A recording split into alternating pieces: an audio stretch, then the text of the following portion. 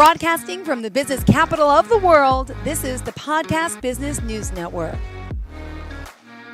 And we are back with Lavender Lane. Excited to have our friend here, Christine Goss, who's actually looking beautiful today. We're live on Zoom today, and she's here talking about, well, look at that. Love yourself with a grateful heart. I think we could start with that, right? You're a registered physiotherapist, Reiki master as well, and it's Lavender Lane Wellness Center, and the website is lavenderlaneptw.com. .ca. Perfect. Thank you so much. That's right. So I'll have you introduce yourself today, and excited to see what we have in store that's next to you on the table. I thought we'd have some fun playing with energy today. I'm excited. Absolutely. Good. For those that may not know you yet, please give us a little introduction. Sure. I've been a physiotherapist for over 20 years and a Reiki master for 6. And I opened Lavender Lane Wellness Center 4 years ago to help to bring and integrate East-West healthcare and holistic healthcare so that we look at the whole person and the whole person's health, mind, body, and spirit. And it's been a really fun journey. Yeah, and we got to speak to some of the people you've worked with in the past as well. So what you're doing is clearly working. And just some different examples of the energy work you do would be what? Sure. We do Reiki and chakra balancing, emotional freedom technique, which is the tapping. Yep.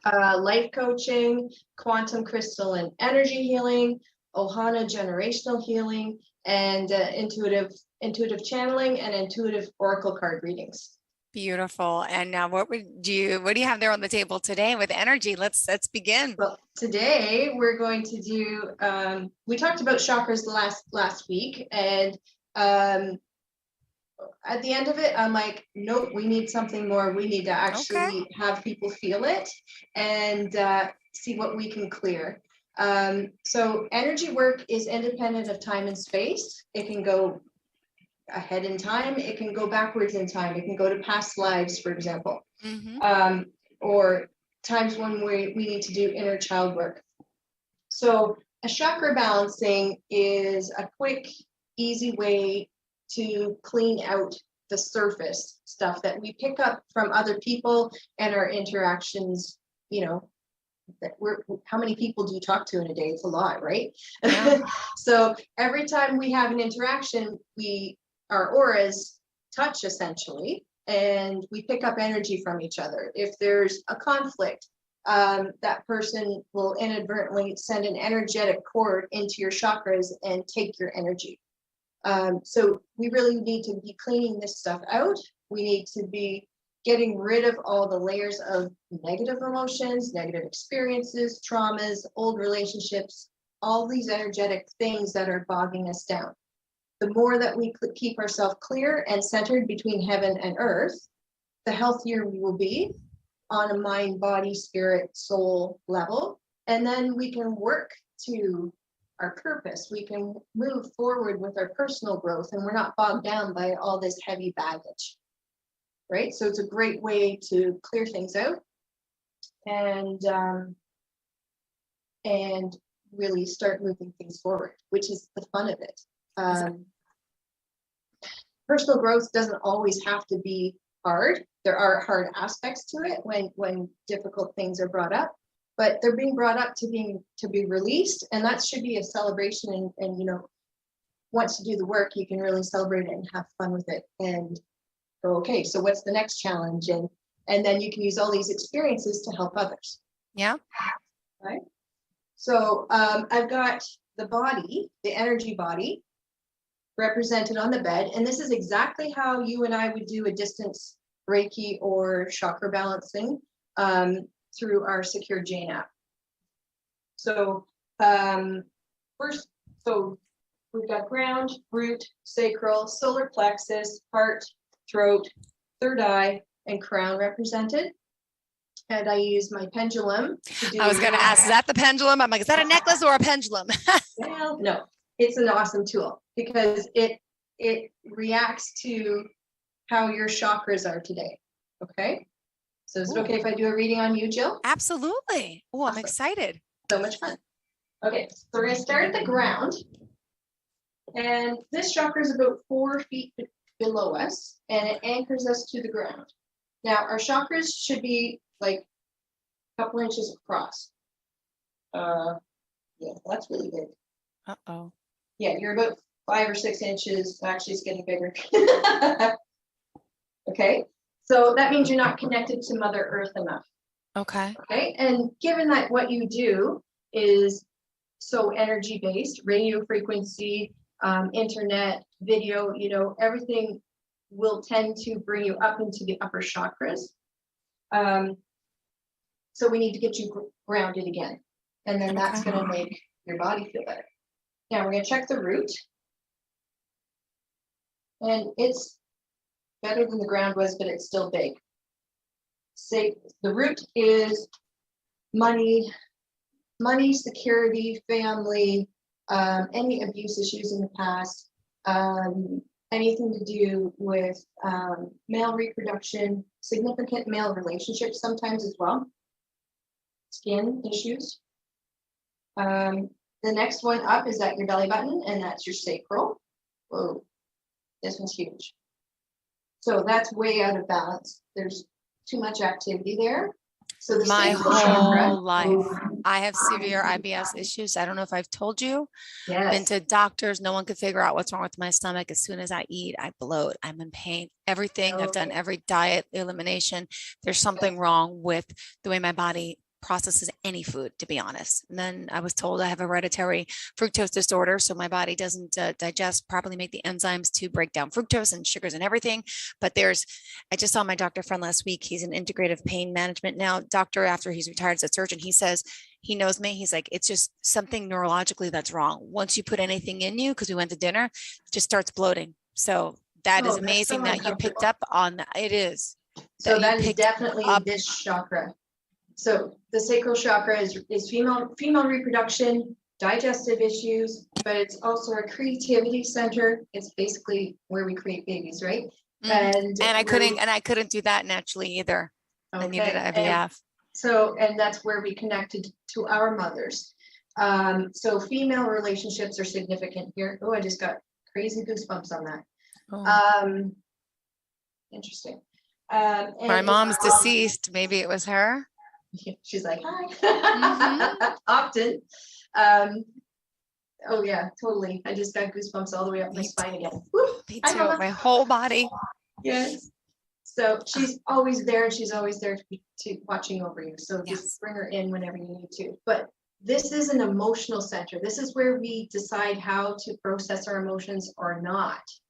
So it could be that piece is interfering with the whole digestive system and the actual practical part that's in the body. Right? Because this is the interface between mind, body, and spirit, each chakra. So if there's a disturbance in one of them, it usually affects your body. Yeah. Okay. Now, solar plexus is the next one up. It's just below your rib cage. It's too big as well, but not as big as your sacral was. Okay. Okay. So this is our seat of personal power. It's our gut feeling. We have to listen to it.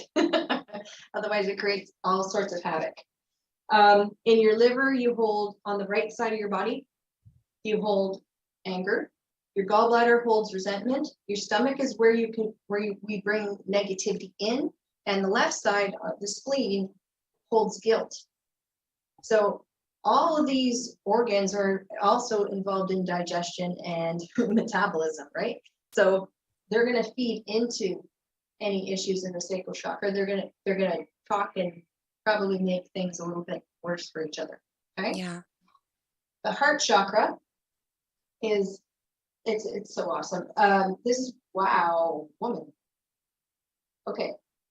So this is can you see how big that is? Why? What? Okay, so this is weird. No, because you're a mom.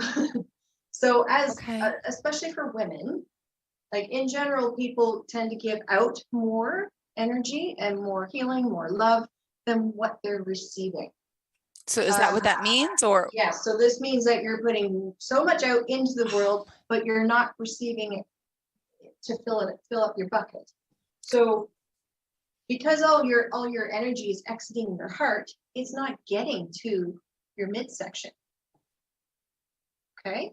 So we need to fix that. And this is And you one, can help me, one kind of, Christine? yes, Thank this you. is one kind of self-care. So we have to take care of our of ourselves and fill our own bucket and make sure that we are taken care of. It's like when you're on an airplane and they say when you're going down, you put your oxygen on yourself first. Yeah. Right? Guilty. Don't do that often. And women have been, in particular, we've all been conditioned not to take care of ourselves. So that really needs to go. Mm-hmm. Okay. Next one is your throat chakra.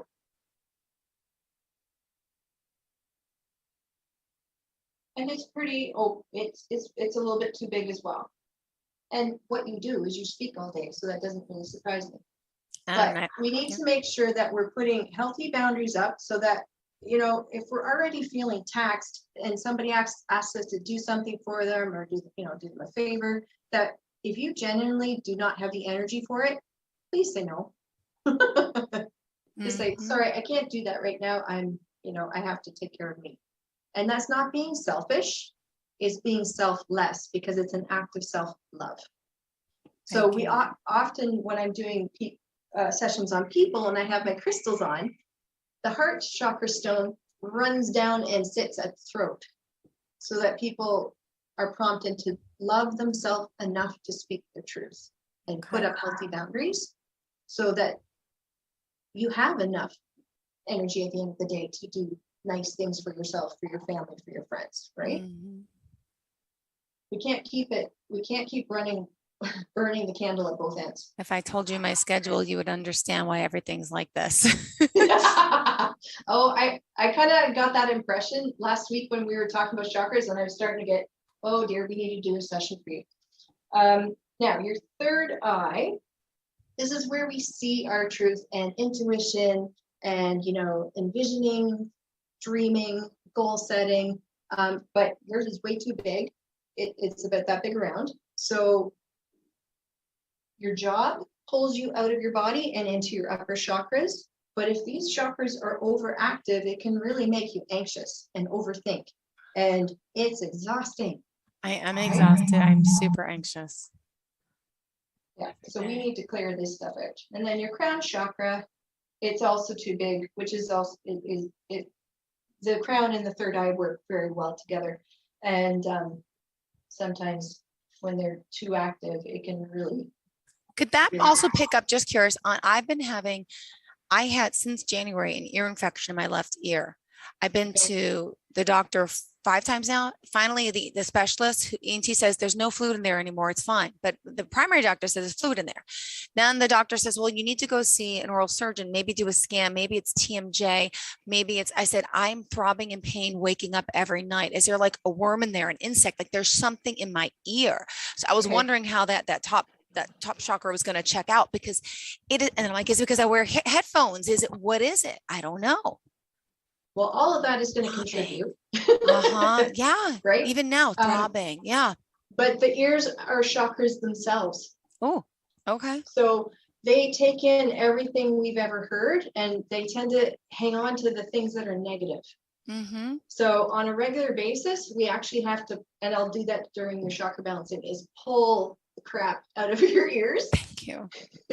Thank you. And it can come.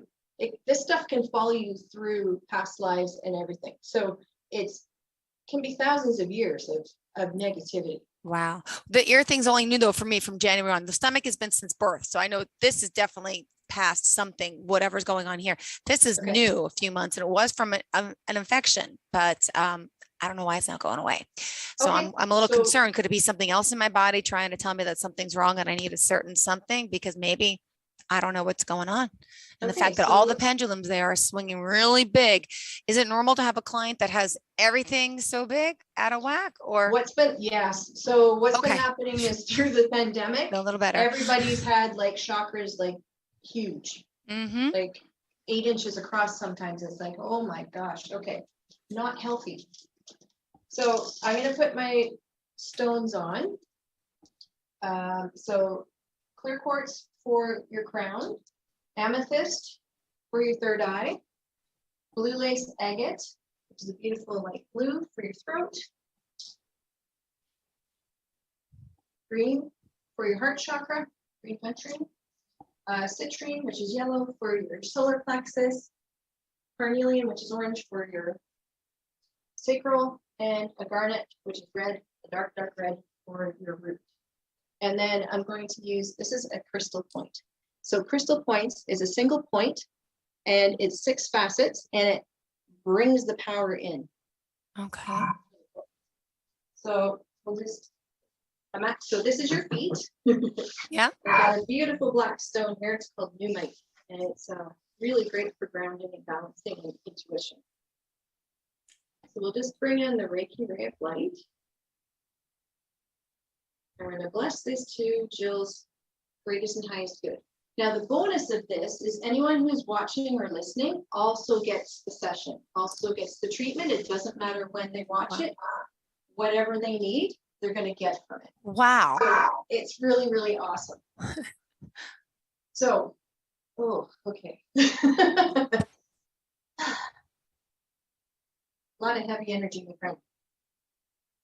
Okay, so what we're doing is pulling the negative energy out of the chakra, and we're at the ground right now, and we're sinking it into Mother Earth.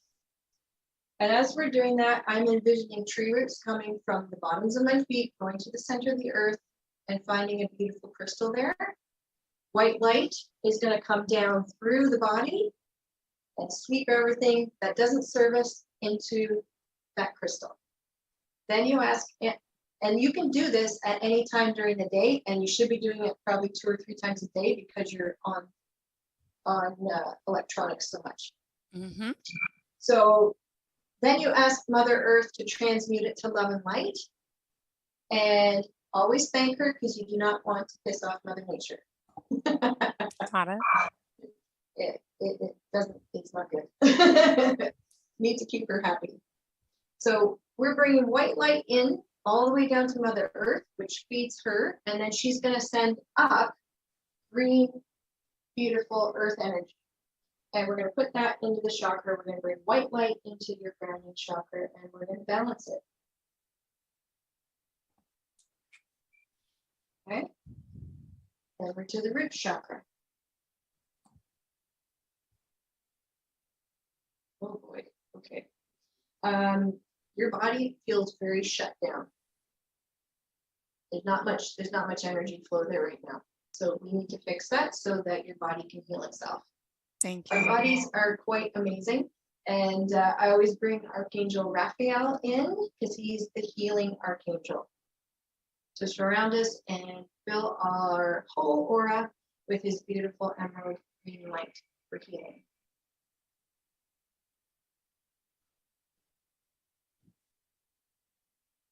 So I can feel the heaviness coming into my body and then leaving and going into the ground. Thank you. Just breathe in white light and envision it. I'm going to stir in white light, and we're going to light this up nice and beautiful red. Now, the nice thing is that because the chakras are color coded, you can actually treat yourself by what color of clothes you're wearing. So black, and I'm both wearing black today. It's a really grounding color. It has all the colors in it, and I always wear a ton of black just to help keep me grounded. You know, sometimes with what I'm doing spiritually, it makes me feel like I'm floating, which just helps to anchor me and keep me here. Okay. Okay, so we're at your sacral chakra now. Oh boy.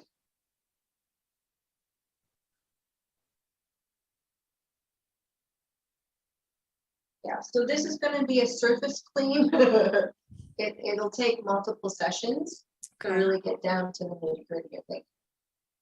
How we doing Reiki? So chakra balancing is a nice, half-hour session that we do in clinic. We're going to do a quicker version today, obviously, for demonstration purposes, but it's still effective. When we do Reiki, I get more into the history. How are you feeling physically? How are you doing mentally and emotionally? What do you do for spiritual self-care? That kind of thing. We're also going to cut some energetic cords here. Mm. And I always ask Archangel Michael, he's our protector. He has a sword of light, and he's the angel of life purpose, and he helps to sever any negative vows, oaths, and soul contracts that we've made with people that don't serve us anymore. Mm-hmm. Sometimes those just need to go. And, you know, things like,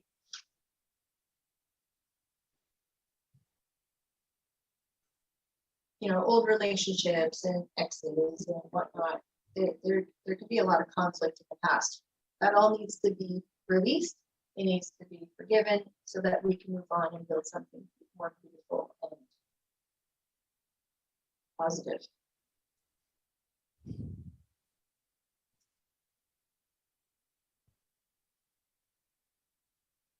Yeah. So I'm working on your solar plexus. Okay. And it feels yucky here on me right now. So like that needs to go. So basically I'm a Reiki channel. I channel in the white light of source, God, creator, universe, whatever you would want to call it. And I put the energy in, I help siphon it away. And but the Reiki is what is actually doing the work. The Reiki and actually your energy body. Okay.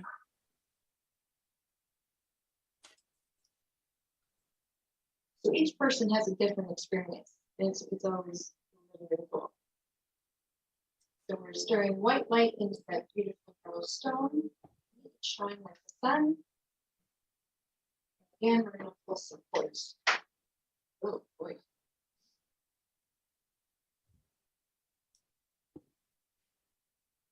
And then I often sweep the energy body as well to help take those negative emotions, everything that doesn't serve us, and put it down those tree roots to the center of the earth. Okay? That was them already, actually. Okay, heart chakra was way too big, so we're going to bring it down.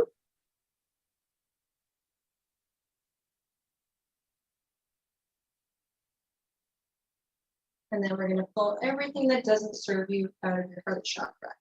So our heart chakra is our center of love of self, compassion, and the most important person to be compassionate to is ourself. Mm-hmm. So we really need to cut out the monkey mind chatter that's telling us that we suck. Yeah. You're not doing that good enough, and be appreciative of everything. So love yourself with a grateful heart. Be grateful for everything that happens to us, positive or negative. Negative experiences are there to teach us and help us grow. Unfortunately, we don't grow when everything is flowers and rainbows and sunshine. Yes.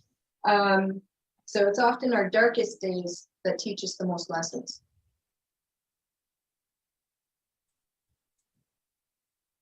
So we're going to I'm also adding some Reiki symbols, which I can't tell you about because those are sacred. But there's one that is really powerful for self-love. And I'm adding that to your shop. Because you are most important. Thank you.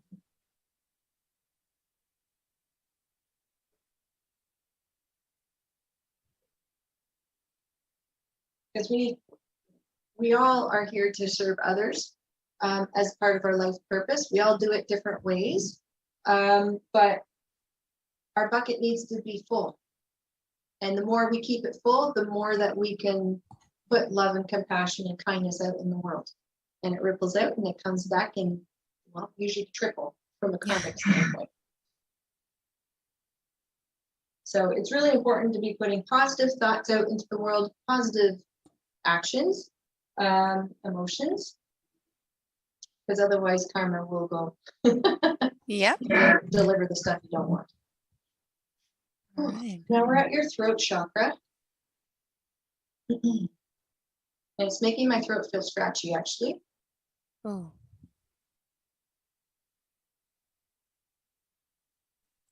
So this is all about speaking your truth, healthy boundaries. Mm-hmm. You okay? Yeah, I'm just trying to open everything up. I don't know if that helps. So and then we'll do your ears right after that, because your ears are kind of between your throat and your. Well, as I'm your eye. yawning to open up right now, I feel it in my ear. So. Okay. So my darling, if you were here, Mm-hmm. we would probably look at this from a whole holistic way of doing this, right? Look at it from a physiotherapy standpoint, look at it from an acupuncture standpoint, and massage therapy. Got it. To make sure that all of the muscles, the joints, the nerves involved are taken care of. Clear them out first, because they can all feed into ear pain. Actually, the muscle that goes from is called sternocleidomastoid, SCM for short. It goes from the base of your skull down into your clavicle. Yeah. It can pull you forward, and it attaches right up by the ear. It can sometimes be an offender when it comes to ear pain. Okay, good to know. Okay, so we're just going to pull all the spread out of your ear chakras, and we're going to cut that.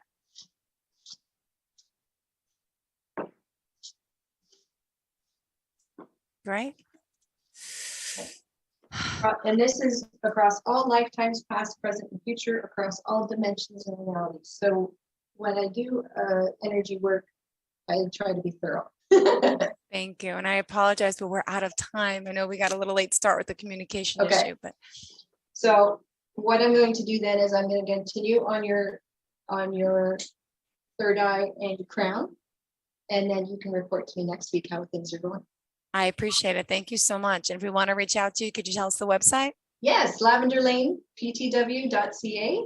And we can get together. We can, do some really cool healing together, online or in person. Thank you so much. I appreciate it today. Really, I'm hoping to feel better in all aspects. I'll let you know for sure. Thank you. Are you looking for even more of the podcasts and hosts that you love? The Podcast Business News Network is proud to announce that you can now listen live on the MyTuner Radio and online Radio Box apps for iOS, Android, and the Amazon App Store. Or check us out online. Search for Business News Network on mytuner-radio.com or search Podcast Business News Network on onlineradiobox.com/US so you don't miss a minute of the action.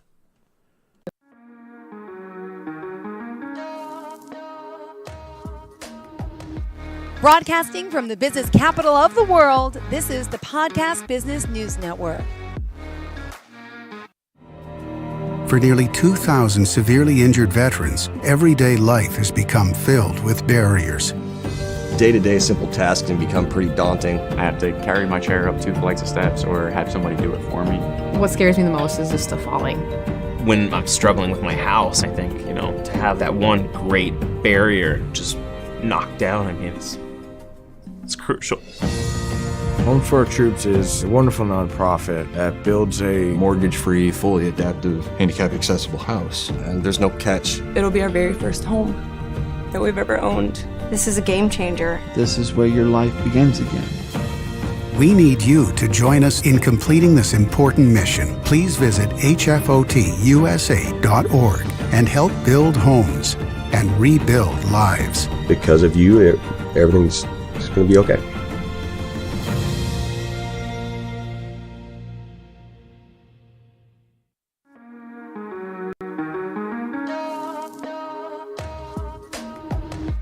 Broadcasting from the business capital of the world, this is the Podcast Business News Network. I love it when we get together, Tom, because you talk about things that people are thinking about and try to process and use to move their lives forward. But sometimes we get confused unless somebody presents it that way. You are an amazing success strategy coach. Tom Marino joins us. Hi, Tom. How you doing, Steve? It's great to be back. Yeah, it's great to have you back on here. I want to say congratulations on the article that you just had published on wellness.com. Thank you. Appreciate that. Yeah, it's exciting. It's my second one on wellness.com. And actually was also picked up on Professor's House, which is another website with a lot of great articles. and self-help and business and all of that. And both the articles picked up by both. So it was great. Yeah. No, that is exciting. And that is a huge website with a lot of credibility. And that's why you're here, because Absolutely. So why don't we talk about that article? Look, that's really going to lead us into our topic for today. Absolutely right. So the article, Steve, was about adrenalizing your self-confidence. Okay. And, I had done a research article about I read a research article about, the impact of COVID and quarantine on people's self-esteem and their self-confidence. And it was really interesting because every social media platform had an increase during the lockdown, right? Because what were people doing? People were scrolling through social media, staying connected with people because you couldn't see people during quarantine and all of that, right? So social media went up, but it reduced people's self-esteem, right? The people that were going through quarantine, that were having a good time, they were excelling, other people were not, right? So there was this huge split in our society across the world, frankly, right? There's, the more you view what were people being able to do versus what I couldn't do. And, there was, we were all in different phases across the world when we were being impacted. So it really changed everybody's pictures and images and everything on social media. And it really got me thinking about how we are so influenced by what's out there on social media and how that really plays a significant role on people's self-confidence. And I have a lot of clients that, they look at other people's social media, they're trying to do something in the same line of business, and they become envious of these other people. Mm-hmm. And it depletes their own self-confidence, and it changes how they feel about themselves. And I was like, no, we've got to change that. We've got to be aware of what influences us. The sad part about that, Tom, is the majority of what is being put out there in social media isn't really always true. We want people to think that everything's great, I am succeeding, everything's fantastic. On the back end of it, probably not so much. Right. Exactly. And, we talked about self-worth, a couple of weeks ago. Self-worth, self-confidence, they're all very closely related. We've talked about imposter syndrome, right? A lot of people that start businesses that have a level of expertise, they don't always feel that they're supposed to be doing this stuff. And that comes directly back to self-confidence and self-worth is, you've got to know yourself and be in a place where you trust yourself. And that's how I essentially define self-confidence is, how well do you trust yourself? Because if you can trust yourself to do whatever it is you need to do, you're going to have a higher level of confidence. When you start to doubt, when you have those situations where you're doubting, where you experience a not so successful moment, not a failure, but when you experience a not successful moment, you start to reevaluate, do I trust myself to keep doing this stuff? And the person who's self-confident will say yes. The person who's not self-confident is going to say no. And that's where we have to ask ourselves that question. Do I trust myself that even if I fail, even if I don't do what I need to do I trust how I'm going to respond to that? And that's what builds your confidence. Self-confidence is about competence, right? You often see your level of competence as a way of determining your self-confidence, right? So if I'm competent at something, if I'm competent at a skill, or I'm competent, and proficient at something, my confidence goes up, right? My confidence goes up in coaching people when I hit the right thing, right? But when I don't hit the right thing and someone doesn't get what I'm saying, it makes me question my own competence and therefore then my confidence. But it's really where do you control it from? Interesting point, because it illustrates how our self-confidence is always going to be like this. Mm-hmm. Like even in just a session with somebody, or talking to a client, you hit some high points. Yeah, things are really great. And then, yeah, but we really need to fix that. So in a 1 hour period, your self-confidence could be going like this. Yep. Maybe not that kind of a drastic, but it could be, kind of like this. And it's perfectly normal, but right. I think we need to talk about it. I think that we need to understand that there's situational confidence, right? You know, a new situation that you've never been exposed to, you're not going to have a lot of confidence about it because you don't know what the experience is. You don't know what you're going to trust about it. You don't know how it's going to unfold, but you have to trust that you will get through it, that you're going to experience it, and that you're going to be able to respond to it. And you know yourself enough to put yourself in that new situation. Maybe you researched it a little bit, or maybe you found out more, but you're entering the situation with a little bit more self-knowledge or period knowledge. And then you can really trust yourself with what you know to see if that comes through or not. And if that's successful or not. Because I always say, and I own a small business. I always say, I'm never going to do something unless I know it's going to go well. And so maybe that's a good thing, but maybe that's a bad thing because it sounds like not going to take a chance on something. But really what I mean is we're never going to take on something, a project, whatever it might be, unless I know it's going to go well. I'm not going to even take that risk with somebody. Right. That's part of your stickler coming up, Steve. That's your perfectionist, right? It's like, why? All right, you're going to call me out. I'm going to let you call me out. I just wrote a proposal and put it off for a week. Yep. Oh, it's the perfectionist, right? Because it's got to be done perfect. And it wasn't that I didn't, done this project for other people, but this was a higher level one. So I was like, yeah, I want to make sure it presents itself in the light that I just get it done and move it on. Yeah. Yeah. And that's the thing. And what I want people to recognize, and the first thing that I talk about in the article is you have the control over this by determining your locus of control. And we talked about this when we talked about procrastination and how sometimes where do we see our control? And our control is either coming from us or it's coming from outside of us, right? It's either externally focused or it's internally focused. And people who have a lot of self-confidence are more internally focused. They're not as easily influenced by someone, right? I can look at somebody's picture that may be, or I can look at what somebody in my line of business is doing and say, wow, they got somebody I saw had a podcast that's in the top 0.5% of podcasts. And I go, well, he's been a coach for 20 years. He has almost 400 episodes of his podcast. He already has all that stuff. I could choose to be envious of that and say, no, I'm not going to be envious of it. I'm going to celebrate his success. And I know where I am right now. And I'm not even where he is. I don't even live in that time zone. He lives in a totally different time zone than I do. But if I don't have a internal locus of control, I don't feel confident. Because if I let that situation say, oh, why isn't my podcast doing that well? Or why isn't my show doing that well? Or why don't I have as many followers, right? We can go through this self-deprecating full cascade down into the abysmal pit of pity party. Or you can look at it and go, okay, great for him, good for him. That's going to be me one day. I'm going to have a podcast in the top 0.5% one day. That's what I'm going to work towards. But being confident and internally focused, and your locus of control being internal, you're going to be confident to be able to do that. But that doesn't mean, with this one example, that doesn't mean that that guy with the X number of podcasts is a fantastic success strategy coach. Doesn't at all. It just, he took a different direction a while back, and that's how he built up that particular momentum. Right. And we're different, and good for him.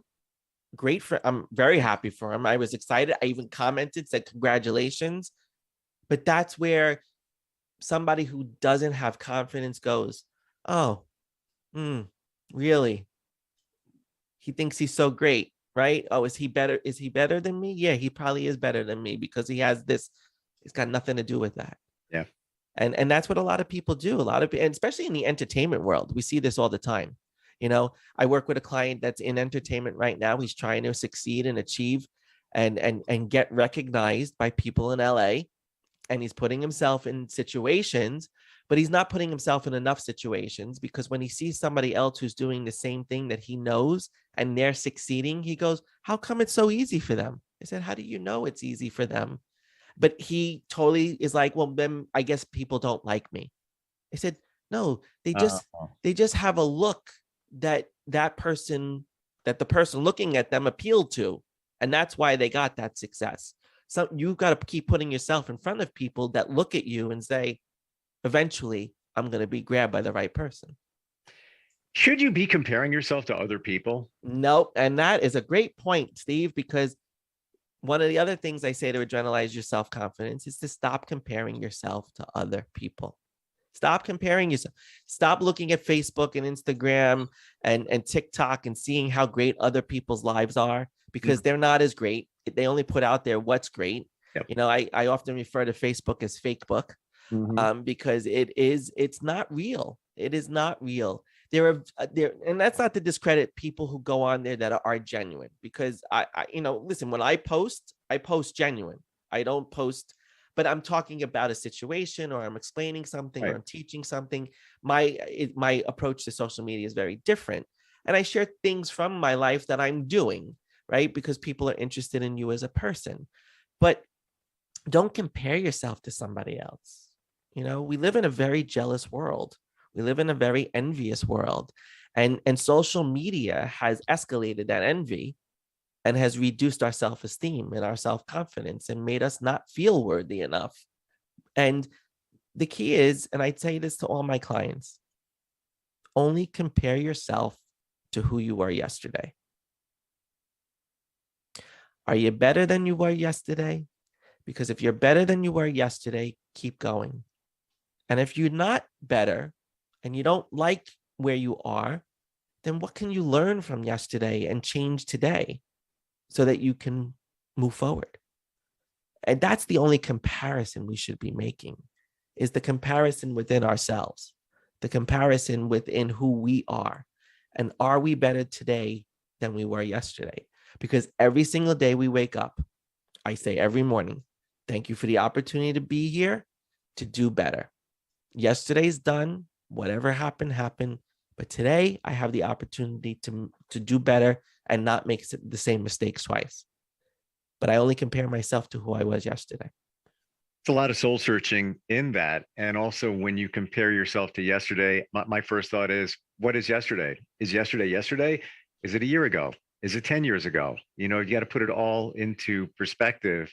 But absolutely, the common denominator is if you're doing better. I want to get back to comparing. Okay. Is it okay, Tom? And by the way, we're talking with success strategy coach Tom Marino, and you can find him at tommarino.com. Can you, or should you, look at others that are in the same field or same, call it, situation that you are, and pick certain things from them that you like?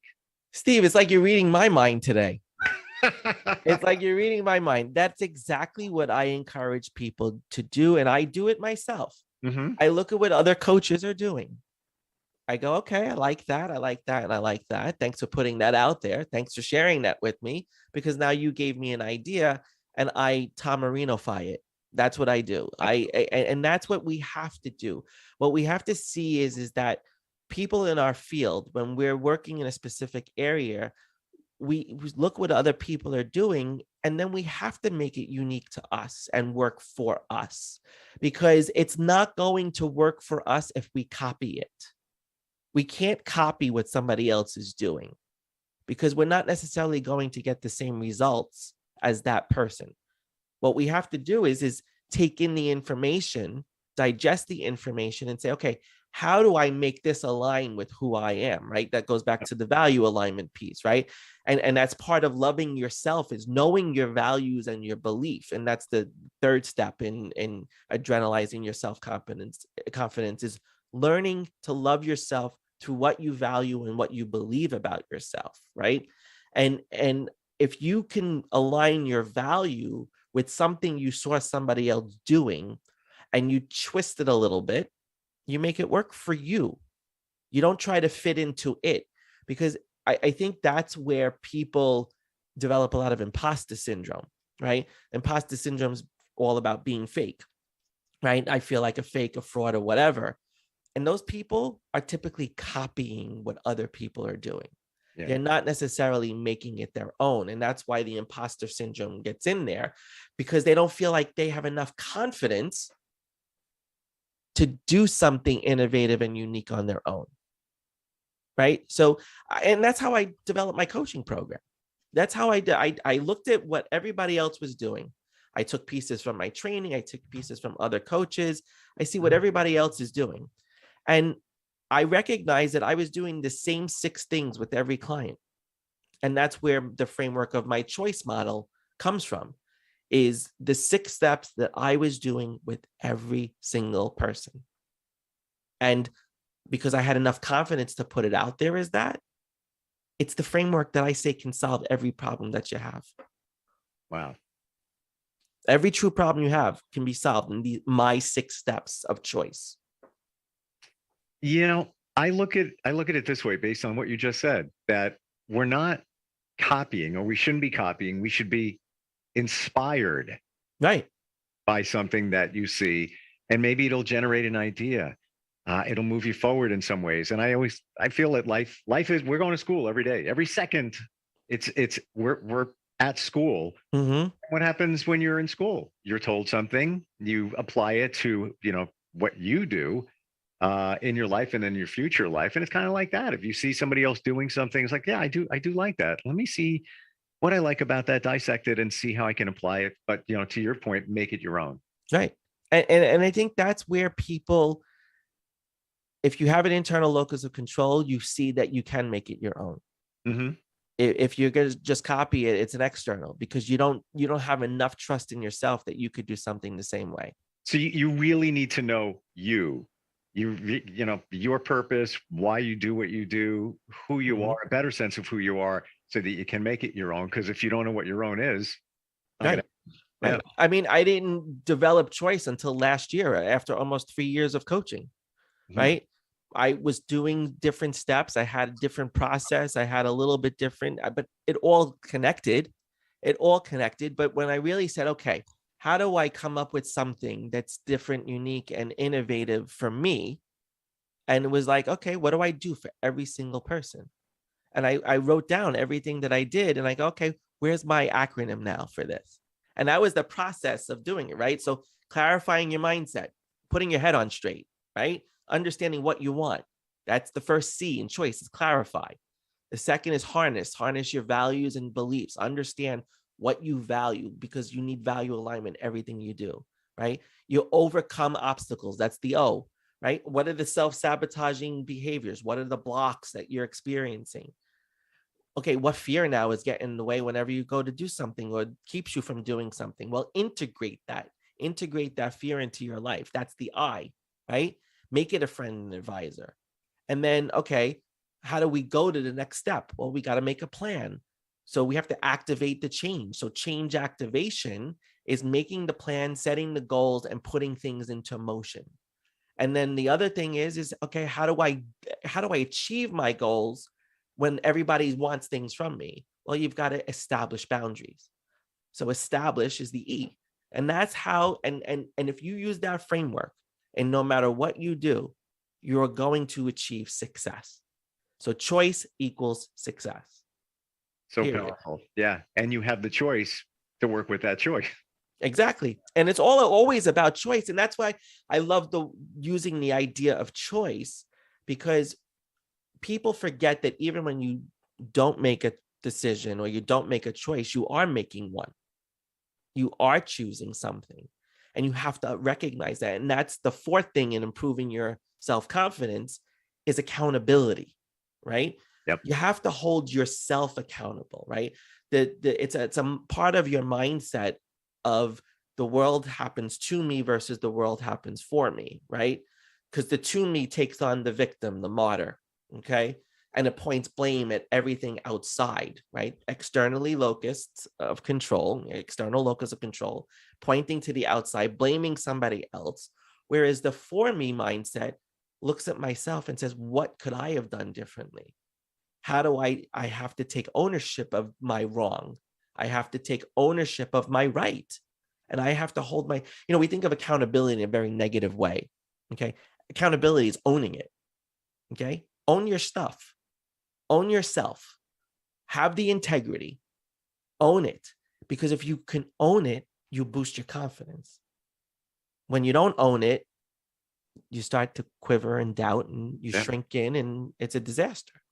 And when those situations present themselves, what did I get from this? What did I learn from this? What's my takeaway? from this. Yep. And I tell everybody else that, it didn't happen to me. It happened for me. I go by that. Yeah. Took some time internally searching and figuring things out, but it's all good. It's a good thing. Right. And Steve, to think, going back to like the whole ebb and flow of self-confidence. I mean, confidence ebbs and flows. And so does your consciousness, from to me to for me, through me, as me. You navigate those 4 levels of consciousness based on situations, based on experiences, based on all those things. And we do have time when our confidence is down. Yeah, we throw ourselves a pity party. We move into the to me mindset. We blame everybody else because we don't want to take accountability. Or we do this and we message somebody like, "Can you believe what just happened? I can't believe that. Let me believe this person." Exactly. I had a great mentor in my life that once said to me, he said, "When there's a fire burning, what role did you play in that fire? What role did you play? Did you put it out? Did you make it? Did you make it go bigger? Did Right. you enhance it, or did you reduce it? What was your role in the fire?" And that's holding the accountability, right? And you can literally walk into a fire if you have the confidence. It really depends on what you're going to do. Because let's say you had a confrontation with somebody, and a lot of times it's passive aggressive. You walked into the fire. Right. You know what? More gasoline. Right. Exactly. Yeah.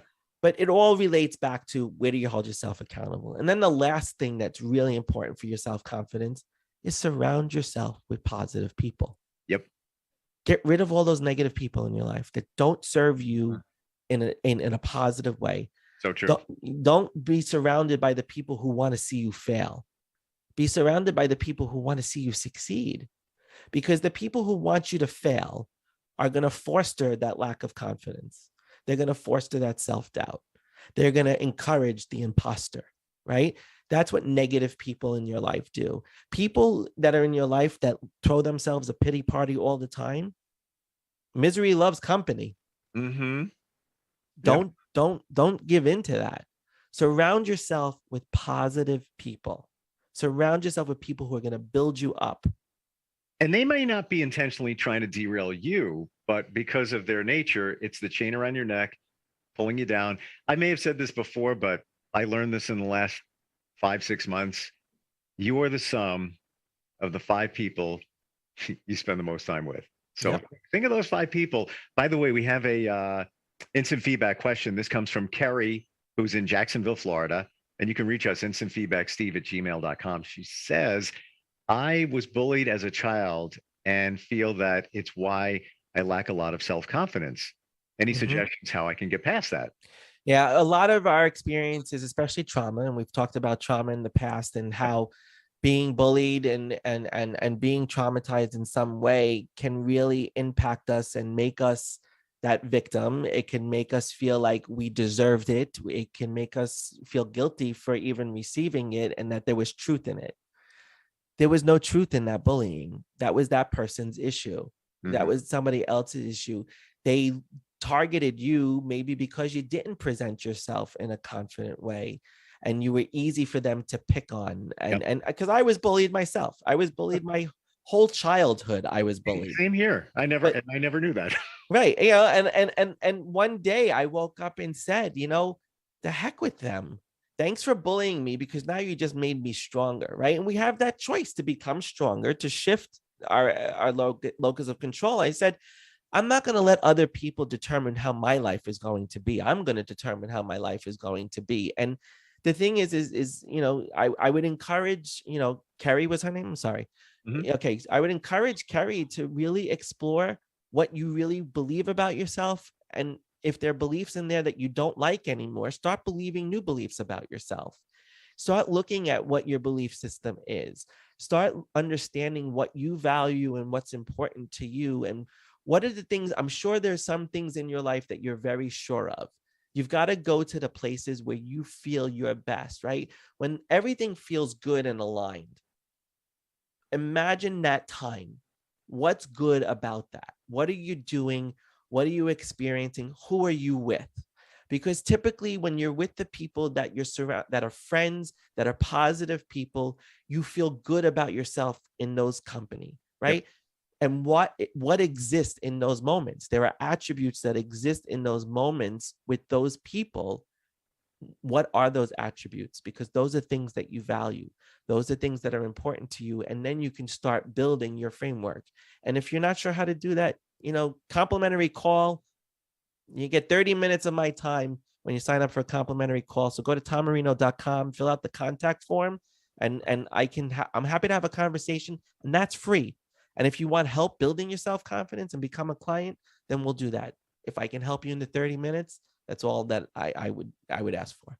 In the last 30 minutes, we learned so much. Just, even just talking. And sometimes it's those things that you thought were true, but then this validated it. And that's a big part of it as well. Right. Yeah. We have to look at the truth of things. A lot of things we think are not true. Especially we talked about Carrie and ourselves in our childhood, that even being bullied, it's that those things weren't true. Unfortunately, it planted some seeds that you need to, maybe they're not good seeds, and you got to flush them out and find new ones.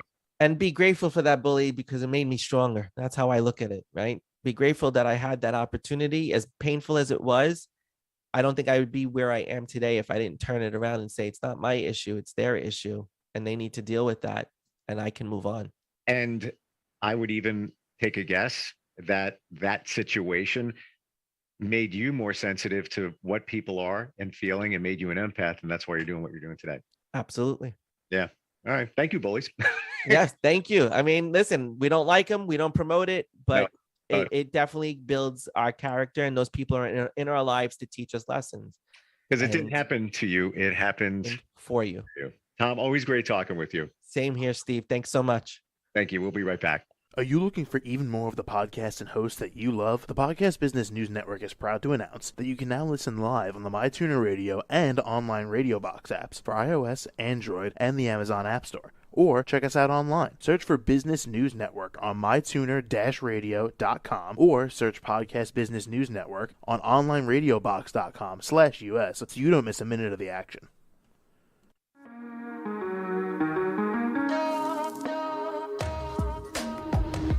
Broadcasting from the business capital of the world, this is the Podcast Business News Network. For nearly 2,000 severely injured veterans, everyday life has become filled with barriers. Day-to-day simple tasks can become pretty daunting. I have to carry my chair up 2 flights of steps or have somebody do it for me. What scares me the most is just the falling. When I'm struggling with my house, I think, to have that one great barrier just knocked down, I mean, it's crucial. Home for Our Troops is a wonderful nonprofit that builds a mortgage-free, fully adaptive, handicap-accessible house. And there's no catch. It'll be our very first home that we've ever owned. This is a game changer. This is where your life begins again. We need you to join us in completing this important mission. Please visit hfotusa.org and help build homes and rebuild lives. Because of you, everything's going to be okay.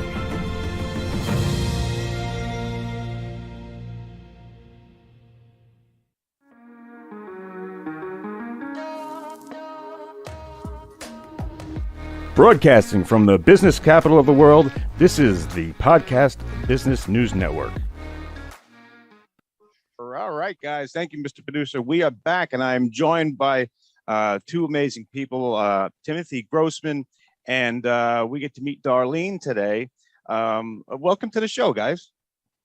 Thank you for having us.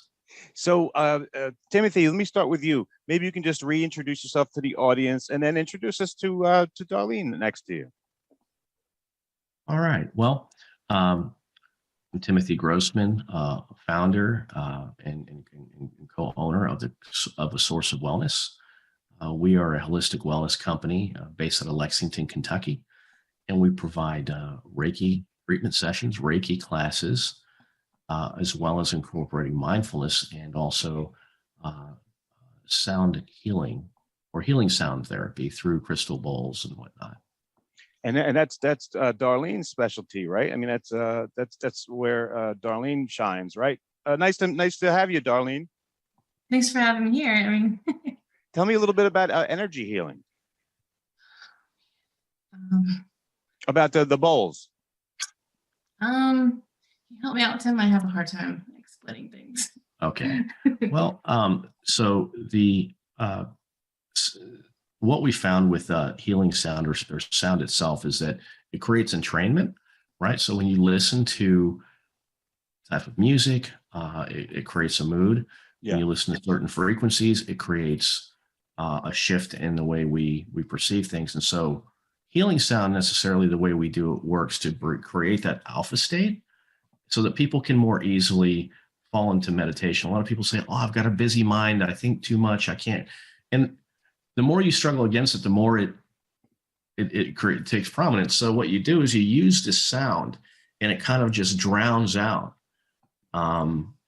the thinking mind. And so we're stilling the fluctuations in the mind with the sound. And then everything else, whether it's guided or whether we're just sitting and holding that space, that's where the magic takes place. Would you agree? I would agree, yes. Okay. All right. Well, thank you for that. Now, I know, Timothy, you just returned from Chicago. What were you doing there? So I was in Chicago, and I was studying with a gentleman, amazing guy. His name's Franz Stein, and he is the co-founder of the International House of Reiki. And he studied with Hiroshi Doi, and he is a member of we talked about this last week, the Western style, right? Well, the Japanese style, yeah. Okay. So learn, Give me the Western style. Yeah, I primarily practice Western style, but the Western style incorporates the Japanese elements. That's why we call it Asui Holy Fire Reiki, because the Asui elements are always there and present, even though the practice or the Holy Fire was introduced in 2014 as an evolution of that process. So I sat with him. It was an amazing time. Just a dynamic speaker, and it really provided some validation to some of the thought processes I had and the philosophies I had coming into and working with, that this is something that really is a consciousness shifting practice, and that with practice you do begin to open up and you begin to have what we call the great bright light of the self, of the true self. It just expands. So then now you take that into every aspect of your life. And it was great really getting down to what were the practices that Asui Sensei had taught, how they had investigated and uncovered them over time. Some of the more esoteric concepts, the Japanese meditations that we talked about. This is like, wow, it really overlays like with, they call it Joshin, it's called Joshinho. And you breathe into the belly. And as you breathe into the belly, then you begin to expand or feel like you're breathing out of your skin. So as you breathe in, you follow the breath into the belly. On the exhale, you're breathing out. And so this is also consistent with some of our some of the vagus nerve breathing that we do within the belly that we've learned through trauma-informed facilitation. He's like, yeah, there's a direct overlay. We just call it something different because it comes from, so yeah, it was really neat. Amazing people in that class from all walks of life. He had like 18 people. Wow. Yeah. So did you guys just kind of pick each other's brain and how was the format? Were you guys in a classroom setting? Were you in some kind of tell me more about it. This is interesting. Yeah. So we sat in a circle and we walked through different chants, which is mantras, which we call Juman, which if you like ever heard of on YouTube, you hear Om, right? Yeah. So it's the vowels, right? And we worked through that, and we did that for like 15, 20 minutes, and then we just sat in that space. We did the same thing with like some of the practices of we call them Reiju, initiations, attunements. We worked through that multiple times. I think I did like 25 of these things we did over the 3 days. Wow. And it was really neat. And, it was a master class. So it was more on expanding the philosophy as well as the position of, I don't like to use the word Reiki master, because you don't really master Reiki. It masters you. It's a process where you become more in tune with the spiritual practice, if you will. Uh-huh. And yeah, so it was really neat, amazing philosophies. And we talked about this, and I've read about this. Like, you go to Japan, and he says, "Oh, I'm enlightened. Nothing bothers me." And so they find something to poke at. Because really, I mean, we're all enlightened beings, yeah. It's just how many layers are covering the lampshade. The light's always been there. But as you put something over it and put something over it and put something over it, then it feels dimmer, but it's not. So then we begin to peel back the layers. And that's also the practice of Reiki, right? That's how it creates healing. It's not just a hands-on practice, a hands-on thing that you do.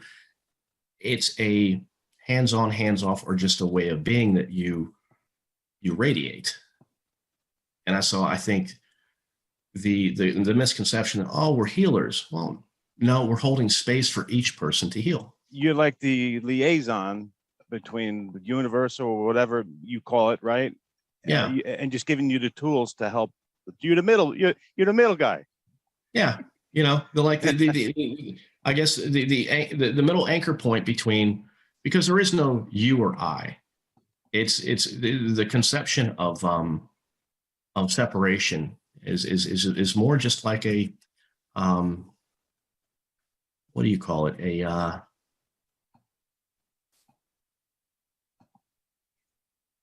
I won't say it's an illusion because it seems very real, but it's we're all interconnected. And then when we talk about interconnected, interdependent, the next step is interbeing. Okay, what's the difference between that? So if you're interdependent, we all depend on each other through various systems, yeah? Mm-hmm. And, this creates a interdependency on, and you can look at this in the macro, the micro, macro, or meso levels of society, even in your family systems. And then when you talk about, interdependent, we have certain dependencies, then interconnected is the connectedness, even with people that we're not dependent on. And that what Thich Nhat Hanh said was that, there's a sense of inner beingness where there is no separation. There is no you or I. Everything is one. Energy's all throughout existence. You're breathing what you think is just air. It's clear, you can't see it, but there are molecules within that are energy. Consciousness is energy. The body is made up of molecules and quantum particles and atoms that is energy. So the idea of separation is only kind of like an illusion based off of our five senses. I see. Okay. Yeah, that's a good explanation. And as we talked about distance last time, it's like what happens over here happens over there. So there is no distance really. It's the idea that and we were talking about this, that time is not linear. It feels linear, but it's more like it's cyclic. Rotations around the sun, rotations each day. The sun does its thing around the moon the moon does its thing around the earth each month, which creates a cycle. So everything is really just a cycle. And I know it sounds very esoteric, but when you settle into a space that you're able to really feel, see, and sense that perspective, then going to a hotel and not having hot water in your shower, it's not that big of a deal. It's right. Like, okay, what is this teaching me now? That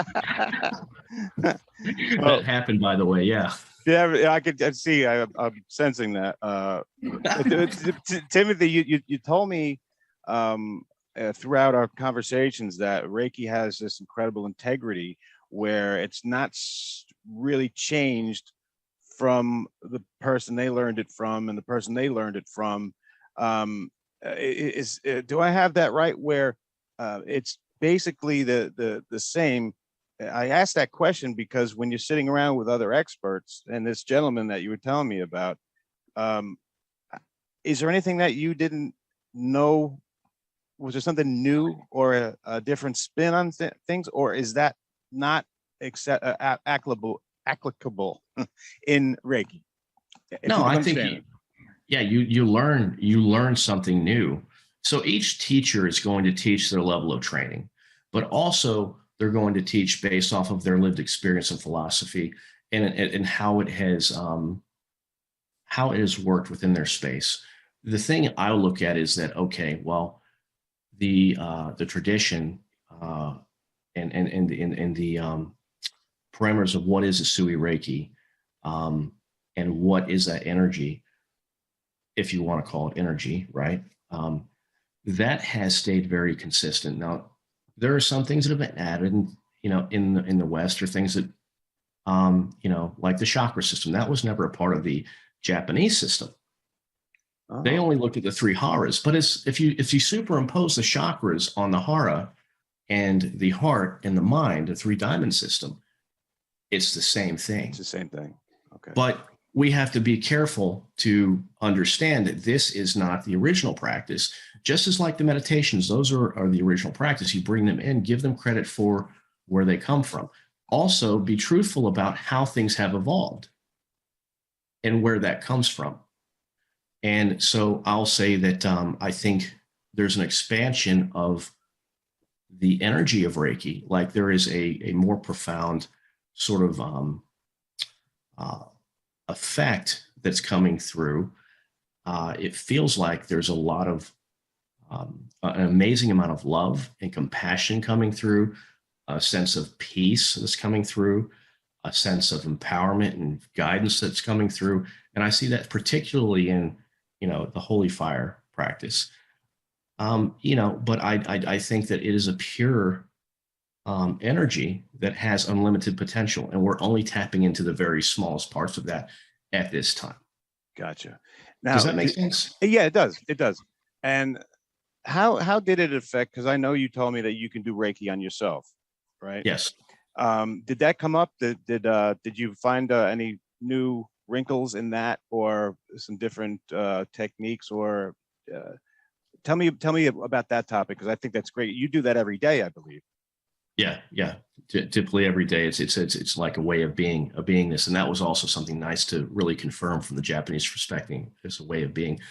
So yeah, we self-practice, but just like anything else, it's very effective to have somebody else provide a treatment session for you. And I did learn a lot. I learned about 3 types of Reiju, or initiation, or it's still that Reiki energy that's coming through that Franz had taught about. Like there was a formal practice, a less formal practice, and then a just being, right? Some people need to have something done to feel like they've received something. And so there's ways that works. Now, the similarities to that is that in Holy Fire, we do not necessarily do something to someone to initiate them in. We lead them through a meditation. This meditation is very short. And then the consciousness of God, the Holy Spirit, however you want to call it, comes through and works directly with that person on a deep level. And so throughout that 2 minutes of my leading and guiding into that, and then allowing my own energy and ego to be put to the side and just letting the process take place, the students receive what they need to become aware that they're able to use or utilize or access the level 1. And then the level 2, we speak on those, and what is the difference there with, we talked about distance and how that works. You learn that in level 2. And we speak and I've got a lot greater insight from Hiroshi Doi and Franz's perspective on just how each one of those processes, it increases the true great bright light of the inner being of the person. And that carries forward into the master classes. Can I put you on the spot, Darlene? Just a little bit. I guess. Okay. When you took your 1 and 2 training, as compared to before that training, how did you, what perceived differences did you see in your way of being or your daily life? Oh, that's a good question. I guess before I started the 1 and 2, I was suffering from major depression, PTSD, and a lot of chronic pain. When I started taking the 1 and 2, I noticed a decrease in the mental health status, and I became more aware of when I was getting depressed or having symptoms of PTSD. And then I was able to use Reiki to kind of not manipulate, but be able to change how my thinking process was. And as far as my master class goes, I think almost every day has been more of a positive day than a negative day. Wow, that's awesome. As we went through we call them initiations and holy fire. It's not, it's just something. But when you went through each attunement or initiation or ignition, did you, what was that like for you? Honestly, it opened my eyes just to be able to see the world differently than where I was. More positive, Darlene? Oh yes, lots of positivity. And how's it affected you since then, as far as your showing up in life? Honestly, I enjoy life at this point, and hopefully it stays that way. That's awesome. Wow. Continue. Yeah. Wow, that's something special. I mean, because depression is such a real thing, and your attitude now, I assume, is a 360. It is lots. That's so awesome to hear. And what do we attribute that to, Timothy? Is it this knowledge? Is it the getting the inner self? Why has she changed so much? So I think what happens is,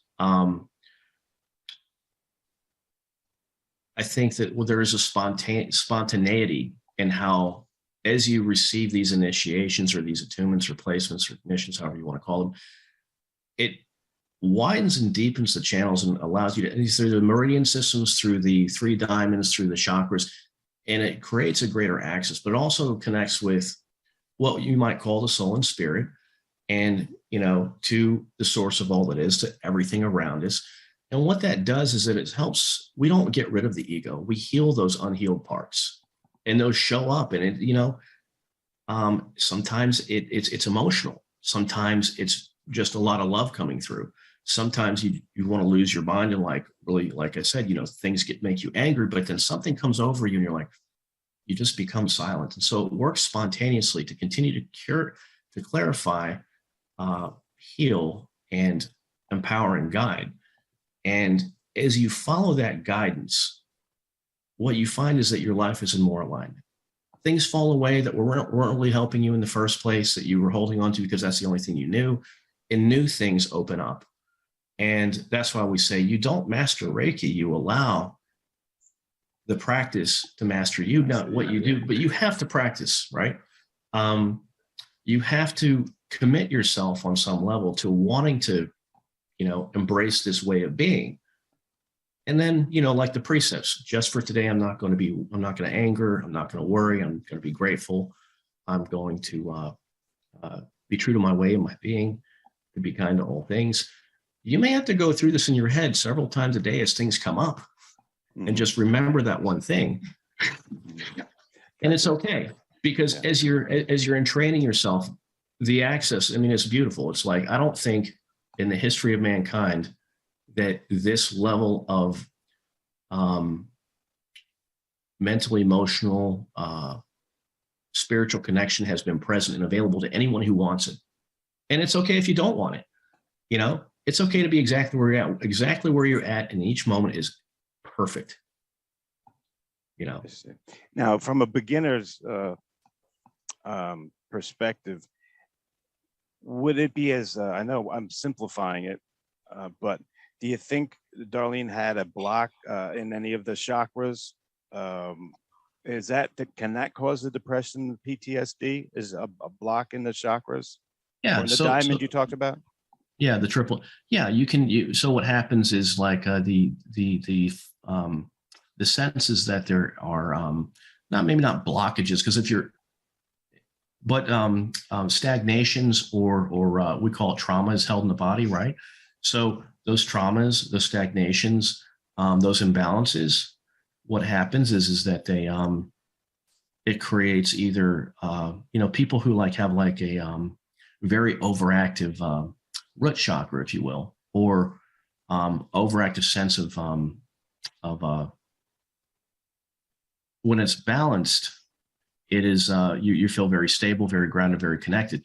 It can also move in the direction of feeling very competitive, very tribalistic, very you versus me, very, all of that. And then if it's overactive, it can feel that. If it's underactive, you feel no connection. You feel completely ungrounded. You feel like, you have no stability, and it circles into a place of fear. And then as you move up, that manifests in different ways with the emotional space, the sense of ego, how you love people, how you speak your truth, how you perceive things, and your overall connectedness. So I think that, yes, we all carry something that has happened to us in life, and or just our personalities, and or the environment we're in. Yeah.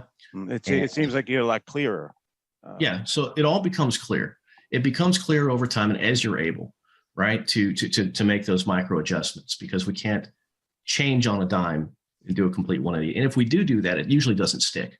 Right. Yeah, great point.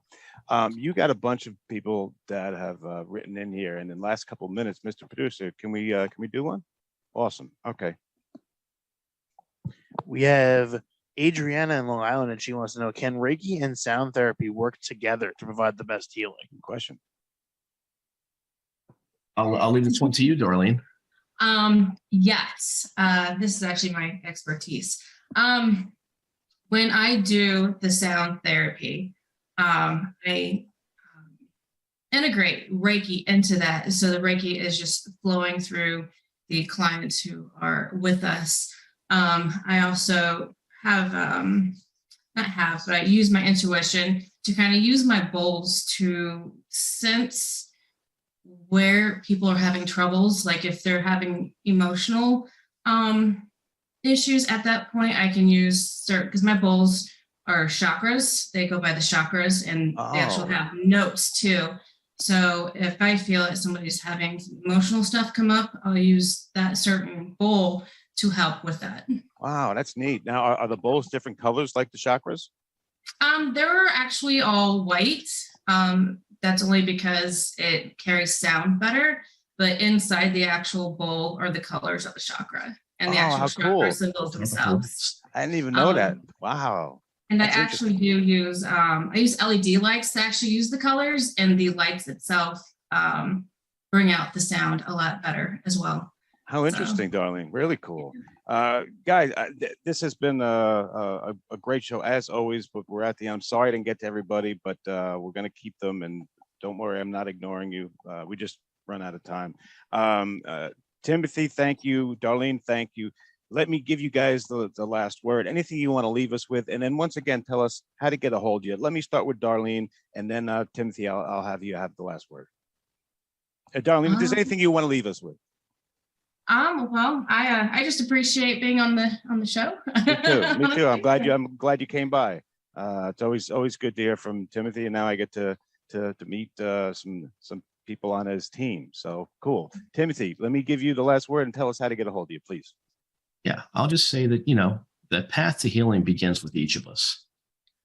And it's a decision. And there's many, many ways. So a source of wellness is a way to move in that direction.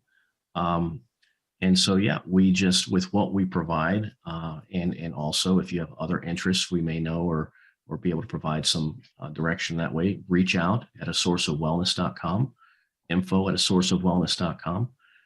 Feel free to reach out via text, 859-202-1771. And we would love to be able to walk with you. We're not gurus. We are partners in the process, right? And so I think that's important to make that distinction. And I just thank you for having us, KC. Thank you for the questions. And I look forward to next week. Yeah, me too. And pleasure to meet you, Miss Darlene. And guys, we will be right back. Are you looking for even more of the podcasts and hosts that you love? The Podcast Business News Network is proud to announce that you can now listen live on the MyTuner Radio and online radio box apps for iOS, Android, and the Amazon App Store. Or check us out online. Search for Business News Network on mytuner-radio.com or search Podcast Business News Network on onlineradiobox.com/US so you don't miss a minute of the action.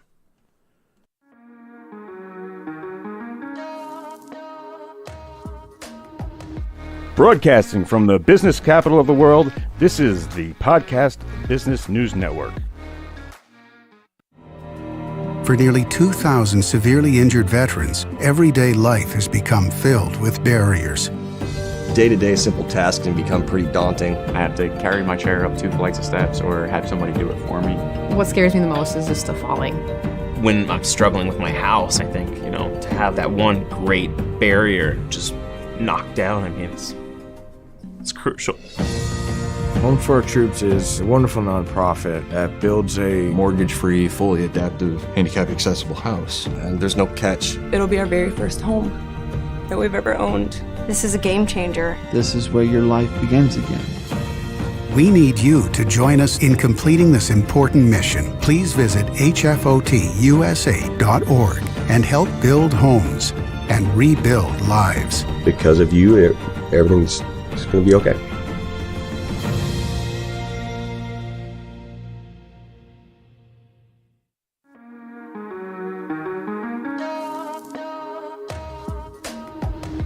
Broadcasting from the business capital of the world, this is the Podcast Business News Network. Hey, welcome back. We've talked about this before, managing stress and things you can do to alleviate some of that, bring it down a little bit. Today, it's one super simple thing that sometimes we don't realize the value of doing this in cutting the amount of stress that you have, and that is scheduling and being organized in that regard. So we're going to dig into that and more with Dr. Melissa Oden. She's the founding CEO of Health Education Resources Network, and she's amazing, and she's back with us. How are you doing there, Melissa? I'm good. Happy Thanksgiving week. Happy Thanksgiving week. That's one thing we don't have to schedule because Thursday we know what it is. It's already, it's up here schedule. I know what time I'm eating. I know what time the Dallas Cowboys are playing. I got all that down. Not to worry on Thursday. Are you telling me that you put that in a schedule? Well, maybe. Okay. Well, you know what? That's how important it is. And this is not about me, but I'm gonna say this. I used to be just too anal retentive, think about things, schedule things. I got away from some of that and not, trying to rely on this in terms of scheduling things. And I found that it just brought more stress. So I'm going back to making sure that everything is there, scheduled, planned out. It does make a huge difference, doesn't it? Yeah, it really does. And if anyone is relying on the old noggin to make sure that stuff gets done, I'm telling you, you're setting yourself up for failure. It's just too much. We have too much going on in this crazy busy world of ours to rely on the brain. And listen, the brain is a wonderful, wonderful organ. It really, really is. But when you're relying on that to make sure that you get stuff done, I'm telling you, you're gonna forget a kid. You're gonna forget the cat food at the store. As by the way, you're wandering up and down the aisles, right? Like we've already established that we know we do. So you gotta have that list, right? So those things need to be written down somewhere so that you can kind of see what's happening and get kind of the bigger picture of what's going on. I never wanted to be that person that every time they whip out their phone, yeah, hold on, let me get that down there. Let me put that down. What? Oh, that Thursday? Yeah, let me put that down. I want to be that person now. I got to go back to doing that because what's going on now isn't working. It's just bringing on stress and even more stress when you forget something, and even more stress when you put something in, meet with Melissa Friday at 4:15, and then you don't put the location in or the address on your calendar because you're thinking, no, I'll get to that later. I'm busy over here. Well, guess what? Now I have to do a search and an email. Now I have to find the address. If you put it in the first time and get done with it, it's going to be so much easier. Yes. And there's a saying, and I believe I'm going to attribute this to the U.S. Army, which, by the way, I was an Air Force brat. I'm just saying the Army has this good saying, and that is if you have time to do it right the second time, you had time to do it right the first time. Right. If you have time to do it again the second time, you have time to do it right the first time. So, you might think that you're spending a whole lot of time doing it correctly the first time, but I promise you, you're going to be wasting a whole lot more time and causing yourself a heck of a lot more stress if you're not focused on that time that you're spending that first time. Does that make sense? Oh, well, it's crystal clear. It's crystal clear. And that even goes back to the point I said before. If you're going to put it in your calendar, put it in completely And I try to cheat the system by not being specific. Like I'll type in Melissa meeting. No, Melissa meeting about scheduling or whatever it is, just so it's there. You got to get in the it's all about habits, getting in the habit. Yeah, I can't tell you how many times I've met with students or even colleagues, and I'm like, okay, why are we meeting today? Like, I had you on the schedule, but I didn't write down why we were meeting because I thought I would remember it. And by the time I get to that meeting a week later, I'm like, why were we meeting? Is this even necessary now? So it's really, really important to do that. Yeah. So you seem very detail oriented. The scheduling thing is working for you. So give us some tips. Love to like pick your brain on that. So let me just say up front, this happens to be one of my spiritual gifts is administration, and within that is organization. So I know a lot of people are like, I'm just not organized, whatever. This is a skill that you can learn, right? This is not beyond your reach to learn how to become organized and learn how to manage your time. And if this doesn't convict you, I don't know what will, but time is the only asset that we have that we cannot replace. The words that are coming out of my mouth right now, those are going into the past as we speak. I can't bring those back. We're done. We're on to the next thing already. And, when you think about how short life is and the brevity of life, it really kind of convicts you that I really need to kind of really grab onto this idea of let's manage my time a little bit better so that I am not wasting it, because I will not get it back. And, so a lot of people are like, I'd just rather fly by the seat of my pants. No. You're losing and wasting a lot of time when you do that. So I will say I've been using this particular system that I'm going to mention here for 30 years. I started when I was 2. Wow. Starting when I was 2. So it's just become a part of me. And I think that when you finally get into the habit of doing these things, it doesn't feel like such a burden anymore. And I'll just give a shout out to a coach that I have worked with in the past. Her name is Megan Summerall. This video is not sponsored, by the way. But she has this thing, and she says that structure creates freedom. And I 100% agree with her that structure creates freedom. It is not a burden. It creates absolute freedom. So basically what I'm going to suggest, I'm just going to hold this up. I don't know. Can we see this? We can see this. Yeah, totally clear. So this is a weekly routine sheet that I have created, and I'll tell you just a little bit more about this in just a second. But where you can get one is what I mean. But this, and I'll just, for the people that may not be actually watching, let me just describe this really quickly. It is a sheet of paper, landscape. It says weekly routine on it, and it starts at 5 in the morning and it goes to 11 at night. So I included all of you freakish people that like to stay up, like to get up in the morning. I am not a morning person at all. I am more of a night owl. So we start at 5 in the morning. For those of you who like to start early, we end at 11 o'clock at night. And basically, it is a week in your life. It is this huge overview so that you can see exactly what's going on at any given time of the day. And what I do is I just plug in everything that needs to be done that week, and I color code it. I know we're getting really down in the weeds, aren't we? But I color code it because I want to see how balanced is everything. So for example, I use blue as personal time. I use green as work time. I use purple as church time. So as I'm filling in all these different colors, I want to see, is there too much of one color there? Is there too much work time there? Is there too much green going on there? Right. So that way I can literally see how I'm spending my time during the week, and I can pull back and go, okay, maybe I need to spend a little less time working and maybe a little bit more blue time, which is personal and family time.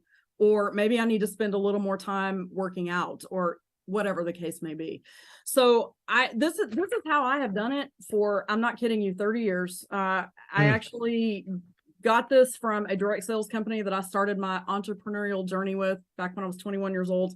And I just kind of adapted it for what I need now. But it works like a charm, because what you can see, you can literally see your entire week at a glance on this one sheet of paper, and you can go, you know what? I need to change this. I don't have time to say yes to this, and I probably need to say no to that. So it really just is a tool that you can use to help start to organize your weeks, and then you can extract what you need to out of that for your days, if that makes sense. 100%. So questions here. Yes. That is it's a sheet of paper. Are you using any online calendars, or do you rely on what you got there? I do not. Really? I'm very old school in that regard. In fact, I still carry a paper planner Because I find that my brain just doesn't work that way. I just find that things fall through the cracks for me when I try to go electronically. So I keep it paper. But I will say this for those of you who aren't paper people, this can work too. It can work too. And I'm not sure what kind of calendar management systems people use and whether or not you can use that color coding process. I don't know. Steve, do you use one by any chance? Simple Google Calendar. You can share it with other people. In terms of the color, you can create different calendars and they show up with a different color. So it could be Melissa Personal, it could be Melissa Business, it could be Melissa Meetings.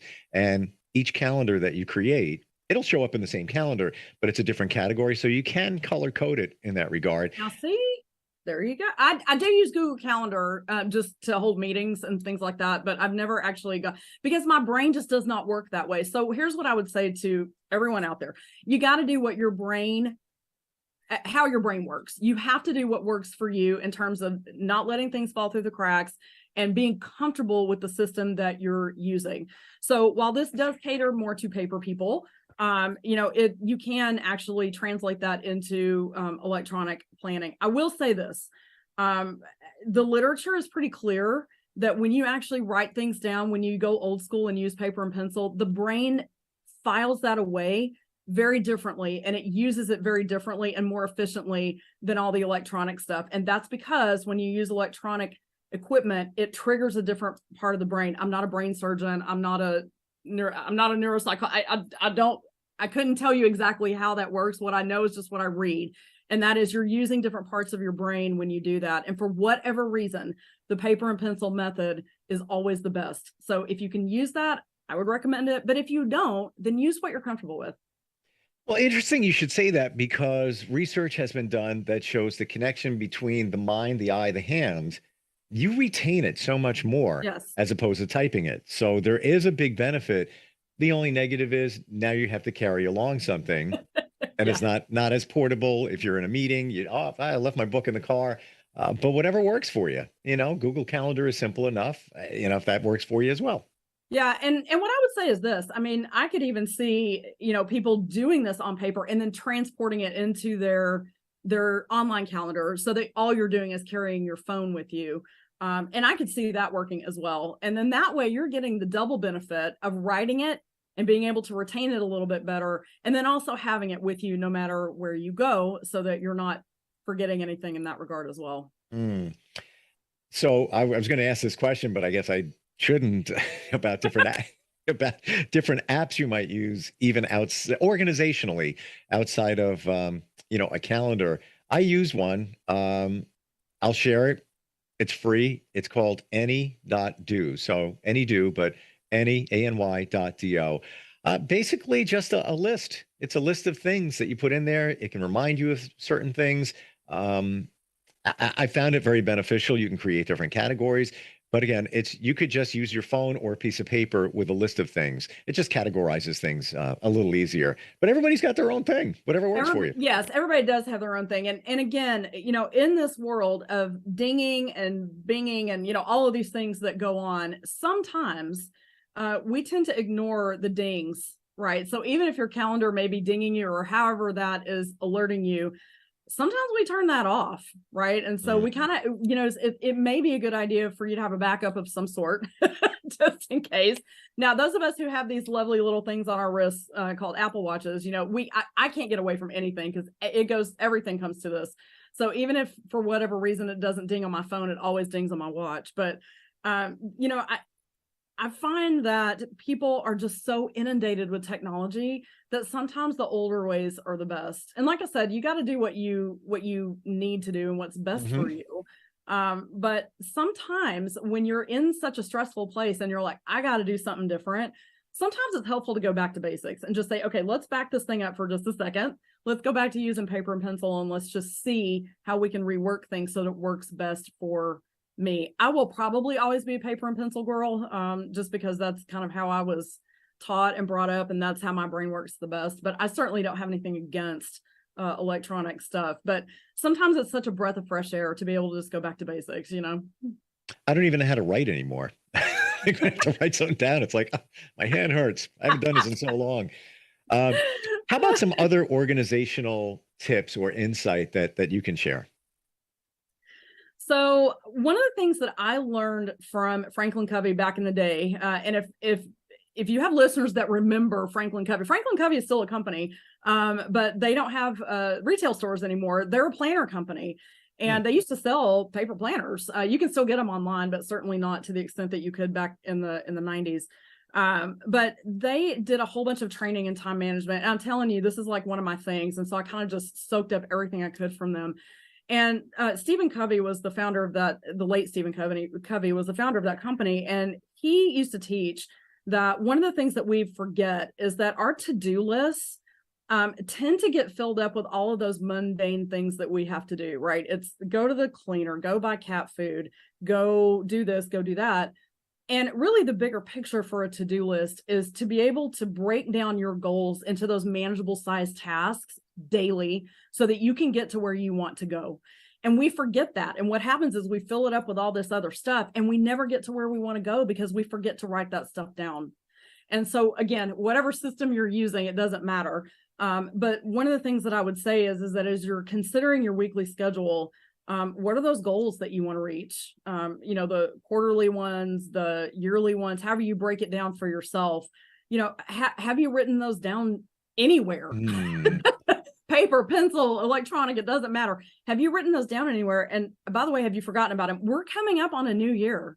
So, I don't do resolutions. I do goals. It's very different for me.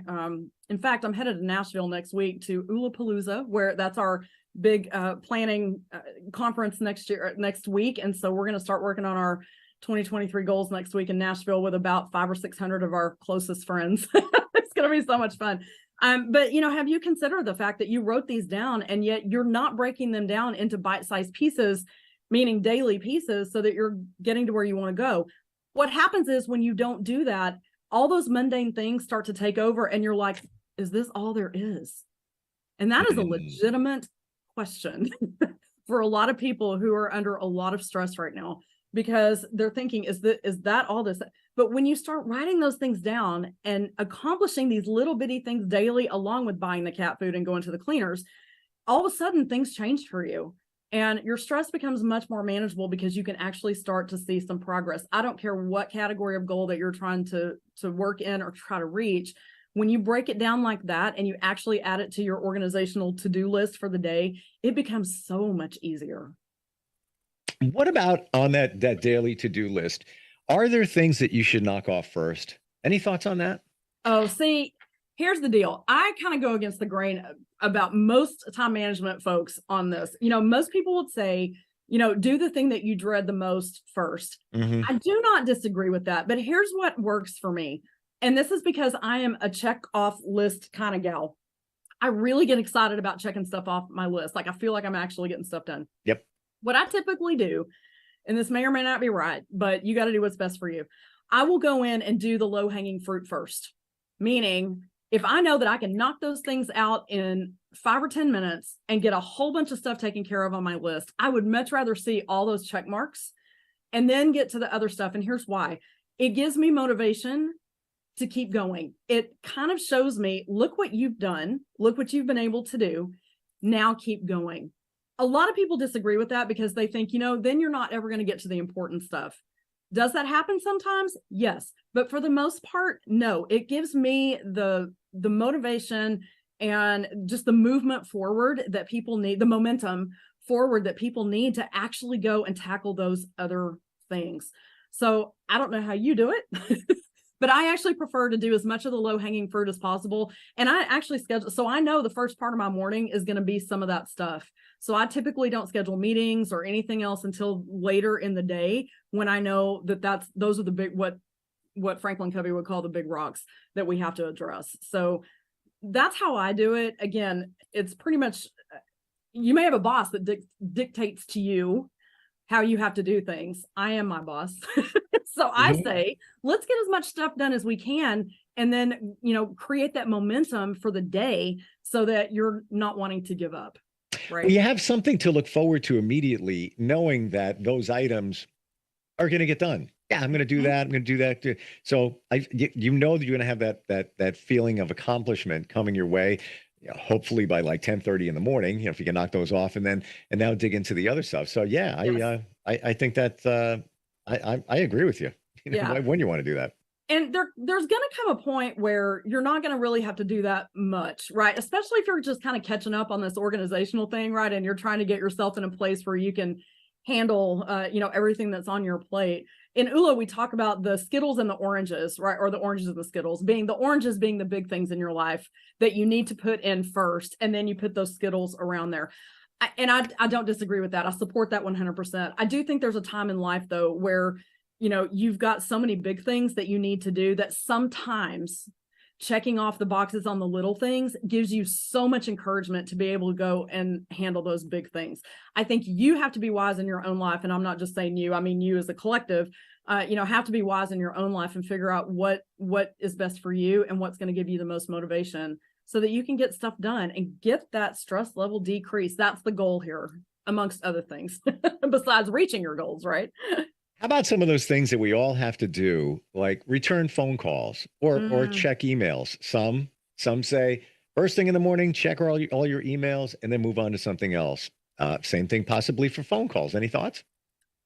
Again, I think it depends on your energy level. I am not a morning person. I just think nothing good can happen before 10 a.m. Okay. That's just me. That's just me. But I was even born in the afternoon, if that tells you anything. So that was set very early in life, I think. But I do think, well, and it also depends on, your client, the person you have to call. If you know that person's going to be in the morning and that's the only time they're going to be in, you probably should make that phone call in the morning. But again, you just have to be very self-aware of what's happening in your life and what's going on in your schedule. If you have a meeting at 10 and that person that returns your call has your answer to what you're going to have to talk about in that meeting at 10, you probably should call them, before that meeting, right? So I think there's some wisdom there in what's happening in that daily schedule.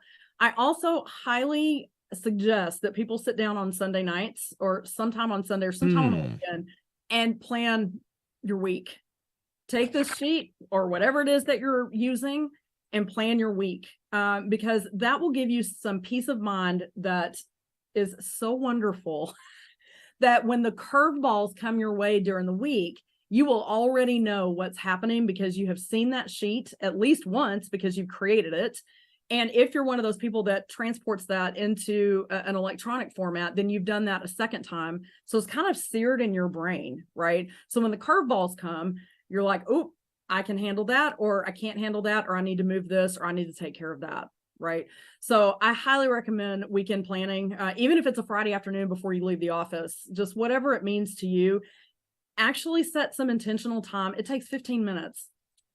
15 minutes. Set a timer for 15 minutes and just plan your week ahead. And I promise you things will look so much better the next week. And then that way you're not coming in Monday morning and scrambling and wondering, do I need to make that phone call? Do I need to return that email? It just makes things so much easier. That's such a great idea. And guess what? I used to do that and I forgot. So thank you for that reminder. Yeah. We don't go anywhere. We wouldn't drive somewhere without using GPS on our phone or in our car, or whatever it is. Why would you want to navigate your week without knowing how you're going to go and where you're going to go? And boy, you talk about escalating stress levels. I mean, if you don't know where you're going, and then life throws you those curveballs during that week, man, you are going to be in deep trouble because you have no plan to begin with, and then you have no way of mitigating those curveballs that come into your life. The one other thing I would recommend too is that you take, and this is where I would say use this sheet. Absolutely. I actually will take this sheet and create my week of utopia, is what I call it. If you could have any week you wanted, if you had 100% complete control over your week, what would that look like? And I actually will create a sheet and put it up on my bulletin board across the way from me over here. And I will look at that. And when I sit down to do my weekly planning, I will try to create that week as best I can and then put in those other things around it that absolutely have to get done that week. And what that does is it creates at least the illusion that you have control over that week, right? You have control over what you say yes and no to. You don't have control over the surprises, but you have control about how much white space you leave in your week, for example. how much you undercommit or overcommit on things or what you do. And so if that's what you want, is to be able to have better control over that, then create that week of utopia. And then when you sit down to do your weekly schedule, just be sure you reference that so that how you want to direct your week. You are in complete control of that. And I think people forget that sometimes. Well, it is so important, Melissa, to have that plan because things are going to go off plan. Sideways. Yes, it's going to happen. So at least you have the safety net to get back on track. Like, oh my gosh, what just happened there? I had to take 5 phone calls about some client issue. Where was I? Well, just go back to your calendar or your list. Yes. And I'll be honest with you, it's late in the afternoon as we're doing this, and I've got at least 3 phone calls to return that I should have done on Friday. And why haven't I done them? Because I know it could be a time suck and I don't want to do it. Yeah. No, I get it. And, this is one of the things that we talk about in my course that I've mentioned, the Women in Stress, Reclaiming Your Life. And what you just mentioned is the issue of boundaries. We also talk about in this course, because if you listen, and we talk about this schedule before we talk about boundaries, because if you know what your capacity is for your week, and you have already been intentional in writing that down somewhere in the form of a weekly schedule, right? When people start to ask you to do things, then we start to talk about boundaries. Yeah. What are you going to say yes to, and what are you going to say no to? And I will guarantee you that saying no to things is way more powerful than saying yes, especially when it comes to your schedule and making sure that you are getting to where you want to go. No is a complete sentence. It's a complete sentence. So it is. And by the way, you don't owe anybody an explanation for saying no. Now, I wouldn't say it in a rude way or anything like that, but just saying no is self-care, and it's a complete sentence, and it's a way that you set boundaries for yourself and that you can maintain the integrity of your schedule. And think of this final thought. You're in you're dealing with a lot of stress, and just saying yes when you know it goes against your grain, when I shouldn't be saying yes. Just you internalize it. You might not even know you're doing it. Yeah, I can take care of that for you. And inside you're like, this is just, I don't have time. Why did I do that? And then you marinate over the yes. It could be, whether it's a day, 3 a week, or whatever it might be, you're internalizing it. When that hard no, maybe delivered in a nice way, you're done. You released it, you move on. Yeah, and that is violating integrity against yourself. And that is one of the worst things you can do. Is violate that integrity against yourself. So you got to think about those things. And, typically the world is not going to come crashing down if you say no to someone. It's really not. Yeah. It's really not. So give yourself permission to say no. Say yes to getting a free gift, which you have to offer. Yes, absolutely. So I have one of these ready for you. It's at drmelissaoden.com/free gift. And you can download one of these weekly routine sheets for yourself and give it a try. Just give it a try. Listen, if this isn't your cup of tea, then you do what is best for you. But I just want to provide some tools that people can use if they just don't know where to start. And this would be a great place to start, in my opinion. Yeah. And get those highlighters out, or go to Staples and pick up a pack, for $5. Yes. Or, I have this pen that's got like 5 colors in it right here. So, use that one. use it. I love the color coding. My thing is, if you're going to do it right. Add the colors to it. That's because it's just going to make your life so much easier. Yeah. It really is. Dr. Melissa Oden, ODEN.com/free gift. We'll give it to you. And if anybody wants to even pick your brain or even work with you on reducing stress, and that's something that you do specialize in for women, you have the course, all the information, even the course. Is the course out yet? We said at the end of the month, right? Yeah, no, well, it's supposed to be. I'm going to have to delay it a week. I've had some production issues. I'm sure you can understand. Things happen, right? But anyway, if you download the free gift, you're going to be added to my email list. So you will find out when that course comes out. I'm planning the week of December 5th at this point for that to be out. Yeah. Not too bad of a delay. We just demonstrated that if you do put it in the calendar, it is subject to change, just like we said. It is. There you go. It is. And listen, I'm not stressing about it. It's okay. We'll be fine. It'll be all right. Melissa, always great talking with you. Happy Thanksgiving, by the way. Happy Thanksgiving to you as well. I hope you have a wonderful day on Thursday. Are you looking for even more of the podcasts and hosts that you love? The Podcast Business News Network is proud to announce that you now have even more ways to listen live. Check out the MyTuner Radio, online radio box, and Simple Radio apps on iOS and Android, or find us online. Search for Business News Network on mytuner-radio.com, or search Podcast Business News Network on streama.com and onlineradiobox.com/US. Take your podcast on the go and don't miss a minute of the action.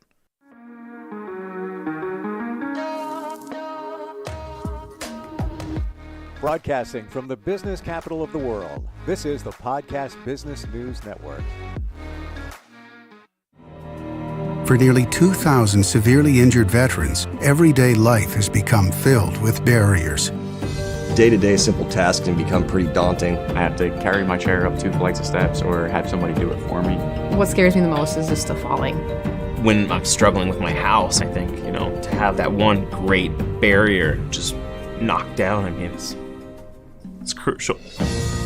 Home for Our Troops is a wonderful nonprofit that builds a Mortgage-free, fully adaptive, handicap-accessible house. And there's no catch. It'll be our very first home that we've ever owned. This is a game changer. This is where your life begins again. We need you to join us in completing this important mission. Please visit hfotusa.org and help build homes and rebuild lives. Because of you, everything's going to be okay.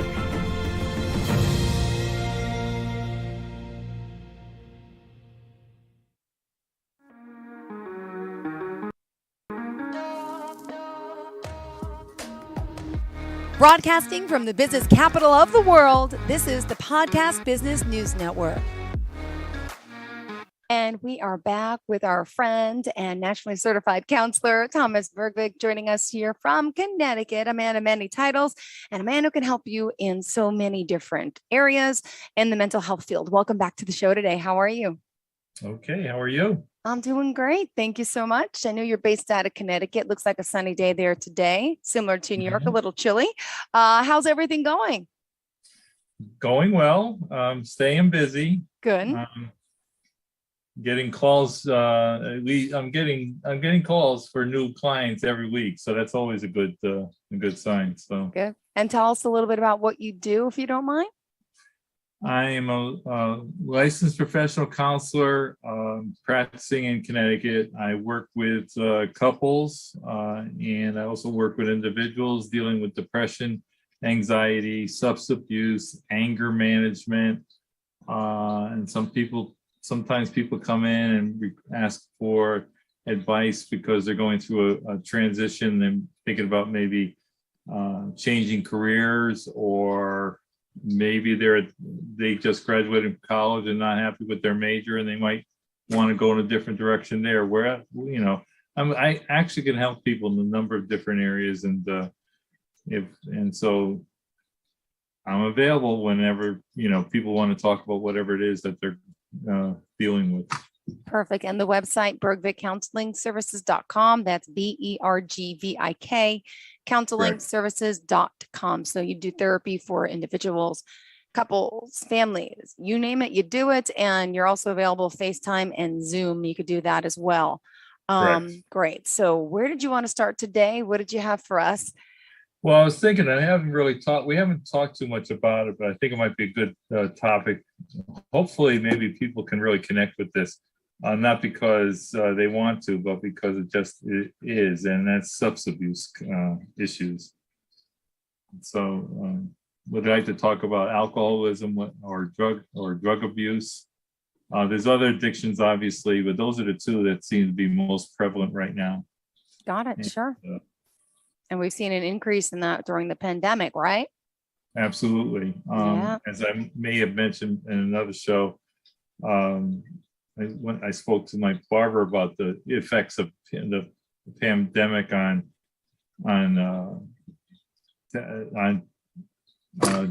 liquor stores, and they were reporting every day is Christmas, and that says a lot in and of itself. My wife was telling me, she works at the VA. She's a psychiatric nurse, and she has clients who have a history of substance abuse, and she talked about one client she had been clean and sober for 7 years, And as soon as the pandemic hit, wasn't long before he fell off the wagon, and now he's been dealing with alcohol again. So it's tragic in so many different ways. I mean, it's a health issue for sure, but it also destroys families and relationships and so forth. So, and just as a personal note, I've had to deal with it in my own family. My father was an alcoholic, and his story is interesting in the sense of and talks about the effect of war and how and what it leads to when they return to peacetime. My father was a veteran of World War II. He was in Army transport, basically merchant marine.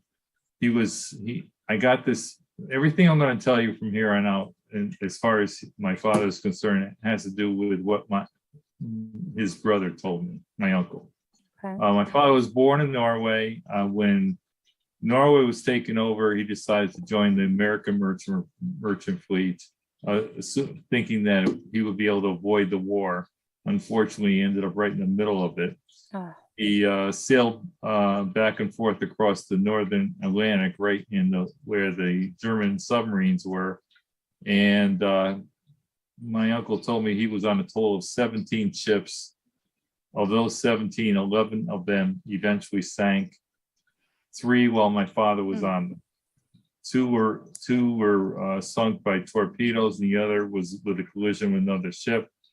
And he also miraculously, and it's hard to believe this, he actually survived the plane crash in Manila Bay. He was one of 13 people with seatbelts on.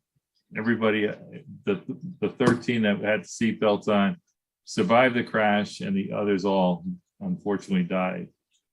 My uncle told me that my father had nightmares for the rest of his life.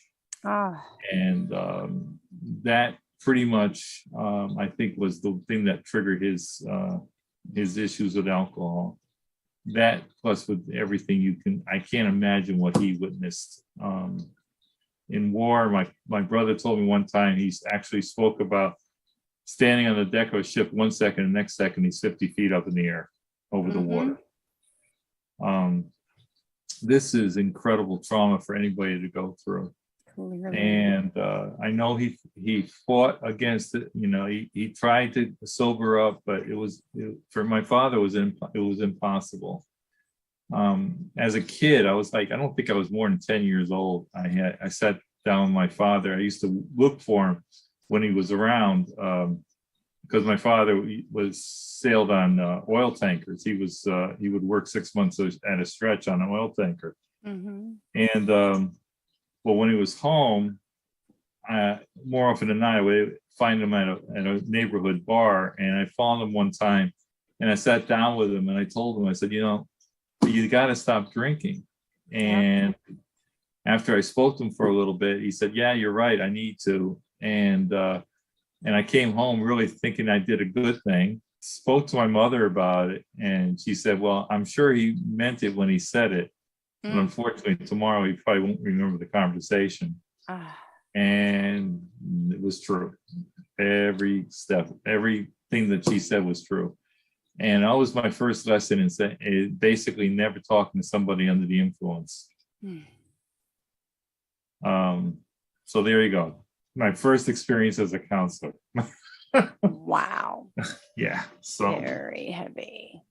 Very heavy. So I grew up with it, and most therapists out there will tell you that there was something that happened within their family that basically triggered their interest in being a therapist. And that's definitely one of mine. And my younger brother also had issues with alcohol and drugs, and he survived a fall from a church roof, had suffered the pain from that, recuperating from that, and got into a lot of issues. He was married, I think 3 times. Ended up in divorce every time. He did have 2 kids with his second wife, and his kids didn't want to have anything to do with him. And before my brother passed away at the age of 60, a day after Trump was inaugurated. And by that time he ended up passing away at hospice because he had cancer. And so it's substance abuse, drugs, alcohol will kill you. Yep. Before your time. I come from a family, my father, my uncle, so I've never even touched a drug because of that. Will I drink alcohol? Yes, I have my wine, but I won't even touch an illegal substance because I'm scared. Yeah. I told my kids, they're 5 and 7. I said, if you want to do an illegal drug one day, wait for me. When you're 18, I'll do it with you. But no, not happening under my watch. I just can't. Right. It's the power of addiction. I've lived it. My mother, I had to go through it with my father. So my heart goes out to people who, who get involved in this. It's not their fault. And not everyone can get help. And that was something I beat, not beat there literally, but I really drummed in my kids' heads that we had, the family had a history because my father, and interestingly, his family doesn't have any problems with substance abuse, or at least very little of it that I noticed. And that is incredibly amazing. That because just by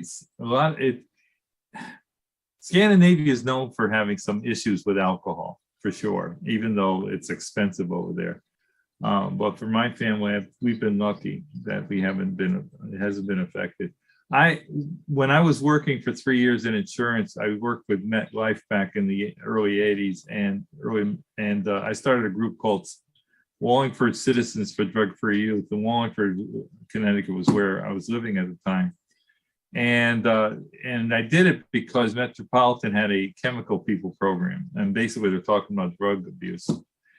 And it was right in line with what the Reagan administration was doing, Just Say No program. So the whole idea was to wake up people to the fact that, drug abuse wasn't just happening in the cities. Because at the time, the thinking at the time was that it was just a city problem. The thing is, the people in the suburbs were getting drugs from drug pushers that lived in the city. So it was definitely spreading. So I worked with the Tough Love group, and we did a survey of all the kids in the schools from middle school through high school, and just to give people an idea of what was going on. You could see it wasn't a lot, but it was there. And as you got into the higher grades, obviously, especially when it came to alcohol, you saw more of a trend towards using, even though it was illegal for alcohol. And we had all kinds of meetings with parents and talking about the topic and everything, questions and answers. And I had quite an influence. We had quite an influence because we were picked up by the media and everything, going through, and asking us as to what we were finding out. Worked with the Mothers Against Drunk Driving as well. And I'll tell you, one of the things I remember the most was that, I'm a tall guy, I'm 6'4". So the police did a demonstration of the effects of alcohol, and they gave each of the people the same amount of alcohol. It was one guy that was relatively short, one guy was medium build, the other one was tall, and they all eventually got legally drunk. Yeah. It was obvious with the short one because they put him through the test to be able to walk in a straight line and so forth. And the one that was short, you could see the effects on him right away. Mm-hmm. The medium one, definitely, but maybe not as pronounced. The one that really got to me and really scared me was the tall guy, because he was legally drunk and you would never know it. Wow. And that is the hidden danger with drinking, becoming effectively and legally drunk, and you can get picked. Obviously, if you get stopped, you can be given a ticket or actually suffer the loss of your driver's license because of getting a DWI. So it's one thing that you got to be constantly aware of, and you got to take your body weight into consideration, all that stuff. And alcohol has different effects on different people. When it comes to drugs, cocaine, heroin, they're very difficult to kick. If you've ever need to see the effects in a movie of what that can mean, Robert Downey Jr. started a movie called Less Than Zero, and I thought it was very well done, and it was heartbreaking to watch because I thought it was realistic in terms of how they portrayed the effects of cocaine and how it's hard to walk away from it and how it destroyed the connection with the family. Yeah. And there have been other depictions as well. Graceland was another show that showed the effects of trying to get off of heroin, and it was awful. Because I think the actors did a great job in terms of being able to show this is what it's like to get off of heroin, and wow, it was powerful. So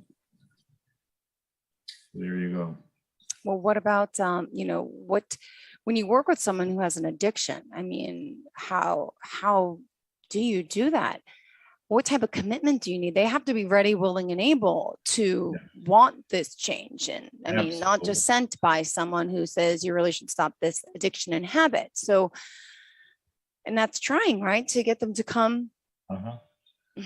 I have a connection with a program called Aware. It's a community-based program that helps individuals and families dealing with addiction. And they refer me clients who are in the midst of going through their program. And one of the things I talk about with them constantly is how's the cravings going? And those that are committed, they stick with it.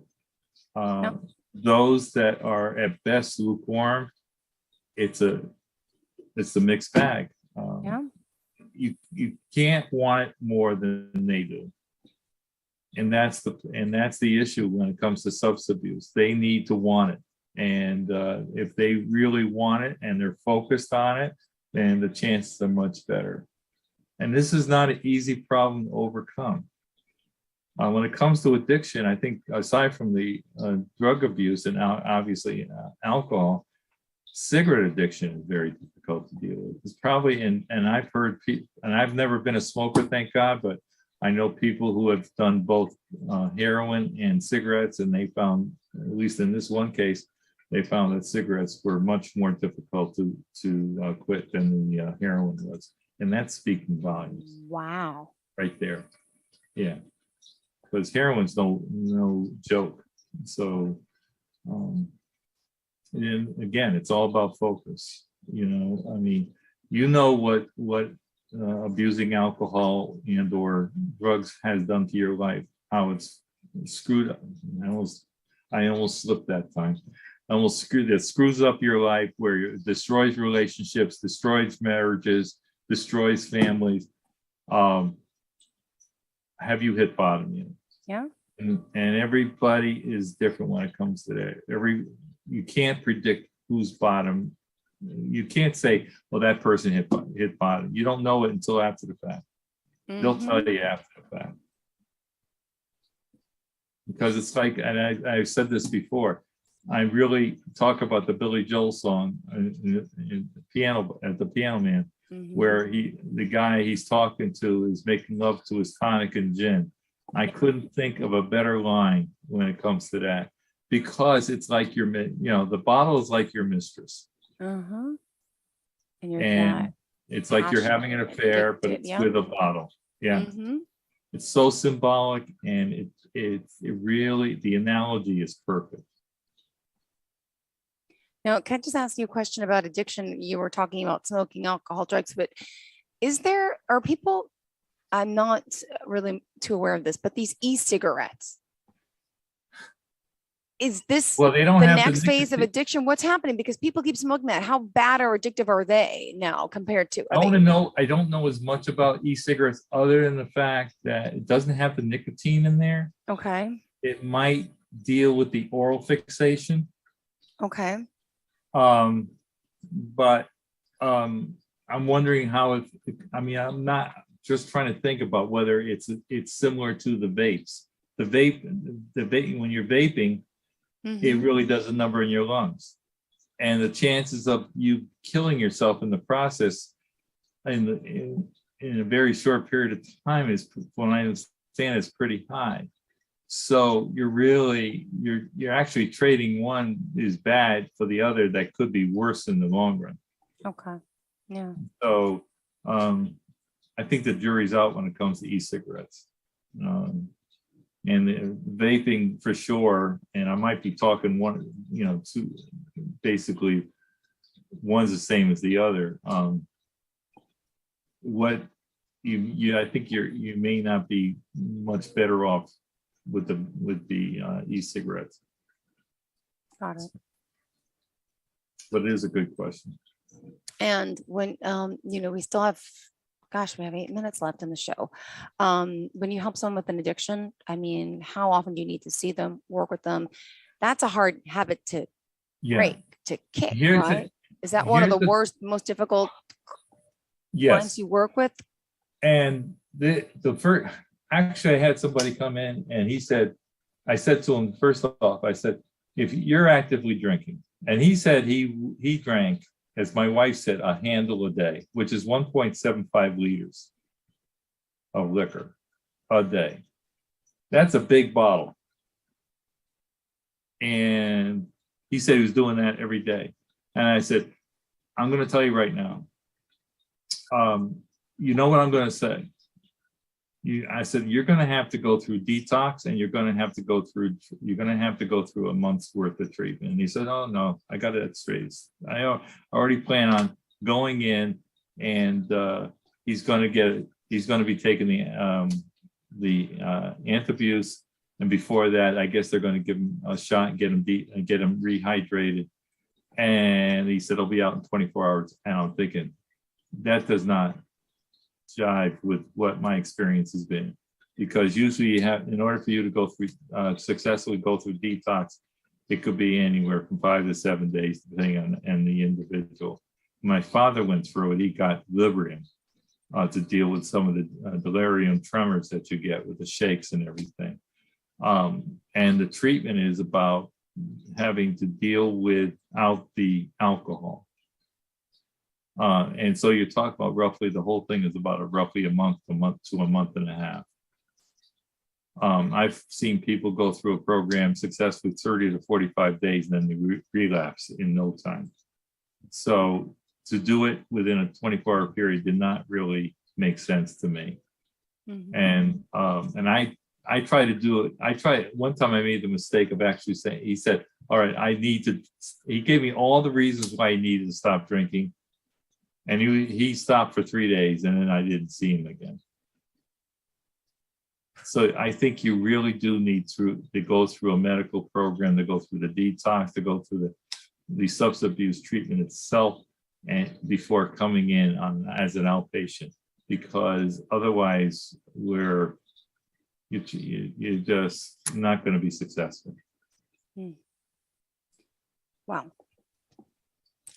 For listeners out there just tuning in, Thomas Bergvik, give us your contact information, please. The contact is, my phone number is 203-917-7674. My email address is T as in Thomas, my middle name is Anton, by the way. A as in Anton Bergvik @gmail.com. Perfect. And also my email address is, I already said that. Okay. Well, what else, just for people out there, I know we're talking about addictions today, but some of the other things that you deal with as well. Yeah, I do couples counseling. I do sex therapy that's related to that. And I do anger management. I work with people who have anxiety issues, depression, and I also help people going through transitions with career counseling, among other things. I mean, those are the major areas that I really focus on. Okay. Grief counseling, for sure. Loss of family, loss of friends, loss of a Absolutely. lot. Different loss in different areas. Got it. Exactly. Yeah. Great. And how did you want to leave off today with our listeners? I know addiction has been the topic. Any advice, anything that we can If tie you this have somebody in together? your family, I mean, I actually got a call recently that she needed counseling for herself, and because she had a son that had issues with substance abuse. If you have a family member that refused to go into treatment, I think you could use some counseling, dealing with, in essence, you're dealing with the death of a relationship, because often what ends up happening is that you have a family member that you used to have a relationship with and now has decided to establish a relationship with the substance, and he or she doesn't want to quit. And so you have to make the decision as to whether it's him or her or you. And that's the thing, whether it's a family member in the sense of having a child, your father, your mother, or your spouse. You have to make a decision as to what's more important. And if you feel like you need to make that break, you definitely need some counseling to help you get through that grief process, because it's not easy. Yeah. Yep.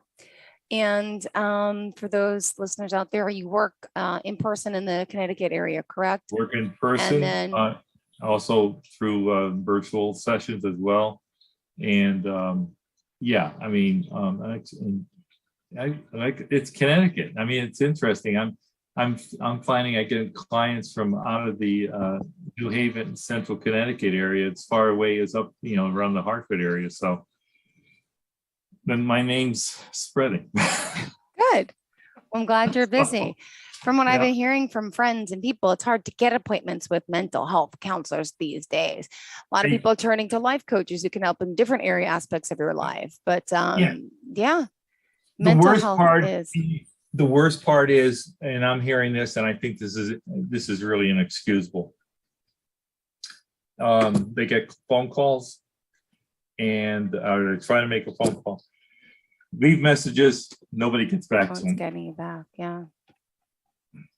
Even if you can't take them, at least have the courtesy of getting back. Yep. All right, Thomas, thank you for today. One more time, the website is Bergvik Counseling Services, LLC. And my phone number 203-917-7674. I look forward to hearing from you. Thank you so much. And Bergvik, spelled Bergvik for those listeners out there. We appreciate you. Thank you for being here again, and wishing you a happy and healthy week, and prayers to everyone across the world dealing with what they're dealing with. Talk about mental health. We thought the pandemic was hard on the whole world, and now we have this potential third world war. So the mental state of so many of us has been off the past 2 years, and it's not changing anytime soon. No, it's not. And I mean, for that reason alone, I think people need to see a therapist. Yeah. Thank you so much, Thomas. Have a great day. And too. Everyone else the same. We'll be right back with more.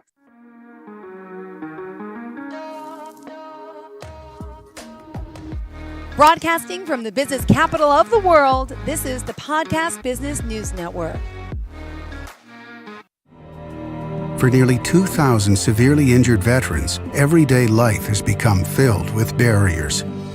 Day-to-day simple tasks can become pretty daunting. I have to carry my chair up 2 flights of steps or have somebody do it for me. What scares me the most is just the falling. When I'm struggling with my house, I think, to have that one great barrier just knocked down, I mean, it's crucial. Home for Our Troops is a wonderful nonprofit that builds a mortgage-free, fully adaptive, handicap-accessible house. And there's no catch. It'll be our very first home that we've ever owned. This is a game changer. This is where your life begins again. We need you to join us in completing this important mission. Please visit hfotusa.org and help build homes. and rebuild lives. Because of you, everything's going to be okay.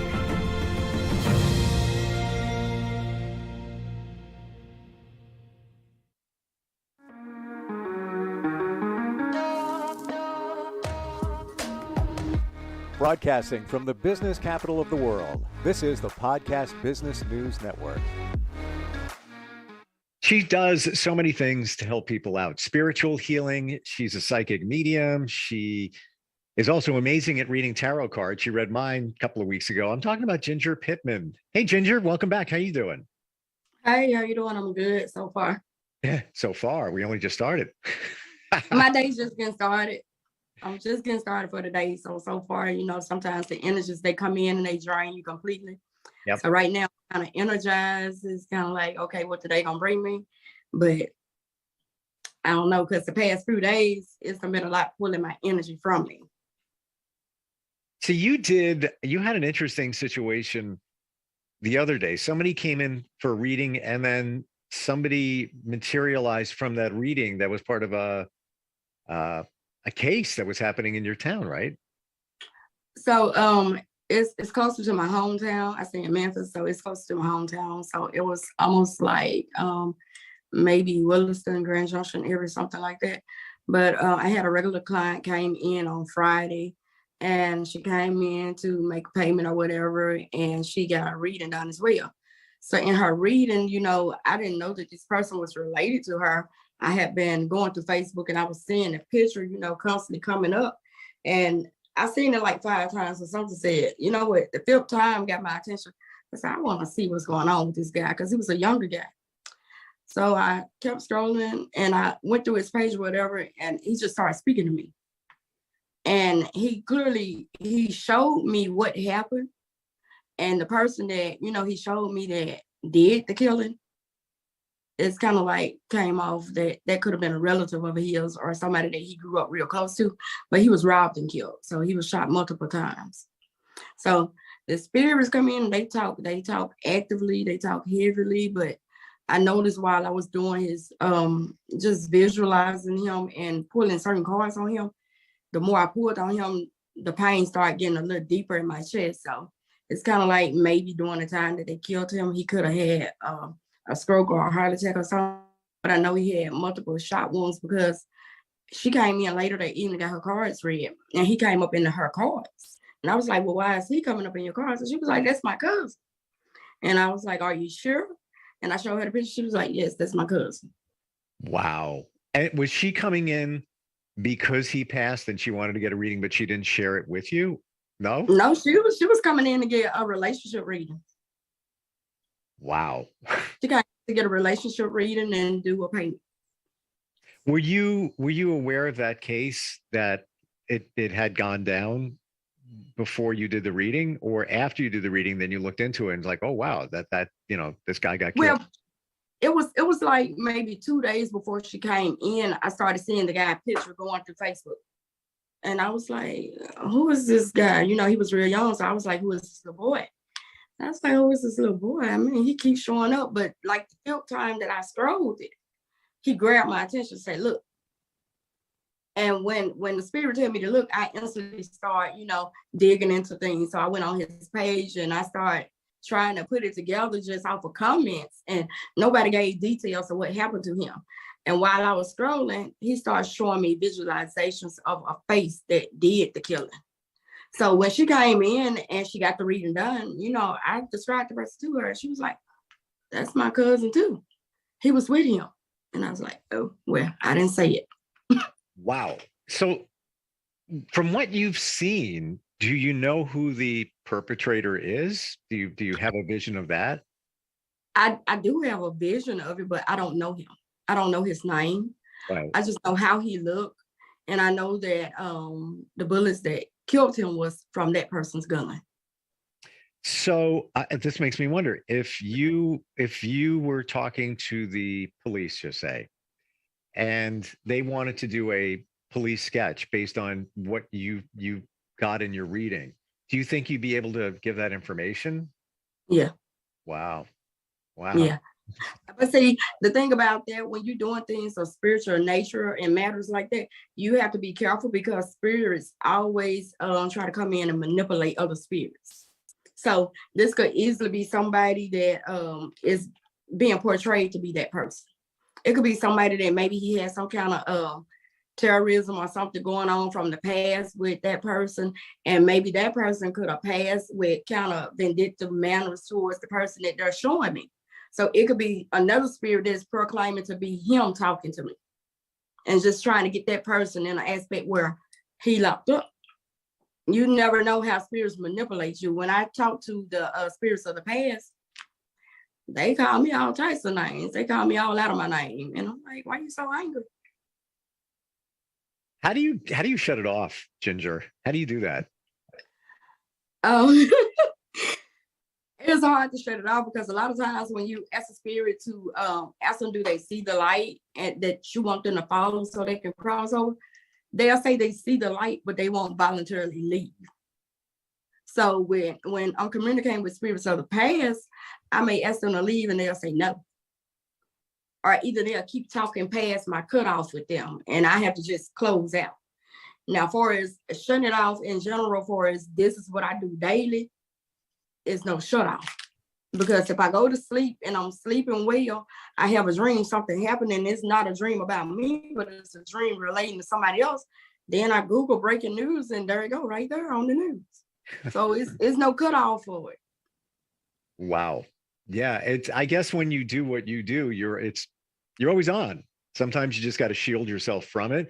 How does it feel? How does it work when you do a reading for somebody and you're getting their energy, whether it's a positive energy or a negative energy? Like, what does it feel like? Okay, so if I'm doing a reading for somebody and I get their energy, sometimes it's overwhelming. Most of the time, my clients cry a lot. So most of the time, it's like they come in crying, and I'm like, "What you crying for? I haven't started yet." Yeah. And when I start doing the reading, they just burst out crying even more. And I'm like, okay, so you just sentimental. And then all of a sudden that energy carried over on me and it just give me the past, present, and the future. And it's overwhelming, but at the same time, I have to restrain myself from catching that side of their feelings so I can stay on a business manner. But I know for myself, the same lady that came in on that Friday where it picked up the guy that got killed, she brought her stepdad and her mom with her. And I do what you call a feather scan. And I use black feathers. So if the feathers, if they split, if I see little small punctures in it after I run it across your body, that means you have dark or negative energy. So I scanned her dad first, her stepdad, and I called every sickness he had. And he was like, yeah, I'm gonna go to the doctor. You need to go to the doctor immediately. So he was like, I feel okay right now, just a little cough. Okay, fine. So I move over to his wife and I scan her and I'm like, okay, so you're gonna have throat cancer because your throat, your glands swollen, you're smoking too many cigarettes. She was like, how you know? I'm like, I'm the psychic, you're the client. So I go over to the original client that came in that brought them in. I scan her and I'm telling her, look, the right side of your throat is inflamed. You got swelling on your right side. So you may need to check your lymph nodes and everything because you got a whole lot of sickness getting ready to take on. And I'm looking like all three of y'all got issues or, that's related to almost the same thing, but all three of them were smoking cigarettes.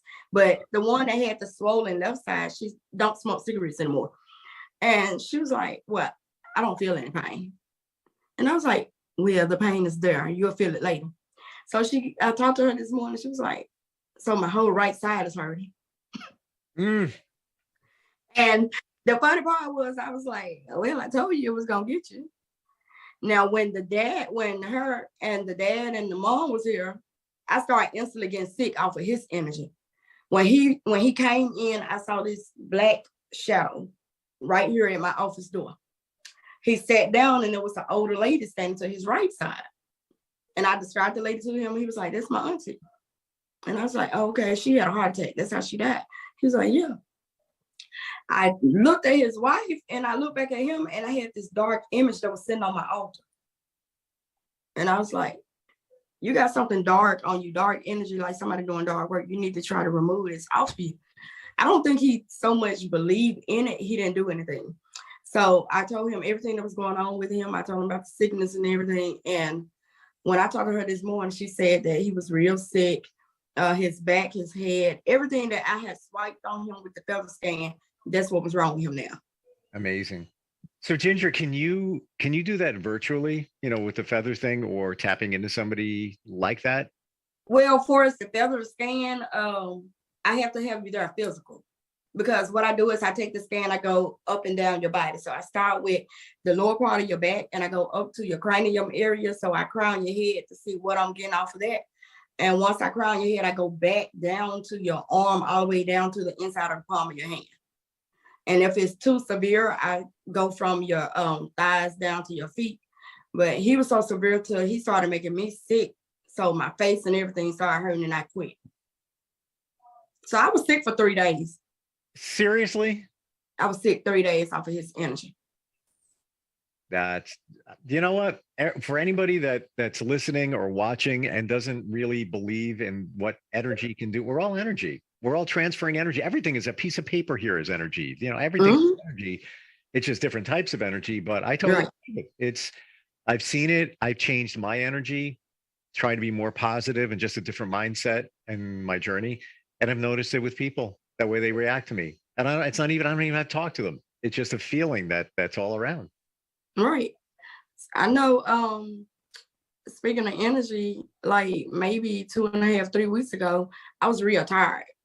So I found one of my clients that was highly spunky in energy. And I asked her, I said, look, can I grab some of your energy while you sleep? And she was like, can we curse on here? Sure. She was like, bitch, what you mean? Can you grab my energy? And I was like, bitch, I need your energy. And she was like, how you gonna do that? I said, when you get ready to go to sleep, just contact me so I can lay down. We can lay down around the same time. And by the time you're going into a deep sleep, maybe you'll get a chance to roll over and tap and say, girl, I'm tired or something. But she didn't have to tap in and let me know. But what I did was she gave me permission to grab her energy. She went to sleep. I went to sleep. She was high in energy, but emotionally for us relationship wise, she was slumped. She was over it, tired, over it. So I grabbed her energy. Just Sunday, I kept crying. And I was sick off of the man energy from when he was here. So I had a reading to do Sunday morning. And just so happened, the girl was like, you don't look the same. And I was like, I don't feel good. So I had to tell her what was going on without giving her names. And something said, call this other girl in the group chat so I can confirm to this girl, this is why my energy is off. So I called her in a group chat and she was like, what's wrong with you? And in my head, I'm like, bitch, you let me get the wrong energy. That's what's wrong. But she was like, but I wasn't upset. I said, you wasn't upset as a person in general, but relationship wise, you was over it. You gave up. I was cursing my husband out like a dog. I was screaming, I want a divorce. It was bad. It was bad. Yeah, you know so what? I did that. I feel it because I never want to get sick. And then when I know that I was around somebody who was sick and then I got sick, I'm like, and it's really my fault. And I guess it would be your fault. You knew that the energy would be flying your way. I did because I actually did spell work for her to get past the relationship. I just thought maybe that the spell work would encounter where it wouldn't be so bad on me. So when I did the spell work was to actually lighten her load up in the love area and give her open love so she could get over that person to find somebody else. And now that I'm saying it and thinking of it, it was kind of like taking my husband out the picture because I was screaming, I want a divorce. Wow. Yeah. Now, it worked. You find that a lot of people come to you for guidance on relationships. Was that like one of the top things? A lot of people come to me for guidance on relationship. The majority of them come to me for spell and hex removal. So it's a lot of people come to me with dark energy where they trying to get like generational curses, voodoo, dark magic, stuff like that off of them. Wow. Is that happens a lot? Because I don't hear a lot about that. Yeah. Every day. All right, let's talk about that. I want to do that. I totally do. So people come to get spells removed or hexes or have them put on?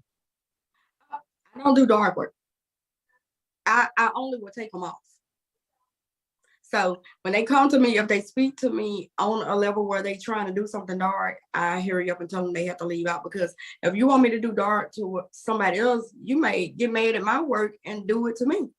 So I had to make sure I'm covered at all times. So I don't do dark work.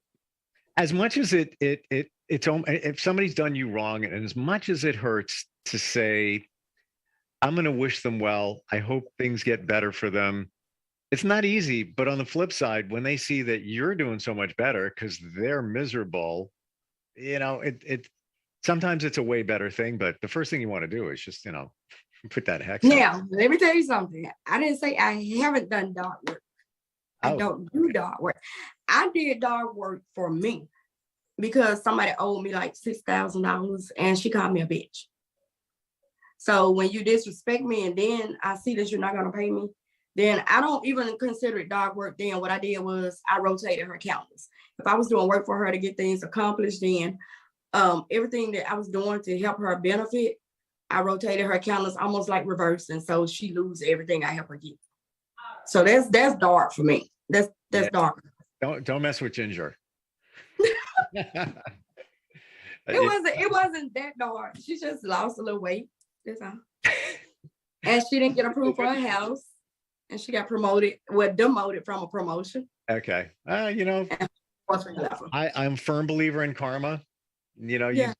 I always say, just do the right thing. Just do the right thing. And so many people don't, and it'll eventually come around.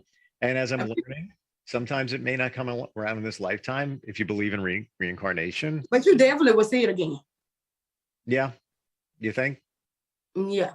You definitely will see it again. Good or bad. If you're doing good or bad, you could go out and you could give somebody $20 that's homeless, and before that week over, you'll be to gain $80 that you didn't have to work for. So, I mean, it's just blessings and curses. I prefer the blessings. Yep. The curse area, I don't want to touch it. But that girl owed me $6,000. So, yeah. Did you ever get it back? No, she never gained her weight back either. And she's still staying home with her mama. All right. We won't talk anymore about that. When it comes to intentions, that you said before, about, you want to be blessed. Are there things that you say when you want positive intentions, positivity going around? Is there something that you do? So a quick spell that I don't mind giving out. A quick spell you can do if you're trying to bring in prosperity, money, business, or something. You can go outside of your house with loose cinnamon powder, and you can speak your intentions into your hand, but it have to be like your left hand. Speak your intentions into your hand and blow the cinnamon into your household. So that bring your customers in. That's why I've been so busy, because I did it Sunday. And wow. And are you supposed to say something when you do it? I don't per se give you a certain thing to say. I know with candle work, they have on different candles that you're supposed to say certain prayers, but I do my own handmade candles. But when I do my spells, I pray accordingly to what I want. I talk to God. I do have spiritual deities that I use, but I pray to God. So I pray to God and I just ask him to bless me wholeheartedly, things of that nature. So I don't pray and say, well, whatever this spell is saying, well, I take this grain and this salt, and I don't do that. Do other people do it? I see on TikTok other people do it. I think it's a waste of time. If you go in wholeheartedly and you give God your praise and recognition, he'll work things out for you. So regardless if you're doing a spell or not, if it's for you, it's for you. Yeah. And you got to ask for it. That's what I've learned. You have to ask for it. Yeah. You have to. It's okay. It's okay to ask for it. Even ask for a sign. I've done that before. Whether it's from what you believe to be a God, the universe, somebody that passed over, whatever it might be, just ask. Can you show me a sign? I want to make sure everything's okay. Am I doing the right thing? Show me a sign. And a lot of times you'll get that sign. Exactly. But I tell people, when you're praying and you're doing spell work, do not continuously ask for the same thing. It's like your faith is not there, and you have to believe in what you actually practice. A lot of people don't understand. A lot of people don't understand. You can believe in what you're practicing, and 100% you get that. And a lot of people think that if you're doing work for other people, they have to believe in that work. That's not necessarily true. It's all about your intentions. You're speaking that into existence. So if you're praying on something to happen, it's gonna happen with your intention. The other person don't have to believe in it. A lot of people don't believe in you, but you still exist. But you're saying don't overdo it. Don't ask for it too much. Don't beg. You should never go to God begging. He know your heart. He know what you need and what you want.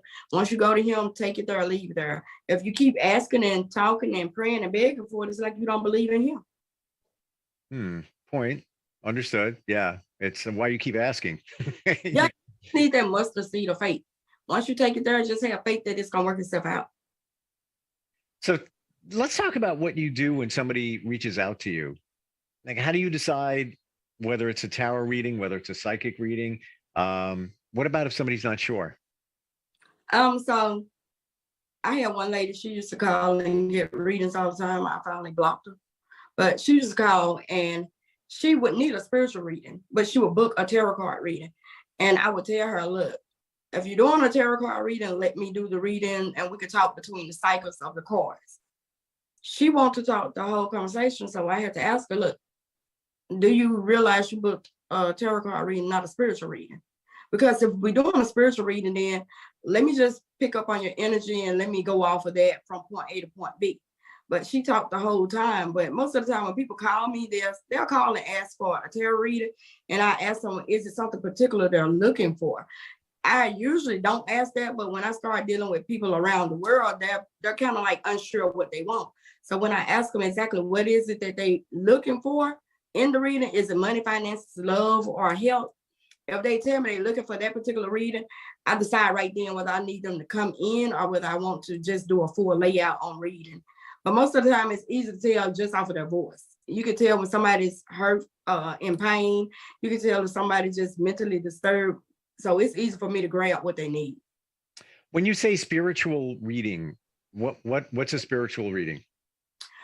Spiritual reading would actually be somebody that's just, say for instance, somebody called me to book a reading, and while they're booking the reading, I can pick up on different instances that's going on with them.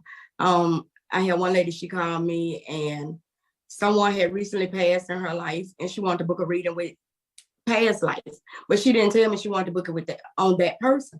And I told her, I said, look, you don't need a spiritual reading. I say that the signs that you're getting, you're seeing your lights flickering, you're seeing things being moved. And when you go back there in the area where you was looking for them at, but you didn't see them, I said, those people, those spirits are moving it for you. So that's how she come about knowing if she needed a spiritual reading, because she was trying to communicate, but she was saying, I need to communicate through cards. You didn't need to communicate through cards. You do that spiritually. Give me a picture and we'll look at this picture, do a picture reading without cards. I can spiritually inform you what's going on. Wow. That's pretty powerful stuff. How does somebody reach you? I have like 3 different lines. You can find me on Facebook under Ginger Pigman. You can call my office landline, which is 901-249-7776. Or I have another office cell phone, which is 901-264-9043. So if you can't find me with all 3 of those outlets, then you can always Google me, and I got 5-star ratings. So if you type in Memphis or Psychics, it'll pull up my name off the top of it. I always love talking to you, and your stories are just like better than I've ever heard before. And it's like, and based on what you said before, it just happens. It's not like you're looking for it. You were just doing that reading and connected with the guy that had passed away, tragic with the crime. So this is like the 3rd one. That's the 3rd guy. I know. I remember you told me when we first met that there was something going on, and I think maybe the police were involved. I'm trying to remember how that went down, but Ginger, always great talking with you. I really appreciate it, and I just have one thing to ask. Okay. Please don't put a hex on me. I would not. Never. I would never. It's funny. You don't know if one's ever been done before. You know what I'm saying? Like, how do I know that somebody has never done that? I would know. I would know because I got a habit of looking at a person's background. If I'm seeing dark shadows standing over you, if I can see images of something being swollen in your body, for as your throat or your eyes look a certain way, I can tell off of that. So everybody, they ask me, well, how do you know if this was going on? Again, I have a strong connection with God. So the spiritual deities, I use them, but I'm gonna go to God first and I'll let him point me in the direction. Yeah, if you see something, don't tell me. I don't want to know. Okay, I won't even tell you about your throat area. I won't. See, now you just said that. So what am I going to do? We're out of time. And what am I going to do? I'm going to be thinking about that. So no, you going to call me and I'm going to tell you about it. No, I told you don't tell me if I had a hex put on me. If there's something else I want to know. All right. So next time I'm not going to forget. Next time we're going to dig into that. Next time we're going to dig into the throat action. Say that one more time. Next time we're going to dig into the throat. Okay. All right. So, if it's, whatever, it's going to be a week, I'm going to be thinking about that, but I'll let that go. Okay. So it's not bad. It's not bad. Okay. Then leave it. I don't want to know. Don't tell me. All right. Ginger, always a pleasure. Thanks a lot. Thank you. Okay. Thank you. And we'll be right back. Are you looking for even more of the podcasts and hosts that you love? The Podcast Business News Network is proud to announce that you can now listen live on the MyTuner Radio and online radio box apps for iOS, Android, and the Amazon App Store. Or check us out online. Search for Business News Network on mytuner-radio.com or search Podcast Business News Network on onlineradiobox.com/US so you don't miss a minute of the action.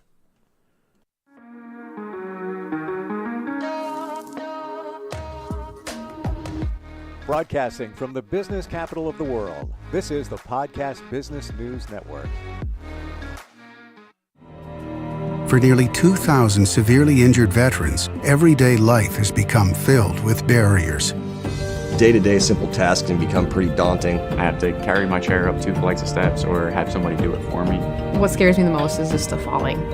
When I'm struggling with my house, I think, to have that one great barrier just knocked down, it's crucial.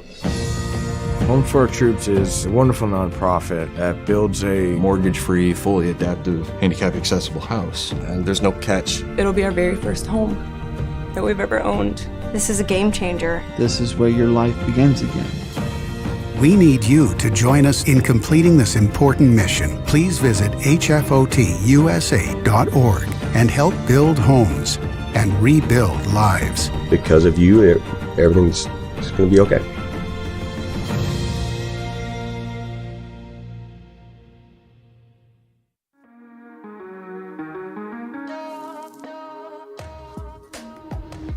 Broadcasting from the business capital of the world, this is the Podcast Business News Network.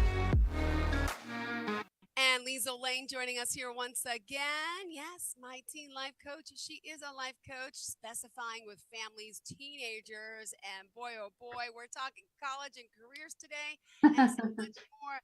Lisa Lane is here live from Atlanta. Yay, Georgia fans. But doesn't matter. She's virtual, so all over the world. Of course, Lisa can be your teen life coach for you, your family, your children. Please introduce yourself. Tell us a little about the work you do, and then we're going to get started on this topic today. And I'm excited because I have a friend's son who's dealing with the same thing right now. Do you choose college? Do you choose the career right away? What do you do? All right, go ahead. I know, it's kind of crazy. So I'm Lisa Lane. It's nice to meet everybody. Love working with Jill. She's one of my favorite peoples. And at My Teen Life Coach, we are a team of professionals who are trained to use evidence-based coaching strategies to help teenagers and their parents navigate through the teen years. If you would like to know more, we just updated our website, so it's kind of cool and fresh again. And so all you have to do is type in myteenlifecoach.com and it will shoot right up for you guys. And also we're on social media and exploring just all the different platforms that we can kind of get to everybody. Perfect. Well, exciting to have you here. And besides myteenlifecoach.com, we can reach you at 770-235-8202 and on social media, how? My teen coach, Coach Liesel or Liesel Coach. I always remember which one comes first. But on Instagram, if you look up my name on TikTok, we've got some cool things going on there. And then just Google us. Yes, perfect. Well, let's talk today. So this seems to be the ever popular question. Especially right now. Yeah. So my inbox is full of parents and teenagers and young adults calling about, like, is it college or career or job, and what's the difference?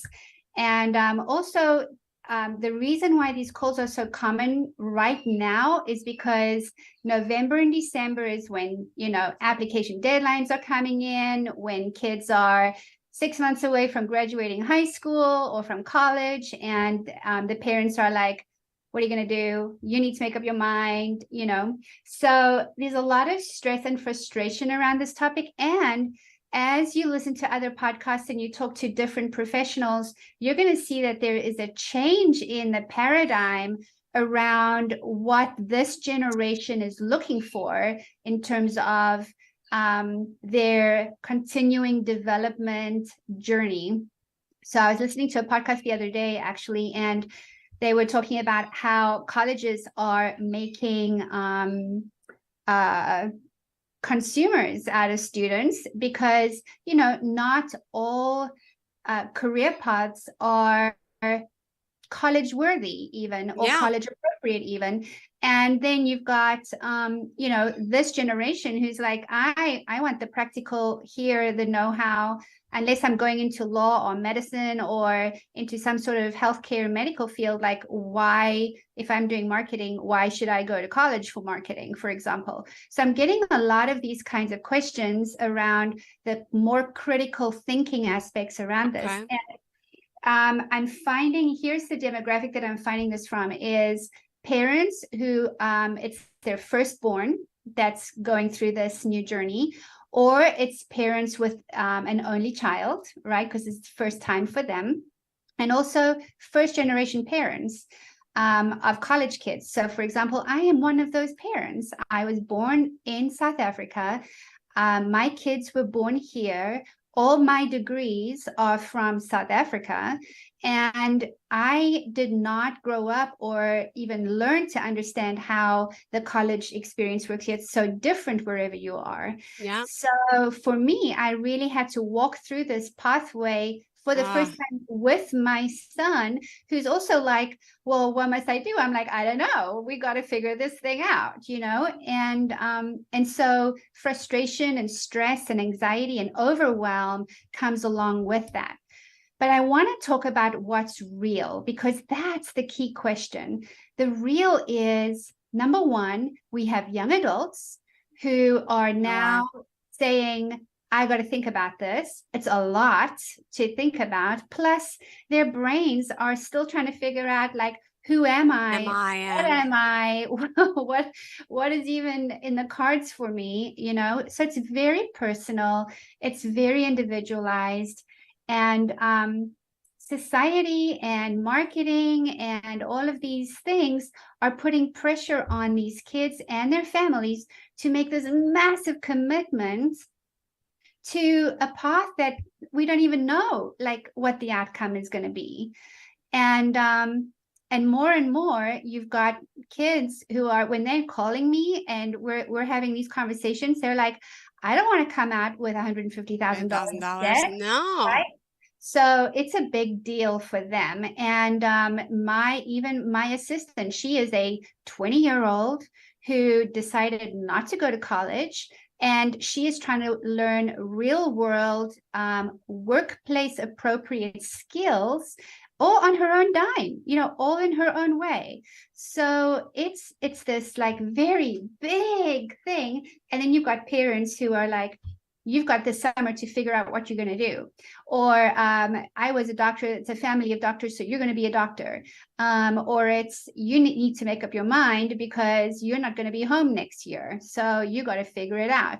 And what I get frustrated about is that this is a journey that is, not a this weekend journey or, make up your mind tomorrow or over Thanksgiving kind of journey. It is a very long journey. It is a 6 to 9 month journey. It's a whole summer project journey. For some, I'm working with teenagers who are starting in sophomore year, and they're starting to figure out what that journey looks like.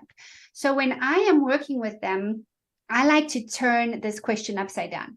So, we just all came back from Thanksgiving, and we were in Texas visiting family there. And of course, we have Zaya, who's coming up into her senior year. And what's the question? What college are you going to? What are you going to do? So what do you, and she's just like deer in the headlights, like, I don't even know how to answer this question, right? So instead of answering or starting with that question, what I try to coach parents on and what I try to do when I work with clients is I start with, and here's the phrase, is what thoughts do you have around continuing to develop, to grow, to build your confidence, and to become independent? So that's where we start. We don't start with what college you're going to. We start with what thoughts are you having around how do you want to be independent? How do you want to live your life? What does development and growth look like for you?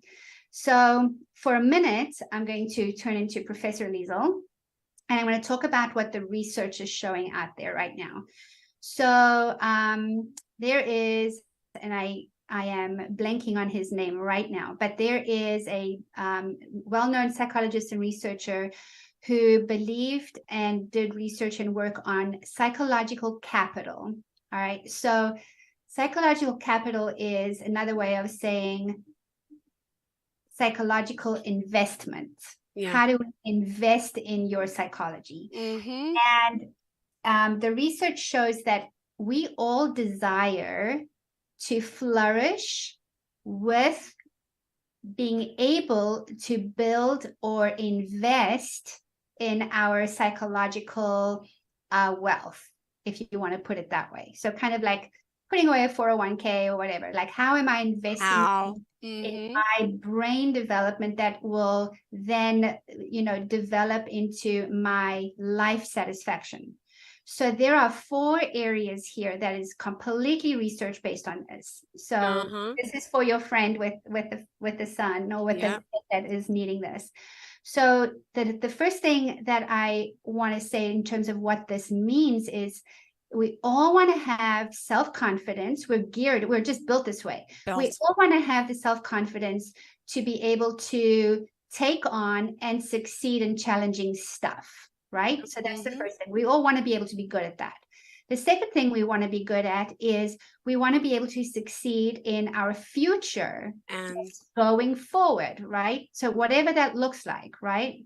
And the third thing is we want to, if something is not turning out or the goals are not coming, like shifting, basically is what I'm trying to say, is when the goals are shifting, we want to have the hope and the capacity to be able to redirect ourselves towards those things and towards whatever goals we do have, right? And then the last one is when we have setbacks, which we will, every one of us will, we want to know how to bounce back from those setbacks. And we want to be able to have the resilience to be able to get up and keep going towards the success. So when this happens, the research has shown that we'll have a more well-off adult population going into the future. So if that is the outcome, I want to build towards being good at those 4 things. Then I'm more productive. I'm healthier. I have a more satisfied people, right? Population, community, business, right? And also the results have shown that there's less stress, there's less anxiety, there's less burnout because now you're going to places where you want to be, right? And also they've shown, this is kind of an interesting tip, is that there's less workplace deviance, which is kind of interesting, right? Yeah. So that's like the research, like that's like when you take the science and you apply it to this. So now I go to, okay, what does Liesel do? Like how do we turn this around and come at it from the right angle? So the very first thing that I talk to future graduates about is their values. True. Question number one is, what are you striving for? What do you want the qualities of your actions to be, right? I want to feel challenged. Being challenged is important to me. Being in a caring environment is important to me. Making sure that there is no hanky-panky going on where I end up being, that's important to me. being with people is important to me, or working alone is important to me. Those are values. That is like, how do you want to see your actions playing out in the world, right? So this is the ways in which I wish to be in the world. So that's number one. And that is a whole, when I work with teenagers on this, that's like a 4-week deal right there, because it takes time to sit down and think, like, what's really important to me? What is a no-brainer for me, right? Sure. So how long did it take for you and I to be in all the wrong places to find out what we needed or wanted in terms of how we lived our lives, right? Mm-hmm. So now, based on the fact that we have our values, so let's say he or she is sitting down and they're like, okay, these are my non-negotiables in terms of how I want to live my life.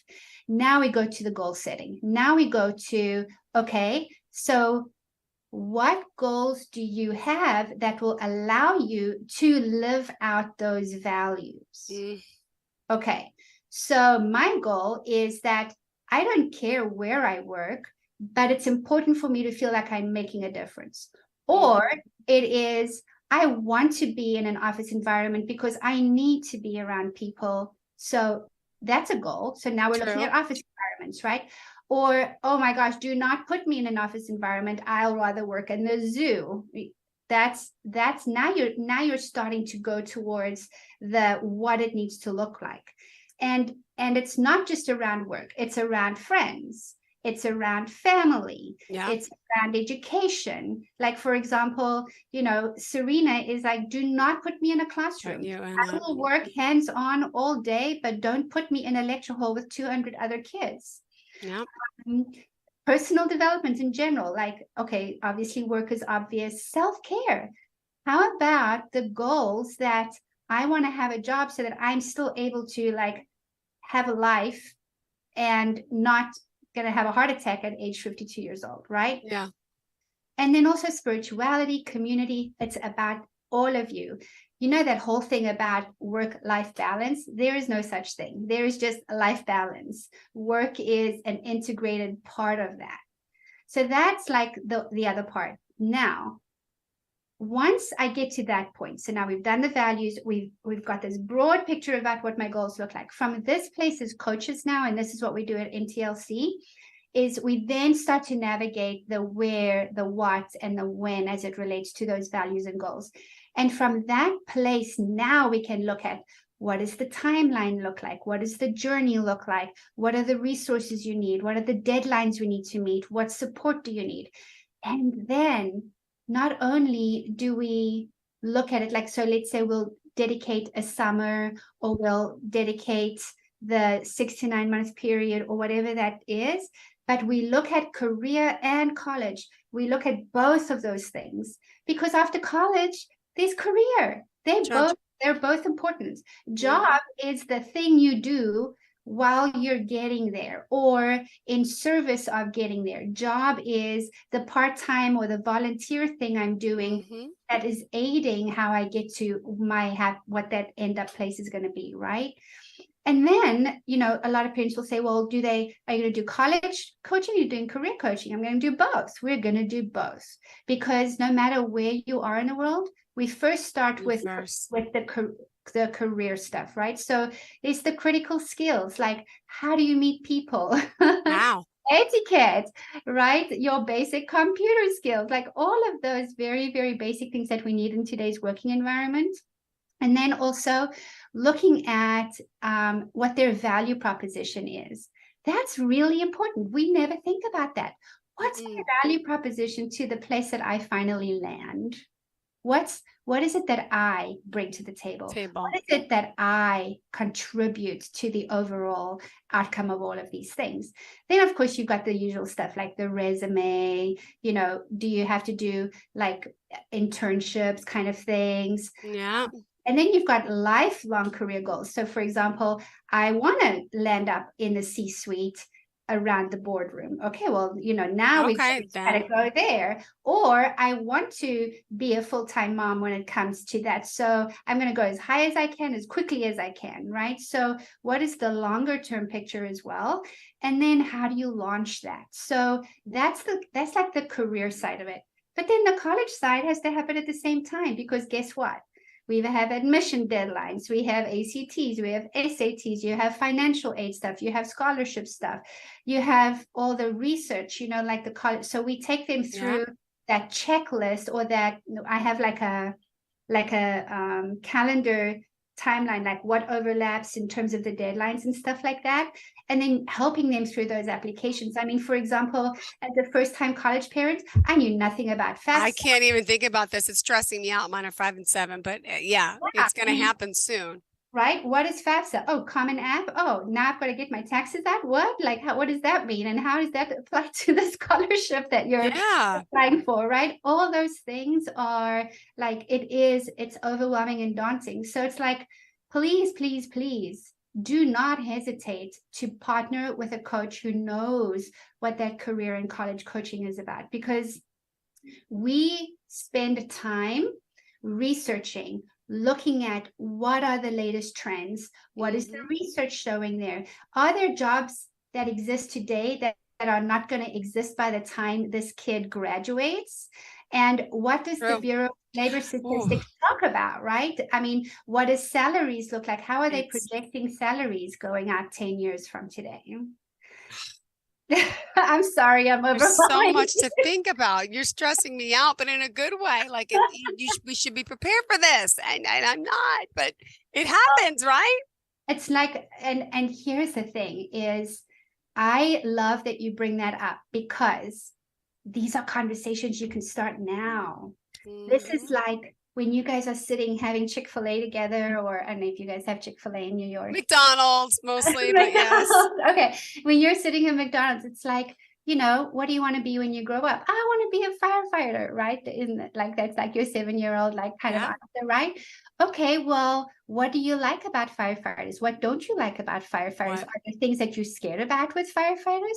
You start to have those conversations really, really early. I mean, think about the typical little kids, right? Like, oh, I want to be a doctor because I want to be a vet because I love animals. Okay, so how do you feel when I prick your finger? Or when you cut yourself by accident, or when you see a dead animal on the side of the road, right? It's those conversations. It's getting them to start to understand what it is for me. Yes. Right? And so, and then, if you have an introverted child, it's like, well, do you like to be with people, or do you like to work by yourself? Those are values, and those are things that you can talk about from the earliest times. And then it doesn't become this like big thing. And I really encourage, like, especially when you start in high school, starting from freshman year. Okay, just so you know, your grades, your transcripts, if you're going for a scholarship, or, we have to think about these things. But if you're not going to go there, then you do not have to take all these AP courses. Why take advanced placement courses when you want to be a welder? True. Welders that's a fantastic career to go into welding. But, then look at what's appropriate around that, and don't stress your kids out.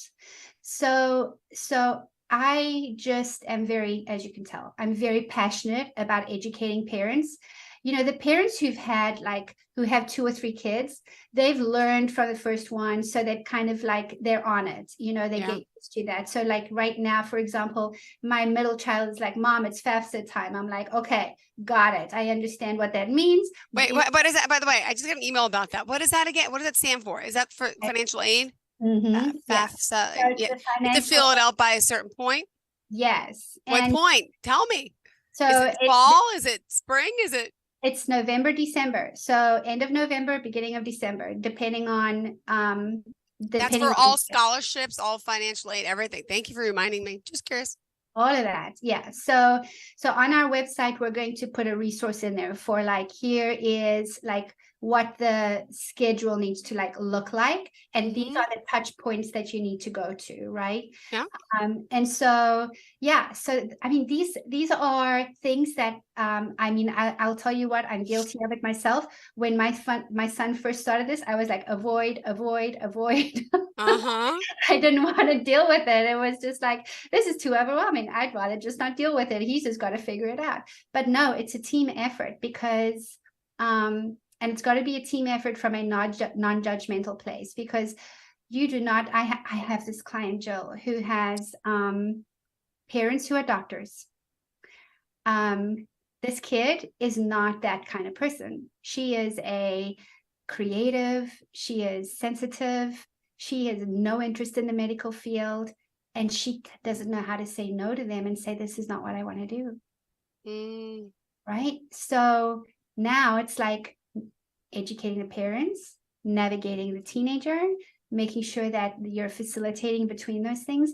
Those are difficult conversations to have. Yeah.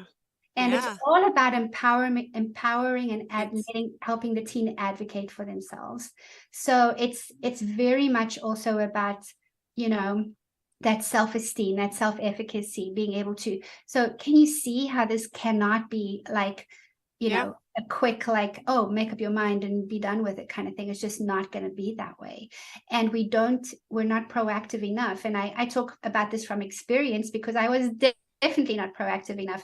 Now I'm with my third one, and I'm like, okay, girlfriend, Now you got this. You're like, now we've got to start, right? So it's a big deal. It's a big deal. And I don't want to downplay it or anything like that. And if parents get stressed by this message, it is probably with reason. Yeah, absolutely. I'm gonna say it like it is. Perfect. Well, thank you.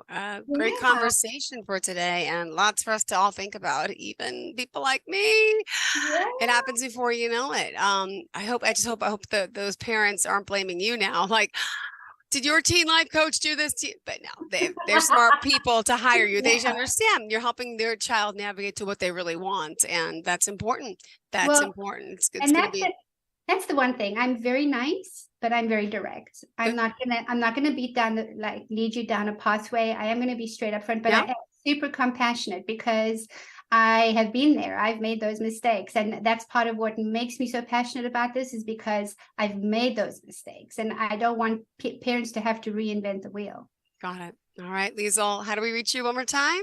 All right, text me at 770-235-8202. And you can Google me on myteenlifecoach.com, and you can just find me on all the social medias. Beautiful. Thank you so much again. You have a fantastic day, and we'll talk soon. Thank you, sweetheart. Are you looking for even more of the podcasts and hosts that you love? The Podcast Business News Network is proud to announce that you now have even more ways to listen live. Check out the MyTuner Radio, online radio box, and Simple Radio apps on iOS and Android, or find us online. Search for Business News Network on mytuner-radio.com, or search Podcast Business News Network on streama.com and onlineradiobox.com/US. Take your podcast on the go and don't miss a minute of the action.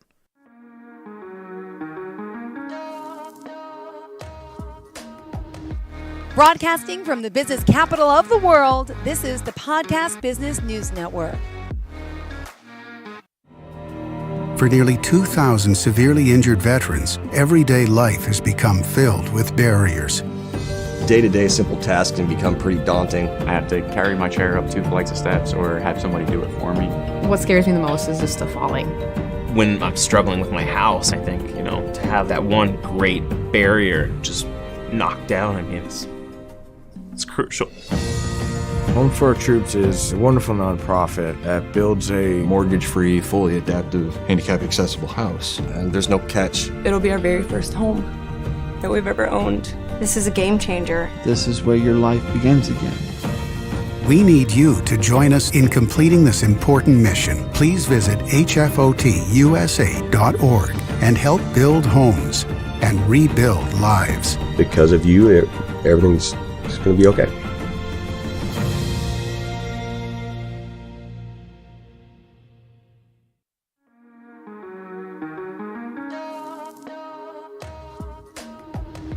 Broadcasting from the business capital of the world, this is the Podcast Business News Network. we are back with My Teen Life Coach. That's myteenlifecoach.com. Lisa Lane joining us here once again. Pleasure to have you back. How are you? Very good. It's been a good weekend. I hope you had a good Memorial Day. I did. And yourself? Yes. I always wonder about why Tuesdays are so hectic after Memorial Day Monday. I know, but it is, right? You get that extra day. You feel inclined to just enjoy it, which we rightfully deserve. New listeners out there today, would you mind just introducing yourself and explaining who you are and exactly what you do? Yeah. So I am a professional teen life coach, a resilience coach, and I'm also the founder of myteenlifecoach.com. What I sometimes forget to tell people is that I'm also a faculty member with the Youth Coaching Institute. So that's kind of something that I absolutely love to do. And what we do is we work with teenagers, their parents, and their families to build resilience in teenagers, especially around the 21st century parenting challenges. Wow. Well, it's exciting to have you here. And by the way, you do a lot of your work virtually as well, but where are you located specifically? Yeah, we are located in Atlanta, but yeah, we work worldwide. We have European and Canadian clients as well. Beautiful. All right. So as a resilience, a life coach, I know you work with adolescents. One of the things I brought up last week, if we could just start with it, is about how, and as a parent too, you're dealing with social media. They're always on their devices, and social media has its good and it's bad, but I hear a lot of negative about the body image and how it's portraying people to have this perfect life, and it's just a little unsettling. You may know better, right? Because you have teenagers. Yeah. You know what I thought we could do today, Jill, is divide our 30 minutes into 3 parts that can talk about this particular social media thing. Sure. And that will provide like a timeline and some context around it. And actually, it was refreshing to go through that again, just because, yeah, like you said, as a mom, I'd forgotten how the context of the timeline and how smartphones were introduced and when kids were born and stuff like that, how all of that kind of became intertwined and what the unintended consequences have been. Especially for the first generation parents of the first generation social media kids, right? So yeah. So what I'll do is I'll maybe just talk about a timeline to give us a little bit of perspective, and I'll be completely transparent and vulnerable here. So, like when you think about the timeline of our what do I want to call them? Like the population of decades. Like, so I'm a Gen X, right? So I'm 50 years old, and the Gen X population is approximately from 1965 to 1980. So we're around between 42 years old and 57 years old, right? Yep. Then the millennials came along, and that's approximately from 1981 to 1996. So those peoples are around between 26 and 41 years old. And then our Gen Zs came along, and they were approximately, there's differing theories, but they were approximately born between 1997 and 2012. So those kiddos are now between 10 and 25 years old. And that just like really landed on me as I was just reviewing that this morning, because my kids are 16, 19, and 21. So they're towards the older side of Gen Z now. And just kind of thinking back to, oh my gosh, when they wanted phones. And I think I hear your phone. Is that your phone? Oh, with my. You can pick it up. Yeah. Oh, that is my teenager. Yes. Oh, look at that. Perfect timing. Yeah. And so they were born. So, okay. So then there's Gen Zs, right? And now your kiddos are part of the Alpha generation. And they are born between from 2010 onwards, right? So if you think about Austin and Jackson, that's kind of their where they are. So we've got like 2 generations that are in the 20th century, what I would call parenting, phases, and then now we've got parenting in the 21st century. And here's where the interesting thing happens: the first portable mobile phone was introduced in 1984. So think about that. 1984. Wow. So that means that was smack bang in the millennial phase, right? And then in 1992, the smartphone came out. Then in 1994 is when we started to have social apps. And then in 1997 is when mobile gaming, Candy Crush, came on the scene. So if you think 1997, so that means that's right about when Gen Z generation started, right? And then around 2001 onwards is when cell phones started to have access to the internet. And then in 2007 is when Apple came into our lives. So now you think all through that period is when millennials became parents. And millennials were the consumers of that, right? It's like, oh my gosh, is this whole new thing in our lives? And there was this delayed impact of technology as the consumers of that technology. So now you can imagine being a young parent, you've got kiddos, you're a millennial, and you've got like your first smartphone, you've got Candy Crush. It's like this whole new, I don't want to call it addiction. It was more like fascination that eventually turned into maybe addiction, right? And so these kids were watching their parents. So typically monkey see, monkey do.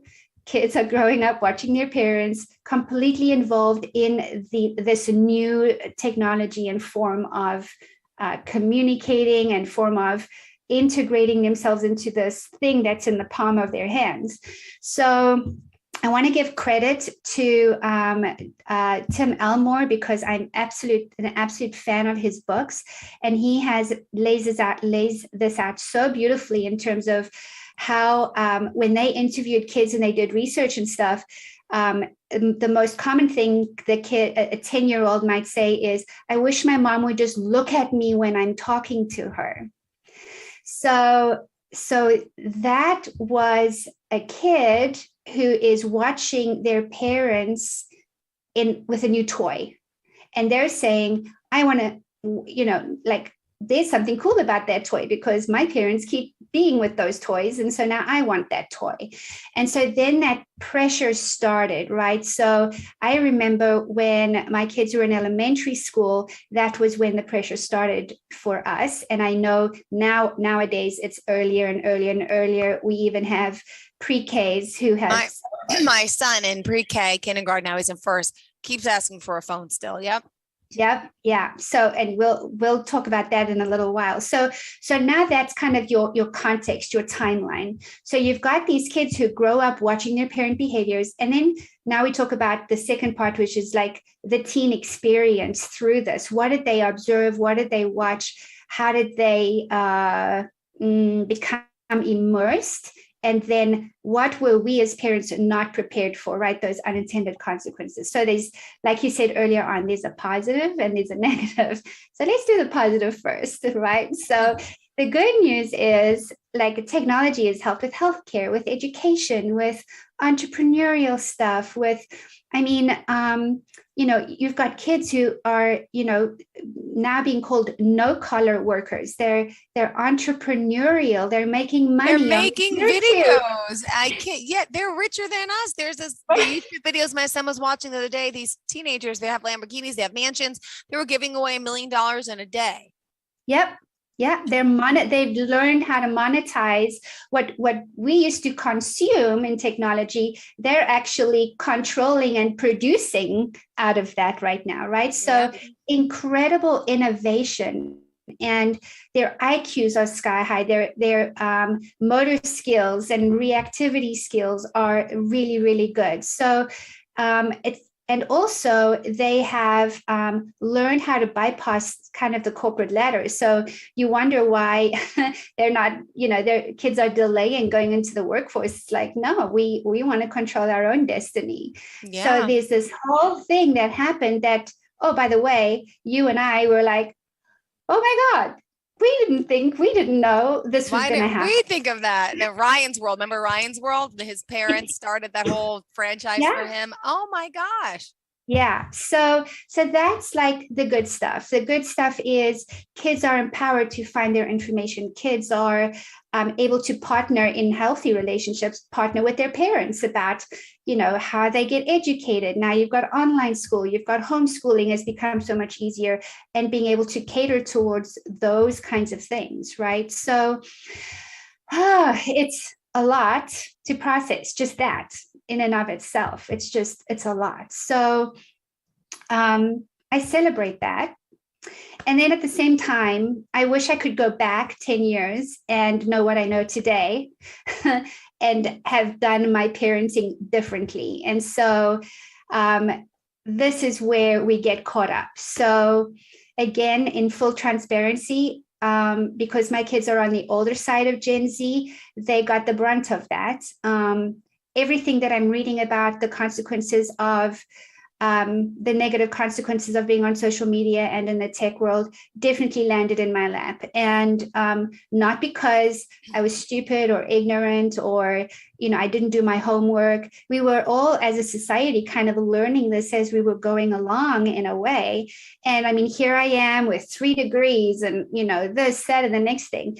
Even the best of us were just trying to manage navigate this weird kind of pressure. So here is what I've observed and coached. So almost 1,000 hours of all of my coaching time in this particular work, and then just being a human being and being a mama, is they are extremely independent and they want to learn alone.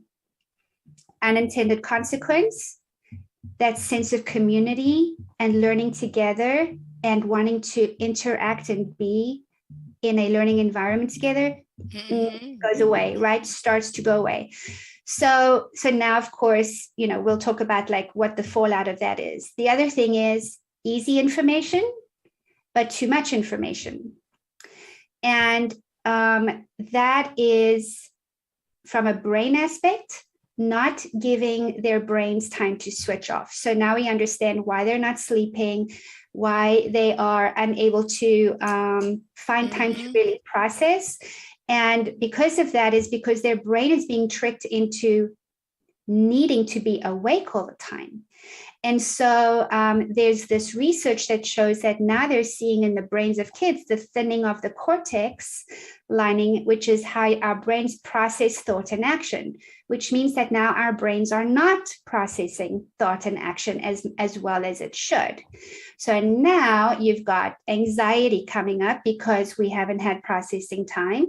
We're already sleep deprived because we've got the phone like right next to us, even with like meditation music on, but it's still a phone, right? It's still got the blue light and stuff. Add to that TV, add to that learning on smart tablets at school. They are doing an equivalent of 40 hours of a normal person's work week purely on screen.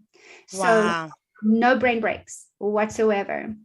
Unintended consequence, because guess what? We, as parents, fell into that trap too, right? So now the brain is just not getting a chance. It's just not getting a chance. And as a result of that, they are unable to filter the quality of information.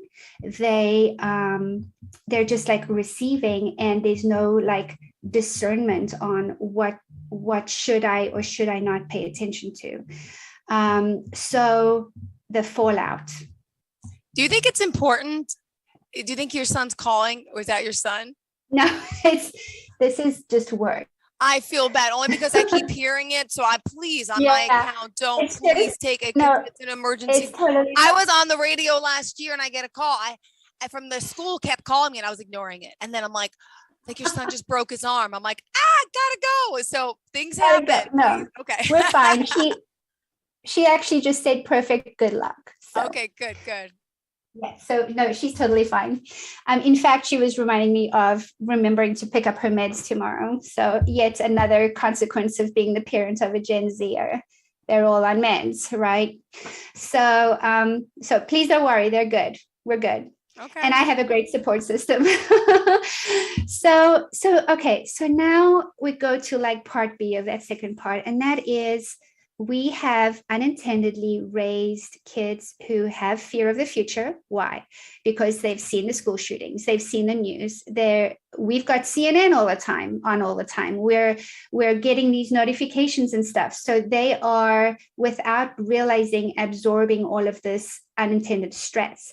So now we have, and especially in the older Gen Zers, skepticism and cynicism. How many teens have I heard say, I don't plan to get married. I don't want to have kids. The world's going to end anyway. So why? The planet's dying. So why? Yeah. So lots of negative thoughts and thinking around that. Also, you and I may not have learned about sex and drugs and stuff. At least I know I didn't until much, much later. We've got tweenies who are completely versed about sex and drugs and adult vices and are having those conversations.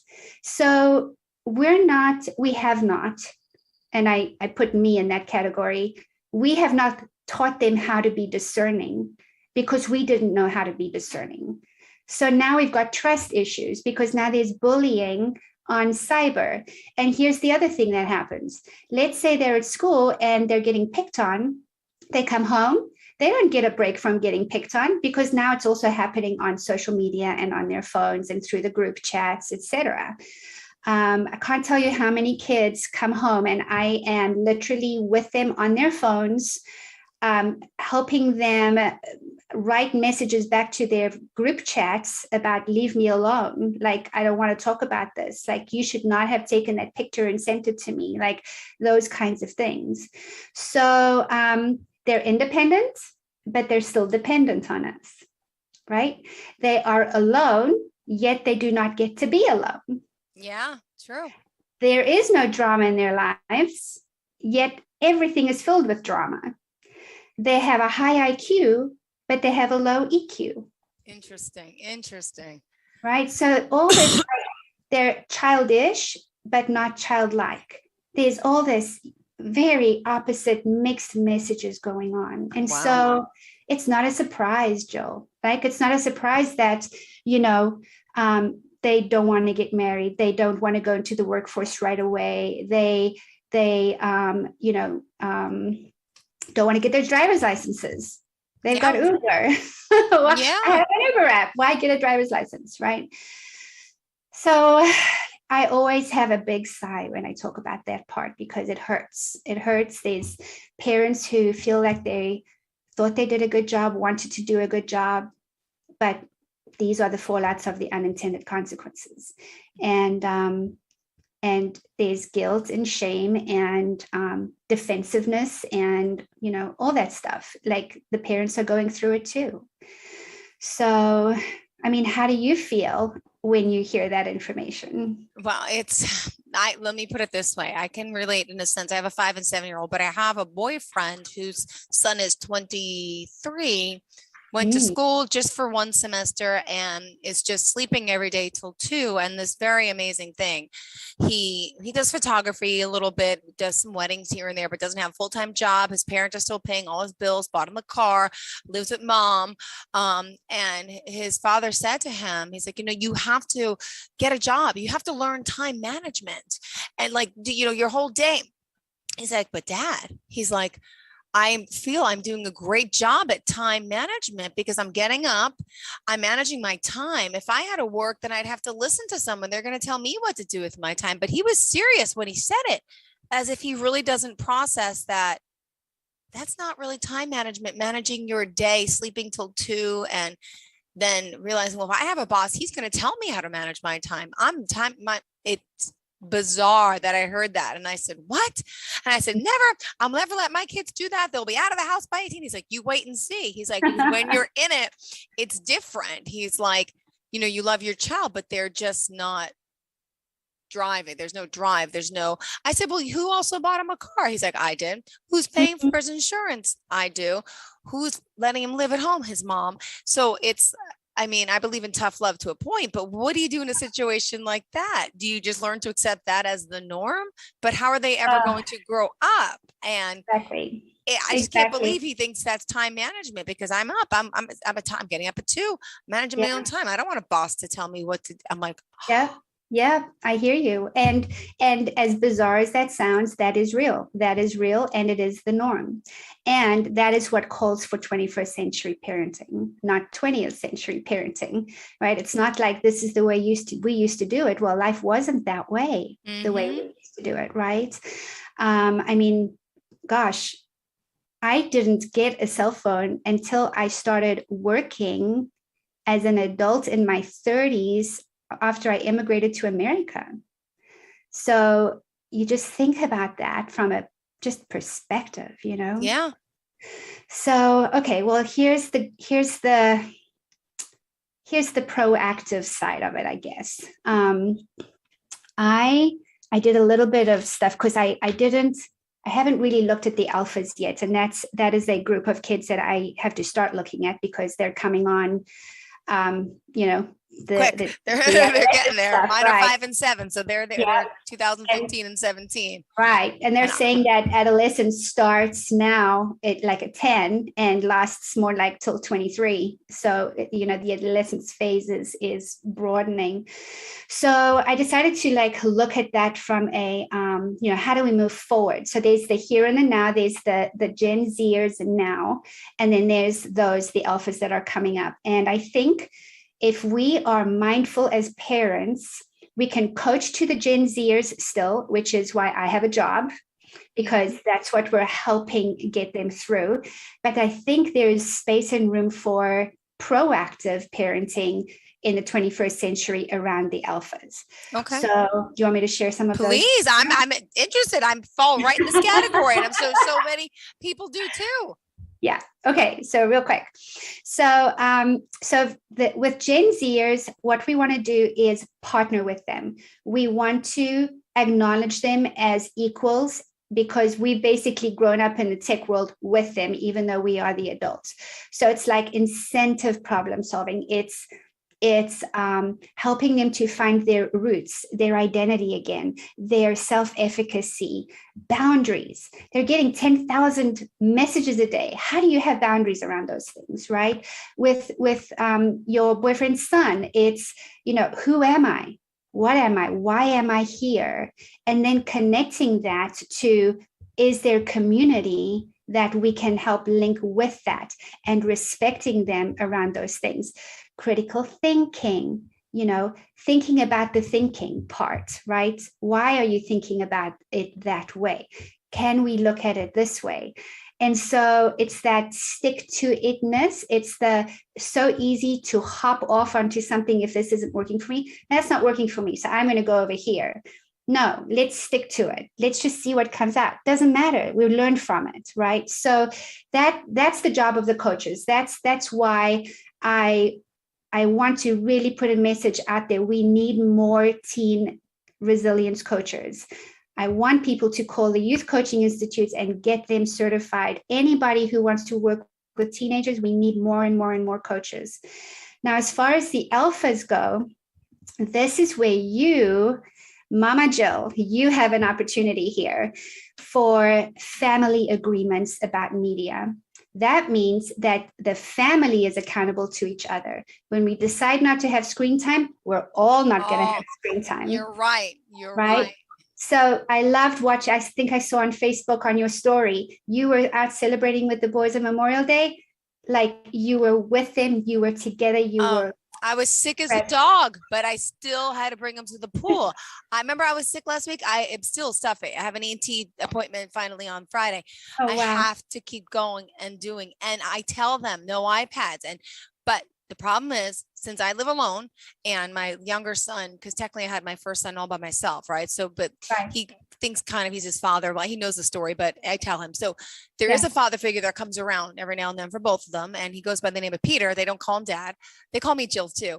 But when he comes once a week, every other week, which is not long, he's always at my house, doesn't go to their house because the kids have sports activities. I get it. And we have a good relationship. He'll stay over if he has to, but he always lets them go on the iPad. He always lets them have soda. He thinks it's cool to be that. And I can't get it through his head. He's 54, 53. That is not it.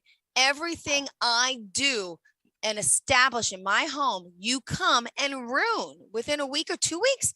And it starts them from ground zero. And I wish I didn't have to have his help or at my house, but I do. And it frustrates me because I'm so good at limiting screen time. I'm good at it. And he's like this the whole day in front of them. He sits there on the couch. And so He's into that. Yep. I can hear the frustration in your voice. Oh gosh, I'm so frustrated. Sorry. And yeah. No, that's totally, and it's legitimate because it has to be a boundary that is, it's kind of like no candy before dinner time. We've known that for years and years and years. Or you are absolutely going to bed at 8 p.m. Yeah. It needs to become an integral part of life and how it is. And then in addition to that, it's about teaching them from young what is safe, what is age appropriate, what is not. And with that comes, we do not have a choice as parents to opt out of becoming cyber educated. Yes. We have to get cyber educated because nothing is truly private. We know that, and the content can be misunderstood. So we have to get off of our butts and get educated on that stuff and not take this laissez-faire approach. True. Because that has to become an integral part of it. So that there's a lot of information around that around the American Academy of Pediatrics, and I'll continue to like post all of that stuff and all of that. But like for me, it's about the parent has to set the example, not be the friend, be the parent. You're not in a popularity contest, and that's old school. But it needs to also find its language in the newer parenting strategy. New school. Old school needs to be new school. Exactly. Perfect. And unfortunately, we are just about out of time. Great conversation today, really. Yeah. Wow. Thank you. And rich, right? There's like lots of rich stuff people can take with them. Absolutely. So would you mind telling our listeners how we can reach out to you and the work you do? You not only work with the adolescents, you're working with the parents. My goodness. We're a village. So the website, if anybody wants to get a hold of us, is www.myteenlifecoach.com. You can call me anytime, 770-235-8202. And there's a form on the website too. So if if we're busy with clients and stuff like that, just fill out the form and we can get to you ASAP. Great. Well, thank you so much. I appreciate your time for being here, for joining us, and looking forward to the next time we speak. Thank you again for those tips. I'm going to talk to the dad today. Yeah, we'll talk. We'll talk next week. We'll do a follow-up. Have a great day, Lisa, and I'll see you soon. Bye-bye. Take care. Bye, Jill. Are you looking for even more of the podcasts and hosts that you love? The Podcast Business News Network is proud to announce that you now have even more ways to listen live. Check out the MyTuner Radio, online radio box, and Simple Radio apps on iOS and Android, or find us online. Search for Business News Network on mytuner-radio.com, or search Podcast Business News Network on streama.com and onlineradiobox.com/US. Take your podcast on the go and don't miss a minute of the action.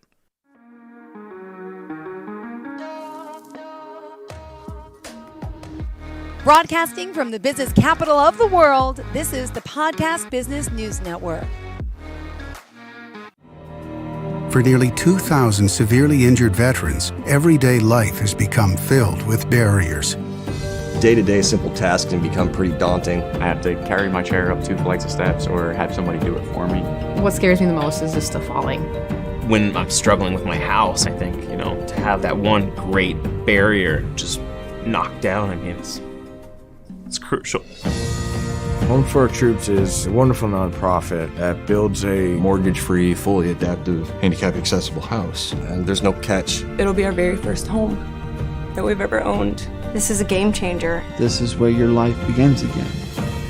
We need you to join us in completing this important mission. Please visit hfotusa.org and help build homes and rebuild lives. Because of you, everything's going to be okay.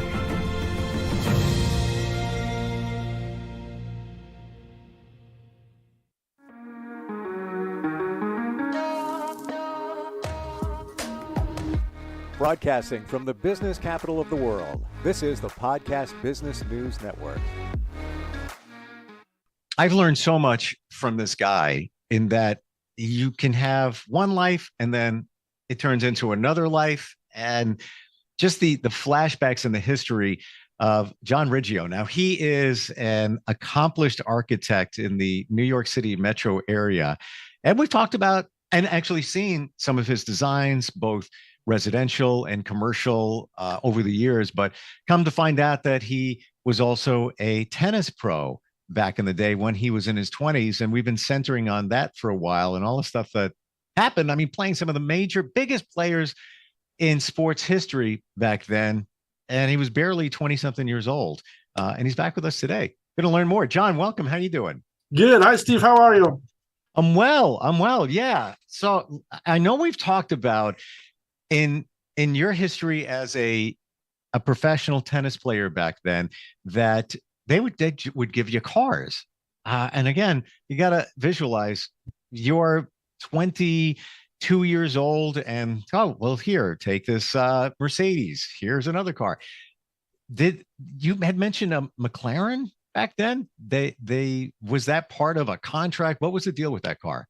Yes. So at this time, I was playing with the Peros group, and since they could see all the cars parked in the parking lot there, they really suggested that I have a really excellent car that would match my playing ability and the level of my contract and everything like that.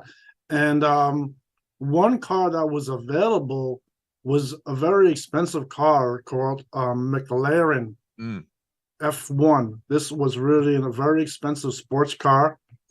And they had a salesman who was leasing these cars.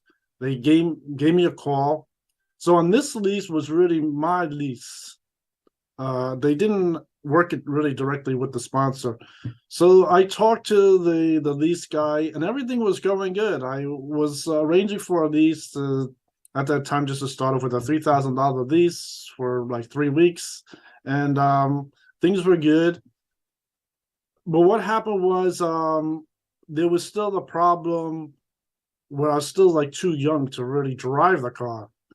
So what they did was that lease company did a very nice thing, and he was so impressed with me playing professional tennis, and everyone was there, and they were going to see this car, maybe it would even get seen on television, that he brought the car there for free. So since I was there from like 7:30 in the morning to 7:30 at night playing tennis, I didn't have much time to drive the car anyway. I was just going to sit there in the parking lot. So this car became my new show car. He parked the car there, and this was my new car. It didn't cost me anything. I didn't have to pay any money for it. It's completely free, which is a very nice gift. And a lot of people, when they came there, they knew it was my car, and they're looking at it. It was very impressive. So that really filled that spot of having a car there that was a really good car. And so that worked really good, and the car stayed there. It was a very expensive car, and that really matched my contract and my playing level and everything. So and then of course that was really sort of like the beginning of me maybe even just driving that car later on and things like that. So that car was there. It was a car that was really being leased. I wasn't going to own the car anyway. It was just leased for a temporary amount of time. So that worked really good. So I did get the car on the site. And so that was an excellent car. It was a very expensive, exotic car. And that worked really good. And then one thing with that car was at the time I had explained that there was a lot of people there at the Inner Circle with $25 million contracts or higher. And what happened was I made a new friend. My girlfriend was off the scene for a while, and then this was a new girlfriend, and this was really someone who already had a really large contract, like $25 million contract, and was very big in entertainment. She was an adult entertainer, and her name was Black Diamond. And we have some pictures together. They took photographs of us together. And this was really like a new potential marriage. And so the marriage is really sort of Carlos Scipio and Black Diamond. That is really our relationship. And this was really good. So we were really becoming superstars. And this was a big relationship together. And that was very good. And, was there any, did people look a certain way knowing that, and Carlos Scipio? Do I have that right? Yes. That was one of your tennis names. Well, the thing about this relationship also is that we were both part of Perot, so we're both really like with the same company.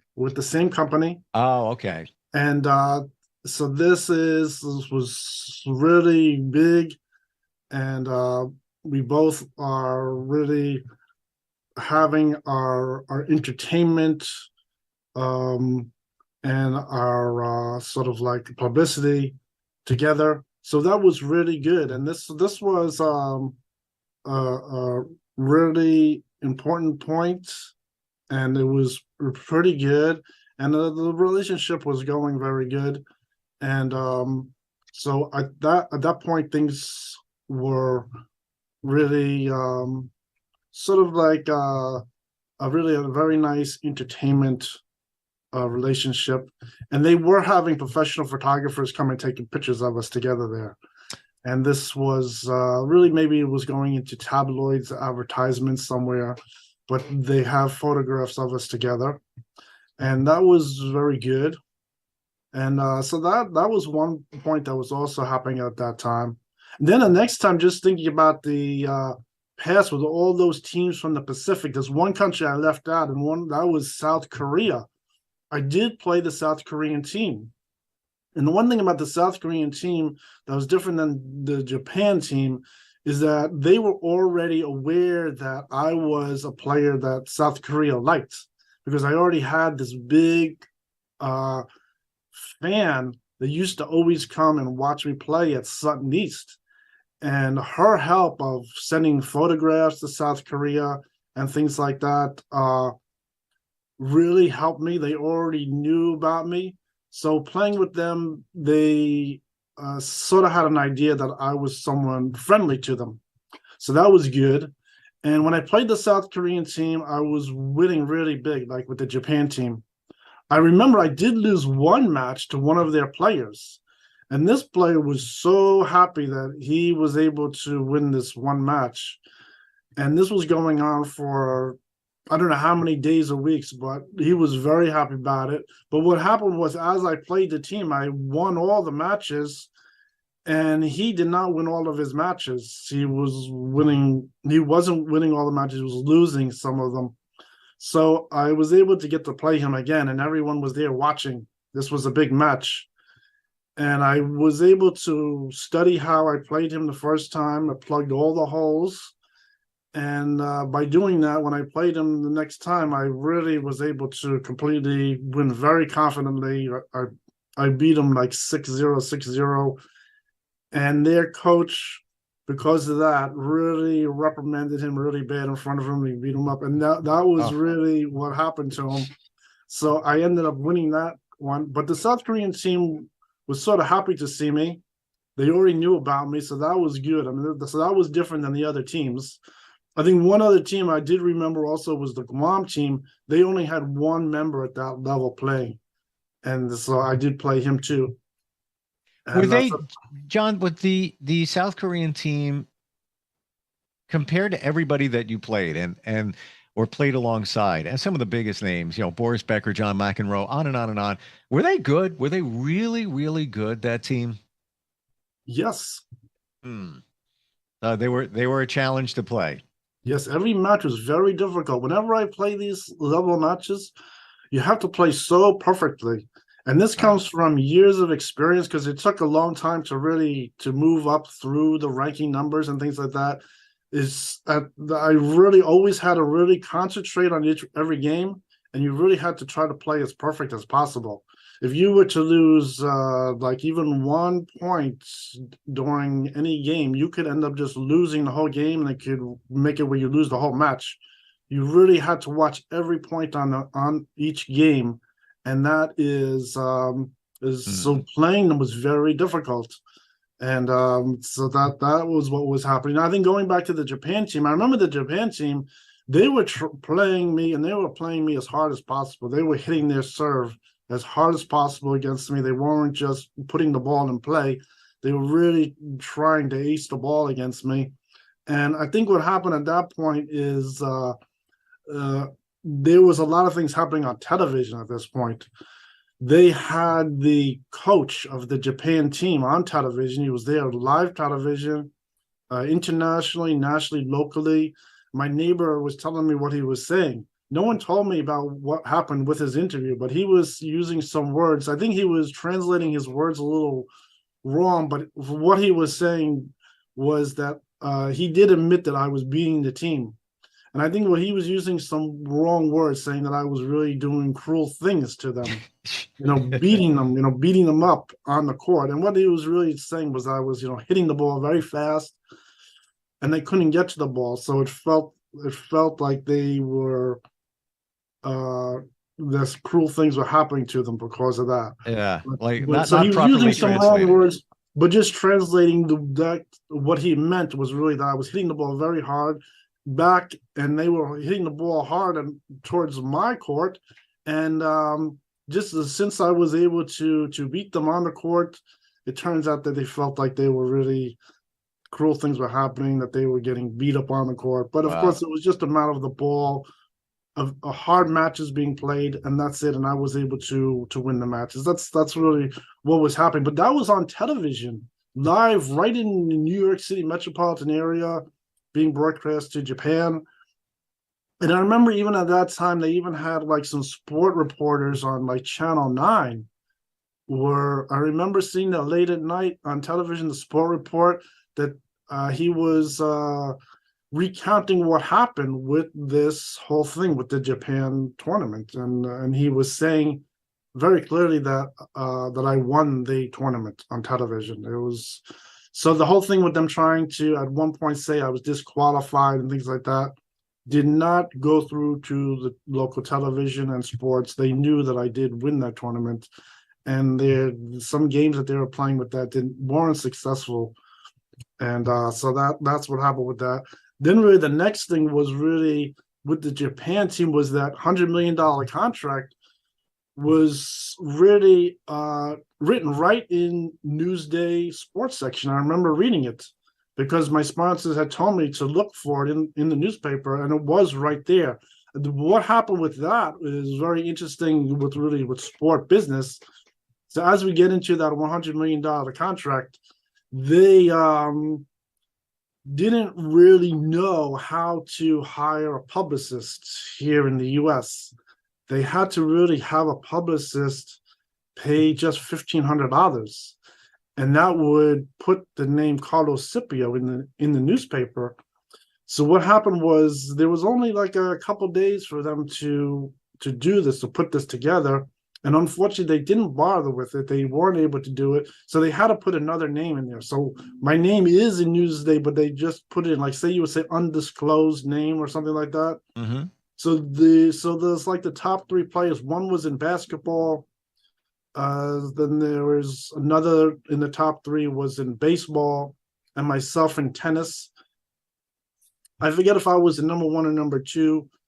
I think I was the in all sports, it might have been the number two as far as the amount of money, total amount of money. But in tennis, it was obviously clearly number one. It was way higher than any other player. And this includes the whole world of tennis players. So that was pretty big, and that was in the newspaper. So I think this thing with the publicist, you need to have a licensed publicist. This is another thing like having an agent. You know, a licensed publicist, they have to verify the name is legally copyrighted. And then the fee of $1,500 is a small amount.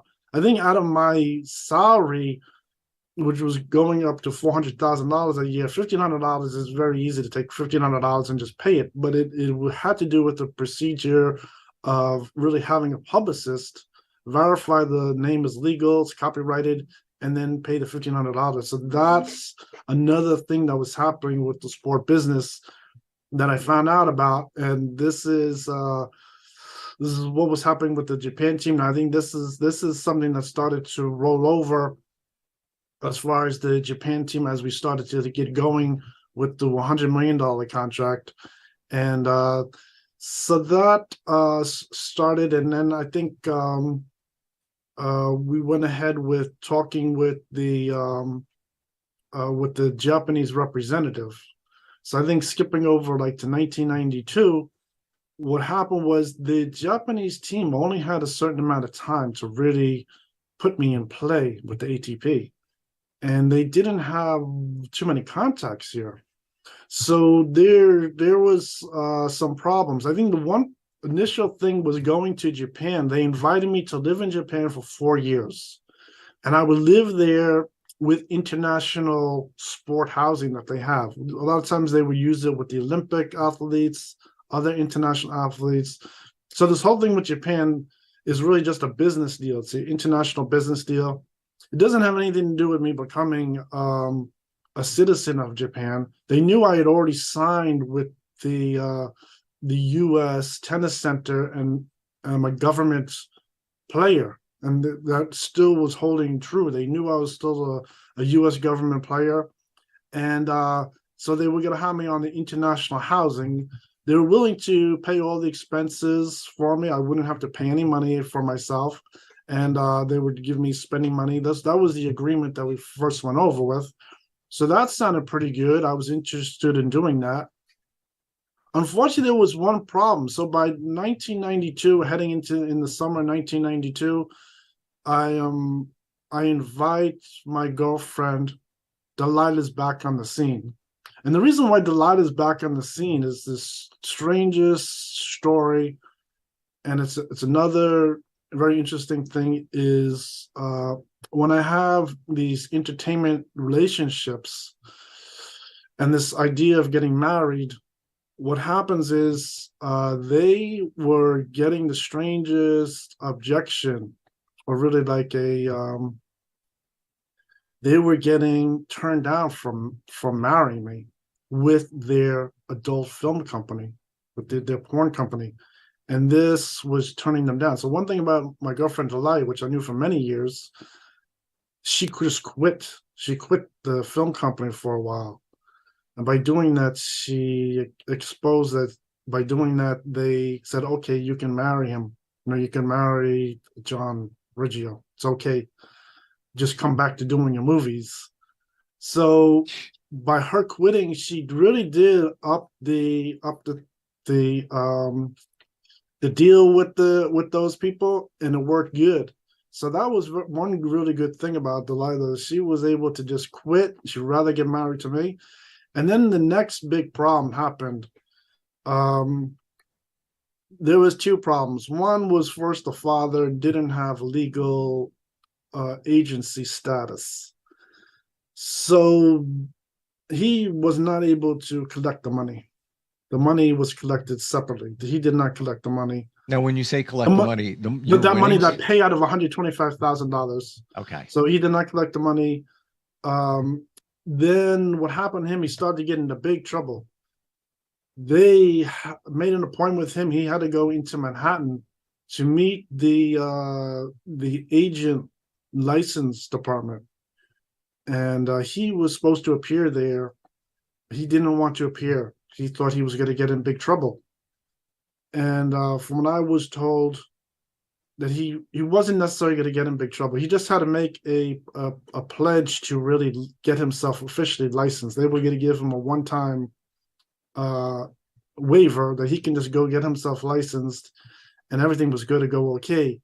Because what happened was I ended up calling the audit division, the license division for him, and they told me the story. And also, since he wasn't licensed, the thing with the daughter was a problem. So he was sort of starting to really take the fall.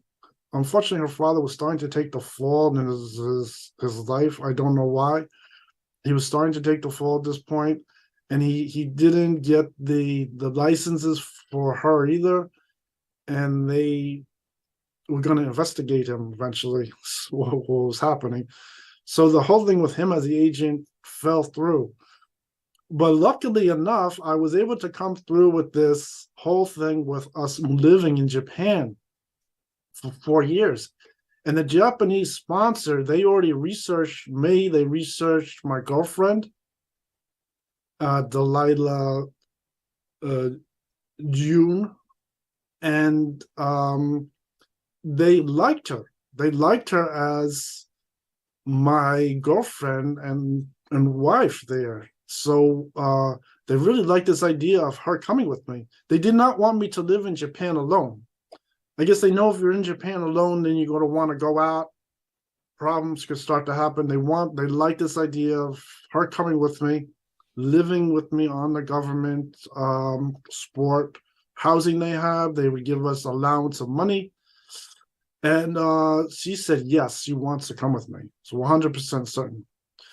So we went over to her father, and her father, unfortunately, did not want to go to Japan. This is another thing now. Did not want to go to Japan. Really, just instead of fantasizing, what happened was he came from a heritage that was Chinese, and her mother came from Italian heritage, and what happened was he did not want to go to Japan. He thought that there was some animosity between his heritage and Japan. And I talked to the contact from Japan, and he was really getting outraged about the father's comments. He was very highly insulted. He was highly insulted that he would say things like that.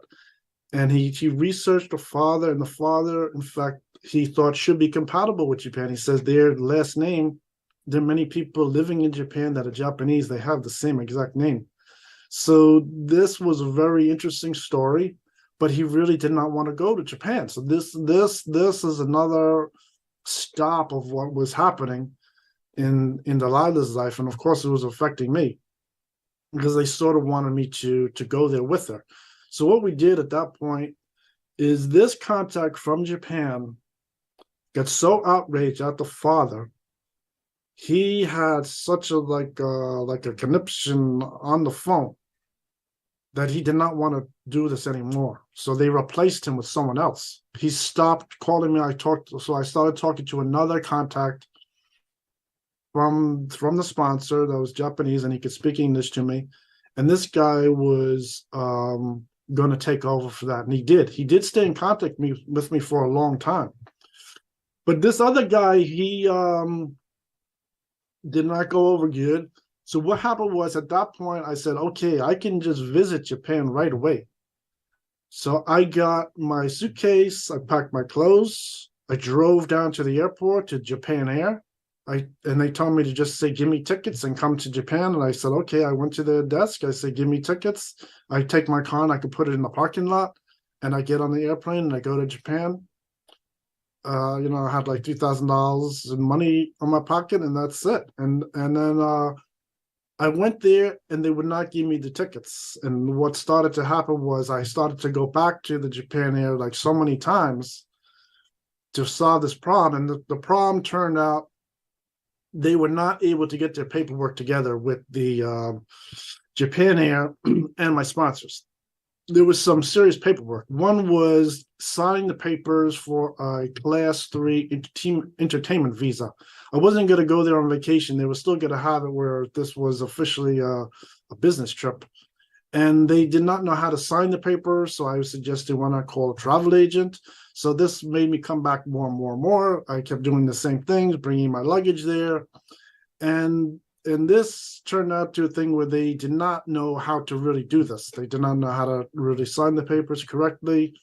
And this goes back to the same thing of one person in the Japanese team that in the sponsorship that was not doing good work. And this whole problem at this point, this stoppage that was going on for a few months, caused a big problem for the Japan team. I was given a call by my lawyer again, Hillary Clinton, and she said that since they did not get me playing within this time frame of like 6 months, they reviewed the whole experience with the Japan team, and the Japan team got fined so much money. They got fined $500 million. Now, is this because they couldn't get their act together in getting you to Japan and other issues involved in that? Yes.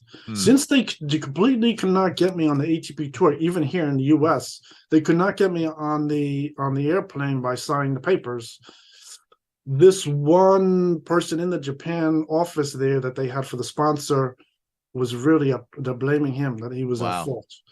And I think even one of the other sport players was also blamed. And this whole thing went to the international court. Part of it was part of the United Nations. They ended up having to arrest the guy who was the sponsor. He was blamed. They arrested him. It went to the international court. So it was $500 million penalty. They reduced it down to $400 million because I played the Pacific already, and I had my fill-in and my spokesman and advertisements were already there in the Pacific. So they reduced it down to $400 million, but they did have to pay the $400 million, and the $400 million was paid. And it was a big embarrassment for Japan. They had a big problem with international sports and things like that. Now, do you think, and we just got a few seconds left, John, do you think that this guy that created all this chaos in Japan was doing it potentially on purpose, connected to the Japanese team to not allow you to go there? I think this is the same guy who was really getting frustrated that I was winning all the matches. And he's the one who had this big outrage on the telephone, like they would call a rant today. He had a big rant with me on the television over Delilah's father's comments. And this guy ended up getting arrested, that he didn't know how to sign the class 3 visa for me, the entertainment visa. And since he caused a big problem for Japan, he gave him such an amazing fine, and the fine was paid. But since Japan sort of felt bad about it, the Japan sponsor pledged to stay in contact with me and try to solve the problem. And I think what happened was, it might have been whoever they really didn't hire, maybe they needed to hire a lawyer in Japan on international sports or something to just solve the problem very quick. It went on for years and years. I was even devising ways of going to Hawaii and things like that, and that was starting to work. And they tried to set up matches here in the US and things like that. So I was winning some interesting matches when my opponent didn't show up. I might have won 5 matches because they set up a pro matches, and whenever I was there, the opponent never showed up for some reason. Do you win by default? I won. Yes, I won on default. So I was winning the matches on default, but that's not really the end. The end game was really for me to continue playing. So there were all kinds of interesting experiences going on like that over the years. It was really very interesting. Amazing stories. What a career. And we started talking about you playing with all these major players. Now it turns into what sounds like an international incident that involving Japan and this guy over there. John Reggio, he is an amazing architect in the New York City area, and was also a major tennis pro back in the 80s and early 90s. JohnReggio.com, RIGGIO is his website, johnreggio.com. John, great having you on again. Love all the insight, all the stories. Just an amazing career, and I look forward next time we get a chance to get together and go a little bit deeper in that. Thanks, Steve. It was good talking to you. Are you looking for even more of the podcasts and hosts that you love? The Podcast Business News Network is proud to announce that you now have even more ways to listen live. Check out the MyTuner Radio, online radio box, and Simple Radio apps on iOS and Android, or find us online. Search for Business News Network on mytuner-radio.com, or search Podcast Business News Network on streama.com and onlineradiobox.com/US. Take your podcast on the go and don't miss a minute of the action.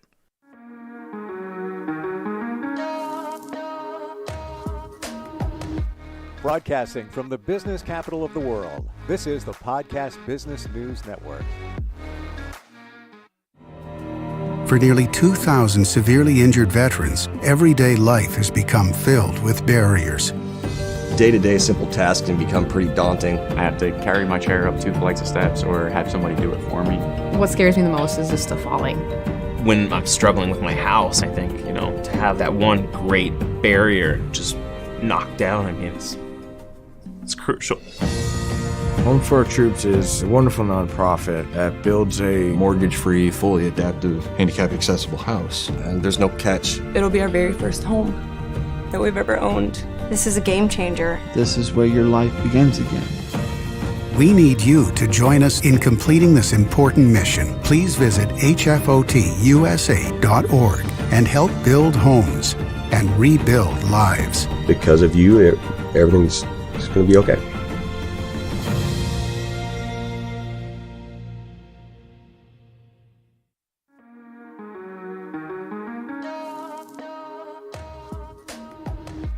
Broadcasting from the business capital of the world, this is the Podcast Business News Network.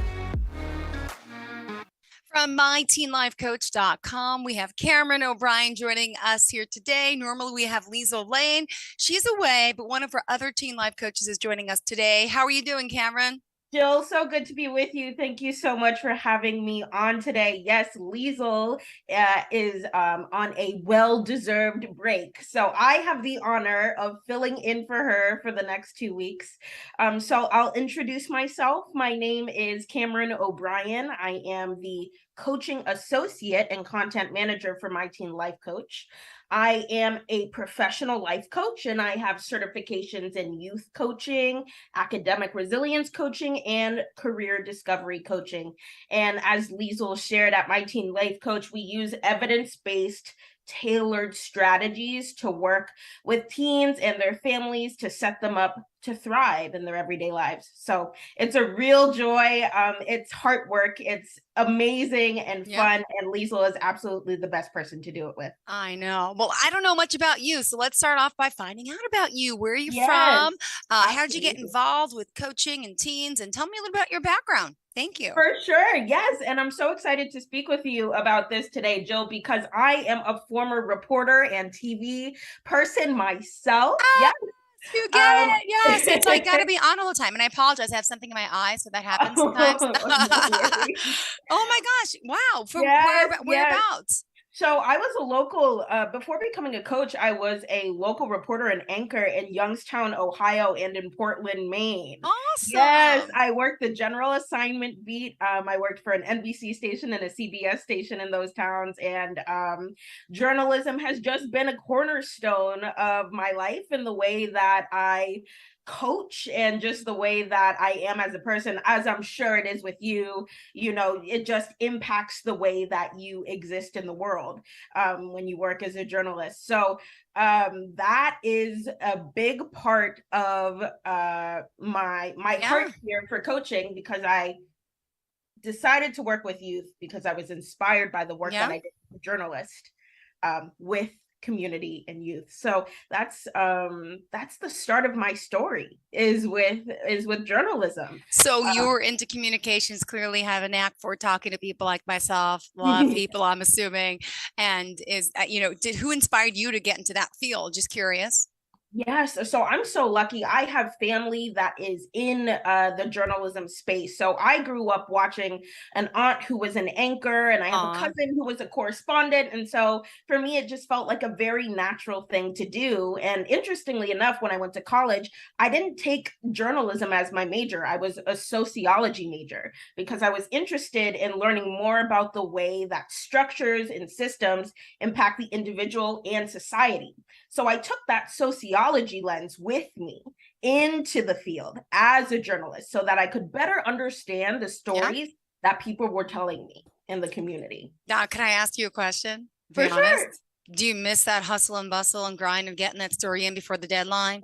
Yeah, I mean, there is nothing like being a journalist. I feel like just the ability to be out with people and see so many different things every day. The grind is no other. Journalists, are powered by coffee and not much sleep.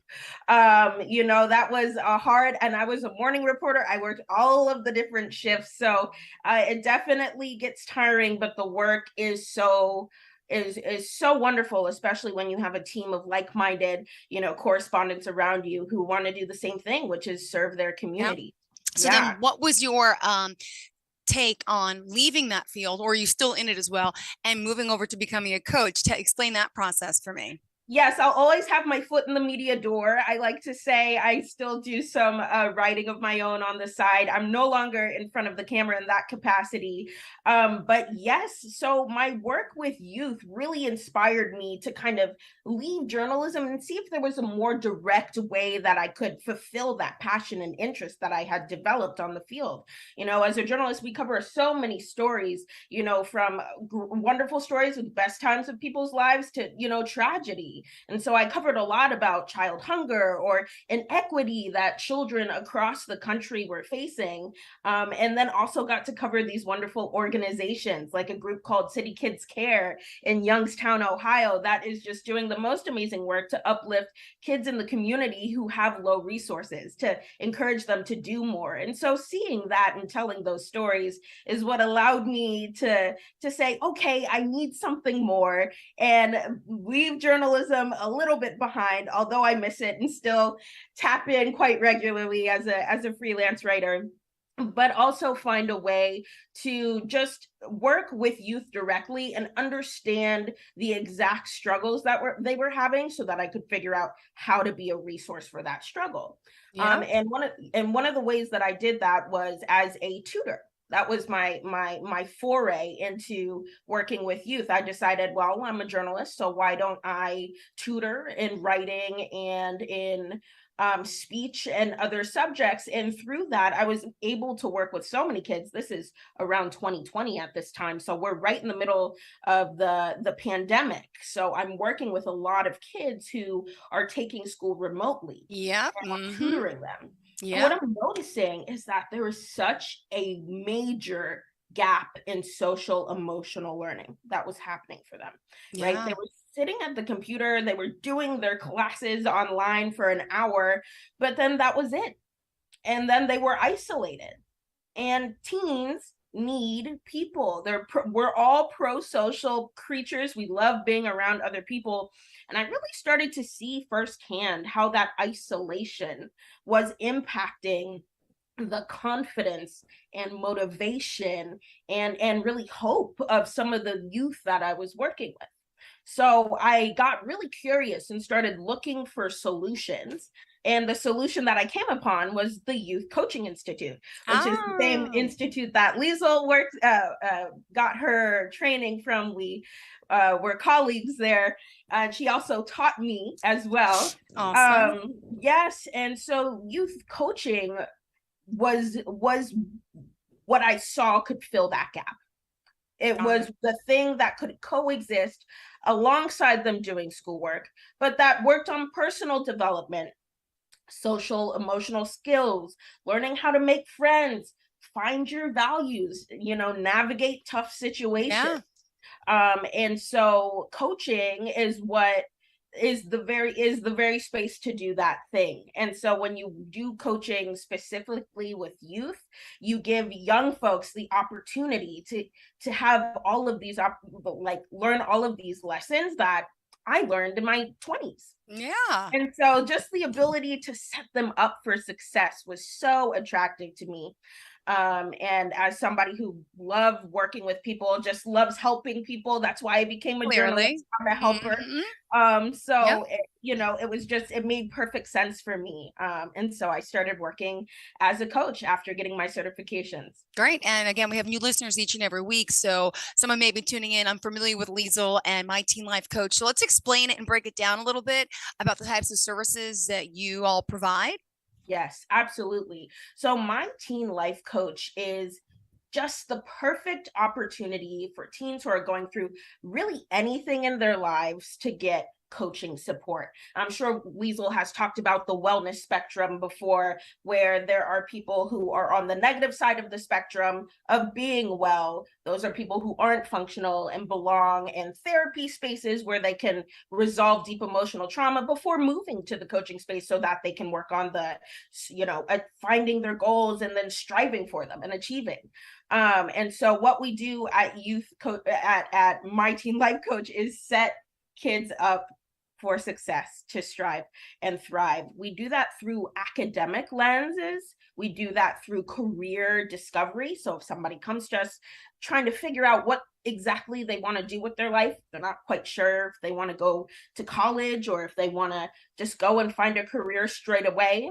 Academically, we work with kids in all stages. We have middle schoolers and high schoolers and folks in college, and we deal with a large range of things in the academic space, from figuring out better study habits to what do I really love and how can I use the motivation for the thing I love to get the work done. As we know, teens can have a hard time finding that motivation to get through the homework. So helping them discover what it is that they are passionate about and letting that passion drive them and allow them to thrive and achieve. We also work in just everyday life spaces too, not just career and school, but how are relationships with family, with friends, with others? Are we social? Do we want to be more social? Perhaps we're an introvert teen who wants to figure out a way to make more friends and do the hard things, be social. Coaching is the perfect space to explore those things and to gain that confidence. So those are some of the types of things that we do on a day-to-day basis. And we work with teens ranging from 13 younger to all the way through, their mid to late 20s. Wow, this is amazing. So you mentioned academics to start. Let me ask, are you actually like tutoring over like a Zoom call like this? Do you get assignments? Do you help guide kids? And what are the age ranges as well? Yes, absolutely. So the interesting thing about coaching is that it's not quite tutoring. As a tutor, I would sit with the kids, literally with their homework, help them get through the problems. Coaching is more about strategy, talking big picture. How are we going to approach this thing so that you can get it done on your own? That is more so the strategy. So say a perfect candidate for coaching, we've had clients come in who are struggling in certain classes and can't really figure out what's going on. We don't necessarily look at the homework or the tests per se, but we instead say, okay, what's happening in this situation as a whole? What are some things that this team can do to advocate for themselves, to make this experience that is hard right now a little bit easier? And so that's kind of what we focus on in coaching, is giving the team the skills and the strategies to put into action to change situations for themselves and their own lives. And that age range, again, is middle school all the way through college. We've had grad students as well. That's the wonderful thing about youth coaching, is that the spectrum can be quite large. We often think that 18-year-olds are kick them out of the nest and go on and how to be an adult and have it figured out. And that's not really true. And so we make space for that. It's to make space for older teens and emerging adults to come to coaching to figure out how they want to navigate their lives as an independent, autonomous adult. Great. That's awesome. Can we talk about specifics about some of the people you're helping and what you've helped them accomplish, and the things that, people out there might say, well, my teen has this problem or needs this type of guidance. Could you give us some more examples? Absolutely. So one client that I can think of was a client in college, and they came to me burnt out. They were senior year, had gotten through the other 4 years, went to a super rigorous college, a very, good student, cared, but they were in their fall and they had the career path that they had to choose ahead of them. They had big exams to finish as a senior, and they came to coaching saying, you know what? I don't have the motivation to do any of this. I am so burnt out. And I'll tell you, Jill, that is really what a lot of the clients that we see, we're dealing with burnout. Maybe it's academic burnout. Like, I've worked very, very hard and there's still a massive academic mountain in front of me that I have to climb, and I don't have to climb it. Or career. I've started this career, I'm 2 years in, but my heart's not here and I don't feel like I'm performing very well. So those are two types of burnout that often people come to seek coaching for. But with this specific client, she was facing academic burnout. And the question for her was, how was she going to get through the next 8 months? How was she going to be able to cross that line with her bachelor's degree in hand, complete the thing that she had worked so hard for? So what we worked on in coaching was figuring out why she felt that way. We went into her history. She told me about how long she had been performing, how much she had expected of herself. You know, she graduated high school and then she went to a pre-college program in the summer. Didn't even take the summer off before going into school. So getting that client to understand, wow, I've really maxed out my capacity. You know, I didn't notice because I've been going, but coaching gives you the space to stop and take a look around and see everything that's been going on. So once the teen had an understanding of that context, it's wow, okay, now I get why I'm burned out. Now I understand why I have no motivation. Then the question becomes, okay, well, what can I do to get back to the person I was, the person I want to be?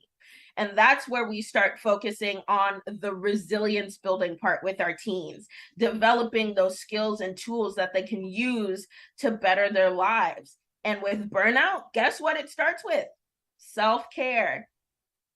That is the start to healing from burnout, building that resilience to develop capacity. It is self-care. And it's so funny. My teens often don't like hearing this. They're like, what do you mean? Like, there's no quick fix. Like, you know, I can't find an easier. And no, the thing is, right, we've burnt out. We're a train. We've been on the track. We've lost our wheels and now we're stopped.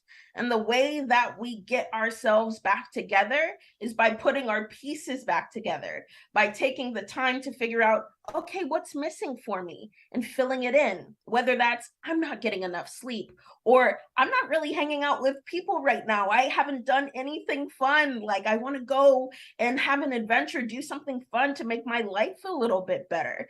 Figuring out what's missing and then filling in those pieces so that you can get that feeling of being rejuvenated, replenished. I love your energy. You got great energy. Oh, My goodness. thank you so much. Yeah. I appreciate it. Thank you. Yeah, it's great. just The kids can clearly benefit from this. They need someone like you. Yes, and you know, it's because I went through it as a teen myself. I remember. Perfect. Tell us. Yes, being a teen and not having this. I too was a super high performing kid. I did very well in school. I was very driven and motivated. It was expected of me to go to college. I expected that of myself as well, but I didn't listen to my mind and my body when it was telling me it was burnt out. I kept going. I kept staying up, doing the late nights. I kept living on coffee. Isolating myself, you know. right. That's real. Yeah. And so I realized I got to a point where I was past college. I was able to make it past college, but I went into journalism. And as you know, journalism is an amazing career, but it's also very intense. You're dealing with people as, you know, they go through either the most amazing or the most tragic thing that has happened in their lives. And that's a very intense thing to navigate. And I was navigating that with very little energy left because of how burnt out I was from college. And so as I was doing my work as a journalist, I noticed physically just how fatigued and tired I would feel. And just it started taking a real toll on my mental and physical health. And so me stepping away from journalism was an opportunity for me to say to myself, okay, what do I need for me to live the life that I want? And so that's why I'm so passionate about coaching, because I've been coached, because I have a coach. Every coach should have a coach. And so I know what it's like to have the space to process these things, to slow down, to say, okay, what do I need and how do I meet my needs, answer myself, and having a non-judgmental, compassionate accountability partner along your side. And as I was being coached in my mid-20s, I was like, geez, I could have used this at 16. Right? Yes. I was like, wow. So, you know, for me, becoming a youth life coach just made total sense after that. Oh, wow. Amazing. Well, thank you for sharing some of that. We still have a Absolutely. good 8 minutes left here in the show. So what else in particular do you want to share? Any other client experiences or stories or things that we could benefit from for sure? Yes, absolutely. I was thinking I would talk a little bit about what lessons I take into coaching from journalism. And I think the cool thing about coaching is that everybody can be their own coach, right?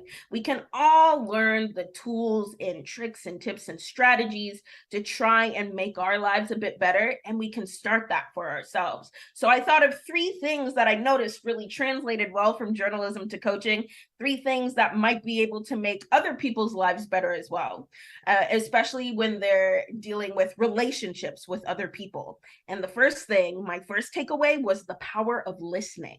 Listening is key, especially as a journalist, right? We're trying to remember the details of everybody's stories, and even more so as a coach, because this person is coming to us. This is a safe space where they're telling us what they're dealing with, and it could be very emotionally difficult. So being there to really listen, not for the sake of listening, but for the sake of understanding, for the sake of really trying to empathize with the person is going through. And this is what we would strive to do in our day-to-day lives. A lot of the time, we're trained in everyday life to just listen for how things affect us, right? But the challenge and what I've learned from journalism and from coaching is to try and listen in a deeper way, because you might learn more about the person and their situation, and you might be able to better respond to what they need when you're really listening, right? As a coach, it takes me really making sure that I remember the parts of the story that people are telling me so that I can ask them questions to expand their awareness on those situations. And it's actually a great segue into the next one, which is ask powerful questions. Yeah, which you're great at. Powerful Clearly. questions is the sauce, really, especially as a journalist, to get answers that, you know, often we need, especially in politics, education, government, but especially as a coach, because people are coming to coaching to gain a perspective that they otherwise wouldn't get on their own. So it takes asking really open-ended questions that are pointed at their experience to allow them to kind of sit back and think about you know, their situation from a different perspective. So those questions usually start with what or how or why. Like, what would make life better for you right now? What would be your ideal vision of your life in 5-10 years? Allowing somebody to think about that gives them the opportunity to hope, to feel, oh, this is what I would love to have. And then we use that hope. We use that, you know, the hope that's anchored by that question to say, okay, well, what steps can we take today and tomorrow and the next time we meet to get you closer to that dream? Yeah. So it goes along really well with the listening, being able to just ask questions that help people think deeper about themselves and their circumstances. And how can we use this in everyday life? Well, if we're trying to have meaningful conversations and get to know people a little bit better, powerful questions are the way. Try asking a question that starts with why, or why, you know, why did you decide to do this thing? Who, or what, where, when, why. Exactly. Yes. Typical How to press make it release, happen. right? Yes. That's right. That's right. And the last one is that resources matter.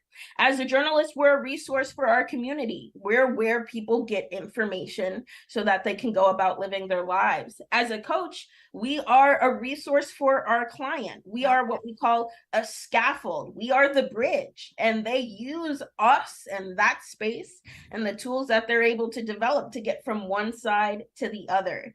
And one thing I was able to realize as a journalist is just, and especially working with communities and injustice, is just how valuable it is to have resources, to have people who understand social emotional learning, who can give kids who are low resourced opportunities to learn things that they wouldn't otherwise get the chance to learn. So that's one of my passions as a coach is making coaching accessible, because everybody deserves this kind of knowledge. Everybody deserves to understand that self-compassion over guilting and shaming oneself is the way to move forward. All of these tips and tricks that you learn in coaching, everybody could benefit from. So resources really matter.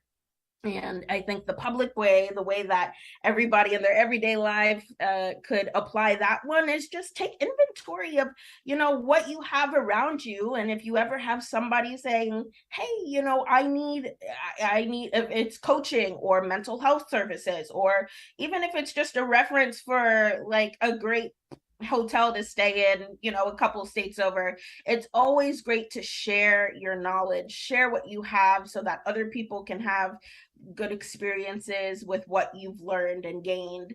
Those are, I think, the three major takeaways that I gained from journalism and using coaching, and we could use in everyday life as well. Beautifully said. Great job. Thank Awesome. you. Awesome. Let us know how we can reach out to you. Could you share, besides the website, phone number, social media pages, any way that we can contact you guys? Absolutely. So our website is www.myteenlifecoach.com. Okay. You can call us at 770-235-8202. Our social media page is at My Teen Life Coach on Instagram. We post a lot of stuff there, just helpful tips. We have groups, mastermind groups for parents who are parenting teens and would love to get some support. So make sure you go and check out those resources to see if there's a way that we can make your teen's life a bit better, or give you some support as a parent if you're going through, raising kids, which isn't always sunshine and rainbows. You don't have any kids yet, do you? No, but I have a brother, and I grew up in a large family, so I remember what it's like. Liesl has what? Liesl has 3? Yes, Liesl has 3 awesome kids of her own. So and I got 2. All about soon. I'm working on a 5 and 7. They're going to be teenagers soon. Yes. All right. Well, send my regards to her. Fantastic job. And looking forward to next week. We'll be back in touch then. Absolutely. Yes. Sounds perfect. Great. Thank you so much, Cameron. You have a great day. Thank you. And to all of our listeners and viewers, stay tuned. More of the show is on the way. Are you looking for even more of the podcasts and hosts that you love? The Podcast Business News Network is proud to announce that you now have even more ways to listen live. Check out the MyTuner Radio, online radio box, and Simple Radio apps on iOS and Android, or find us online. Search for Business News Network on mytuner-radio.com, or search Podcast Business News Network on streama.com and onlineradiobox.com/US. Take your podcast on the go and don't miss a minute of the action.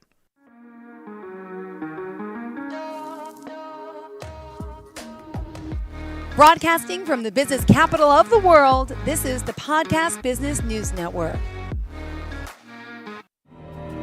For nearly 2,000 severely injured veterans, everyday life has become filled with barriers.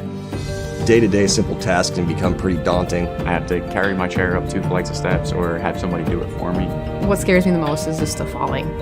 When I'm struggling with my house, I think, to have that one great barrier just knocked down, it's crucial. Home for Our Troops is a wonderful nonprofit that builds a mortgage-free, fully adaptive, handicap-accessible house. And there's no catch. It'll be our very first home that we've ever owned. This is a game changer. This is where your life begins again. We need you to join us in completing this important mission. Please visit hfotusa.org and help build homes and rebuild lives. Because of you, everything's going to be okay.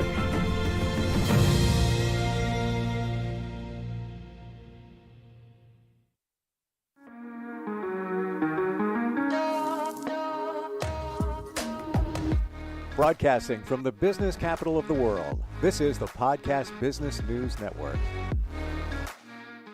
If you're listening to this, I wish you could see the video of this, and that is Genevieve Wisdom. She is an amazing life coach with Wisdom Life Coaching, and she's before us right now with snow in the background. I'm not even ready for that. Welcome back, Genevieve. How you doing? I am doing fantastic. Thank you, Steve. And a part of my life coach process is always giving those who help me look good credit where credit is due. And so it was my amazing team here in Vancouver who said, show Steve and his valued viewers, if they get to see this link, what's going on the wet coast that's now the white coast of Vancouver, British Columbia. I love it. And the background, it looks like something out of a storybook, with the houses. I see some kids playing there in the sun. And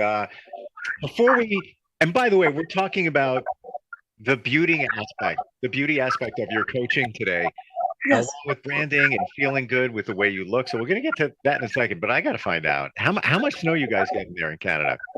Oh my goodness. So we're literally on the coast. So normally we don't get a lot of snow where I am in Vancouver, except there is some type of an Arctic front, which has happened before, coming up and around 20 centimeters. So the majority of us were snowed in. We couldn't go to the offices today. Wow. Now we're digging out because it's about noon our time. And there's another 12 to 20 centimeters expected. So we have huge snow drifts around the cars. And I wanted to show you a little bit of Wow, I see it. Yeah. And Steve, I have to tell you and our valued listeners this. My joke, I've been here on and off for a few decades now. And my joke is my idea of a white Christmas before my mom came here and fell in love with the trees and the rain of the west coast of Canada is that my white Christmas was a white sandy beach. Now my white Christmas is snow. Yeah. Well, both are good, but if I had to pick, I take the sun. That's just me. Everybody's different. That's right. And that's what's great. We can all be different. I'll meet you on the beaches of Jamaica, man. Yeah, man, Steve. Wagwan. All right. Yeah, wagwan. All right. So let's I know you have a extensive beauty background as a model. Yes.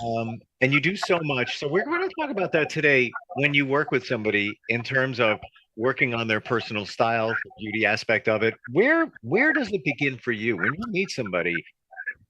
Do you automatically include that in a package, or does somebody actually ask for it? I like my valued clients to lead me. So in general, when you come to a life coach, there is an area of your life that you go, yeah, you know what? I might want a little bit more of this. So it's actually 50-50. Some people come to me wanting to talk about their skin. Usually it's the skin. At my age, which I love, people look at my skin. Steve, let's face it. We like to talk about beauty from the inside out, and that's great because inner beauty is incredibly invaluable. However, we have an experience of each other when we meet them face to face. So people look at my skin and go, oh, your skin. And I go, yes, I know. And they go, it must be the melanin. And I go, it's more than the melanin. I take nutraceuticals.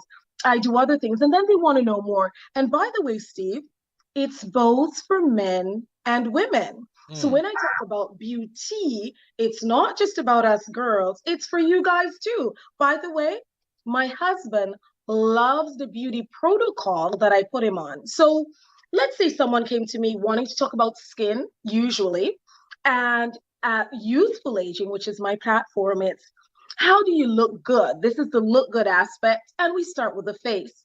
So decreased lines, less sag, having that youthful glow that we love when we're 25, let's say. And I do the best I can with the products on the outside and products on the inside. So that's usually how that starts. However, I have had people come to me, business people, for instance, because my passion, I'm a consummate entrepreneur. I've started many businesses. Some have went up, some have went sideways, and that's good. The experience is invaluable. So I have people come to me to help me organize their lives when it comes to their business and their business aspect. And they'll look at my skin and go, how old?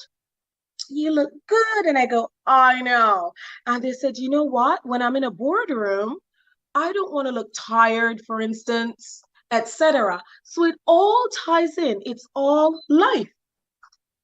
It's all connected, and I love the fact that you center on the way you look makes you feel good, because you're gonna, like, I have a party I'm going to on Thursday. It's a business related party. I know the suit I'm wearing. I know exactly which one it is because I know I'm gonna rock it. I'm gonna feel good, and it's, I'm humble, but I got to feel good at this party. That's the suit I'm gonna wear. Of course.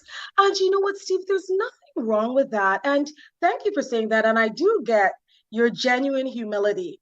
And I have that as well. And I think that's what my clients like, because I might be joyful, and that's great. But there's a sense of humility under that. I'm always learning. I learn from my clients, and I'm always learning by doing continuing education in nutraceuticals, in what we put on our skin, in our organ systems, etc. So I'm continually learning, and that keeps me humble, and I can laugh at myself. But Steve, you're right. When you go to Christmas parties now, I have a lot of people coming to me asking, how do I look good at my Christmas party? I'm a CEO, but I want to go in with great skin.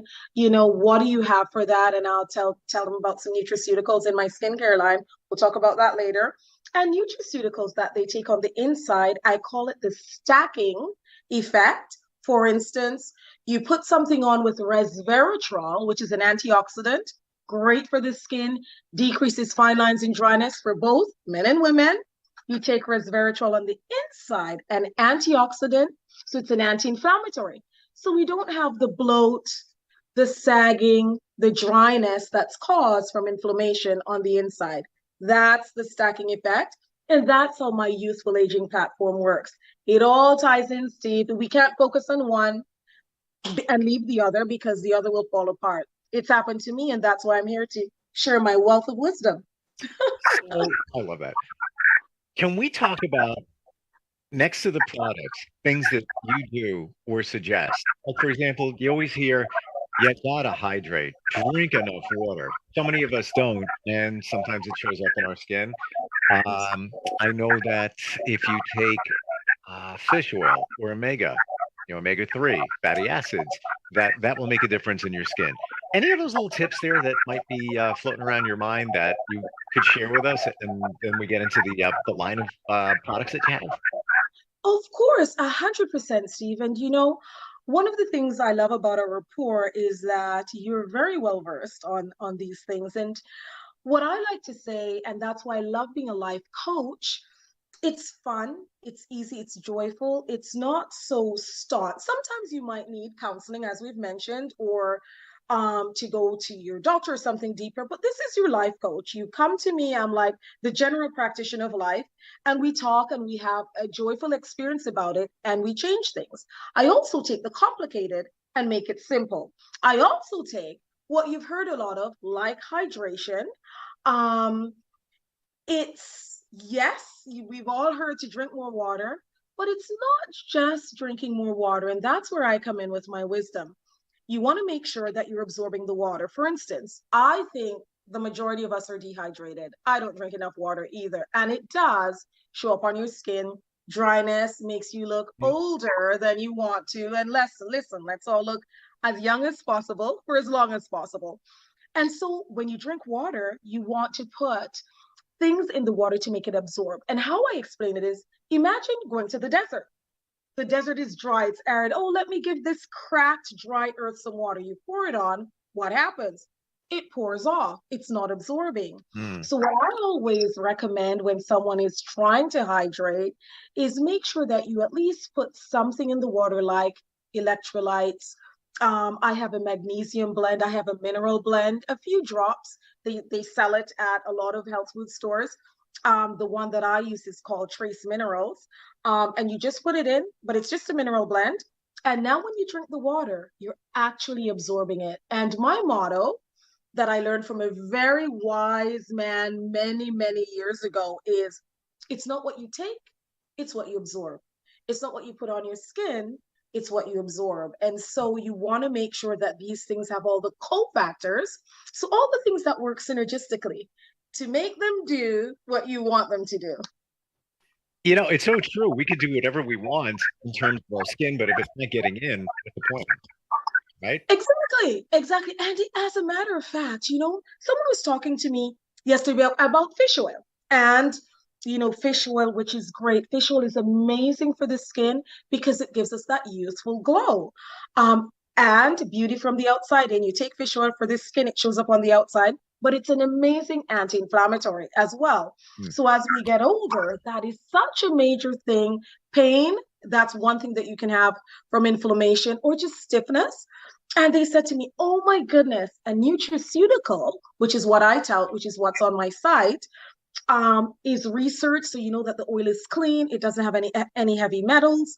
Your body can absorb it. So when they take it apart, say, think of your fish oil as juicing fish, right? And if you think about it like that, it's just like, wow, I want this to be clean juice. So that's why you'll notice the pricing is very different because you have to be run through all these tests, third-party testing, to make sure that it's good for you. And my wise teacher that tells me not what you take, what you absorb, you also want to make sure you're absorbing clean things. And so, Steve, I love what I do because it just makes so much sense. And not only have I learned this from Life University experientially, I've also learned it from traditional university because I've, studied how it all works. Well, this is what I love about you. You are plugged in. And yes, you have to get quality products. And a friend of mine, he's a dietitian, he's a fitness guy, met him years ago. He told me way back then, even fish oil, you have to go with the quality product. If you do not, you're not getting the full benefits. You can't just walk into a local pharmacy and pull a fish oil off the shelf. It's not going to be pure. It's not going to be the good stuff. So yes, you have to pay a little bit more, but for that and other products, I'm sure nutraceuticals, you pay more for the better product, and then you get the results. 100%. And as your friend said, getting the better product, there's another side to that as well. If you're putting something that's subpar in our body, you have to still excrete it.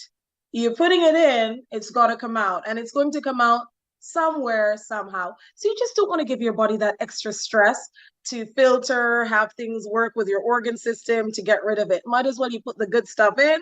We're going to use the good stuff and get good stuff out, like on your skin. Somebody told me too recently, like talking about, the sun, abusing sunscreen. They said, yeah, you're going to worry about the sun. Absolutely, 100%. You got to worry about the sunscreen. That's loaded with chemicals, what you're putting into your body. And our perception is, I'm doing myself justice by protecting myself against the skin. But if you're using products that have all these chemicals, you're adding toxins to your body, which leads to what you said, inflammation. So let's go to some of the products that you truly believe in. And let's pick like one or two to start with and tell us about them. Of course. So going back to my beauty background, I started fashion modeling at 13. I was walking down the street. Quick story. I love stories because then you get a picture of me. I'm walking down the street, 5'8" at 13. This gorgeous blonde come bounding out of her high-end clothing store and goes, Genevieve, you should model. Okay. I started modeling. The one advice my mom told me at 13, cleanse, tone, moisturize. It's simple. And a part of what I do when I coach and counsel one-on-one, as well as my small group counseling, because I like to take time to get to know my clients, is I say old school, meet new school. So old school mom, cleanse, tone, moisturize.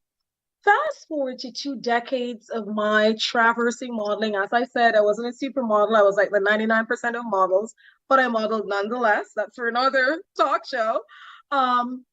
I found out that what I was putting on my skin in just the skincare products, not to mention the makeup that was being put on, had all these chemicals in it. Then I discovered something called apple stem cell technology. That was some time ago in my early 30s, going, apple stem cell technology for the skin. What is that? And quick and dirty explanation, well, maybe not dirty, just quick, is there's a German apple, can't pronounce it, I forgot my German, but there's a German apple, once you cut into it, it actually takes a long time to oxidize. Everybody knows what that is. When you cut into an apple, it starts to discolor. Oh my gosh, it can sometimes happen in 15 minutes. You start seeing it change, like getting dark and everything, yeah. Exactly. This a specific German apple, which is trademarked, but it's still out there. Takes about 28 days for this discoloration to happen slowly over time. And so there are skincare products that have that in it. So I took the best of the best. And that's what I use to wash my face. The great thing about that is, Steve, can you imagine there is such a thing as middle-age acne? And that has to do with our hormones. You think your acne is done at 18. Well, it can come back and bite you later on. And so this German apple, it cleanses without stripping the skin. It also feeds the skin because whatever we put on, we eat. The skin eats, pardon me. And I love it. And that's how you take the dirt, the impurities out, because that can cause lines and wrinkles. If you have dirt stacked upon dirt with the oil and sebum on your skin, next thing you know, you have lines. So start with a great cleansing foundation. And it's, for me, it's apple stem cell technology. And I will show the world what it is very soon. Next week, I'll show you, but I wanted to talk about it today. Super cool. Okay, toner. Yes, toner. People, old school meet new school. I had a friend who's a fashion icon, and she goes, "We don't talk about toner anymore. We don't like the toner." I go, "What are you talking about? The skin." Here's what's great, Steve. Physiologically, we haven't changed. We're human. So the skin, foundationally, what makes it up, that hasn't changed.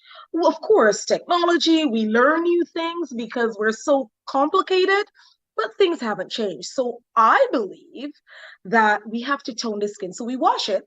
We have to bring it back to that healthy, slightly acidic pH. And what that does, it helps to protect your skin, helps to prevent you from burning in some cases. Now, I'm not saying it's a sunscreen, but if you have the pH of the skin balanced, the skin can take care of itself, providing you're not laying there and cooking. I wouldn't, but, and not you wouldn't either, Steve, but you know what I mean. Mm-hmm. So it helps to balance the pH of the skin. So I looked at all these toners. The one that I've chosen has resveratrol in it. So we've talked about inflammation, anti-inflammatory. Resveratrol, everybody knows this from the skin of grapes. And I think a lot of us have started, well, not me, because I gave up drinking about 15 years ago, but started to drink glasses of wine for the resveratrol. One glass, okay. When you start to go, you're now losing the effect of resveratrol, and it's an antioxidant. Decreases inflammation, which help to decrease fine lines, wrinkles, stress look on your face. So that's the toner that I've chosen, is resveratrol. And remember, Steve, Useful Aging, my platform, beauty from the outside in. You put resveratrol toner on the skin on the outside. You take a resveratrol nutraceutical. Resveratrol is an amazing antioxidant. We all know what antioxidants do. They decrease pain, inflammation. However, there have been studies that have shown antioxidants also help to prevent chronic conditions, like some kinds of cancers, etc. Now, I'm not saying to go out and take resveratrol and prevent cancer. That's not what I'm saying, but it's at least a stacking effect, having something that decreases that oxidative stress. It's a stressor on the body. So you put it on your skin on the outside, take it in a supplement on the inside. Now you have a more youthful look on your skin because you're hitting it from both ends, shall we say. Wow. You run deep with this stuff. I never realized, Genevieve. I knew that you had a beauty background. I knew that you're connected to these products, but interesting. Like, I would have never, I don't think I've ever heard that, placing it on your skin, but also ingesting it as well. Any other tips? Like, what do you suggest? Oh, please repeat, Steve. Say it again. Yes, please. What was your question again? We cut out for a moment. And then I didn't hear you. It was like a weird echo, so I lower the volume when I'm talking. Other suggestions, based on these products or nutraceuticals, anything else that you really, really believe in? I know those two that you mentioned is definitely something that's big for you. Of course. No, I believe in a serum cream. And what that means is, come on, Steve, especially guys, some girls will take time to do our skincare routine. Guys, are just, let's get it done. This is what we have to do. I love the male sense, we have to get this done. Let's just get it done. And so I put together these great ingredients that complement each other. And then we can go wash your face, get it done, in and out within a minute. You can cleanse, tone, moisturize. But that's how I am. And people go, what? You used to model, you're not there? Go, I don't have time for that. And so a serum cream is something that's amazing. As we get older, the skin loses its ability to build collagen, elastin, all those things that keeps it looking young. And so on the outside, I put a serum cream. One that I love is called Amla. A lot of people are now familiar with Amla fruit. I'm familiar with it from hot countries. It's gooseberry. Amla is loaded with moisturizing ingredients. Here again, Steve, we can stack our Amla because I actually have sold Amla powder, organic, and it's just a gooseberry. They grind it up. You can put it in your shake, etc. And Amla is so great for the moisturizing aspect. It helps to hold moisture, like hyaluronic acid. We've heard of that. Hyaluronic acid, again, is incredible for holding water. And that's what we want to do as we get older, is keep things moisturized on the skin to look younger. But we also want to keep things moisturized and lubricated in our joints. Hyaluronic acid is amazing for that. And so I do hyaluronic acid in a serum. So quick and dirty, cleanse, tone, moisturize. I have a serum cream, which has the Amla loaded with moisturizing potential.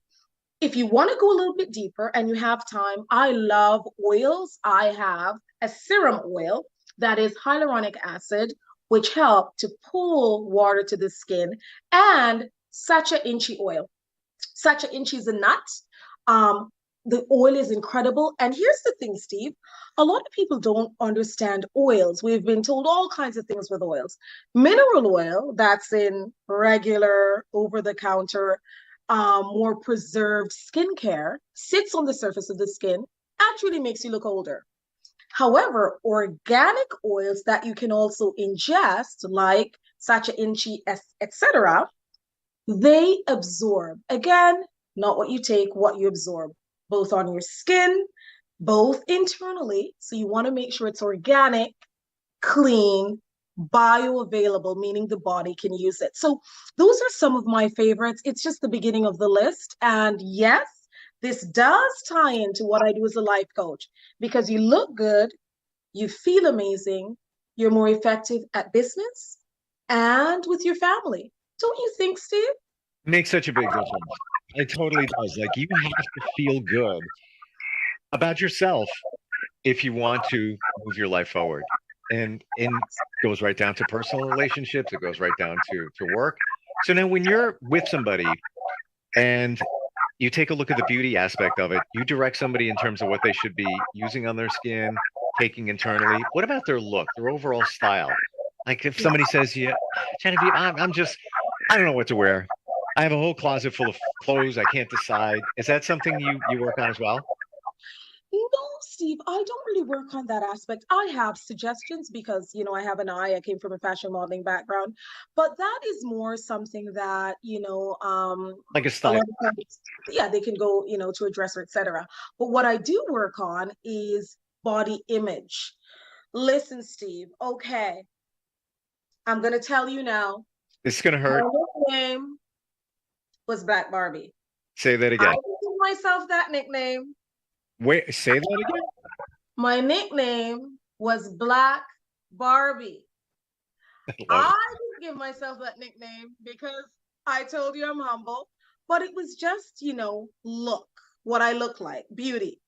Well, I'm telling you, Black Barbie has changed a little bit now. And so how does men and women deal with us getting older when hormones get in the way and change the Black Barbie-ness, especially in the middle section, etc. So that's more what I do with beauty coaching, is I talk about what are your thoughts of beauty? How do we traverse life? How do we love ourselves and still consider beauty, men and women, what we look like even when our body changes. And then I talk about different things that can affect that, like hormone balance, because of my education in applied sciences, etc. And remember, Steve, I talk globally as a life coach. If we need to go deeper, I, of course, refer to naturopathic doctors or your medical doctor to get hormone panels done, because that affects what you look like, which of course you want to look good at your business meeting. And if your body has changed, that's more how I beauty coach on the deeper level. The clothing aspect is very important. I have someone that helps me, of course, with my different looks. I got this new outfit today for Christmas and earrings, but I can refer to people who do that.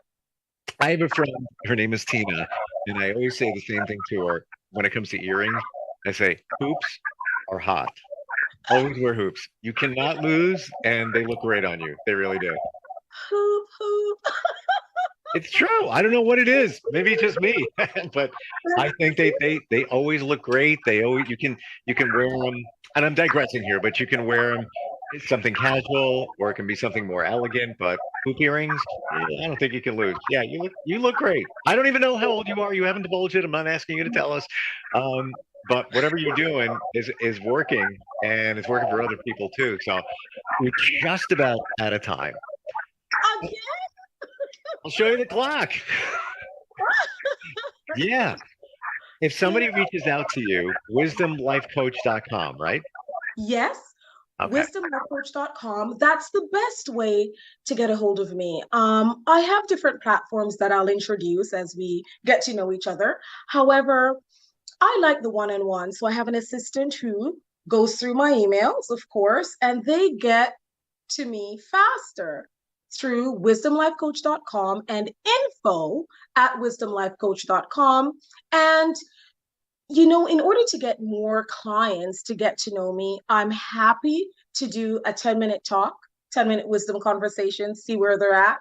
And then we go from there to see if we're a fit, because a life coach and client have to have that rhythm, that fit.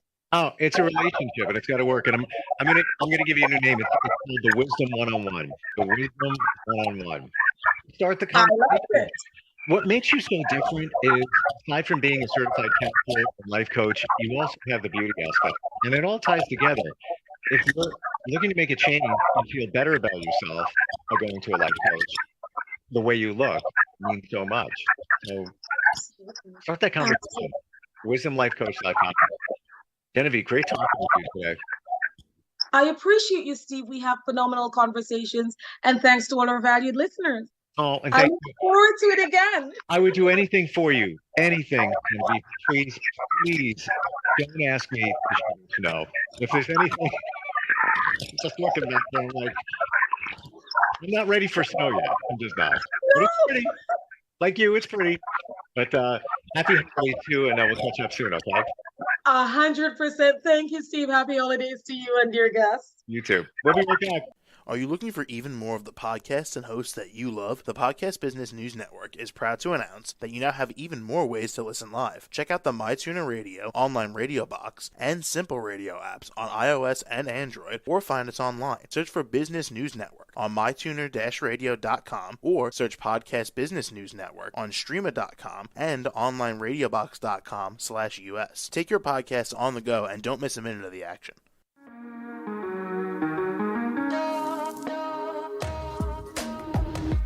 Broadcasting from the business capital of the world, this is the Podcast Business News Network.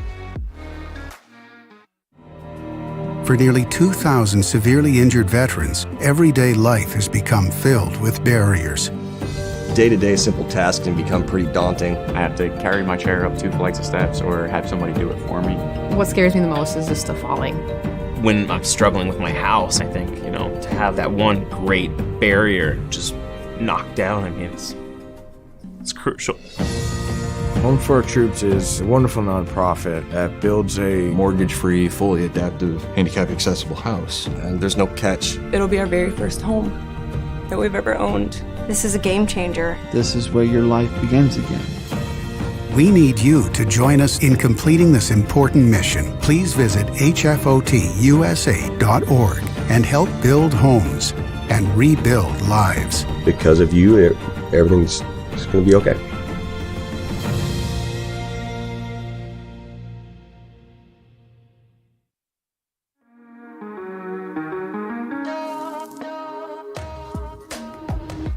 Broadcasting from the business capital of the world, this is the Podcast Business News Network.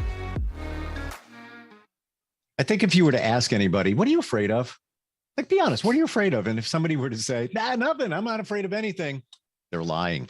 Yeah, we have fear in our lives, in ourselves, of many different things. And we're going to talk about that today and how to overcome different types of fear and move your life forward. And that's with help from somebody who's the founder and healer of Mindful Healing Heart. Winnie Chan Wang joins us. Winnie, how you doing today? Great. Thank you, Steve, for having me on again. And I really look forward to connecting with the audience. Same here. And it's funny when I think about fear, it could be the littlest thing or it could be the biggest thing. But fear does exist in all of our lives at all times. Yeah. We can be waiting for an appointment and like we can be waiting on the Zoom appointment and the other person's not letting us into the room. And we're like, oh my God, did I get the date wrong? Is there a technical difficulty? We're about to go live. How's it going? It could be something as small as getting on Zoom, having your Wi-Fi, or, going to the airport. It's like, do I have my ticket? Do I have my passport? Am I going to get to the gate on time? Am I going to make my connecting flight? Is my luggage going to get lost? There's those kinds of everyday fear. Am I going to overcook the chicken? I gotta tell you, I love when we get together because it's like you're reading my mind, and I gotta share with you the first fear. Like when I talked about that before, that clicked in my head was my friend's coming over later. We're gonna barbecue, and I'm thinking, do I have enough gas in the barbecue? Now, maybe it's a minor fear. It's like, I hope I do. And then on the passport thing you just said, my daughter wants to go away on vacation, and we're just the two of us. And I was like, oh, okay, we've never done that before. Couldn't find my passport. So, and I recently moved, and I know it's like, oh God, no, I'm going to have to go expedite a new passport, blah, blah, blah, blah, blah. But my fear was, what happens if I don't get it in time? So these are minor fears, but why do we think that way, Winnie? Why are we always like worried? Is it worries or is it fears? I wonder about those two as well. That is a really excellent distinction. Usually it's like a tip of the iceberg thing. If we think about, okay, passport, that's a small thing. What's the worst that's going to happen? It's like, okay, let's say you can't find your passport. You can't go on the plane. You can't go on the vacation. You wasted a bunch of money on air flight and hotel. But what's the worst that's going to happen? It's not like you're going to die. You still have a roof over your head, you still have food. And so we can worry about the small things, but the reason why we get really triggered is because it's like the tip of the iceberg. We have this general, what's going to happen? And really underneath that, there is a bigger fear, which is the fear of unknown, right? I think deep inside, we all want to be control freak. If I'm the queen of the universe, then X, Y, Z are going to happen. I'm going to have a lot of money. I'm going to have a lot of love. I'm going to have a lot of health. I mean, who doesn't want to have health, love, and money? We all want it. The truth is that we can't always have all of that all the time. It's kind of like full moon and new moon. The waves come in and they go out, sunrise and sunset. The truth is that sometimes we catch a cold and then sometimes we recover. Sometimes we are in excellent shape because we work out a lot. And then sometimes we fall off the wagon. Sometimes we fall in love and we have this really great relationship with a friend or our kids or a romantic partner. And then sometimes the relationship is a little bit rocky and then there's conflict. And even money, sometimes we feel like we're killing it. We're making so much money, or in our career, we're writing new books, creating new courses. And then sometimes we can have a little bit of a lull where we're in between projects or we're in between jobs and we feel like, oh my God, it's something wrong with me, right? And so really it all boils down to this fear of unknown. What's going to happen next? And this feeling of almost like ants crawling under the skin, be like, oh my God, it's so uncomfortable to sit with the uncertainty, right? And if we're not comfortable with uncertainty, what's going to happen is our brain, which has a negative bias, is going to generate a lot of doubt. What if I don't find my passport? What if I don't catch my flight? What if I undercook the chicken? What if my kids don't like the chicken I cooked? There's a lot of what if, and so our mind becomes preoccupied. It's like a train, like one thought leads to another thought, leads to another thought, leads to another thought, and pretty soon we have entered a tunnel of darkness. Yeah. Yeah. It's like the snowball down the hill. It just keeps getting bigger and bigger. And people tell me, instead of thinking, what if I burn the chicken tonight? No, reframe it, your mindset to say, I'm going to cook chicken. It's going to be great. I can't wait. There's going to be so much flavor. I'm trying a different seasoning. It's going to be awesome. Reframe it that way, because your subconscious doesn't know how to distinguish between the two. All it hears is the negative. And then it's just like the chain around your neck, like, I've cooked the chicken. I got to find what if I can't find the passport? No, I'm going to find it. Guess what, by the way, I did find it. Oh, congratulations. Thank you. And I looked, and it was in a box that, part of my move, but I almost feel like it was spiritually guided. But I'm getting details, but I started believing I am going to find it. But that's my point. Like, just take it a positive way, because what's the alternative? Why do you want to go negative? Why think about burning the chicken? No, it's going to be great. It's going to be okay. So Steve, you hit upon a nail, which is this mindset shift, right? Instead of thinking what's going to go wrong, what about what's perfect about this situation? Yeah. Right? Can we find the perfection of the situation? And that being said, sometimes we do end up not finding the passport. Sometimes we do end up undercooking the chicken. So one of my favorite quote is, a bird can relax on a branch, not because it trusts the branch not to break, but because it trusts its ability to fly, right? It trusts its own wings. So we don't have to trust that you can find the passport. We actually don't have control over that. We don't have to trust that the chicken will be properly cooked. We don't have to trust that. What we do get to trust is something much deeper. That's the light. That's the truth of who we are. That's the core of our being. That no matter what happens, we'll find a way. There's a way through every block. Yeah. Okay, so let's say the chicken is undercooked. Maybe we can drive to KFC and buy fried chicken. It's not the end of the world, right? If we can't find the passport, well, maybe we can have a staycation and play video games. There's always another way to find fulfillment. So pain and pleasure happens like day and night happens. Day is followed by night, and night is followed by day. Pain is followed by pleasure, and pleasure is followed by pain. So in life, we are constantly faced with obstacles like, oh my God, I can't find my keys, or I can't find my wallet, I can't find my phone. I'm sure all the audience can relate to that.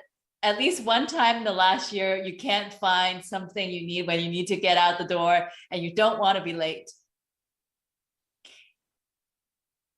It's knowing that it's okay, even if I can't find something, and even if I'm late to the appointment, it doesn't make me less of a person. It doesn't mean the other person would love me less. I think underneath this fear of unknown, let's go down the tip of the iceberg, right? Okay, at the top is, this kind of like everyday surface, I don't know what's going on. And then there's this really deep not knowing. But the fear is, what if I'm not enough? How are other people going to judge me? Oh my God, they're going to think that I'm such a disorganized person. I'm not worthy of them hiring me, or I'm not worthy of my daughter's love because I can't find my passport and I failed to take her on a vacation, right? So underneath that fear of unknown is, how are other people going to judge me for this little obstacle, right? How are other people going to change? Are they going to love me less if I show up late to an appointment? Are they going to love me less if I couldn't afford this vacation? And so the answer is, whether the other person appreciates us or loves us, it actually doesn't depend on our performance, whether we produce a passport or produce, a flavorful chicken.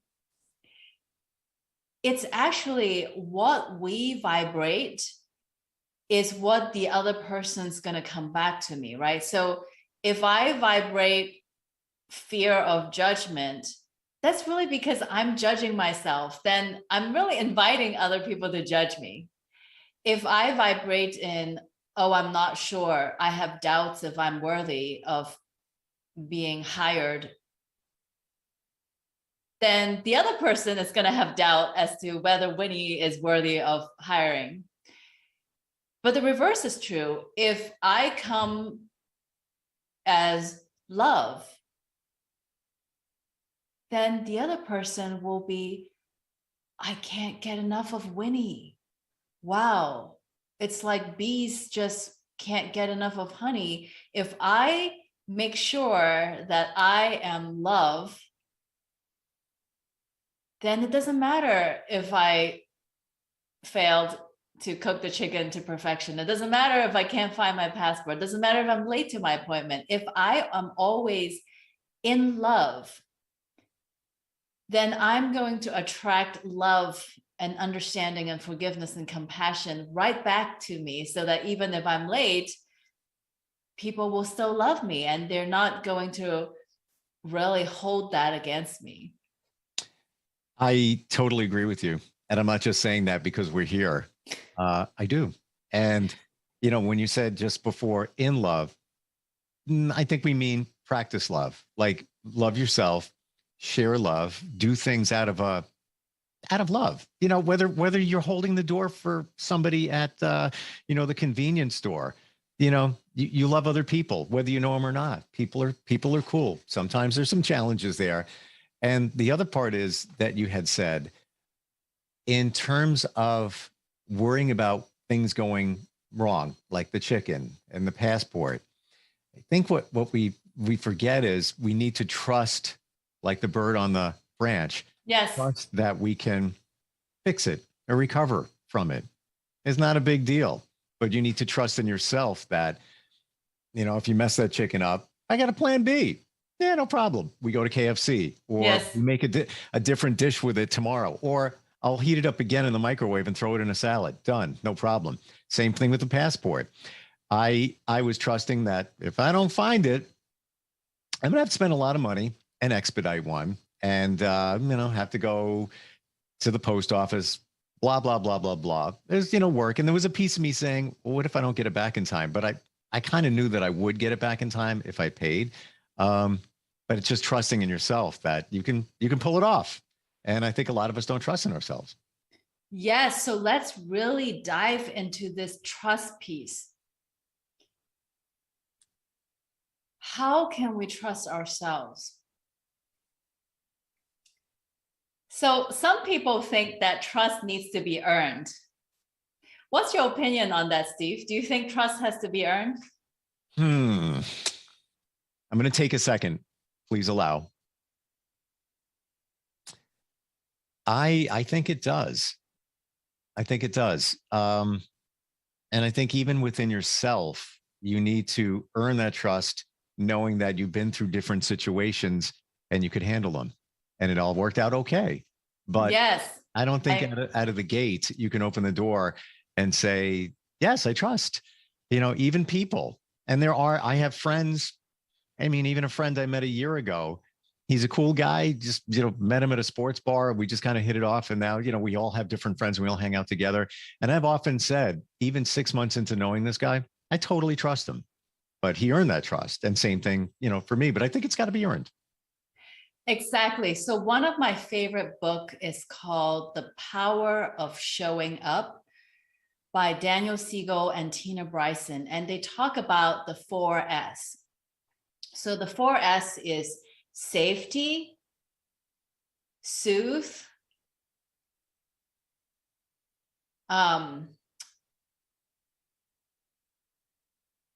safety, seen, soothe, and secure.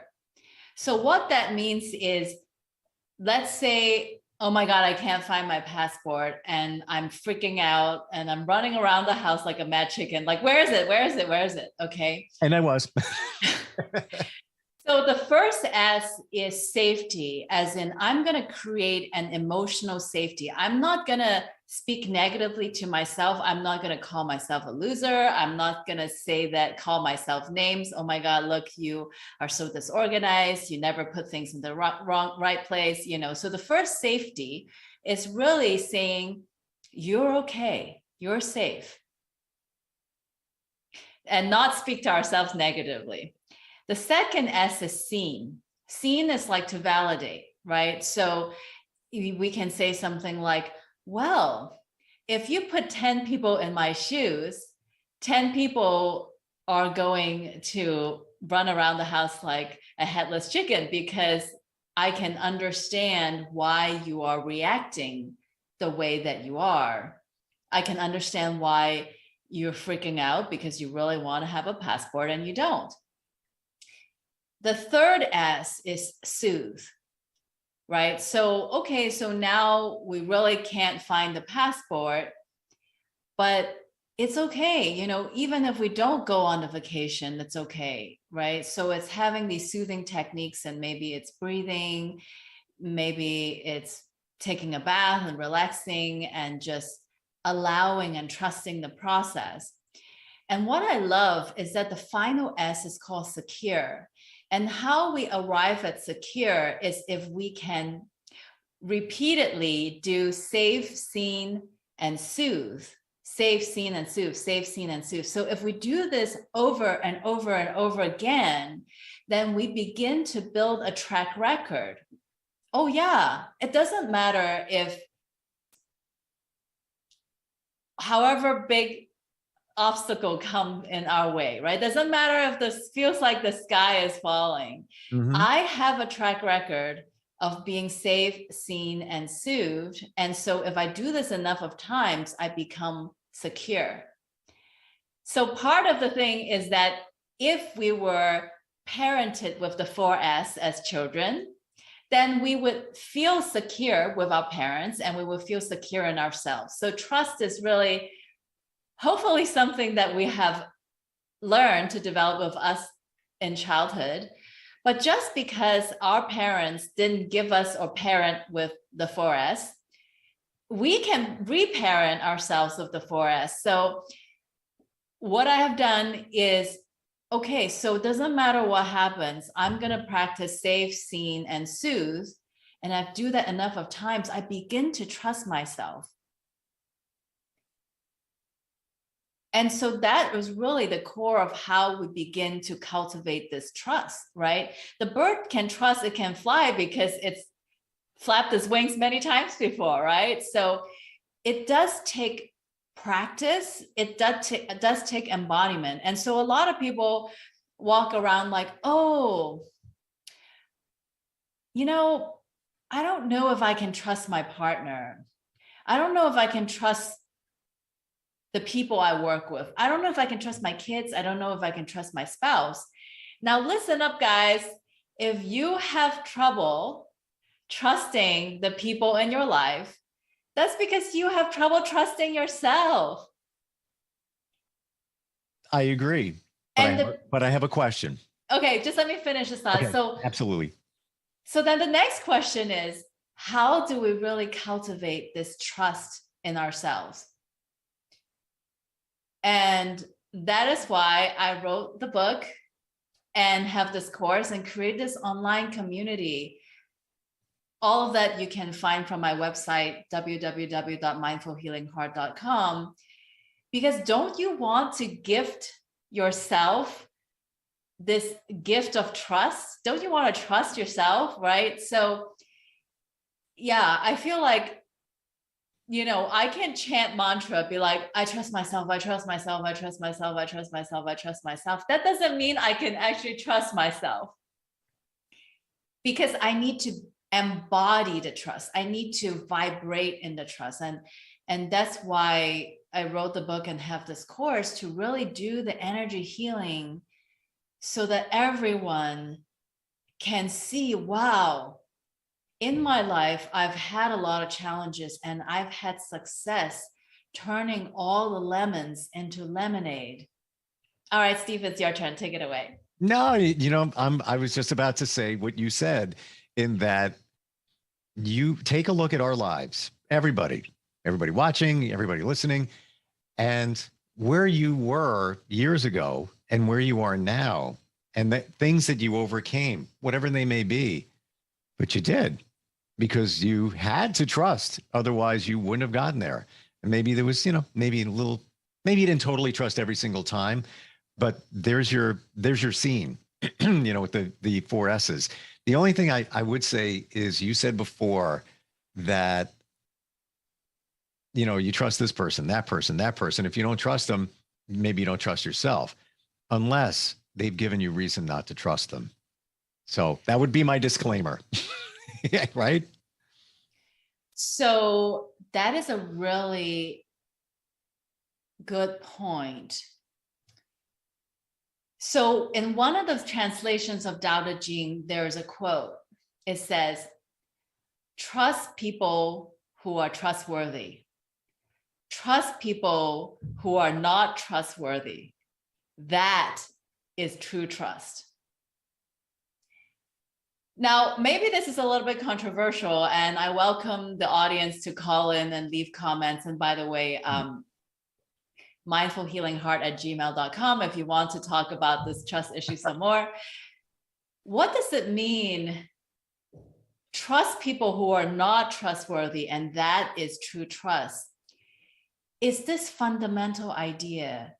Do you think that the universe is out to get you and you have to guard against that all the time? If that is your view, you have every right to do that. And I completely respect if you want to think that the world is out to get you and you have to defend and protect and guard. But also there's another possible way, is to look at the world as everything is happening for me. There's perfection in everything, right? So for example, I had a car accident, and you can say the car accident is bad, but it was because of the car accident that I had the spiritual awakening. So yeah, I can guard myself and try to prevent myself from having a car accident, but I needed the car accident so that I can have a spiritual awakening, right? I had a labor accident, when I was giving birth to my second child, and it caused a spinal injury. So you can say, oh, maybe I could have done more research on the OBGYN and yada, yada, yada. But really, accidents happen, right? Like we can't really be control freak. And, you know, that's a really tiring way to live, to always be not taking any risks and guarding. Or I can say, I needed that spinal injury so that I would become an acupuncturist and become a medical intuitive, right? So it's, what if we came with the assumption that everything in our lives is happening to our perfection, and that every lesson is to help us serve humanity, right? So I needed the spinal injury, I needed the car accident, I needed all of those things so that I can serve humanity in the way that I do now. So if I want to adopt that, the whole cosmos loves me, supports me, protects me. And 24/7, I'm being divinely guided. And all the time, I'm loved and supported. And I think that the opposite of fear, besides trust, is also feeling supported. Feeling like the world's got me, right? And that if I ever need anything, I just ask for help and help comes. I agree. And I truly agree that things happen for you. You might not like it. And sometimes maybe somebody will do something that you might not totally trust them, whatever it might be. But at the same time, it happened for a reason. It's to make you a better person and a better person for other people. It's challenging sometimes to accept that. And if you need help, you know, it's there. I have a friend, you know, talks about money all the time. It's like, I should be doing a lot better. I wish. Well, I said, well, you know what? Have that mindset. It's going to come to you. Think that way. You're not thinking that way. You're like a car going down the road trying to figure life out. Focus on that and it'll happen to you. But yeah, it's, and I know it's such a cliche to say that, you know, this happened to me. No, it happened for you, but it really did. It really did. Yes, yes. And so what I have discovered is every single time I experience fear, every time I feel like, I'm in a dark tunnel, the first thing I do is I apologize to myself. Why? Because I apologize for not knowing how much I am loved, protected, and supported by the whole cosmos.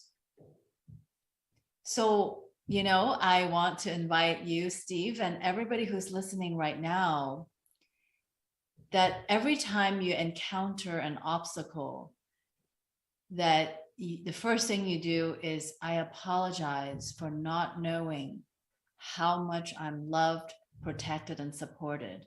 And I apologize for having given myself the negative information that generated this fear. You know, I apologize for having judged myself, having spoken negatively to myself, having thought that I'm not enough and I'm not lovable, and having created all this frustration and suffering for myself.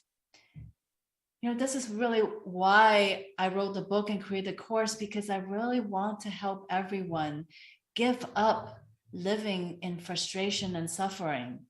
You know, we don't get to choose pain and pleasure, unfortunately. It's like pain and pleasure happens. You know, it's just like day and night. But how we respond to the pain and pleasure, you know, if we resist, then we're going to have suffering and frustration. If we open our heart to accept that everything that happens is truly divine love, then wow, every pain becomes an opportunity to purify, and every pleasure becomes very deep fulfillment. And so I like to think that the people who laugh the hardest they also cry the hardest, but not because they're suffering, but just because they process their pain really fast. I like to think that I can process my pain in 90 seconds. Actually, I made this video called the top 5 moves to process any emotion in 90 seconds. And so the idea is just you do these 5 moves and then you can process it. Love it. And by the way, I want to add, you did, and we're out of, like, we're actually overtime, but you did the 4 S's before. So I'm going to add a P to the pain and the pleasure. And that extra P is patience. Got to have patience, because all the things that we're talking about, it'll be figured out. And I always say it will be revealed. And you may be going through something like, oh, how did that happen? Why is it me? Why? Tap the brakes and wait to find out. And eventually you will. The website is mindfulhealingheart.com. And you talked about a masterclass for this. Did I hear that right? Yeah, so you can get access to the free masterclass and also the free video for the top 5 moves to process emotions in 90 seconds when you join the online community. So you just click on community and join, and you'll have access. Terrific. Always great talking with you, Winnie. It's your energy is amazing. Breath of fresh air. We've all been through a lot of stuff, and you keep it moving, and it's admirable. And we all have fear, but let's get rid of some of that fear. We really don't need it. You don't need it in your life. And you know what? You'll find the passport. The chicken will be fine. It'll be okay. That's right. All right, Winnie, thanks a lot. And look forward to catching up with you next time. Are you looking for even more of the podcasts and hosts that you love? The Podcast Business News Network is proud to announce that you now have even more ways to listen live. Check out the MyTuner Radio, online radio box, and Simple Radio apps on iOS and Android, or find us online. Search for Business News Network on mytuner-radio.com, or search Podcast Business News Network on streama.com and onlineradiobox.com/US. Take your podcast on the go and don't miss a minute of the action.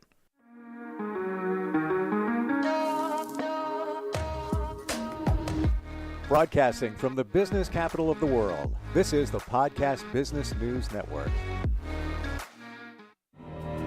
For nearly 2,000 severely injured veterans, everyday life has become filled with barriers. Day-to-day simple tasks can become pretty daunting. I have to carry my chair up 2 flights of steps or have somebody do it for me. What scares me the most is just the falling. When I'm struggling with my house, I think, to have that one great barrier just knocked down, it's crucial.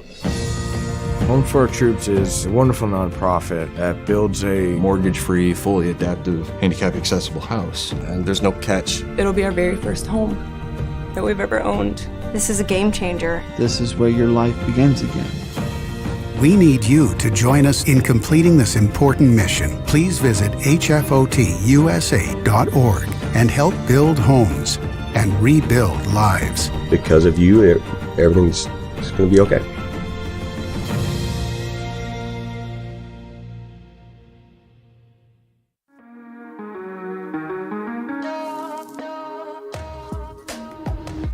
Broadcasting from the business capital of the world, this is the Podcast Business News Network.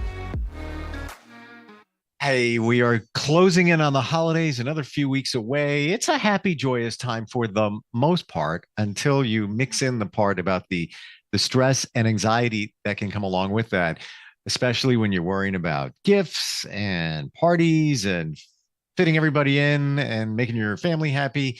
How do we manage holiday stress and anxiety? Well, we're gonna find out. She is somebody that helps people deal with that all the time. You can find her at myquantumheal.com. Dr. Cecilia Cervantes is back on the program with us. Cecilia, how are you? How are you doing? Great. It's wonderful.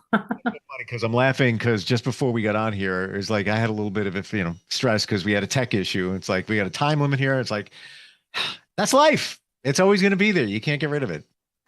It's a part of life. It's learning to cope with it that's important, and so that you don't run away with all this anxiety. And this is where people get into trouble, and they get anxiety disorders as well, because there's too much stress and anxiety. They don't know how to manage it. They don't have the help they need, and they may self-medicate with the wrong things as well.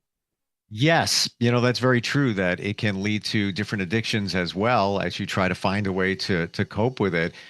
How do you head it off of the pass? It's stressful situation, you're digging into it, you're anticipating it. Maybe that's half of it, not to anticipate it. Exactly, because stress or anxiety actually is kind of it's worry or fear of the future of what might happen, and you start to run all these negative scenarios in your head. What if this happens and that happens, and what if they say this to me or that to me, and then you're just running down this rabbit hole of negativity, rather than focusing more on how you want things to come out. Focusing on what you want rather than what you don't want. We tend to focus on the negative too much. It's so true and so, dare I say, elementary. It's so obvious, but we don't think of what you just said because we're programmed to think of the worst case outcome. Maybe it's I think it's called a lizard brain, where it's just you're worried about your fight or flight. Got to work. I got to make sure it's going to be okay because this could happen over here. Probably never ever going to happen. So why not worry about the things? Well, not worry about, but why not consider the things that you want to happen? Exactly. Yes, it's that reptilian brain, they call it, the reptilian brain that is there for your survival, for the fight, flight response. And sometimes you go into fight or flight, and sometimes you go into a freeze response, the deer in the headlights, where you just can't move. But if you are chronically in that fight flight mode, it's not good for your body either, because your body chemistry changes and you are running all these, stress hormones and such, stress chemicals in your body. And it actually can damage your body because it does create inflammation in the body. Also, when you are in this state of, worry and overwhelm, you cannot come up with a solution. Your brain is in survival mode. It's not your higher functioning part of your brain isn't working. So you can't come up with solutions. Yeah, because you're all scattered. You're going crazy, but you've got, a lot going on. How can you focus on the solution to move past it and then get yourself in a better state? When you say we're in a fight or flight situation, yeah, is it really possible to be continuously in that state? Yeah, there are people who walk around sort of paranoid all the time that something's going to happen, something bad is happening. They can't relax. The glass is always half empty, and you always have to be prepared. You're always on preparation mode for that, for the other shoe to drop, so that you can be ready to either flee or fight. And so you are running all these stress hormones all the time in your body. You've probably seen people who look like they're constantly in stress. They can't, they're frantic all the time. And maybe they've had too much coffee. You see someone who's had too much coffee and they're zipping around and running around, in New York, how it goes. New Yorkers are always running. Of course, not all of them, but pretty much. You understand how, you can feel when someone is very frantic, you feel the energy in them, and they're not relaxed. They're not chilled out, just kind of taking things in so that you can think things over and come up with solutions to your problems, because you can now use your higher functioning part of your brain instead of using your brainstem, your lizard brain that is there for, as you said, the lizard brain. The reptilian brain is there for, surviving an attack, surviving something bad that's happening. Bracing for something to happen. Bracing, yes. Yeah. So let's say we have a stressful situation coming up. Maybe it's a holiday dinner, something, and you're anticipating it. What's the best way to deal with that? Well, you can always prepare for it. Imagine yourself, what's going to happen. I go to this dinner or whatever, and there are people there that maybe I don't like. How can you avert that? Think of ways that you can make it less stressful for you. Don't talk about certain subjects, whatever, don't drink too much. People can drink, overdrink when they're kind of anxious. It's a little self-medication. And then things can get out of control. Plus, it's not healthy for you to do all that drinking. And during this holiday season, there are a lot of parties, there's a lot of drinking, there's a lot of excess. Of course, moderation is always the key. Don't overdo things. Don't overeat too much food, whatever. All that stuff is important. What is the effects of alcohol? Because invariably it's part of a holiday celebration. Let's say I'm going to have a couple of drinks. I'm going to, numb it out a little bit. I got to deal with Uncle Vinny. So, we often say that's not the best thing to be doing because it's an antidepressant. So, in some regards, it takes you here to here, and that may be a good thing for the stress. But what about on the other side of that? What are your thoughts about that? Well, alcohol will disinhibit you. And so you may say or act ways you don't want to act, Some people have, they're not very good drinkers and they get into fights and they get angry. So it's not healthy for them. And it's not healthy for your brain for chronic drinking, of course. It's toxic to the brain, at that point when you're drinking a lot. And it's not good for your liver. So there are a variety of things that, of course, you don't want to overdrink. Not even binge drink for a short time. That's not healthy for you. So that did I answer your question? Yeah. But now you're leading me into another area. They call it self-medication. If you're gonna have a couple of drinks and try to deal with the situation, long term. Cecilia, how do you make the determination to prescribe a med for somebody for anxiety? When do you know you're at that point where it's like, all right, I need something? Well, I don't always go right to medication. If we can adjust things, adjust behaviors, like the drinking, and then look at what are the triggers to your anxiety? What's triggering you? And is this a chronic situation?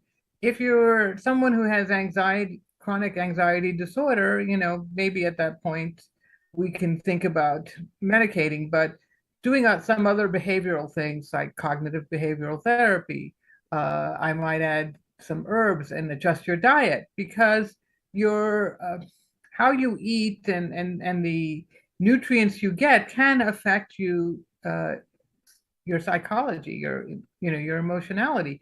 Of course, chronic anxiety puts more inflammation in your body. So having you do an anti-inflammatory diet would be very good. It could really change how you feel inside your body so that you're removing some of those inflammatory chemicals that make you feel badly and act out, unable to control your emotions. So, well, we want to look at it holistically. What's your diet like? What's your life like? Are you drinking alcohol? Are you self-medicating in any way? Can we add some herbs and some anti-inflammatory foods and nutrients to your diet? Are you getting enough minerals in your diet? There are certain minerals trace minerals that your brain needs, to function well. So we look at the whole picture before we automatically go to medications. You bring up a great point because there could be things your body could be reacting to things that you're eating, but you might not even be aware of it. So maybe, like you said, before you go to the medication, that it would be time for testing and looking deeper into things. Listen, you could have an intolerance of gluten, whatever it might be, and it's causing issues in your stomach, which makes you feel stressed out. Exactly. And that leads to, that craziness in your mind where it's all you needed to was fix what you're eating. Your diet could be contributing to it, I would assume. Yes, it could be. And then there could be some things going on in your body, so getting some blood tests to make sure that things are well and getting a checkup, how's your heart doing? How are your lungs doing? All these things, looking at different things. Is there a chronic infection going on? or something like that, where you're acting out. We see this a lot in the elderly, where when they get sick, they may get anxious or start having different behaviors, and if they're not able to communicate that well, we've got to go look for that to make sure that that's not the problem. So it's a good point, because sometimes we can't even communicate how we feel. Forget about even being a sick. You don't know why you're stressed out, but there's something not right going on. Right. So is it something going on in the body? It's something else going on in your mind? Are you obsessing over something? We need to look at the whole picture before we quickly decide on treatment. We've got to do a full assessment. So, and that brings me to when you go to your doctor to talk to them about your anxiety. You're going to need more than 5 minutes of seeing your doctor, sometimes 15 minutes. We don't spend enough time with patients to really get to the root cause of what's troubling them.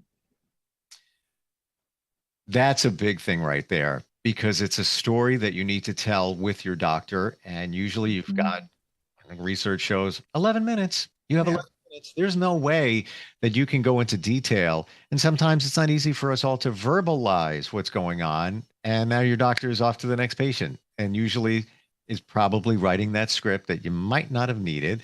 I'm not being negative here, but that's kind of how it can go. When we say stress, when we say anxiety, Cecilia, is there a difference, or what is the difference? Well, you have different stressors, stressors outside of yourself that can lead you to react in an anxious fashion, So we live in, a world where there's lots of challenges, and we might call that stressors. And they're not going to end. We need to know how to cope with things, better cope with things. This is where the cognitive therapy might be good for some people, because they just don't know how to cope. They don't know how to let things go, or to change their behaviors, or to stop doing certain things that trigger them into that response. So we need better coping mechanisms. We spend too much time, say, on the computer, and that's not always a good thing for us, or watching the news 24/7, because we didn't always have 24/7 news.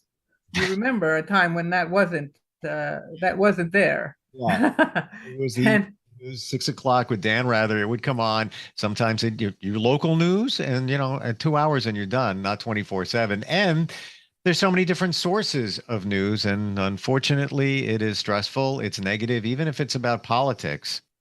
It's always, a lot of times it's very negative, and there's always breaking news, and that makes people stop. Oh my God, am I supposed to do something? And it turns on that fight flight response. There's breaking news, what are we going to be attacked? What, especially after 9/11, people just became glued to the television and waiting for that breaking news so that they could respond in an appropriate manner, but it's become inappropriate. Do you deal with a lot of people that have stress, anxiety? Yes, and a lot of it, they'll tell me, yes, I'm always reading, the stuff on the computer. I'm watching news. I'm watching this thing and that thing that's telling me about, the next worst thing coming down the pike. The pandemic didn't help us with that. It made people really focus on their computer, and so they're always afraid that something's going to happen. There's going to be another big bad germ to come along, and or we're worried all the time. You can't go out to the market without is that person sneezing and coughing? Do they have an infection that I could get? There's a lot of that kind of stress. And we need to learn how to let some of that go, because it's not going to be good for us. Ultimately, it destroys us.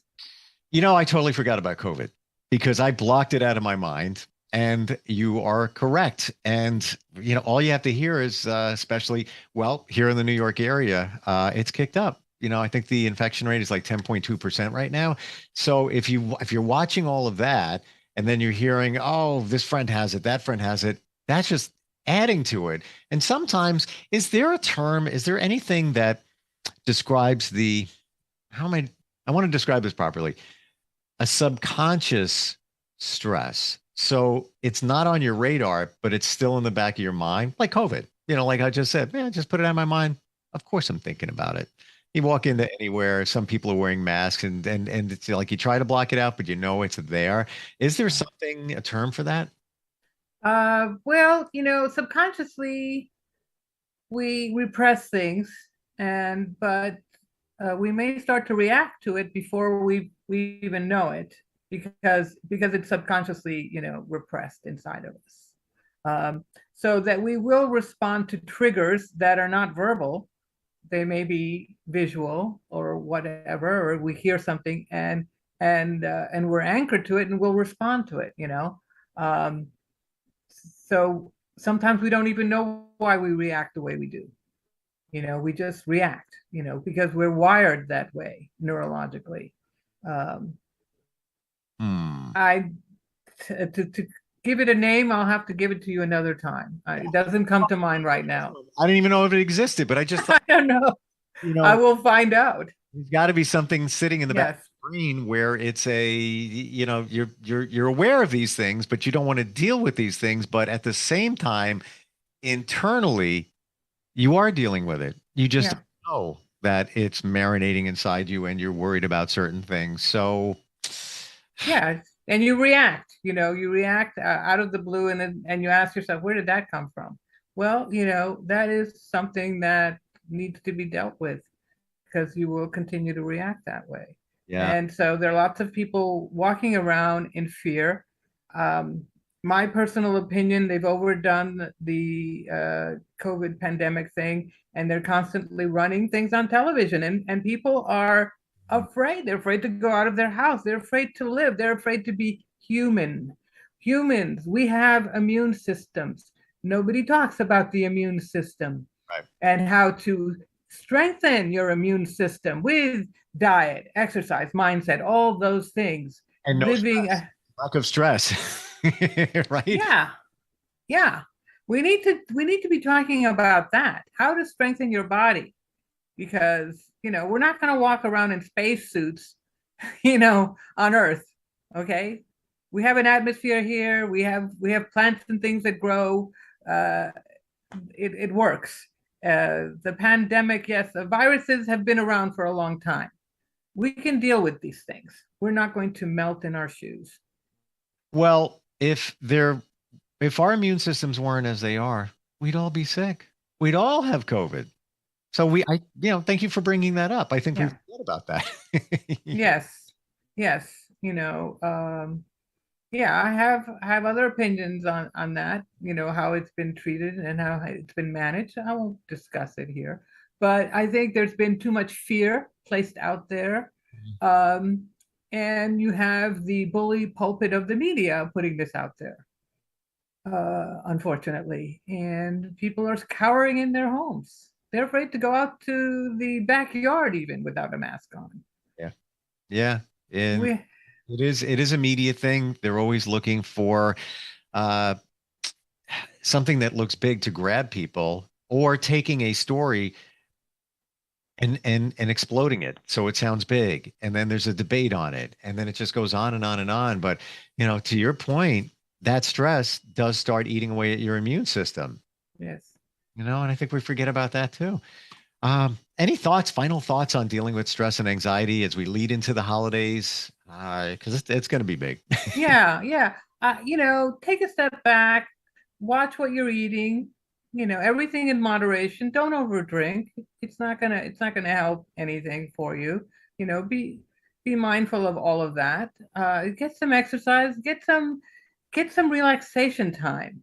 We don't want to elicit the fight flight response. We want to elicit the relaxation response.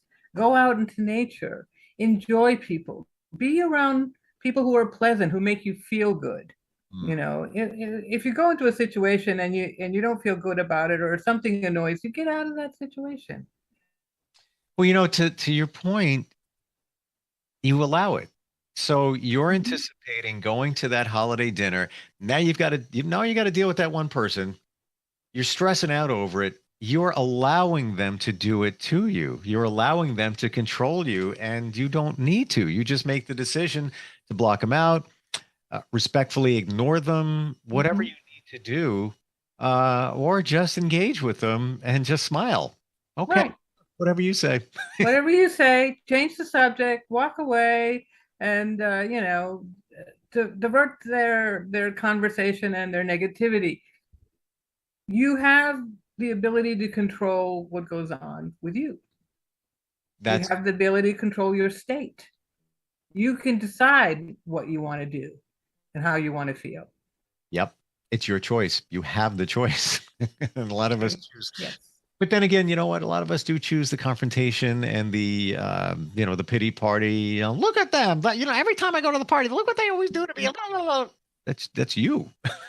You allow yourself to be the victim. Yes.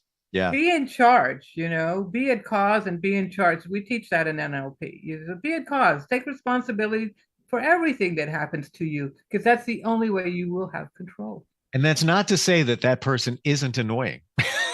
No, it's not. They're responsible for their behavior too.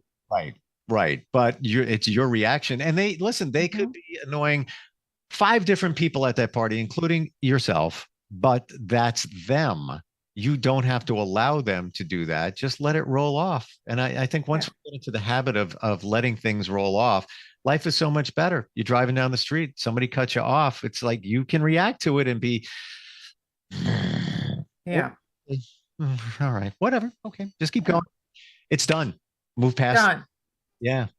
Let it go. Let it go. Let that be your mantra. Just let it go. Yeah, like the movie Frozen. Let it go. Yeah, I mean that person in that car, you can let that continue for hours if you wanted it to, or in 4 seconds, that's it. You'll never see them again. Yeah. They didn't hurt you, thankfully. They didn't harm you. They didn't take your money. They didn't hurt your family. Right. Bye-bye. Right. Move You on. don't know that person. Why are you going to carry them with you for hours and hours? Right. And Think about it. You don't know their situation. Maybe there's a valid reason why they cut you off. There was some a traumatic experience just happened to them. Got a phone call that was horrible. Whatever. Yes. Just move past it. It's let it roll off. Yes, you don't need to create a chain reaction. That's when you talk about traffic, that's probably how a lot of those happen, where somebody gets mad at the other person, they react, and then another car hits them in the back, and you have a classic chain reaction. Oh, good talk. I was into this. I'm not stressed anymore. Good. Yeah. Yeah. My Quantum Heal is your website. If anybody is dealing with stress, potential stress, you can help them through many, many different modalities. Cecilia, you just mentioned NLP. That's another one that you help with. And these, for the most part, can be done virtually. They can be done virtually. They can be done in person, and they work incredibly fast and incredibly well. Yeah. And I'm a product of that. I used to be a very big worrier and very stressed out. Not to say that I don't deal with it now, but it came from here to here through those modalities that you talked about, including hypnotherapy. Yes. Yeah. Highly recommended. MyQuantumHeal.com. Cecilia, great talking with you today. Great talking to you too. Have a wonderful, great weekend. You too. And I'm gonna have one final question. Is that your dog in the background? Oh, there's one here, and there's another one walking around. Oh, yes. So, did you see him? Just a tiny bit. Now I see him. Yeah. Oh, he's massively cute. That's Corvus. Too cute. Well, you know what? There's a stress release right there. Yes. Therapy dog. Therapy dog. There you go. Yeah. All right, Cecilia. Have a great weekend. You too. Bye-bye. Are you looking for even more of the podcasts and hosts that you love? The Podcast Business News Network is proud to announce that you now have even more ways to listen live. Check out the MyTuner Radio, online radio box, and Simple Radio apps on iOS and Android, or find us online. Search for Business News Network on mytuner-radio.com, or search Podcast Business News Network on streama.com and onlineradiobox.com/US. Take your podcast on the go and don't miss a minute of the action.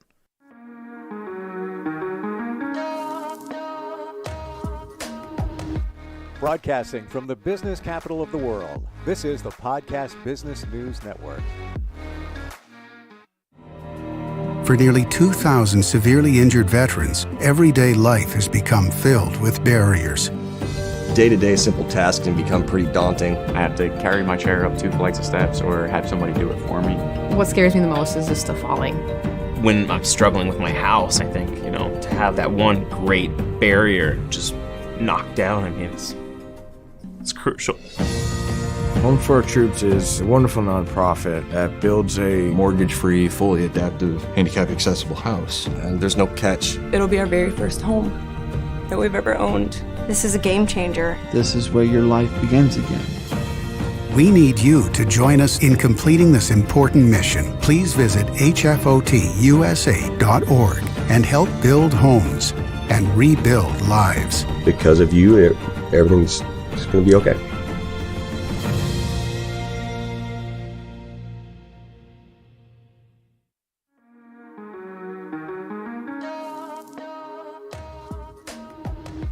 Broadcasting from the business capital of the world, this is the Podcast Business News Network. Rachel Roxanne joining us here today. So excited to have her here from Minneapolis, Minnesota. She is a transformational life coach, helping to empower so many people. Welcome. How are you doing today? I'm doing great. How are you? I'm doing well. Would you mind introducing yourself? Tell us a little bit about what it is that you do specifically. Of course. I am a little stuffy today, so I'll preface. I had a nasal surgery 4 weeks ago. I'm still stuffy. So I'm with you. I'm sorry. Okay. Hope you feel better. But Thank you. My name is Rachel Roxanne, and I am a transformational life coach. So when I work with clients, I really hit transformation not only from the physical perspective, but also emotional and spiritual. And then in all areas of life, that's how I want to help people. So for my transformation, I've had to go through a lot with relationships and physical health. So I've become really, really good at supporting others through that journey. Perfect. Well, it's excited to have you here. And I know you offer really customizable programs for your clients. And could you talk a little bit about some of the things that you work on with people and what's good to come?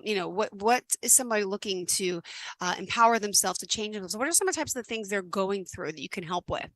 Yeah, of course. So like I said, some physical health symptoms. So for me, I kind of had like a lot of digestive issues, things with energy. And when I started to peel back the layers of that, I really found that emotional stuff was kind of behind that. So when I help people, it's like, really uncovering if you have resentment towards someone, or if you can't forgive yourself, or if you can't forgive others, those symptoms can manifest in your physical body. So it's really important to me to create a safe space to talk about these things. I think a lot of people just don't have someone to talk to about kind of what I like to call the shadow stuff, right? The uncomfortable parts of us. Like I said, it's really important for me just to make them feel safe, and then they can open up and we can talk about it at that conscious level, and then also hit it with the subconscious and unconscious energetic work too. Awesome. I want to hear more about the energy work too, but let's start with empowerment in general, what that means to you and how that can really help people, if you don't mind getting into that for us. Yeah, of course. I love that question. I think when you hear power, the kind of old school thinking about it is power over someone else. And when I think about empowerment, it's really been all about taking my own energy back. So, we can't change the past or experiences or things that have happened to us. However, we can change the meaning that we give it and the story that we tell ourselves because of it. So it's really taking your own, I'm trying to see if there's like a visual I have for it. Like if you're just standing and then, we're in this world where you have an external view, it's like taking your own story or energy back from that external experience you had. Does that make sense? Yeah, no, I get it. It does. Yeah. So that's what it means to me. It's just like calling your own, I keep saying energy, but that's what I kind of feel like the word empower is. Yeah. Like your own self back. And energy. Yeah. That makes sense for Mhm. sure. And let me ask you just a little bit about yourself before we continue. I think it's important to get to know you. What brought you into this field? Would you mind sharing a little bit about your background? I know you really Yeah. always had hopes and dreams to change the world. Could you dive Yeah. in a little bit about that? Of course, yeah. So, I finished college like 6 years ago, and I quickly realized like, oh, I want to have my own business because what I want to do doesn't really fit into a box that exists yet. Mhm. So I started to learn about, personal development, self-growth. I listened to people online about building their own businesses. I worked with a business coach and it wasn't really soul aligned for me. I kind of learned what I didn't want to do. Yeah. So then I turned towards this working on myself, all of these patterns that I had. So that's what I've really done personally for like 5 years now, really hitting it hard. And then I've got to coach, like health coach, like help people lose weight in that amount of time too, like 3 years. And then on the side, I've been building this business where I can hold kind of this other space for people. Like, even when someone wants to lose weight, a lot of us have these patterns of food and ideas of food, and we live in this food culture where we just don't really eat healthy food all the time, and we don't know why we choose the foods that we do. So it's kind of been both sided at the same time. Got it. All right. Well, it's a pleasure to have you here. And by the way, the work you do, you're virtual. You can work with someone anywhere around the world, right? Not just in Yep. your hometown, but you can in Mhm. Minneapolis as well, Yeah. which also makes you unique. And I want to talk more in regards to, I was reading your notes earlier, if you don't mind me looking down. You were talking about that greater drive, right? So you have to have that drive, you say, to really tap into something bigger that you can manifest, you can create that. Could you talk about that process? I mean, of manifestation and mindset, how we really can change. And I mean, clearly, and I want to hear some examples of some of your clients, if you don't mind. Thank you. Oh yeah, of course. So I think I wrote on there what I've been thinking about the last couple days is like it's almost you have this North Star or this compass, right? So again, from a young age, I was like, I want to change the world and I want to work towards that. And then I did learn about like the law of attraction and manifesting. So I was like, oh my gosh, like your thoughts become things. So I learned that. And then, like I said, I wasn't getting those results yet. So that's when I turned towards, because I still have these old beliefs or imprints from things that happened to me as a kid. I need to like integrate those and process them and let them go so I can let the new things in. Yeah.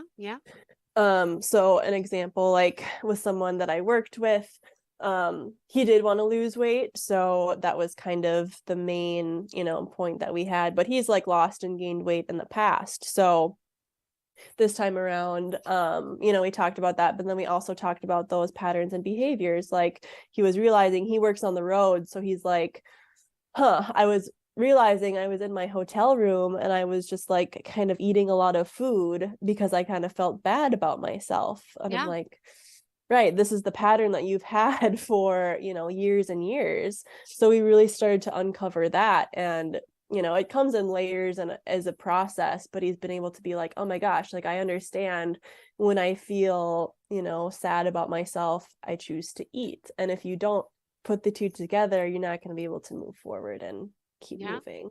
Absolutely. And also, let me ask you, in regards to the energy work you do we call it Reiki, or could you explain what energy work is so some people may not be familiar? And I'm confused. I don't know if it's that, or tell us what energy work is and some of the possibilities with helping that as well for people.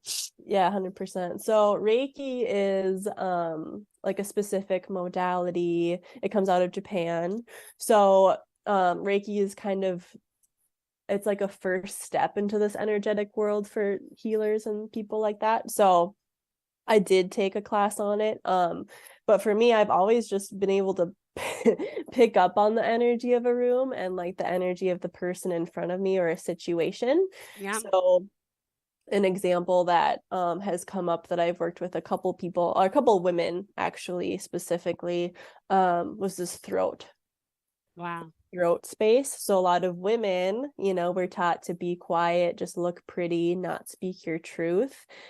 And if you, take on that story long enough, women this was me, like I couldn't feel like I really wanted to share what I needed to say, and I wasn't getting what I wanted because I was just listening to what everyone else said. So it took a lot of work to really like, oh my gosh, I have a voice and I can use it, and I won't be shamed for it or looked down upon. And that's a huge wound. And people, again, it's becoming more and more aware, I think, with the political climate and all kinds of things going on, but it's just really fascinating to look at.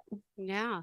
Well, let me ask you, are you also an empath? Like, can I call you that? Definitely. Yeah. So you feel something, can sense something that's different, I would say, than in most people. So when someone comes to you to call you, like, do you kind of already sense them and their energy and what they're maybe looking to motivate them to do to change, or? Yeah, 100%. There was an example of a guy who I don't think he was here in America, but he was like in some kind of wherever his country was, like the army. And he had this energy of like, I need to pass it. I'm really scared if I don't pass it, kind of felt restricted. And so I kind of talked to him about it. I'm like, let's change that energy. Why are you feeling so anxious about it? Why are you feeling so scared about it? Yeah. And I think he had taken like a test prior and he didn't pass it or something. And then I think he took it again and he still didn't pass it. But he was just like in such a better place. Like he wasn't in this anxious, fearful energy anymore. That's got to feel good. Yeah, I'm a very natural anxious person, very high anxiety. And I said, oh, let me try taking a pill. Did nothing. Then I just did some like blood work, and a doctor told me you have like a gene mutation, and part of that gene mutation makes you who you are, and that's never going to change. Your anxiety is just there. So I feel better about myself. I'm like, it's just me. I have a 5 and 7-year-old, and I'm always like this, like that on the go. And I thought like I'm too hyper, but sometimes just can't change who you are. Yeah, I always get anxiety when I'm going somewhere, I have to speak or I have to do something, but I can control it. It's just natural. We have, things that, you can't really change, right? Let me ask you, have you ever been helped by a transformational coach? Did you suffer your own share of, needs, I should say, wants, helping to better yourself as well? Could you share that journey with us? Yeah, 100%. I'm trying to think. So again, for like this first chunk of my journey, it was a lot of health stuff. So I kind of found like local chiropractors, and I learned about muscle testing and kinesiology testing. So I like changed my diet and healed my gut. I did have anxiety. I had depression too. So it was like, finding a balance with that. Okay. And then honestly, being on Facebook or just online, there's so many amazing healers now too, who you can just tap into. And a lot of them I met in like Facebook groups and have had trainings. So coach wise, I haven't worked with too many coaches, but I've worked with other like healers and business owners, and they really catapulted me. And I'm so thankful for it, because it does all add up too over time. No, absolutely. And I was reading in your notes and stuff, you were talking about, things happening in your career in a sense, and there's some codependency. You were talking about issues and imposter syndrome, people limiting beliefs. Could you discuss that and how your work could actually help someone through those things? Heck yes. Yeah, this is what lights me up, right? So limiting beliefs and imposter syndrome, I kind of, they're kind of hand in hand, right? So it's like our brains are like a computer. So we're kind of downloaded or programmed to believe certain things. So, I think a common one that I kind of fell into as a young woman is like, you go to college, you meet the man there, you have a family, this is how it goes. And that didn't happen for me. So I had these stories come up of like, well, am I not woman enough? Am I not good enough? Do I not deserve to have love? Whatever, all the things that came up. And, my journey has really been about like, oh no, like I am lovable just for who I am. I can, like, it's okay that I'm not, quote, married with this house right now. I need to follow my own journey. And looking at codependency, that's definitely run in my family, like on both sides. My grandma and grandpa are definitely codependent, not necessarily a super healthy relationship. They didn't talk about this kind of stuff that happened between them and the stress that was there. And then when I was a little girl, like I had a mom and a dad, but my dad was just emotionally kind of up and down. So as that empath and sensitive kid, I was like, I don't know if I'm going to get the dad who like shows me a lot of love and gives me the hug, or if I'm going to get the dad who's kind of crabby and like pushes everybody away from him. Yeah. Mm-hmm. So as a little girl, I was like, I just want to be loved. And I thought I could find that in a relationship with a man. And I've gotten pretty close, but I had a lot of, emotions that came up with, well, wait a second, I need to learn how to take care of myself too. Exactly. Look, I grew up in a household. My parents never got along at all. And there was always cops at the house, a lot of fighting. I was the youngest of three. And to this day, I'm 44. I've never been married. I have two kids alone. Relationships are not my strong point, and I know that has affected me. And people say that you can heal, you can go therapy, and I've tried that. Nothing's healed, but right now I'm just so busy with my kids. That's all I care about. The relationship parts, whatever, at this point. But it's true. The trauma that happens to us as children is important, but I know it can be changed, right? It can, and I'm not gonna sit here and say it's super easy. You go to therapy one time and it's fixed, because that's just not the reality. We have a lot of these emotions that we hold on to, and the more you open your heart and the more you choose to forgive, your parents, your grandparents, your old relationships, you can feel lighter and lighter. Okay. Wow. All right. Good to know. And let's remind our listeners of how we could reach out to you, please. Yeah. So I don't have a website right now, but on Instagram, it's RachelRoxanne1111. And that's also the same email, RachelRoxanne1111@gmail.com. Great. And would you mind sharing some of your client stories without using their names, some of the things that you are working on or have worked on with someone? You really can, use it as an example, and our listeners can maybe empathize and say, wow, that sounds like me. This could be me. It's good to hear some of the experiences if you don't mind. Yeah, 100%. Let me think. So I have been doing some things here locally. So there was one girl in particular, she had just gone through like a miscarriage recently, and she was carrying a lot with that, and I was just able to hold space for her, and she cried and let go of that stuff she was carrying around, and she didn't even, she knew that she was carrying it around, but it's just like, when you have the space to process that and let it go, you can truly move forward. Another one is, I have a friend and she's also like a healer herself too, but one time I kind of had like a circle and she was in it, and then she and her mom, her mom has been one of her biggest teachers, just like my dad has been one of my biggest teachers. And she was talking about, oh, like my mom just puts all these limiting beliefs on me. Like I feel so stuck. It's this scarcity. It's this, not feeling safe kind of energy. So as, her daughter and a healer, she's trying to work through that. In that moment when she was talking about it, I could feel it. I was picking up on it, and I started to kind of feel that unsafety, or just, I started to cry and tear up. And, a couple minutes later, she was like, oh my gosh, like you could feel that and you could just like help me move through it. Yeah. And it's crazy that I'm thinking about it now, because not everybody has that gift, but it's like, okay, I can feel so much of what you're going through, and I can also help you through it so you don't have to carry it around anymore. Yeah. Wow.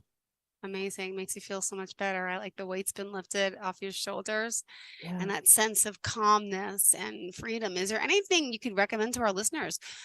Should we be meditating? Should we, what's good for us to start to feel better, to make a change? Do you have anything that could be helpful to us today? Oh yeah. I was like, you don't have enough time for that in the show. Right. Well, that is a huge thing that I care about. There are just so many tools, because I think it's like been conditioned into us, take a pill and go to therapy, and that just doesn't work for everybody. So one thing online that's pretty easy to look into is called emotional freedom technique. You can go to YouTube and just put in like EFT. You can do it for like anxiety, just anything that you can really think of. So that'll start to move the energy throughout your body instead of it being stuck. Books wise, one book that changed my life is called A Mind of Your Own by Kelly Brogan. So she talks about how it talks about depression specifically and how that's just a symptom of inflammation. Okay. So that was really important. And there's another free thing that I just kind of found recently, but it's super cool. It's actually up on my laptop here. It's called Subconscious Release Technique. And then you can just go to that website. So okay. This woman came up with, basically we have all these programs and you can find what ones you have and then remove them from your subconscious mind. And it's like super easy and powerful. All right. I'm liking that one. And let me also ask you, I was reading before as well. You have a great little quote about remembering your North Star. Could you share that with us? I don't remember exactly. She says what she said. She said, remember your North Star, your compass. Take action each and every day to follow that. Move the needle 1%. How important is that, right? Little baby steps can go such a long way. People want and expect. No, it's going to take time, right? Yes. Yes. And it's going to take time, but if you don't take any action, you're never going to get it. Yeah. Mm-hmm. So it's like you got to start somewhere, and then start somewhere, right? If you can't take on the, deepest stuff, right? What can you do today? I'm going to drink one more glass of water today than yesterday. Yeah. But it's true. It's those little things that can really help us learn and become better people. And let me ask you how COVID affected you, affected so many on a personal level now as a coach and your clients and people. Are you noticing like a real high anxiety stress level with people? Yes, I think COVID has really highlighted, that stress has been there, right? But it really highlighted it. Like, I'm really introverted, so I was like, I'm fine being at home, like just chilling. But I know some people, like, they missed going out, and it's like, oh my gosh, like I can't run away from that anxiety or that fear that I usually run away from. Business wise, I actually quit one coaching job right before COVID and I worked outside. So I got to be outside, which was very healing and awesome for me. And I mean, I think a lot of families were affected by COVID. Like, oh, did you get vaccinated? If you don't get vaccinated, what does that mean? A lot of these even things are coming up in families have highlighted of, oh, like, I just believe something different than you. Can I still allow you in my life? Or do some people just completely, cut them out like it's too much? Yeah. Oh, all right. Well, we want to keep our listeners informed about the work you do. And as a transformational coach, I think it's important, obviously, to get that one-on-one. You got to feel comfortable, obviously, with your coach. And Rachel Roxanne, again, talking to us here today live from Minneapolis, Minnesota. She can customize any program for you. And let me ask you now, so since, are you helping people as a transformational coach also like work on getting a different job? Redeveloping or undeveloping a new talent that you may not know, that you had, like, and peeling back the layers, because after COVID, a lot of people lost their jobs, but that's also part of a transformation. Have you worked with people going through different job changes and helping them find what other things they could do? Yeah, I haven't yet. However, I can say, I mean, at the root of any change or transformational process is this inner work. And I 100% know that I can help someone through that. Because it's like, you're not maybe this one identity of, oh, I was an accountant anymore or whatever, that one job was. So it's like, okay, we can come back to yourself and reevaluate. What are your values? What do you care about? What do you want moving forward? At this last job, were you able to ask for what you needed and what you wanted? Do you feel like that it was kind of, where you couldn't speak your truth, where you couldn't be authentically you? So that I can definitely help people with, and I'm passionate about it no matter what. Oh, good. And if anyone could take something away from today's show with us here today, and what would you say to them? Any words of inspiration and enlightenment that you want to share? Yeah. I will say that, yeah, it's a crazy time to be on this planet. At the soul level, you chose to be here to do this kind of inner work and transform in a very empowering way. This uncomfortable stuff is coming up for a reason. You're able to handle it. And a lot of the work that I've done and what I help people with is just giving them the tools to navigate that so you don't feel so lost and confused and scared, because I know what that's like. It's really hard. That kind of leads me to my next question. I was going to ask you, some people may be listening also not understanding, well, what is a transformational coach compared to a counselor, a mental health counselor? Why would I need a coach over that? Could you explain the difference to why people would come see you? Yeah, 100%. Kind of with counseling or therapy, it's like, what's the word? Like, I don't know, talking about the past or processing the past. So a coach is kind of more forward thinking, like, what am I going to do? Moving forward.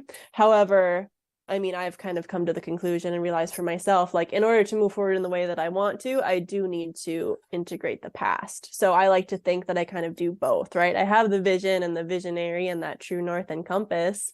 However, you're going to get there a lot faster if we can, give that inner child, give that little version of you a hug, Yeah. No, absolutely. We should do that for sure.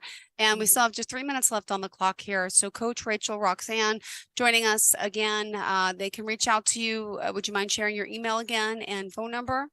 Yeah. So it's Rachel Roxanne 1111 at Gmail. And then the phone number is 651-829-5208. And then can I share one more thing? Absolutely. We still got 2.5 minutes. Go for it, girl. Okay. It's your time. So earlier today, I secured a book contract.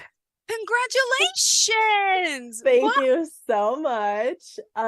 With the London Publishing House, and the book is going to be called The Intuitive Goddess. It'll come out January 11th. Okay, I'm sorry. I knew nothing about you becoming an author. This wasn't in my notes. It just happened. But so have you been working on something for a long time, hoping to get it published, or now you have an idea and now you're going to start writing it? I started to write a book, but literally a couple days ago on Facebook, a woman was like looking for this kind of woman, and I talked with her today, and I'm just like, this is me. So I'm going to write a chapter in this book about my journey, and it's going to be published, and I'm going to be out there. That is so exciting. All right. So we need the website by then. Social media pages, though. Where can we find you on social media?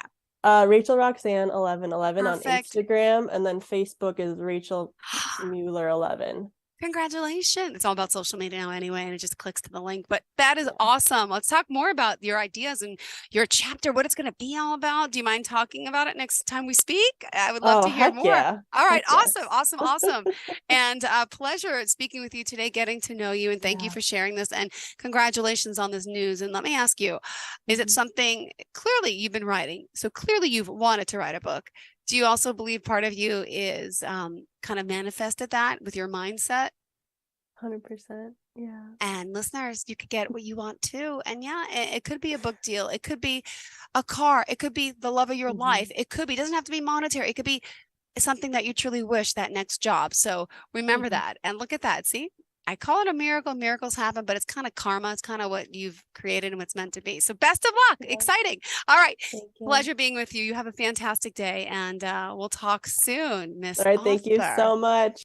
Are you looking for even more of the podcasts and hosts that you love? The Podcast Business News Network is proud to announce that you now have even more ways to listen live. Check out the MyTuner Radio, online radio box, and Simple Radio apps on iOS and Android, or find us online. Search for Business News Network on mytuner-radio.com, or search Podcast Business News Network on streama.com and onlineradiobox.com/US. Take your podcast on the go and don't miss a minute of the action.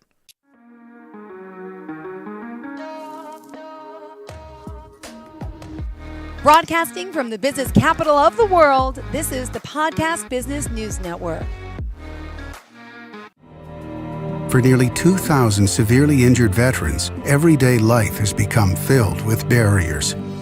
Day-to-day simple tasks can become pretty daunting. I have to carry my chair up 2 flights of steps or have somebody do it for me. What scares me the most is just the falling. When I'm struggling with my house, I think, to have that one great barrier just knocked down, I mean, it's crucial. Home for Our Troops is a wonderful nonprofit that builds a mortgage-free, fully adaptive, handicap-accessible house. And there's no catch. It'll be our very first home that we've ever owned. This is a game changer. This is where your life begins again. We need you to join us in completing this important mission. Please visit hfotusa.org and help build homes and rebuild lives. Because of you, everything's going to be okay.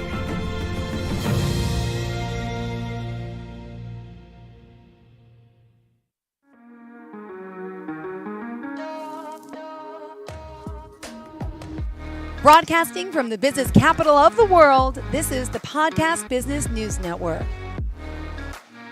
We are now with OT Therapy Services. Dr. Kevin Richardson here today. Once again, welcome to the show and happy Monday to you.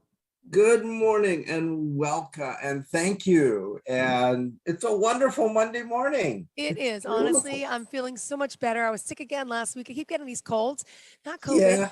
I've had that a few months ago. But let me ask you, how was the weekend? How are you feeling? Oh, I'm feeling awesome. I am just feeling great. The weekend was wonderful. I decided to redo my Zoom room a little bit. And so I painted the back wall. Awesome. So now I'm getting ready to hang the pictures here sometime soon. So great. I don't want to mess up the wall. Well, it looks good so far. Let's talk about the hypnosis that you do. You do so much. Well, yeah, I want to share a story that happened last week. Sure. And it was really fascinating. I'm an occupational therapist also. And so I'm still seeing patients as an OT. As my hypnosis business increases, I'm weaning out of that. And I'm going to July 25th is going to be my last day as an OT. So 6 months away. Wow. Yay. But last week I was with a patient and I got to her house and she was almost in tears, just almost in tears. And I asked her how she was doing and she was going, not well at all. And she just said, I can't take it. I can't stand it. I can't do it anymore. And I'm like going, uh-oh, do I need to call the ambulance? Do I need to call 911? What do I need to do? So I asked her what was going on. She had 10 out of 10 pain. Now, 10 out of 10 pain, it's the world's worst pain. I mean, that's where you're almost just coming out of your skin. The pain is so bad. So I thought, okay, I know what we can do.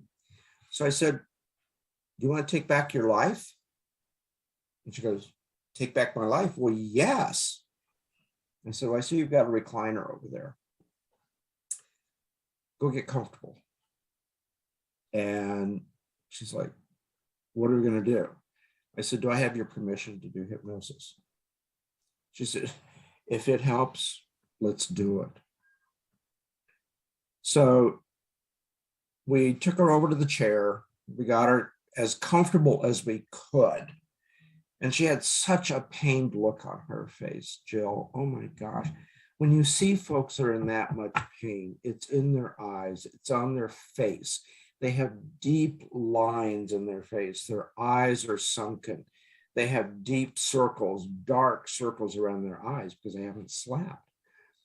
And she could hardly move. So we started out the session.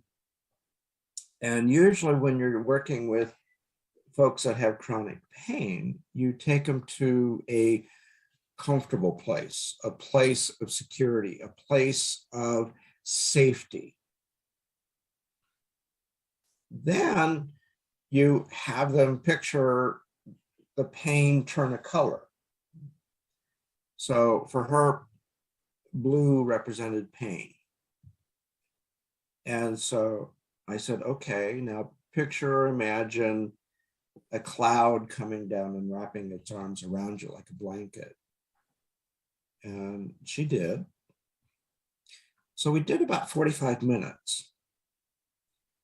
And then we came out of hypnosis. And usually the first thing I usually say afterwards is, you really did great. You really did well. You went into deep hypnosis. And she goes, yes, I went into deep hypnosis. I said, your face looks relaxed. And a tear came down her eye. And I thought, uh-oh. Then she looked at me and she goes, I'm comfortable. And then she said, I am comfortable. And then said, I am comfortable. I'm comfortable. I am comfortable. And she had the biggest smile on her face. And she had the biggest grin. And then she started to laugh. And she just said, I am comfortable. I'm comfortable. It worked. I'm comfortable. And she kept repeating, I'm comfortable. I'm comfortable. And I thought, wow. With chronic pain, hypnosis has had so much research done on it, and it has been shown to be so effective. And she's one out of over 50 million people in the United States that suffer from chronic pain. Now, let's put that in perspective. 50 million. First question in your mind is, how big is that? That's pretty big. Well, New York has about, 8.1 million people, residents living in it? Yeah. Okay. Chicago has about 2.7 million.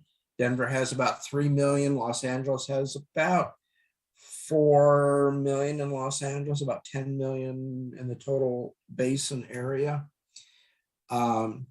You add those up together and they come out to what, about 17, 18 million? That doesn't come close. Wow. Nope. So almost 5 times, 6 times the size of New York City is the size and the number of people that suffer from chronic pain every minute of every day. So I've never been to New York, but I understand it is just an incredible place. But if you take all of the people out of New York, you still would not come close to the number of people that suffer from chronic pain every day. Wow. Now, the big thing is the opioid overdoses. And so doctors are kind of being held accountable to that. I think that's been all over the news. Yes. So I thought, well, how big of a deal is it? In 2010, 21,088 people died from opioid overdoses. 21,000. That's a little bit less than the size of Palm Springs. Palm Springs has about 25,000 people in it.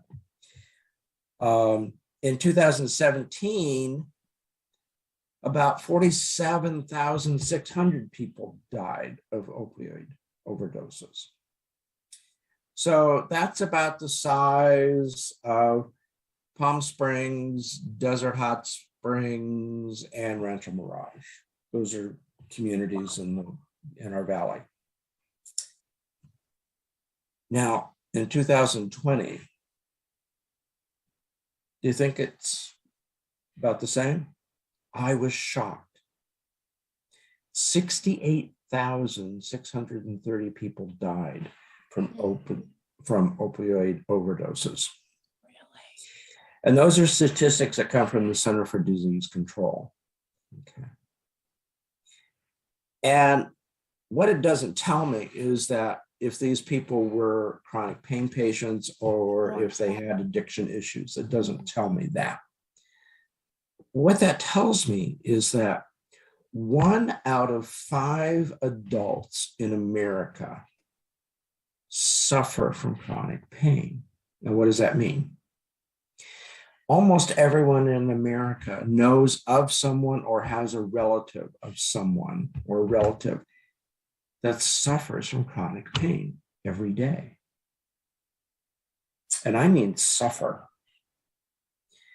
So what that means is almost everyone in America knows of someone who's in pain.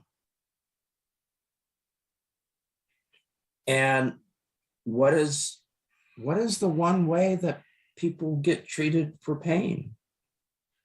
Pain medication. Now, there's other things that can be done, and there are other things that in Eastern medicine, like meditation, is a big one. A big one here in the United States, they want people to exercise, and they say that helps to reduce pain. Well, yes, it can, because when you start getting the joints moving, you release endorphins, and endorphins are a painkiller. But when you're in severe pain and you can't move, what's the last thing you want to do? What is the very last thing you want to do? The last thing you want to do is move. Yeah. It's a catch-22. It's a catch-22. The person that I saw last week, she was in such severe pain, she couldn't move. When you are in pain, you become tense, you become anxious, you become depressed, and you start to lose hope. Mm-hmm. And chronic pain patients do have a high incidence of suicide. So what does that mean for the medical community? It means that our choices are limited. Our options are limited. Now, hypnosis is not the great hero in this, but it sure helps. It can be, yeah. It can be the hero. So why aren't doctors ordering hypnosis? Good question. What is the disconnect there? That is horrible. It is horrible. What is the disconnect? The disconnect is that they think of stage hypnosis. They believe the myths. They believe that people are going to lose control. They believe that it's not going to work. They believe that, oh, well, I don't want my client to look silly and quack like a duck or bark like a dog. Mm-hmm. That's stage hypnosis. That's not hypnotherapy.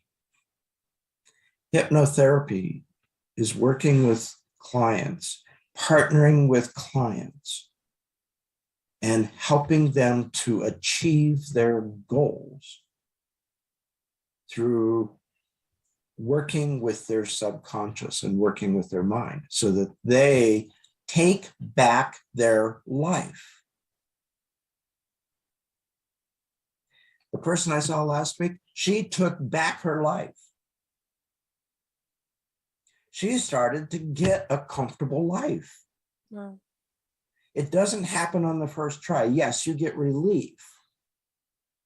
However, we're going to continue.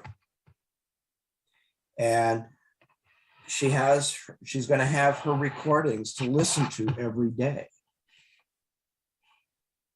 And that's the joy of this. That's taking back your life. What more do you want? What more do people want? They want to be able to enjoy their life again. And how do they do that?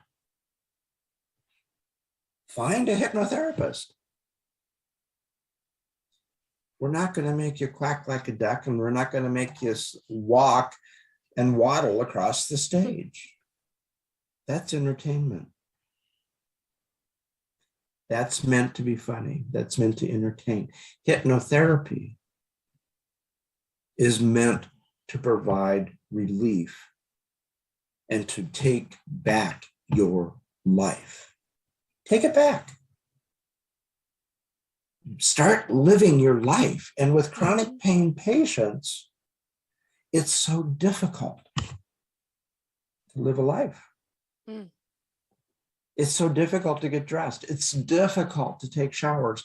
It's difficult to eat because you have no appetite. It's difficult to make a meal because you can't stand. Mm-hmm. So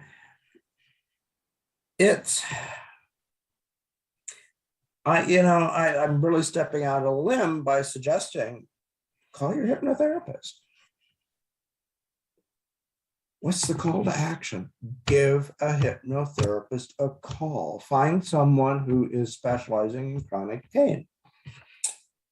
I just happen to be one of those people that have specialized in chronic pain. And and I think for doctors, hypnosis is an unknown. It's an unknown. They're not trained in it in medical school. Psychiatrists aren't trained in it. Mm-hmm. Psychologists are not trained in it. Some psychologists have gone forward and have received additional training. And they may have gone to a 1-day, 2-day, or 3-day workshop on it to learn the basics. A hypnotherapist has over 700 hours of training. As of right now, I've had over 1,048 hours of training. Wow. So, and that's basically classroom training. Mm-hmm. So with chronic pain, there's many different forms of pain. There's arthritis, there's rheumatoid arthritis, which is pretty significant. Fibromyalgia. Now that's an interesting duck. And I say that because we really don't know what causes it. They think it's an autoimmune response, but they really don't know. But people do suffer from it. More women than men suffer from it. But with fibromyalgia, you can't even stand to be touched. Is it a nerve? What is it exactly? Do you know? I'm not familiar. We don't know. Okay. We don't know. It's just a chronic pain where you have chronic pain everywhere. You can't move because of it. You have severe pain just with being touched. Mm-hmm. They really don't understand it.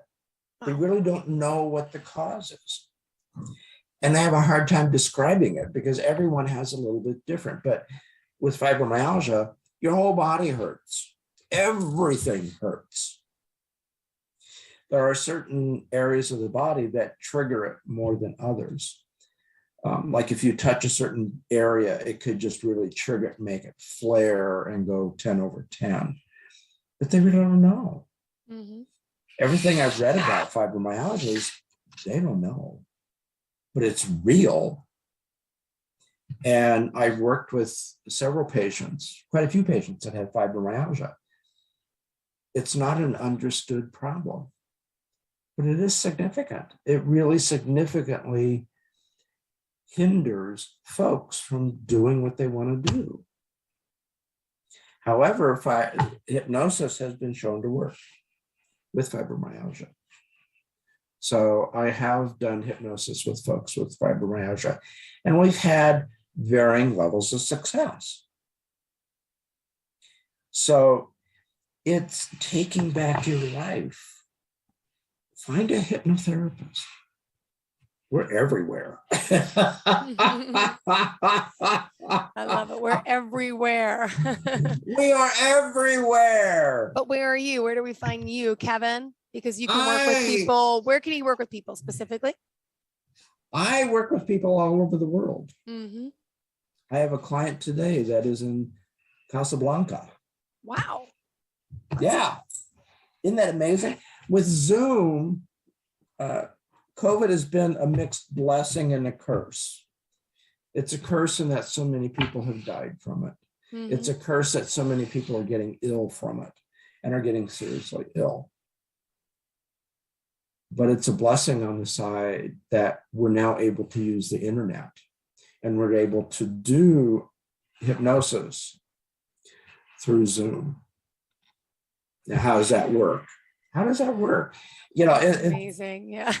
You know, I have 6 clients today that are all on Zoom. And they go into hypnosis. One is graduating today. It's his last day. Yay! Yay. He has overcome all of his problems. But with chronic pain, it's ongoing. How do we deal with it? Most doctors just say, here, have some more pain pills, and oh, I got to cut your prescription because we've overused your pain medication. And then they're left high and dry. The thing with pain medication is that the more pain medication you use, the higher the tolerance the body develops for it. So you require higher and higher and higher dosages of pain medication to bring comfort. And you have to try different types of pain medication all the time because the body adapts to it. So, but with hypnosis, the beauty of it is you go to your couch, you go to your comfortable chair, you go to your recliner, you get comfortable, you close your eyes, you take 3 deep breaths, and then you listen to your tape. And then all you do is listen to your tape. And you mentioned the tape now. This is the third time I heard. I was going to ask you before, what tape? Can you explain the process of what tape are we talking about specifically? Like you're recording this session. I record my sessions also. And then over the internet, I'm able to email them a copy of the session.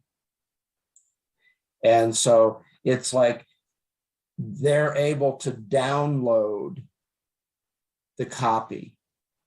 And I usually send them the audio because the video is just too huge. The internet kind of goes, too much, too big, too big, too big. And so I send them the audio, and that's all they need is the audio. And so they put their headphones on, they put their earbuds in, they get comfortable, they close their eyes, they take 3 deep breaths, and they go into focused relaxation.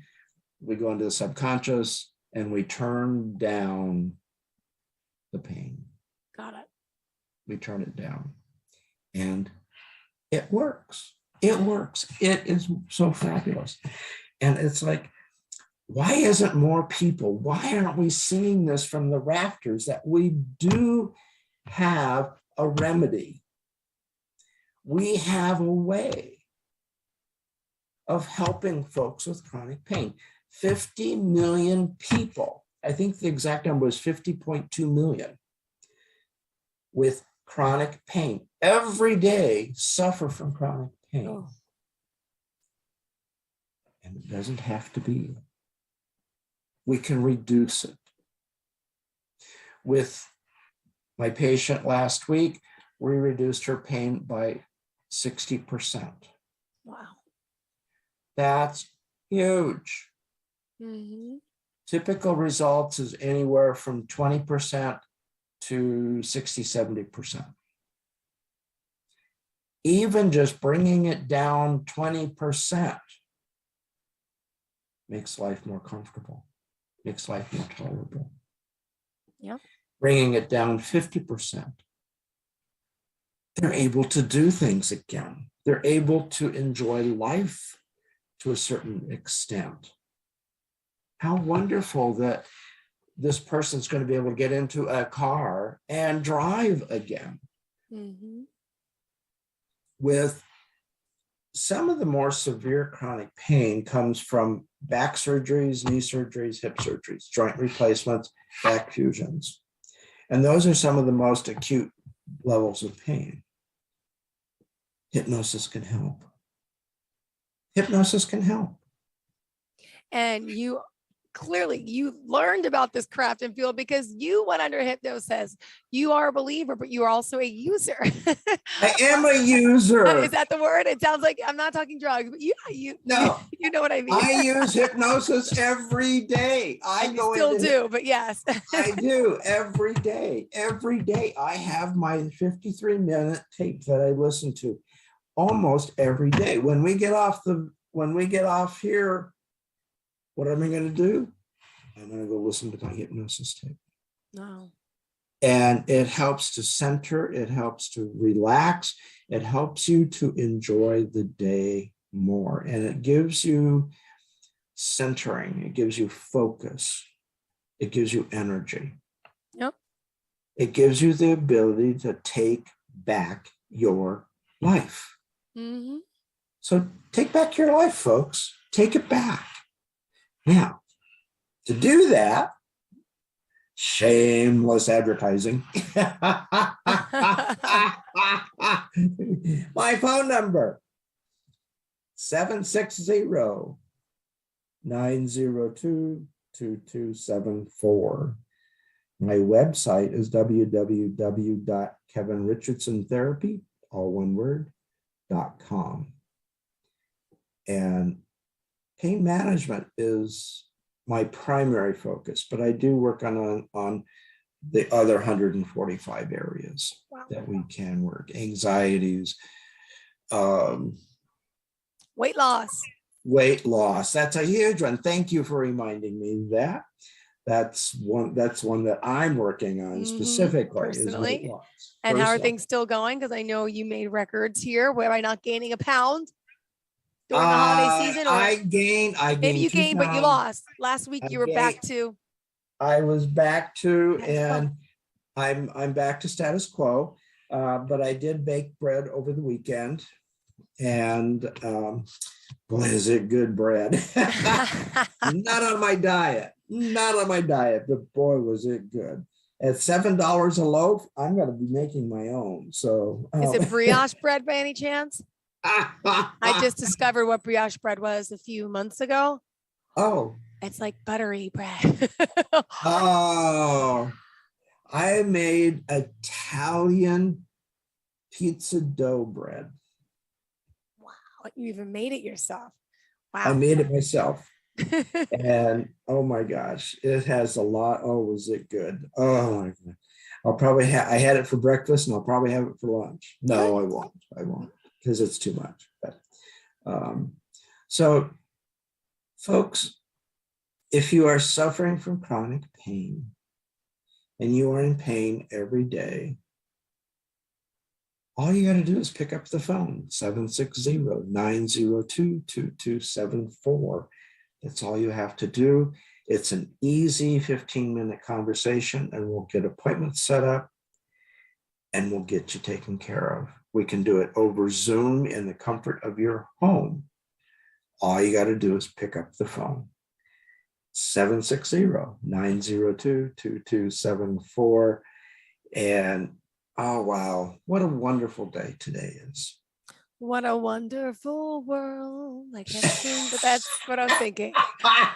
Kevin, always a pleasure having you here. Gosh, really, thank you for enlightening my day and for so many and helping everyone. I hope to get an update on your current patient next week, how they're doing. And thank you again. Oh, my pleasure. Always. It's so much fun to see you every Monday morning. It's always a wonderful day. Same here. Thank you so much. Have a great day, sweetheart. Enjoy the bread. You too.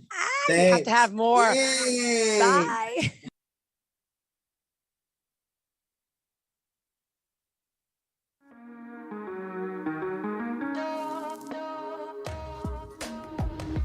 Broadcasting from the business capital of the world, this is the Podcast Business News Network. For nearly 2,000 severely injured veterans, everyday life has become filled with barriers. Day-to-day simple tasks can become pretty daunting. I have to carry my chair up 2 flights of steps or have somebody do it for me. What scares me the most is just the falling. When I'm struggling with my house, I think, to have that one great barrier just knocked down, it's crucial. Home for Our Troops is a wonderful nonprofit that builds a mortgage-free, fully adaptive, handicap-accessible house. And there's no catch. It'll be our very first home that we've ever owned. This is a game changer. This is where your life begins again. We need you to join us in completing this important mission. Please visit hfotusa.org and help build homes and rebuild lives. Because of you, everything's going to be okay.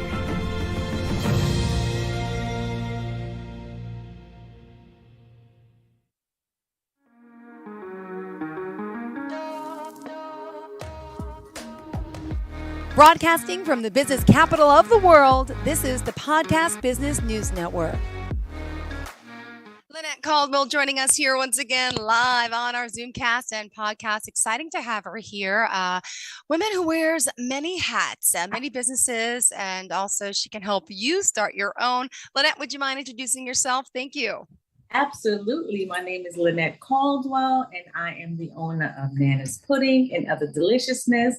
Also, I am the owner of the Main Thing Hair Wellness System, all natural products, and I am a biz wealth and what am I? I am a business mindset and wealth practitioner. I help people start businesses, scale businesses, and do well in their businesses. I am a coach that does everything to help people in their businesses. Perfect. Well, thank you so much for being here, for joining us. Would you mind sharing a little bit more about your coaching services at this time that you're doing? Oh, yeah. Oh, my gosh. That is such, I'm in a progressive mode right now. I had to get someone else to do my registration page. It is looking good. So we're about to market the 3-day masterclass. 3-day masterclass where we're talking about money, starting businesses, scaling businesses, and just getting right with yourself for your business. So that's what I'm working on right now. It's been a long haul, but it's coming to fruition. I can't wait to put that out. Fantastic. Wait, well, what is this going to consist of? Could you give us some details on it? So the 3-day masterclass will consist of getting right with your money, which means getting right with yourself. So day one, I'm just going to give you a little sneak peeks. Day one is going to be toxicity is expensive. We cannot get out here and have this shady, nasty, ugly energy and think that we're going to attract money, because if we have money, we're going to start to lose it because of those nasty behaviors that we have. Day two is about self-love. It's profitable. You know, treating yourself well, standing up for yourself, doing positive things about yourself, self-development, self-discipline. Those are profitable things that help you get money into your life and forge good relationships. And then day three, we're talking about what are the characteristics of money? What do we, what does money like? It's like having a relationship with a spouse or, boyfriend, girlfriend, or just a friend, So is that a love-hate relationship? Is that what you're getting at? Exactly. It could be, right?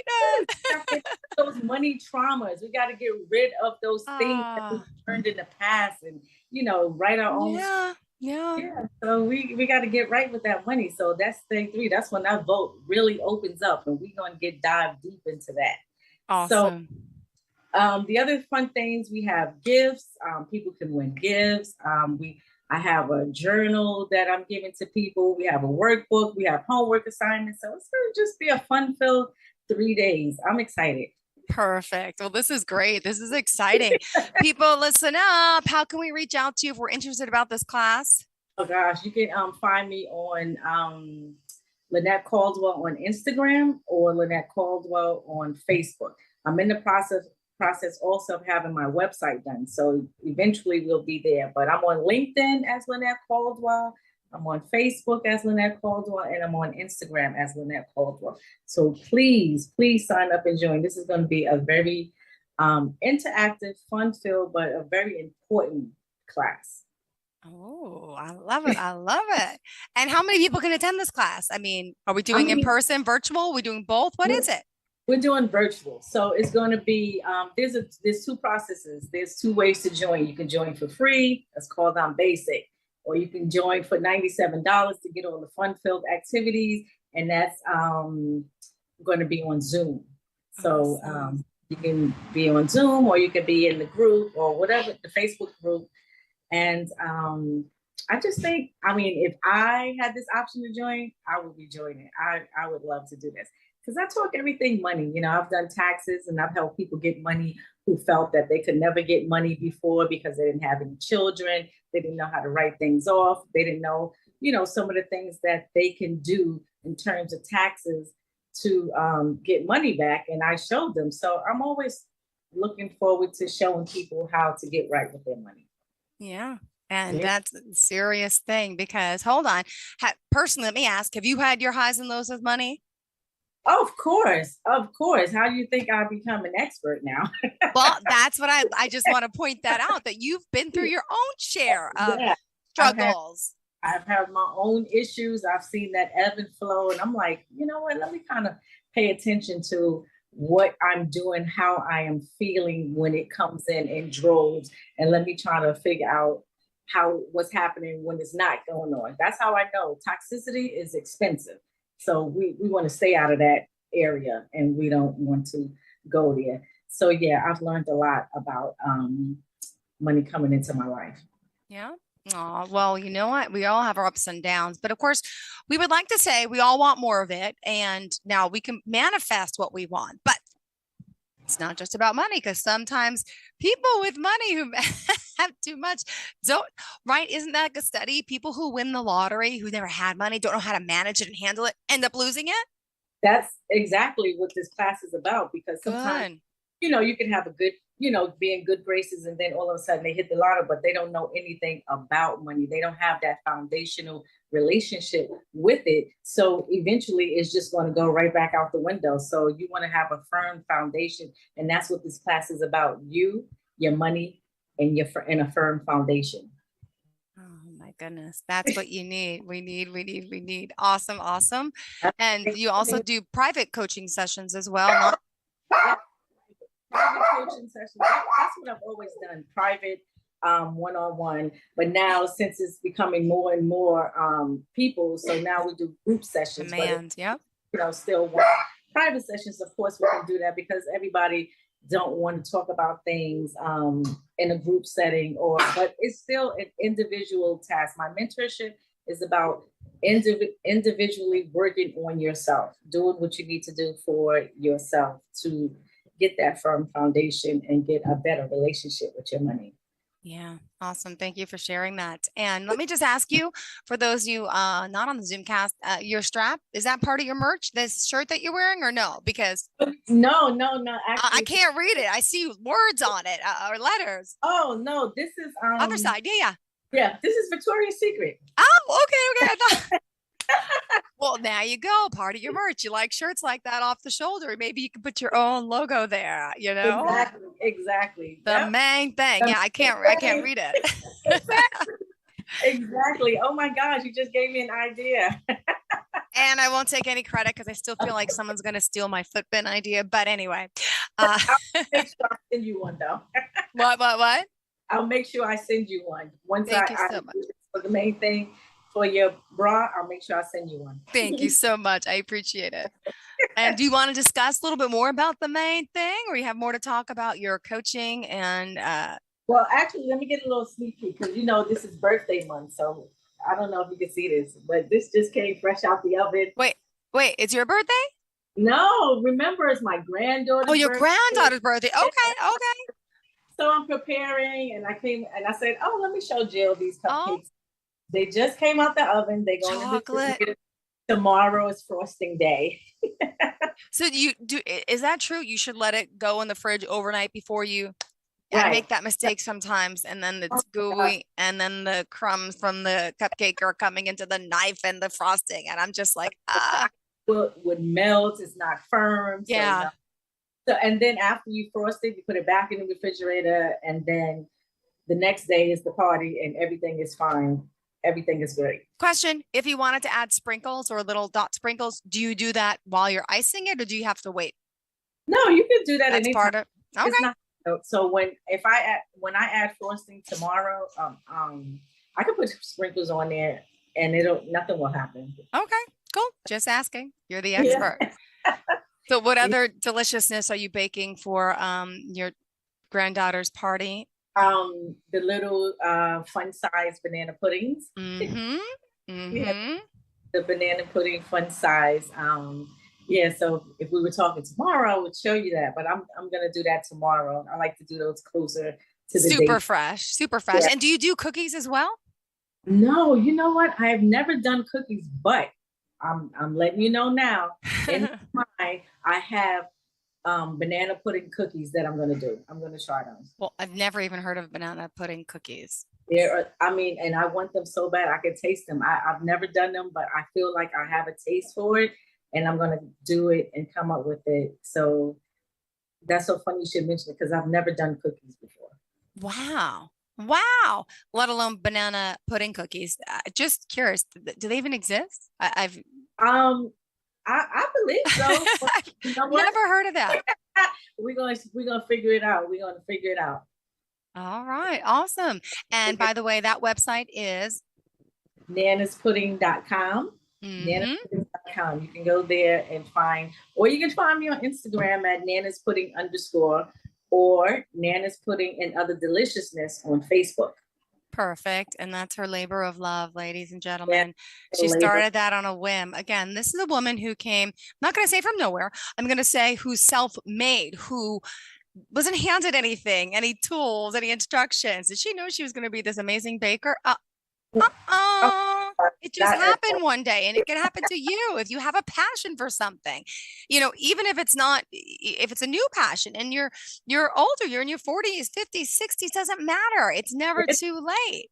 Never, ever too late. You can always do something. If you don't see something in the world, you can invent it, you can come up with it. Or if you see something that you're like, oh man, this needs to be a little better, you can tweak it as long as there's not a pattern on it.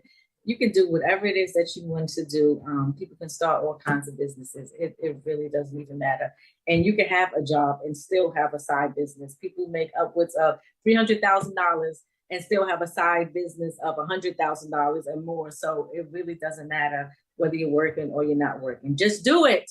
And as you say, we should always have a side hustle, right? Yes. You can always do something in there. And it's good for your taxes as well. It's a good tax. Is it?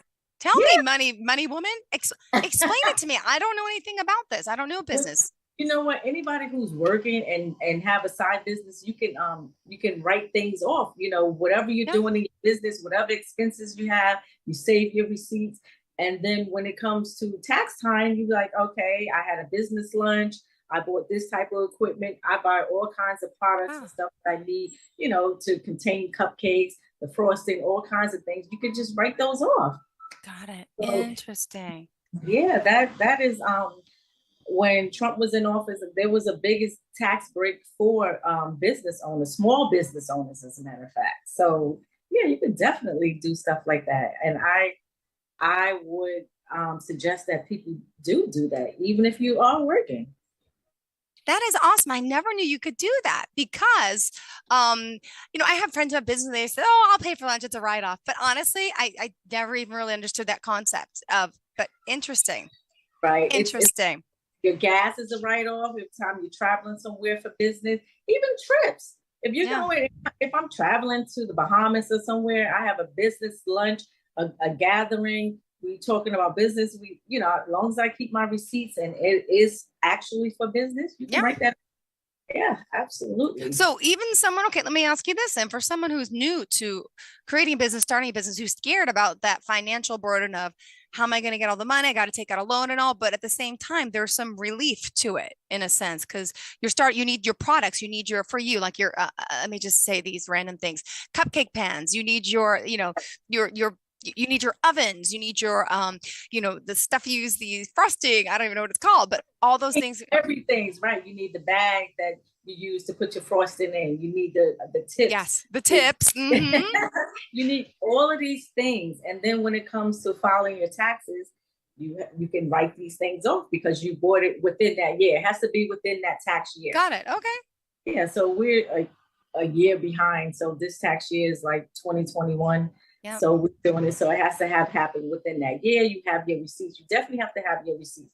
They're not looking at credit card statements or something, you have to have. You need the receipt. I learned, yeah, a lot less than about 20 years ago, I got audited. Didn't know why, because it was like, it was, I was in television and my accountant says, this is so weird. Why'd you get, she's like, it's a gray area that you work in, the stuff you write off from clothes to makeup. So, cause she told me I could write those things off. Her and I both didn't know. We met with the IRS. So they said, technically you're not allowed to write off this tank top I'm wearing unless there's a logo from like your company embedded in. I'm like, what? We didn't know that, right? So we understood, we learned, and they taught me that day. Always keep receipts. Anything you buy, always keep the receipts. And of course, the credit card statement, but they won't accept it. It's great to have both to match. Right. But you can't just have the statement. You have to have the physical receipt. I go to the gas station, I get my receipt. You have to, but that's so funny that they would require that. But sometimes those receipts don't even last. You see, the printout doesn't even last a week or two, and it's all fuzzy, or the ink is. I had one on the floor from just the other day when I got gas, and it was before it's gone. But I'm laughing because it's all that ink doesn't stay well. But nowadays they make those apps where people take pictures of the receipts and it organizes them. But does that count for IRS? That's what I was just gonna say. I'm not sure if it does, but it has to be, because there's a way that you can store receipts in like you said, an app or some type of business accounting program where you can store your receipts in there. So it has to at some point, because like I said, these receipts last 2 weeks, let alone a year. So tax season. So hey, and since we're talking about small business and people getting started, do you know of ways of getting those small business loans and the whole process of how that works? Is that something you help people with? Well, there are a lot of businesses, a lot of places where you can go for small business loans, like SBA have grants and loans and things like that. But it's almost like a lottery type of program. So you have to put in for so many grants or loan opportunities in order for you to, to get something. Like I got money from Facebook. Facebook gave me, they gave me a grant, and they gave me some Facebook ad money. So, I've gotten money from them before. There are some places they want to see that's where the business bank account come in. They want to see that you have the EIN number. Wait, I know what that is. Is that what it is, right? The EIN? No, the EIN number is where you get. I knew something. IRS, that's your business, that's your business social security number, for lack of a better term, so you can understand it. And then once you have that, you can get a business bank account, because they don't want your personal bank account to be your business bank account. So when you have a business bank account, then you can get a loan or some type of grant, because the funding bank or people, they will look at your business bank account to know that funding is going in there and it's a legitimate business. So that's a way to get it. Thanks for the tips. And running a business is not cheap. It is not cheap. When they say you have to invest in yourself, you have to invest in yourself a whole lot before you see returns. And just as much as you invest in yourself, like I've heard I hear wellness companies say that they invested $1.5 million, $1.5 million just to make $1 million. So you have to really put out a lot before you see returns. But if you have that hard work ethic and drive, it's possible. And I'm glad we're talking about this. This is awesome. This is the whole other facet of what you do. And the ins and the outs and where to go and what to do. And I had to learn it. And I'm not going to say the hard way. I had to learn it, as my journey. That was part of my journey. This is why I'm packaging my talent and I'm teaching other people. It's more like a blueprint. So now, you don't have to say, okay, should I try this or should I try this? I already wrote the blueprint out. So here's the roadmap. You can follow this. Got it. Great. All right. We still have 8 minutes left today. Miss Lynette Caldwell here. She's got so much to her. What else did you want to expand upon for today, darling? Talk about my products real quick. This is my Black Silky Hair Wellness Shampoo with black soap and peppermint soap and green tea and ginger and all that goodness for your hair. Also, oh my gosh, this is the last one. We sold out on Amazon. This is a very So this is the Biotin Boost.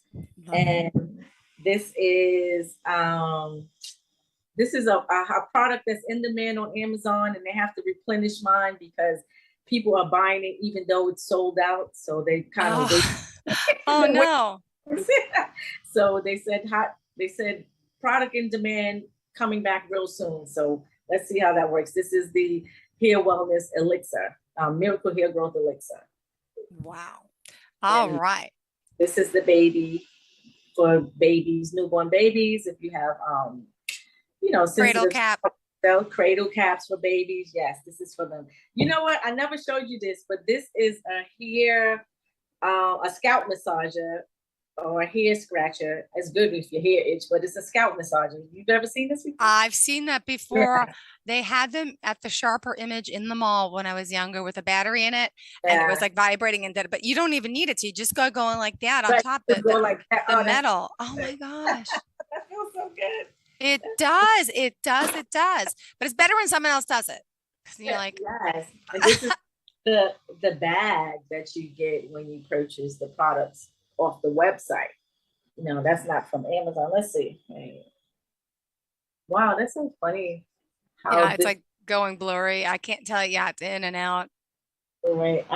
Bring it back towards your face now. Hold on. Bring it back to you because I could see you. Wait, hold on. Can't see it. Oh gosh, I saw it at some point. I saw it in the beginning. Yeah. It's her logo, ladies and gentlemen. She's holding up her how she ships her products in her beautiful bags with the main thing, Miracle Hair Growth System. We got it, girl. Yeah, here it is. Okay. You must be using that new feature, which I've been told about, I don't know about, but making everything blurry. It's just blur. It blurs out the background, but I'm so I forget to take it off, or when I'm on, I forget. Hey, you know what? The past few times we spoke, though, your camera hasn't zoomed in and out by itself. It's because it had the blur. I don't know, but I'm using a tripod now, so I don't know why that's not happening anymore. But yeah, that's true. I haven't noticed that. And that's about it. Other than the cat, which I love. Yeah. That one's beige on both sides.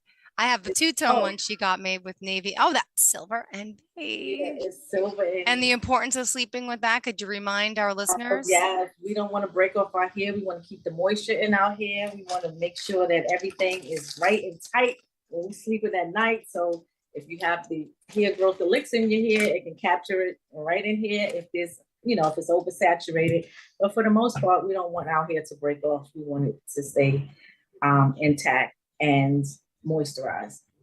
Ooh, love it. And the main thing, she also packages her products beautifully. She has a wide tooth comb, which I've used. It's wood and it's got her logo on it. Do you have that to show as well or no? You know what? I actually I was using it before. I don't. The West Wing. I love it. The West Wing. Yes. And this is in the East Wing. Great. Any plans, on expanding the hair product line, hair care system line?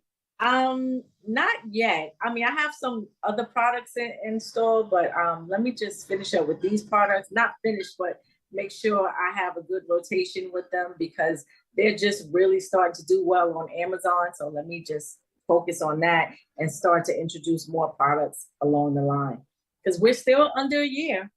Wow. Congratulations. And yeah, her products are on Amazon. What was it like to get your products on Amazon? Someone out there listening who's ready to start a business or has a business, just advice on that? You simply apply online or is there a certain... Yeah, you apply online. I mean, it's you go to Seller Central, you start an account. There's a level of quality control. They come on, they schedule a meeting with you. You're kind of like a Zoom or something like that. And they ask you questions, they go over your labels, they got to make sure your labels are in the right format that they want you to have, like the manufacturer's name, your ingredients, the directions, your logo, your phone number, where you're listed. So everything has to be in that format, the way they want it. And then they approve you or not. And if it's not right, we'll let you know. And then there's a level of finding out what type of quality, what type of oils are in your products. If it's hazardous, then you have to write out exactly what's in there so that they can determine whether it's hazardous or not, or you have to declare it's non-hazardous. Interesting. Wow. So it could be you. I didn't know if it was open to everyone or they contacted you, but that was like Facebook. Yeah, you can start the process, but they have the ultimate decision as to whether or not you are approved or not. Yeah. Perfect. All right. Good to know. And we're almost out of time. What do you want to add before we have to go? You can reach me on, like I said, on Instagram at the main things with an S at the end. That's MANETHANG. The main things with the S on the end. But the website is themainthing.com. I never get out the website hardly. Nana's Pudding is nanaspudding.com, and I could be reached on Amazon. And Amazon as well. But I could be reached on Instagram at nanaspudding.com. And Lynette Caldwell across the board. Perfect. Well, thank you so much. Pleasure having you here as always. Best of luck with the birthday party. Hope we have some pictures to share next week. And good luck. All right. Have a great day, Lynette Caldwell. Pleasure seeing you. And to all of our listeners, thank you. Stay tuned. More of the show. Tell the boys we're sending them a virtual candy bag. Oh gosh, yeah, Jackson still talks about that. I got to get more when I see you. Hopefully we'll get together once again soon. In the meantime, we gotta run, but Lynette, pleasure as always. Looking good. Okay, bye. Are you looking for even more of the podcasts and hosts that you love? The Podcast Business News Network is proud to announce that you now have even more ways to listen live. Check out the MyTuner Radio, online radio box, and Simple Radio apps on iOS and Android, or find us online. Search for Business News Network on mytuner-radio.com, or search Podcast Business News Network on streama.com and onlineradiobox.com/US. Take your podcast on the go and don't miss a minute of the action.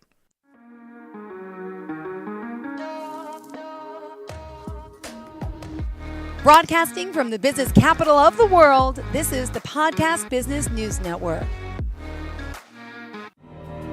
For nearly 2,000 severely injured veterans, everyday life has become filled with barriers. Day-to-day simple tasks can become pretty daunting. I have to carry my chair up 2 flights of steps or have somebody do it for me. What scares me the most is just the falling. When I'm struggling with my house, I think, to have that one great barrier just knocked down, it's crucial. Home for Our Troops is a wonderful nonprofit that builds a mortgage-free, fully adaptive, handicap-accessible house. And there's no catch. It'll be our very first home that we've ever owned. This is a game changer. This is where your life begins again. We need you to join us in completing this important mission. Please visit hfotusa.org and help build homes and rebuild lives. Because of you, everything's going to be okay.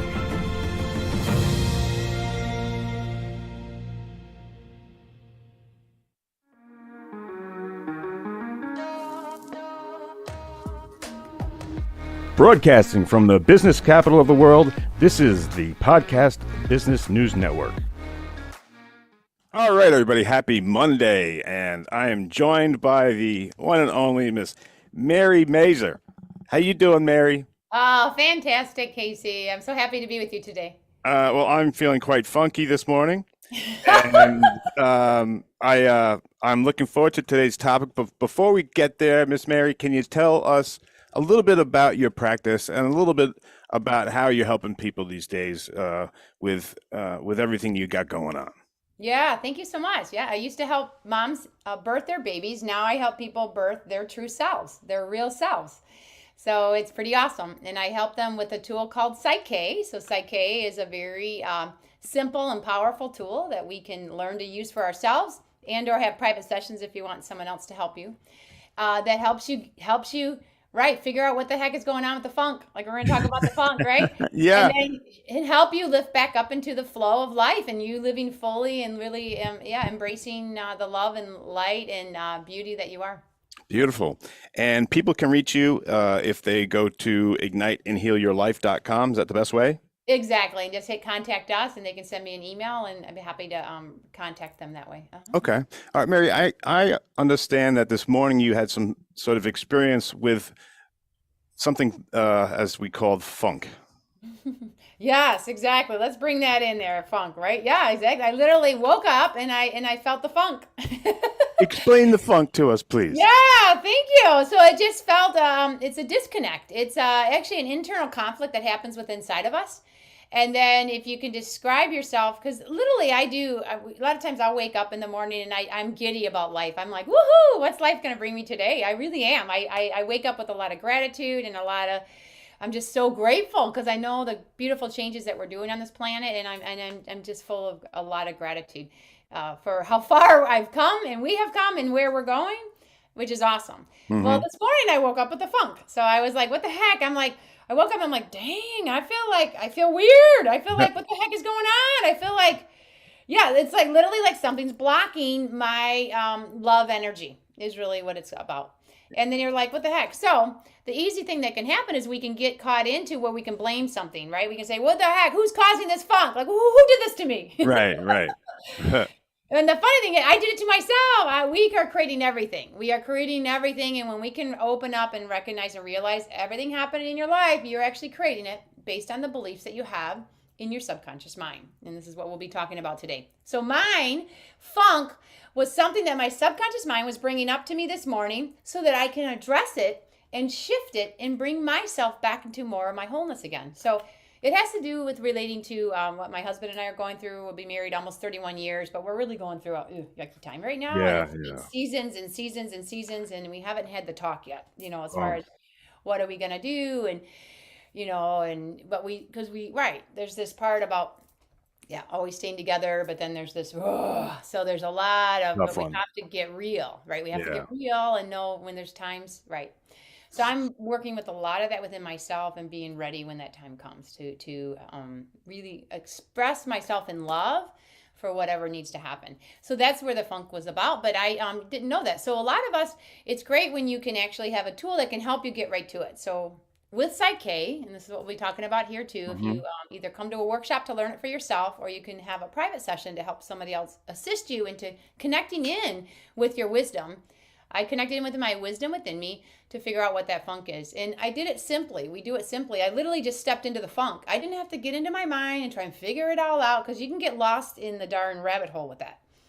You just like, hey, I don't feel right. I feel out of place. I feel, So with Psych-K, the tool that you use, it's a 7-step process for the most common way to transform the energy, because the energy was chaotic within me. I was feeling probably judging myself, and then whatever. Was this all subconscious, you're saying? All subconscious. Well, the subconscious part of us is our programs. And then what the subconscious part of us does is 95% of everything that runs our life. It runs everything in our bodies.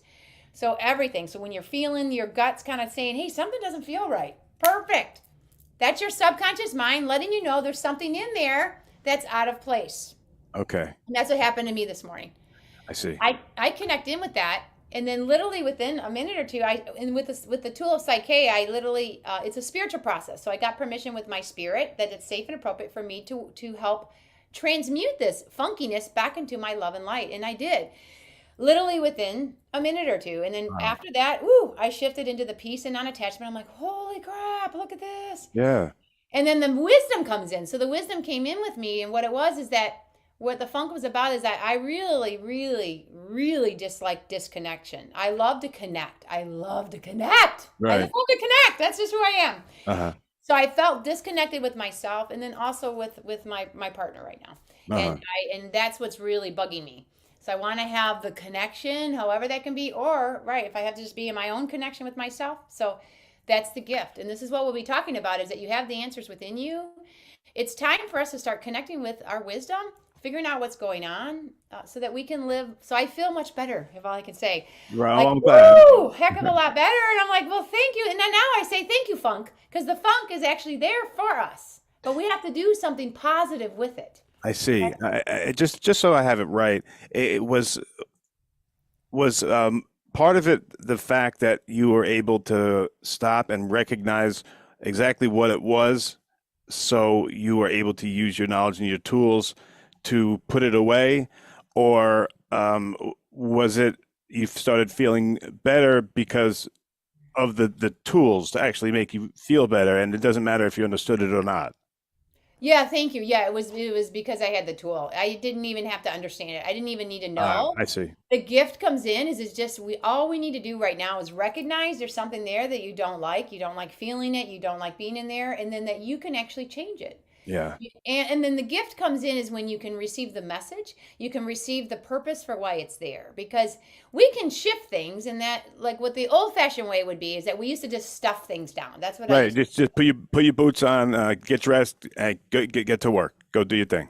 Exactly. And then we would just rationalize stuff and we say, well, that's just how things are, whatever. Some days you just have crappy days. Some days you just Right. feel like crap, something, blah, blah, blah. And then we just ignore it. And then we just keep on going, keep on going. And what happens is that you're gonna eventually it's gonna explode. And either you're gonna get a health condition, a relationship condition, or a financial condition. That's usually what happens. Mm-hmm. Exactly. So I love it with Psyches, you can be proactive. And that's what I love to do more than anything, is to stay ahead of the game, because I'm all about, let's have a fun, vibrant, love experience here and bring, have a heavenly experience. So if you study the psyche and you become aware of that, you're not saying that these things won't happen. Like you won't ever wake up on the wrong side of the bed or have the funk, but you'll know how to deal with it so you can come back to all the good things and the good vibrations and the good levels that we're supposed to be in. Is that correct? Exactly. Yes, that's exactly right. Right, actually, because we were born in the 20th century. So we got all kinds of crap that we experience. We all did, every single one of us. And it's time for us to admit it. It's time for us to get into how we really feel about stuff, what's really our truth, and then start putting in how we want things to be in our new way. And this is what we're meant to do. We're literally rising up to who we really are.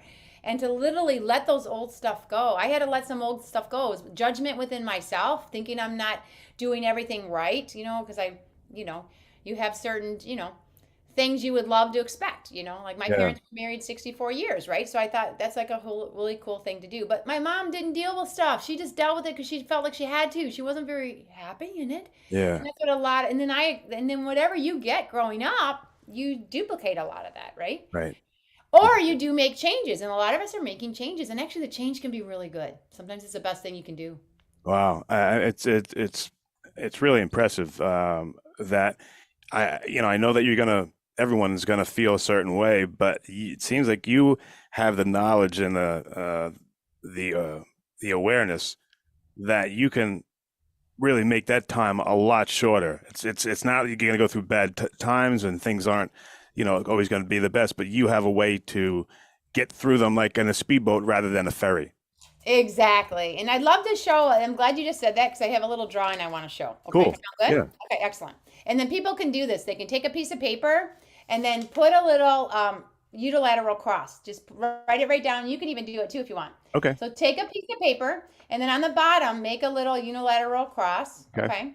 Right there, right? Mhm. And then at the top of the paper, do it again. Put it up there. Okay, so you're going to have it at the bottom and at the top, all right? Okay. And then guess what you get to do? You get to fold it so they come on top of each other. Okay, so then you'll fold it so it'll be in three ways. You're going to fold it so that they can come. So you're going to have it apart, and then you're going to be able to put it together. Can you do that? Yeah, I fold it in a way, you're going to fold it. It'll actually fold There it we go. twice. Yeah, so you can fold it up, okay? Okay. This is exactly what Psyche, the tool of Psyche, is here to help offer for you. Is that in life, this is where we are in the bottom. This is who we are presently in our present moment, okay? At the top is where you want to go, okay? So like, let's say for me, I want to have deep connection with who I live with, to have open heart, and we talk about and share and love and yes, right? And then living beautifully, whatever that dream is for you, traveling and growing and experiencing the amazing part of life, okay? Okay. But let's say right now you're not in that, because like right now I'm not. Like it's like we're in a bunch of funk where we're just very far apart and not in a good, whatever, healthy relationship, I would call it, okay? For whatever reason. Lots of reasons. The gift with Psyche is that the gap here, you get to close the gap within your own mind and within your own heart. You're going to work within your own self. And what you do within yourself changes your outside world. Because when you start changing your energy within you, so you can bring, in my mind now, I already see that I am already connected now. Because the reason I had the funk is I felt very disconnected. And the reason I felt disconnected is because there's an aspect within me at my subconscious level that I pushed away and hated about myself, probably judged myself with. We all do that with ourselves. Bring that part back into you. So I brought, with using the tool of Psyche, the aspect that was separate from me backed into who I am again. So now we're in the oneness. So then literally I feel more connected. I feel a lot more connected. And even my conversations with my husband are getting a little more connected than they did before. What? Yeah. Today, hopefully we can have a really good conversation that can, bring stuff up. Right. Right. So this is just what you do. We help close the gap from what we think, because we think what we want to have is so far away, or maybe it's not even reachable. A lot of us will dream, but then sometimes we'll even forget to dream. And then we just get back into reality. This is kind of where my husband is. He's just living in reality. He's not even letting himself dream anymore. Okay. And then I'm up here wanting to dream all the time, right? Right. And it's important to actually bring the two together, to be in the real reality, let yourself dream, and then have a knowingness that you can achieve anything your heart's desires for your highest level that's even better than what you could even imagine, because we are here to create, and we are here to create amazingness. But we didn't get that growing up. We got that it's going to be hard, and it's going to be a struggle, and just be satisfied with what you have, and blah, blah, blah. We got all the opposite, right? Gotcha. Yeah. Like Kay helps you change those programs of the stuff you got, of the limitations. So you put in your expansion, okay? Mm-hmm. But then that and I pulled out some cards for us, that my life works beautifully. Okay, how would you like to believe that and know that? My life always works beautifully, and that everything in my life works. Voila! Right? Yeah. And it has to be for the good for yourself and all. It can't just be for your own individual self. Those times are done. We all used to be in survival, and I just have to do whatever I feel is what's best for me. Check with yourself. Whatever you want for yourself, is it also good for it all? Whatever you do, is it going to help the world? Is it going to help others? Then that is your sweet spot. Heck yeah. If it's going to harm somebody or hurt somebody in a very negative way, like in a long-term horrible way, Right. it's probably not a good thing to do. Make sense? Yeah. I was just thinking of like how you would look at, say, like the stock market. Usually the person who has a great day and everything is up, everything is good. That means that someone who maybe isn't making the right choices, isn't being positive, like you said, is doing it selfishly. That person's on the down. Right. They could be. The other thing could be that everything just cycles. We have highs and lows. Because what happens is we'll judge things. We'll think and a lot of times we'll think we're supposed to be on the high all the time. Not necessarily. No. If you actually were all on the high, like literally, then it would get boring after a while, believe it or not, because it'd always just be the same. Right. So things are meant, that we can live in the flow within ourselves and be able to deal with uncomfortable things. Once we know that we're going to actually turn it for good. The key is you've got to know that you can turn it for good. Maybe not this second, right? But wait a couple seconds or a couple minutes, then it might change. It's that flow, ebb and a flow type thing. Exactly. And allow yourself to have a new perception. And the new perception would be, can I see this from a love perspective instead of a fear perspective? And that's the sweet spot too. Because if we're coming from the angle of fear, which means a limitation, it means control, it means that you're only doing what you want to do for your own self-interest, okay? The key is when you are doing it out of love, you're actually doing it for your divine self-interest. You can be divinely selfish, which means you're doing everything from love. It's a whole different parameter. Would you mind expanding on that? The divine and divine love and other love. Yeah, absolutely. Okay, so we're born here as a human being, as a beautiful being, and as a newborn baby, we believe that we're separate from everything else because we're a body different than another body. Okay, so we actually get what's called the veil of our separation of our divineness.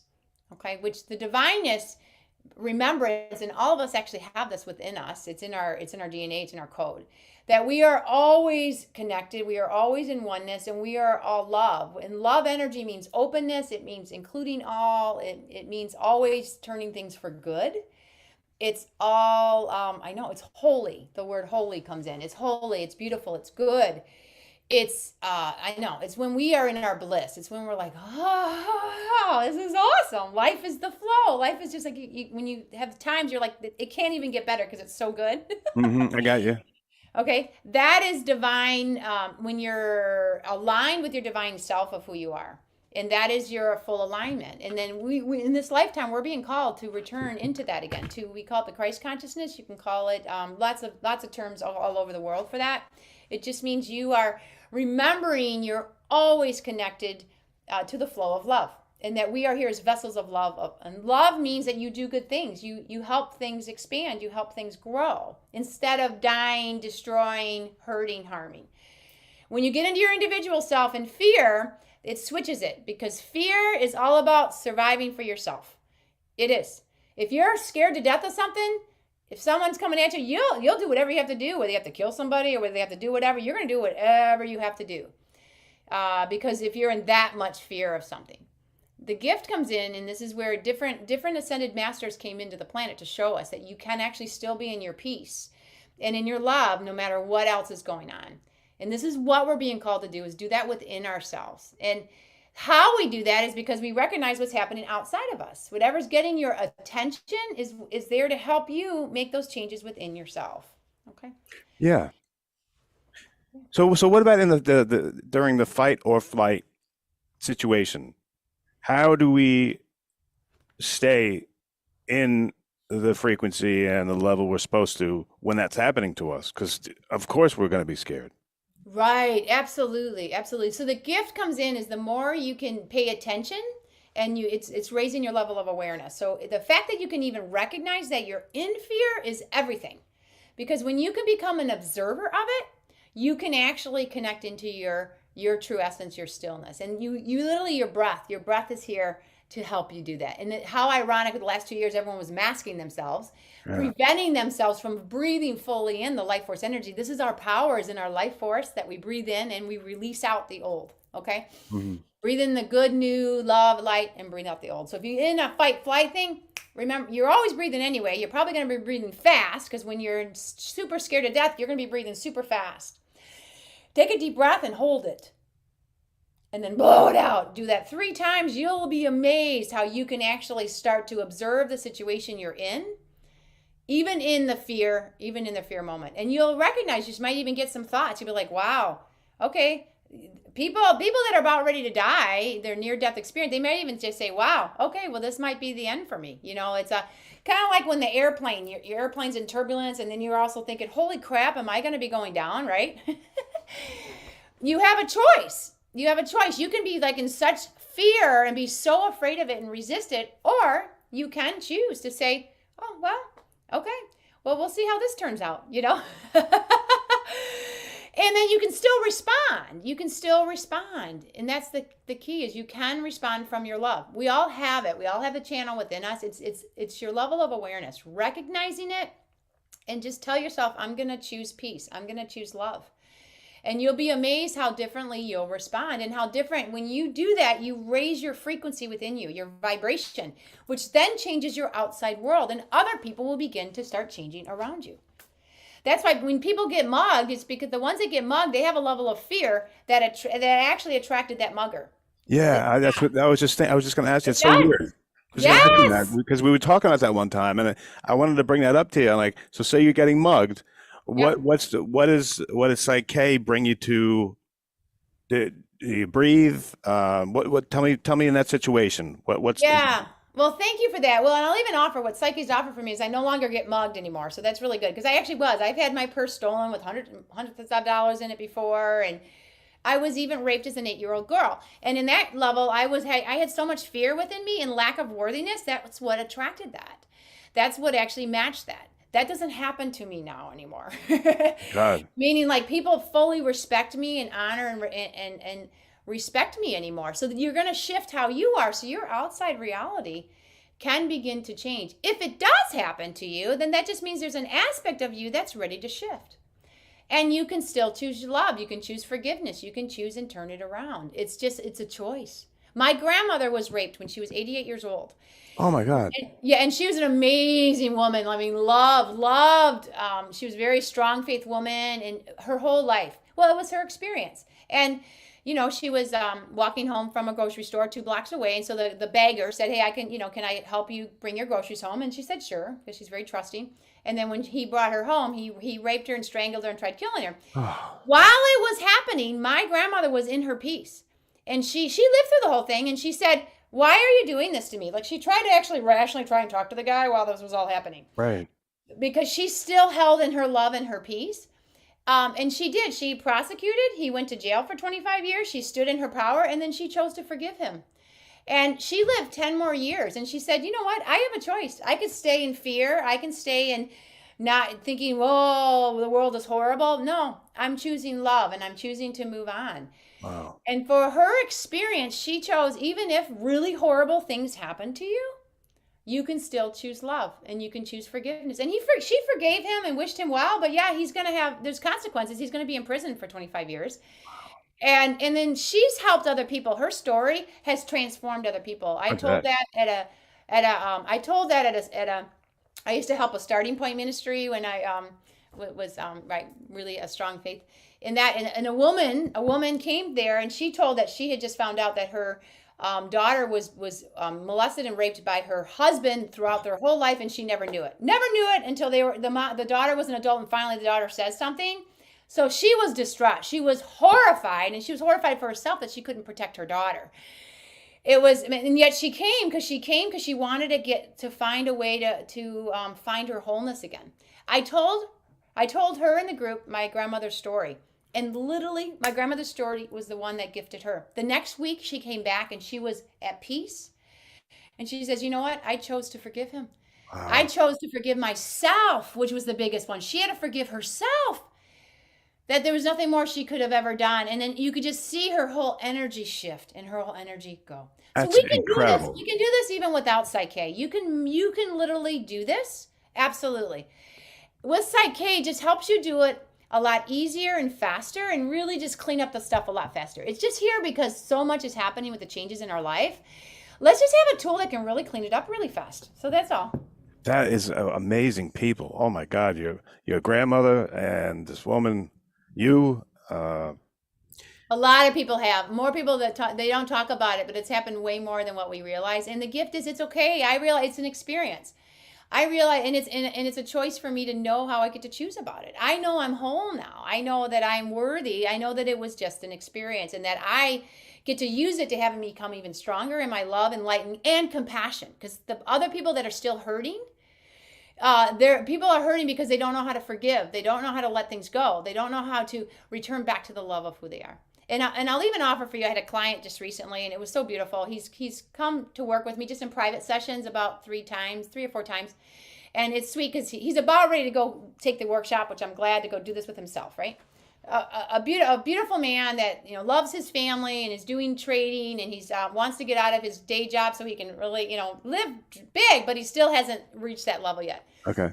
And he got into the funk, so we're going to get back into the funk. He was in a funk. He was in a depressive funk, and his wife recognized it. She knew he's going back into the pit again. And we know this when we're with each other. So she's the one that said, well, why don't you give Mary a call? Why don't you just go have a session with her? And he's like, okay. And he recognized it too. That was the key. He knew he was getting into a depressed. He was getting procrastinating. He wasn't being himself. He was pushing himself down. He had one session with me. He was able to uncover what he actually stepped into his depressed aspect of himself and received the messages that it was offering for him and what it was trying to help recognize. And once he got that and knew, this is what he sent me a message, and I'll read this to you because this is what he gave after the session, a couple of days after the session. Because this is what he said. He said, the biggest difference that I'm feeling now is that the anger and the disappointment is gone. And I've learned to have fun again. That this depressive funk that I was in was lifted immediately, and I feel a closer sense with my subconscious. And now I include my subconscious instead of pushing it away like I always did before. And now I know that it's a part of my life, and in my decisions, my happiness, my difficulties, my opportunities, and my memories. And I don't want to unintentionally block it anymore. Wow. It means he's willing to be vulnerable. He's willing to bring up whatever's coming up is here for me. Because it is. Everything is for us. Then we can turn it for good. Nice. Mary, great show. Thank you so much. Let me give you the last word and let people know how to get a hold of you, please. Thank you. Oh, okay, absolutely. Yeah, so the real thing is coming on. We're in game time now, meaning get real with yourself. If you're in a funk, like I was in a funk this morning, we all get into funks, right?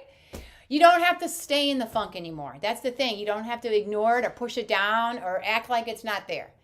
Address it. Say, yeah, I don't feel right. Yeah, something's weird or something isn't right. Or I'm tired. I'm tired of being sick. I'm tired of dealing with whatever.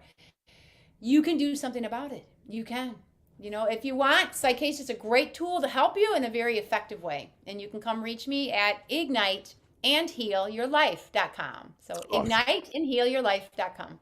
Mary, thank you so much. Can't wait to hear what you have to say next. Guys, we'll be right back. Are you looking for even more of the podcasts and hosts that you love? The Podcast Business News Network is proud to announce that you now have even more ways to listen live. Check out the MyTuner Radio, online radio box, and Simple Radio apps on iOS and Android, or find us online. Search for Business News Network on mytuner-radio.com, or search Podcast Business News Network on streama.com and onlineradiobox.com/US. Take your podcast on the go and don't miss a minute of the action.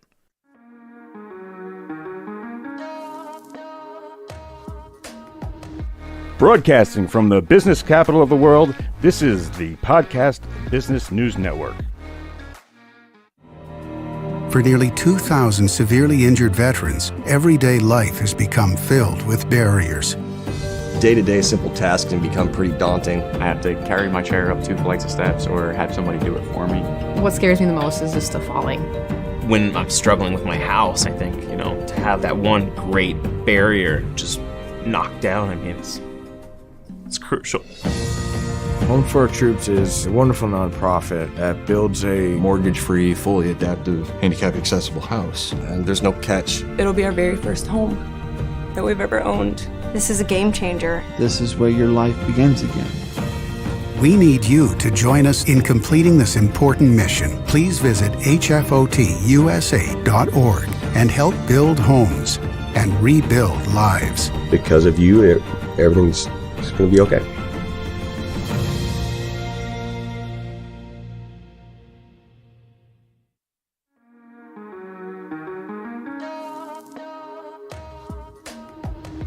Broadcasting from the business capital of the world, this is the Podcast Business News Network. All right, everybody, we are back, and I'm joined by the one and only Mr. Tom Smith. Tom, you are the owner of P. Thomas Smith Counseling. You have been doing this for a long time. You are a Marine. Yes. You have a passion for helping people, and welcome back to the show, my friend. Thanks, man. I love being here. Hey, you set something up really cool. You got a 2-parter coming in this show and the next. Tell me if you want to introduce this 2-parter you got, because you got a lot of information that you got to get through. So tell us about your topic. It's going to be a great one. Well, in our previous shows that we've been talking about, we've really been looking hardcore at PTSD, depression, and things like that that's going on veterans, which goes on in society today, regardless of who you are, how old you are, what color you are, what race you know what I mean? It's human nature. So because we live in such a trying time now here in America, our setup from the last show, you asked me, what is it that you want to talk about in the next segment? And I just wanted to take a snapshot of society today and what's going on based on science, based on, and always I preface everything. I know you're getting tired of hearing it, but I'm not black, I'm not white, I'm not red, I'm not blue. I'm an American. I'm a veteran. I serve my country. And I only speak truths. Everything that I come up with, I don't make it up. I'm not that smart. I steal it, man. You know what I mean? I'm a researcher. I read everything and study everything, especially human nature and things. That's what I'm saying. Human nature. I mean, that's your bread and butter, man. Because you've worked with so many people, doing so many different things. You really are educated in this way, and that's why I'm psyched about your 2-parter here. So I'm sorry to interrupt. Go ahead. No, bro, we're good. We're on the same page always. So setting this up, what I wanted to do is catching them up. Our last segment, I talked about moral injury, which is it's our moral compass. It's our soul. And I'm starting to, interestingly enough, read and see lots of different information about, our souls being stolen as a society in America. And it doesn't really take root. It doesn't really catch on because that is not the left's They don't want anybody to understand what they're really doing, but that is the truth of the matter. So the reason why I wanted to get into this in a two-part, when I started putting the show together, I realized very quickly, I'm like, this is not going to be a 23-minute show, because I want to do some backstory before we really get into the dissection of as far as what's going on in the nation, dealing with our moral injury, our soul, because it really is truly through strategic planning being stolen from us. And even as I sit here, I'm processing, because that's how I do. I don't write anything down, man. I'm ADD. I couldn't remember it if I wrote it down. You know what I'm saying? Wow. This is all out of my heart and my mind that I process as I go through. So just so you know that. So okay. I get into the mind. ADD, man, it's a blessing and a gift. We can't remember our last names, but buddy, when we're onto something, we're onto it. Well said. What I want to talk about is human nature. Yeah. First off. So my question to you, and it's not a loaded question, it's not a right or wrong question, I'm asking everyone watching it. Do we think we as human beings are born and created with good or bad within us based on what you're seeing in our society today?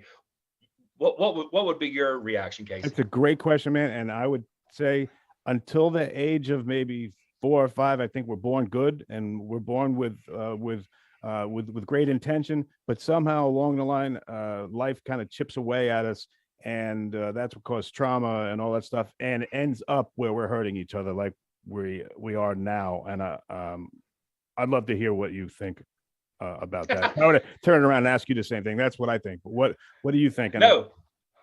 And Casey just closed the show. Bada boom. That was the information. Awesome, dude. Thank you, Casey, for doing that today. We'll see you next week on part 2.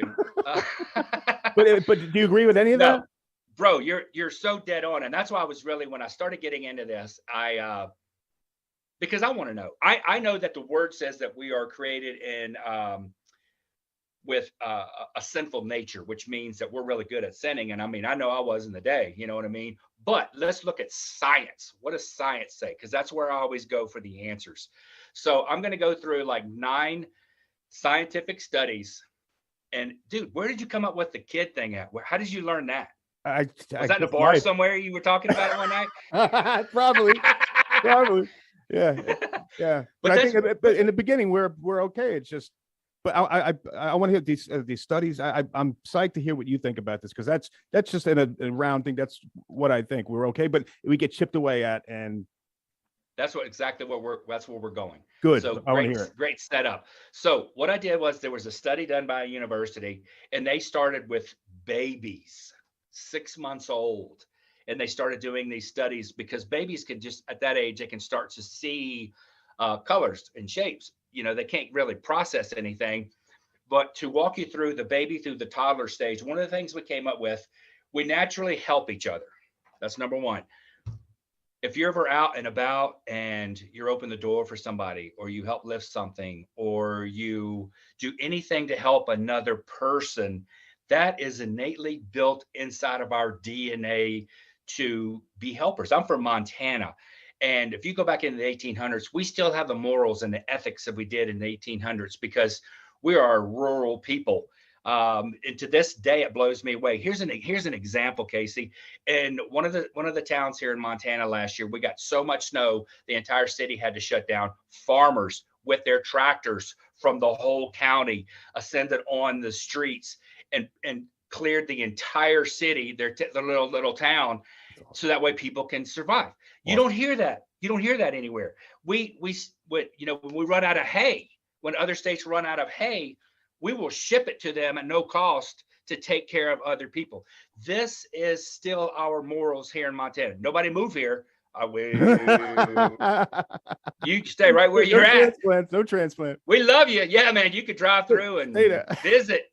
Go ride a bull, but you gotta go. Anyway, I'm sorry, man. No, I'm with you, man. That's awesome that they did that. That's so cool. Oh, I love it here. People are so kind and good to one another. You're a New Yorker. Well, that's another story. It is. Rewards It is big time. Pennsylvania, which is just an hour and a half away. You see a difference in people. They say hello to you, and they'll help you a lot more than they would on Long Island or New York City. I'm not knocking where I live, but that's just the truth. And where you live, Yeah. I can only imagine the sense of community and how people help each other out. My brother's from the East Coast. I'm originally from Virginia, and he used to drive up and down the East Coast. He was a trucker, and he said when he came out here, he was almost jumping into the floorboard because everywhere he went, people were like, "Hey," he thought they were raising guns or something, going to get him. He's like, "I've never said hi more in my life." Everywhere he went, "Hey, hey." So his joke was running around the house at night going, "Hey, hey," and I'm like, "Dude, this is the way we live here." People are nice to you. Wow. Yeah, that don't even know you. So rewards have nothing to do with it. We like to take care of people and help people. And in this study of these, now they're toddlers, like you say, 3 to 5 year olds, they would have these groups of kids working together, and they would tell one group, "Hey, if you do this, we're going to reward you." And this other group, they didn't even have a reward. The ones that got a reward didn't even care. They didn't even really care about the reward. They were more concerned about helping and sharing with the other kids. So it's in our DNA to help people with not expecting. Now we're talking about healthy mental people here. Mm-hmm. We crave authentic friendships. Now I know I can only imagine you being a celebrity, how many friends you have that you don't even really know their name. I have so many dudes and what's ups, I can't even tell you, man, because I can't remember. But we love that real, true, authentic friend because we can share our most inner thoughts and our being and our emotions, and we can trust them, and that's built over time. But it's interesting, right? That's something that we really truly desire. So think about the people that do not have those relationships. Bookmark that. I'm going to talk about that later on. Okay. So the next one we're going to go into is we're also meant to fall in love. When I was younger, I was, dude, you know what I'm saying? I had it down. This is a true story, Casey. This is a true story. In 5th grade, my teacher wrote a note home to my mom and said, "Tommy's problem is he's in love." My mother wrote a note back to the teacher, said, "Tommy's always been in love." I love her, man. It's a beautiful thing. Saying? But that's we're created that way. We're created that way to love, to meet somebody, to fall in love with, to share our life with. And I thought that was a beautiful thing. I do too. We genuinely value honesty. All my life, whether it be personally or professionally, when I would start meeting with people, as you can tell, I'm super blunt. I don't really have any filters. I don't know how. But people are always like, after a certain period of time, like, "Man, dude, you're so honest. I mean, you just tell it like it is." I love that. Especially in relationships with females, they're like, "Wow, I can't believe how honest you are. Most guys are just full of crap." And I'm like, refreshing. It is, but I don't know any other way. Awesome. But we as human beings, we really, really appreciate that in others. But unfortunately, for people that have things they want to hide, they can't really do that. Gotcha. Humanity loves hugs. I'm down. You? yeah, always. I'm any old time. We're good, because what happens is it releases an endorphin in our brain that makes us feel good. There is a chemical reaction that happens when we do get a hug. So these people that run around going, "I had a really bad day, honey, I need a hug," that's scientifically a fact that we actually really do. It lowers blood pressure. It lowers stress. So for all the guys that want a cool new pickup line, instead of in the bar, be like, "Yo, I heard in science that we need to hug because we're gonna feel better." it's scientific. Yeah, I'm with you on that human contact thing, man. Sometimes I mean, that's a big thing. Yeah. Oh, it's so huge. Smiling is a human instinct. They did a study with children that were blind and children that could see, and they put them through the exact same type of format of whatever the I don't want to say experiment, but whatever it was that they were doing.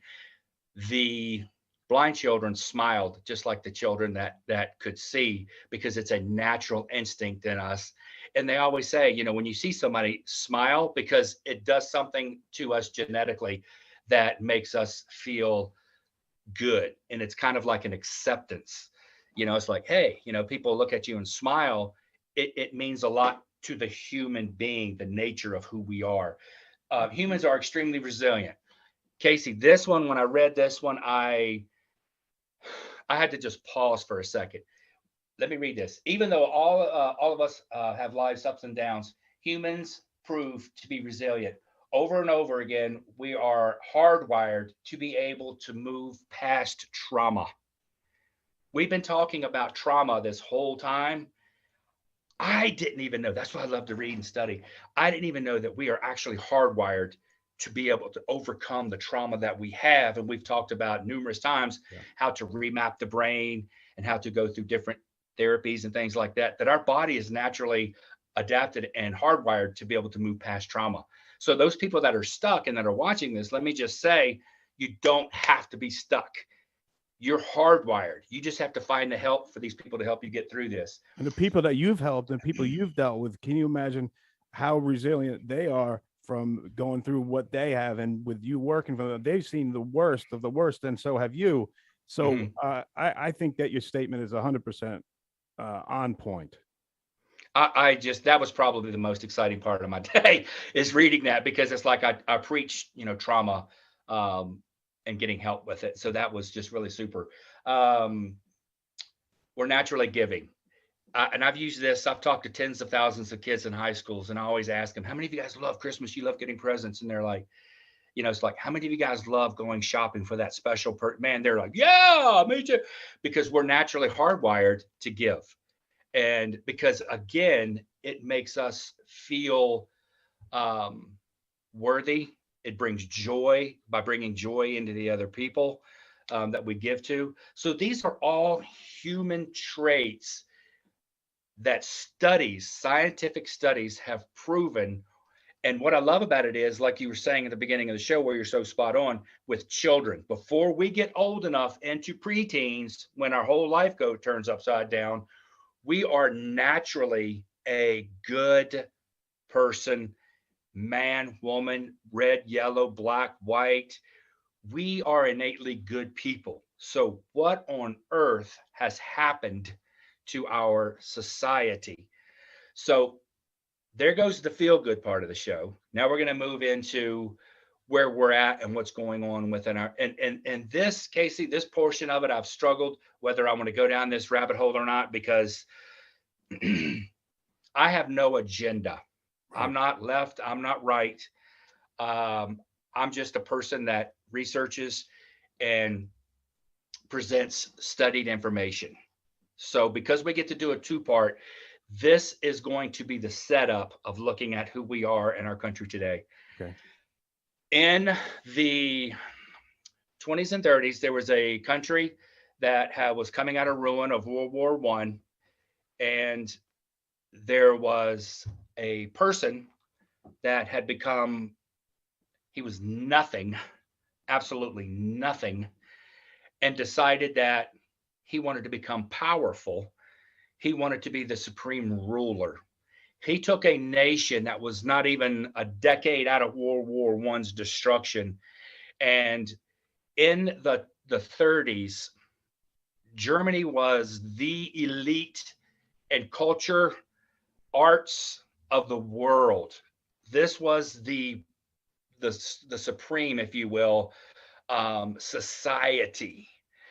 This man who wanted more than anything to become powerful.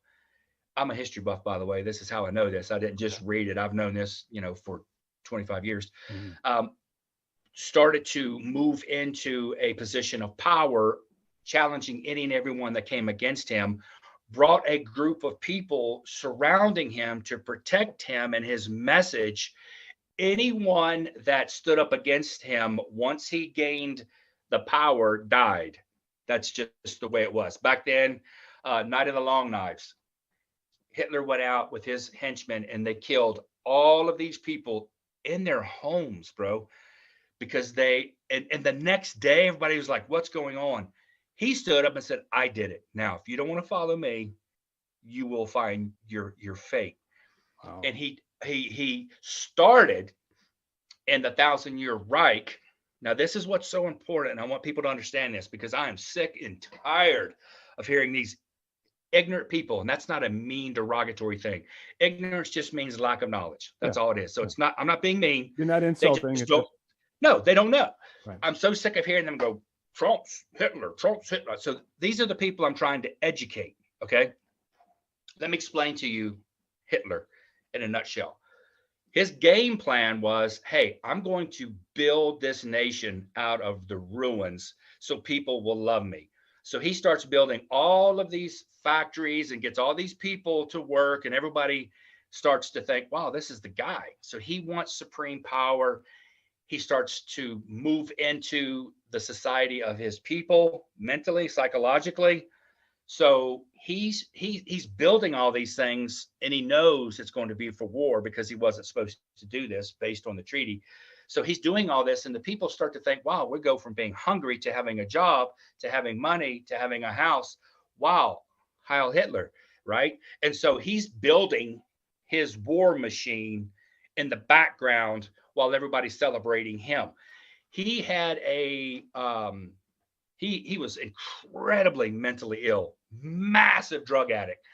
And so he was just empowered by himself in a Messiah type. Do you understand? What's that? What is that? Messiah type. Messiah is like Messiah, our Jesus. Okay. I got We'll it. follow. Yeah, we will follow you because we believe in you. Got it. So that's what he wanted. And so because he's building 1,000-year Reich, what does he do? He starts going in and bringing in teenagers, the Hitler Youth, and he starts indoctrinating them, taking them from their parents, young kids, taking them from their parents to bring them into his training, his schools. You follow me? Yeah. He's separating the children from the parents, indoctrinating them. And there are lots of documentation of the kids standing up and singing songs to Hitler of being their Messiah. Oh, So God, that's sick. Yeah. So what's happening is he's taking over his people. He's stealing their soul. So they have no rights. They have no moral compass. They just believe in him blindly. That was his entire makeup. They bring in Goebbels, the little mouse of himself, to begin to they just squashed every type of information that was out there, and everything came directly from Goebbels, which was Hitler's little pit. Anyway, that's what his job was. They brainwashed the people, stole the soul of the nation to follow him blindly, all in the process trying to become the ruler of the world. And in his incredibly mentally ill mentality of drug addiction, did you know the Germans were the ones that first founded meth? No, I didn't know that. Yeah, that's what he was doing. He was doing that stuff. Oh, all of it, man. Just concoctions. I mean, when you would see him do these great big speeches, this dude was whacked out big time. Okay. So anyway, this is what he did to his people, leading them into blindly a war that came to their destruction. Does any of that sound familiar today? Yes. There's a snapshot of our government today. I'm not left or right. I'm not black or white. I'm just a researcher. Yeah. I'm only sharing the information that I have read, because the people that are woke can't deal with reality. The people that are woke, you can tear down all of the statues that you want. You will never erase history. We are living in our time the same life as the Germans did in the 30s. Wow. Casey, we have everything comes down to greed and power. It goes back for centuries. The 1200s, 1300s, 14, 15, everybody, England, France, everybody was fighting each other because power is money. And that's where we're at today. We are living in a time where our society no longer does have a soul, because the politicians actually destroy it and take it away from us. Yes. So with the lead up of that, I just wanted to put that into the proper context. So when people are watching this, they're not saying a politician, I'm not rich, I'm not famous, I'm just simple little country boy from Waynesboro living his dream in Montana. That's it, bringing truths, which is hopefully people will be able to watch. And here's what it comes down to. I know, how much more time do we have left? Do you know? 2 minutes. 2 minutes. Here's what we're going to look at in the next segment. to set that up. Now that we've taken a snapshot of where we are as a society, the next segment's going to be interesting because I'm going to break down the people that are burning down their states, the people that are marching and they're trying to get, you know, their message out or whatever. These are two different type profile people that we're going to take a look at. Good. But at the end of the day, to know that we as a human being are naturally good people, there has to be a reason why we've become the nation that we become. And I just explained it to you. We have leaders, both sides, my brother, right, that need to be gone. Yes. You know what I'm saying? I would love to see 30s and 40-year-olds coming in with fresh new ideas, fresh new, just be an American. I don't care if you're Democrat or Republican, bro. I don't care what color you are. I don't care if you're rich or poor. Just be an American and love us, because we no longer have that in our country. And I'm so excited to break down in the next segment these two different people and how we, the people, really do have all the power that politicians are terrified of, that our forefathers gave us, not only in the Constitution, but in the Declaration of Independence and all that. We, the people, Casey, you and I, we have all the power over them. I'm We're going to talk about where that is. I'm so psyched you took this, excuse me, you took this serious, because I agree with you 100%. And I'm just like, what do we do? Because what how you just laid it out, it seems like me and you, our voices don't matter. But I'm so excited to hear where you're going to go with this, because what you said up until now, you've explained it so well, where you take us from being a good, innocent, wanting to help people, smiling, all the, and then, you know, we have these people that are greedy and are basically, in my belief, they're running everything and have all the power. But in part two, we're going to learn a little different, and we're going to learn about some other people. So great topic, great series, man. I can't wait for it. So let me give you the last half minute here, just to wrap up, and then tell people how to get a hold of you, please. I can't wait for next week. I'm hoping that whoever sees this, that they can reach out. P. Thomas Smith Counseling LLC is on my Facebook page. And then P. Thomas Smith Counseling at gmail.com can find me. That's the big thing. I'm getting ready to launch all of our shows. I'm getting ready to send it out to networks and everything else, brother. I'm hoping that Americans come together and we take back our country, because it's our country. It's not theirs. Our forefathers gave it to us. It belongs to us, and we have all the power. And they're terrified of us coming to the realization that we have the power to hire and fire. In the next segment, I'm going to tell people exactly how that looks. I love it. I love it. Can't wait. Yeah. Hey, that's the one and only. That's Tom Smith right there, guys. We'll be right back. Thank you, Tom. Yeah, man. Are you looking for even more of the podcasts and hosts that you love? The Podcast Business News Network is proud to announce that you now have even more ways to listen live. Check out the MyTuner Radio, online radio box, and Simple Radio apps on iOS and Android, or find us online. Search for Business News Network on mytuner-radio.com, or search Podcast Business News Network on streama.com and onlineradiobox.com/US. Take your podcast on the go and don't miss a minute of the action.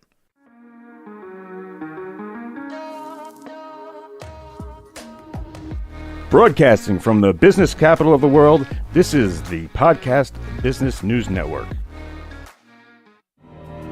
For nearly 2,000 severely injured veterans, everyday life has become filled with barriers. Day-to-day simple tasks can become pretty daunting. I have to carry my chair up 2 flights of steps or have somebody do it for me. What scares me the most is just the falling. When I'm struggling with my house, I think, you know, to have that one great barrier just knocked down, I mean, it's crucial. Home for Our Troops is a wonderful nonprofit that builds a mortgage-free, fully adaptive, handicap-accessible house. And there's no catch. It'll be our very first home that we've ever owned. This is a game changer. This is where your life begins again. We need you to join us in completing this important mission. Please visit hfotusa.org and help build homes and rebuild lives. Because of you, everything's going to be okay.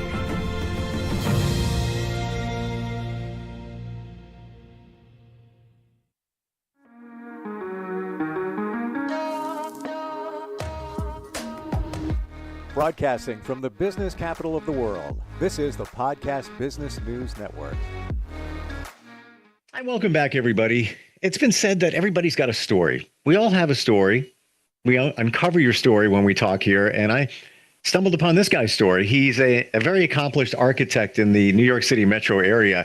And then I come to find out that he was also a tennis pro when he was in his 20s. And we're going to dig a little bit deeper into that early career that eventually turned into architecture and being an architect. And John Riggio is back on the program. Hi, John. How you doing?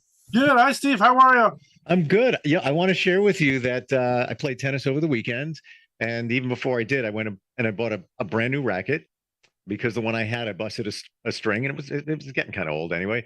It was a Prince racket. Did you ever play with Prince rackets in the past? And were they a sponsor of yours back in the day? Yes, I did. Yes, originally I had the Prince racket. The big racket was this metal racket from Prince. Yeah. And that's what really started my pro career, because I had my mother go and buy this racket, and she looked around for it, and she went to this sporting pro shop. And like the first day I used it, I bent the racket. So when she brought it back, wondering if there's something wrong with the racket, he immediately can tell that I can become a pro player. I mean, this was a sign that I could play tennis really excellent. I mean, that was really what was happening there. Yeah. I can barely hit the ball, so I'm not bending any rackets. And I was playing against my daughter, and I told her that story. She's like, "Really? You can bend a racket?" I'm like, "Yeah, and break one too." I think you said in the past that you broke a wood racket. Yes, that's correct. Let me just shut this off for a second. Sure. Yeah. By the way, if you want to check him out, or any of the tennis stuff that we're talking about, John, yes. RIGGIO.com. Do they still play with wood rackets today? Yeah, people still like wood rackets. I think almost all the wood rackets are gone. But yeah, I bought some old wood rackets. I have them. I was looking at them because when I was young, I started playing some tennis with my family. My father, my mother, and my brothers.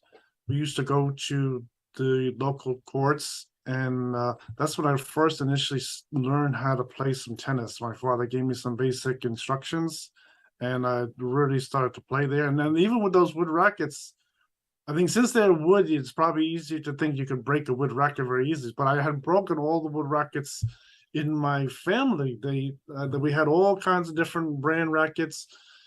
And my father even had the Dunlop Max Ply Fort racket, which is an excellent racket. And I even broke that racket. So I was able to hit the ball very hard. And that was one of my abilities. And I think they could tell I could become a pro player. This is before the Prince racket. This is a few years before I had that racket invented and everything. And then as I progressed, I was even able to break some tennis balls, which is so it wasn't just the racket. I was able to hit the ball really hard, and I could break I remember one time I broke 2 tennis balls out of 3 new balls in a can, and that was really amazing. I found it easy to hit the ball, and so that's one of my strengths, was really to just hit the ball very hard, and I did have the ability to break the tennis balls. That was really one thing about my playing. I want to ask you before we get into bouncing back into the 80s and some of the amazing things that you did with tennis back then. When you fire a shot, do you know where it's going to go? Do you have that feeling that after you hit the ball, that split second after you hit it, are you saying to yourself, "Yeah, that's going where I wanted it to. That's it"? What's it like? What's it? Yes. I think when I was starting to play really good, when I could hit the ball, I could really project where the ball was going to go. I'm really focusing on where it's going to go. It's going to try to hit it inside the line, and it's going to go either short, or it's going to go long to the corner, across the court, things like that. So I was very accurate player. I could in fact in tennis with playing, there are some tests that you have to take where you have to really be very accurate hitting the ball. You have to get each serve. You have to hit the serve in 5 out of 6. Has to go between 2 little cones they put on the court. So you really have to become very accurate. And most people cannot pass this test. It's too difficult. They usually give you 1 or 2 tries to pass the test. I was able to pass it on the first time. So my skills had grown where I can really hit the ball very accurately and fast. And I could really was able to go through all the different requirements of the test and pass that test the first time. That was another requirement that was necessary to move up in tennis, was to pass this test. Amazing. Yeah. As somebody who just occasionally plays tennis, I can't even imagine. I'm lucky if I get if I get it inbound. What is your favorite? What do you think is your strongest? Your forehand, your backhand?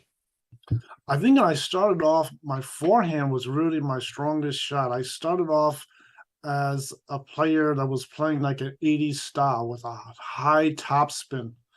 I think most people, when you're just starting to learn, you would hold the grip like continental style and you would hit just a straight ball. But as I progressed, I really went with the 80s style of hitting a topspin. And I would hit the ball, of course, hard, but with a topspin too. And that would keep it in the net, inside the court and over the net. And this is one of my abilities. Now, what happened with my playing ability is I started to work on each aspect of my game. First, it was the forehand was very impressive. I could hit the ball hard with the topspin. And then I had to work on my backhand. My backhand was very good. Starting off with just a one-handed backhand, I was able to really hit it cross court and very accurate and things like that. And that eventually developed into two-handed backhand. To really move up to the top, I really had to use a two-handed backhand. And then I had other shots. The number one shot that really developed was my serve.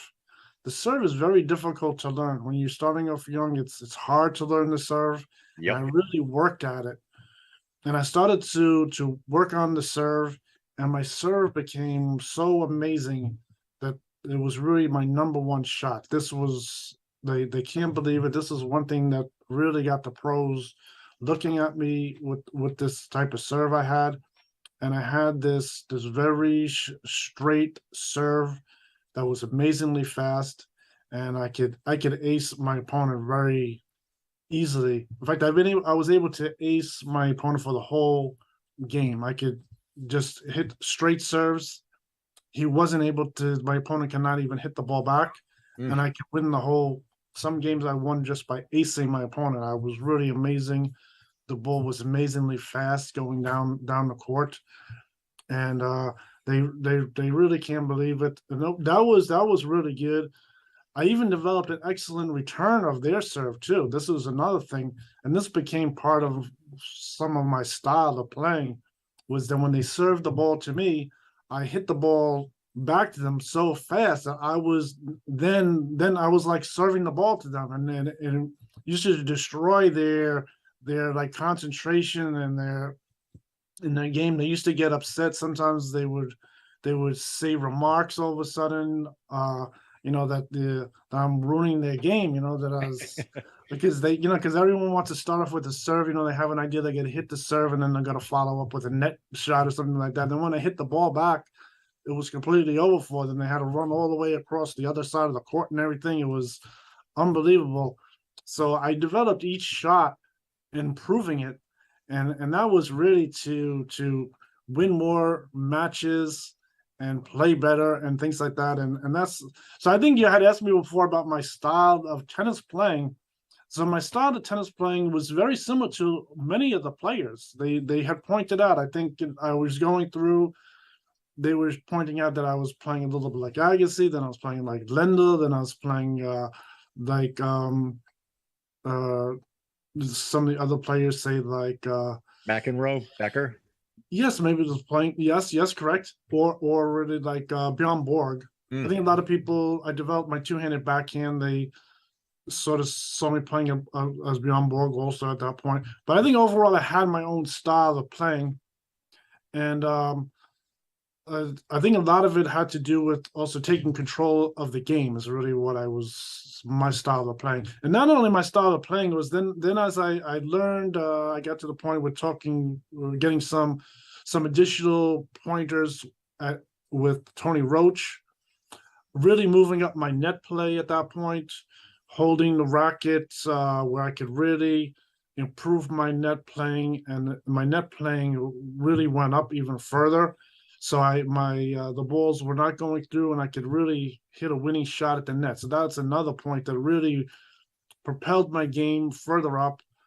And then with the serve, even though I had a very hard first serve, I added on a couple other serves, some easier serves to the opponents. I had some very nice slice and top spin serves. So I was able to. I want to ask you that. You just said top spin. Is there a name when you fire the ball over the net, it lands, but then it spins in a totally different direction? Like you think it's coming to you, it hits, and then it's out of the way, and then there's almost no way that you can hit it. Is there a name for that? Oh yeah, well, if it really goes in a different rate, that's really like they call it a trick shot, and that's really who you can always throw in a couple of trick shots when you're playing.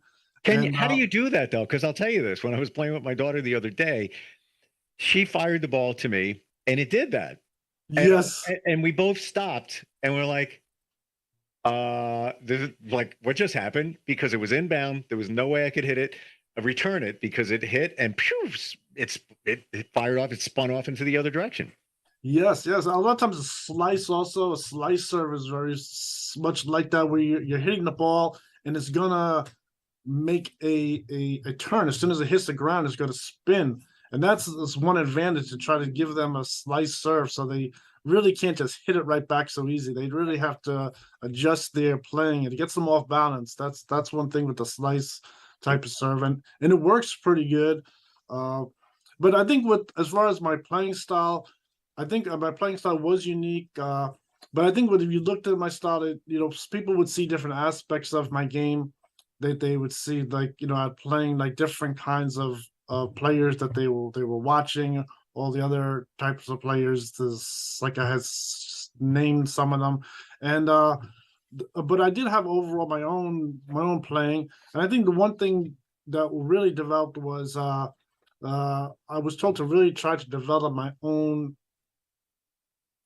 kind of playing that has really like a strategy of playing. And that's another aspect of tennis, is really to have a strategy of playing where you would then say hit the ball, you might lead them into running across the court, and you would have an open court to hit the winning shot. I mean, that's so what's happening there is I developed my own strategy eventually, and I improved my playing. I even talked about my strategy of playing. It was on ESPN. It was an interview they gave me, and this was a real breakthrough for me to really get a system of a new strategy of playing that was really good. It was I envisioned it maybe even increasing my percentage from losing 1 out of 25, which is really a high winning percentage, to maybe going up, maybe inching it up a little, try to get to maybe 1 out of 30 or something like that. And that's what I was looking at. And that was also to try to plug the holes of, when you play a player, a lot of times a player might be even ranked like 130, and sometimes they come up with like a little trick shot. And this new strategy plugged the hole of someone trying to come up with a new trick shot against you to win an extra game against you, to win an extra match. And so the new strategy that I developed really plugged a lot of those holes. So they couldn't really come and trick me and lose that one match. So that is really one thing that was happening, and it was very successful. I mean, I think it proved really good, and at one point I was able to win some key matches at that point, and that propelled me into getting some interviews about my strategy. And the reason why this happened, this was particularly at Sutton East. So at Sutton East, I had, like I said, Gloria Vanderbilt was there, but sitting right next to Gloria Vanderbilt, which I didn't say who it was Robert Kraft, who owns the New England Patriots. So he had a lot of sport know-how, and he was there, and they were all really impressed at this new strategy and everything, and my ability to win even more matches. And and it was really good. This got rid of this problem of maybe like a player like 130 might give you an upset.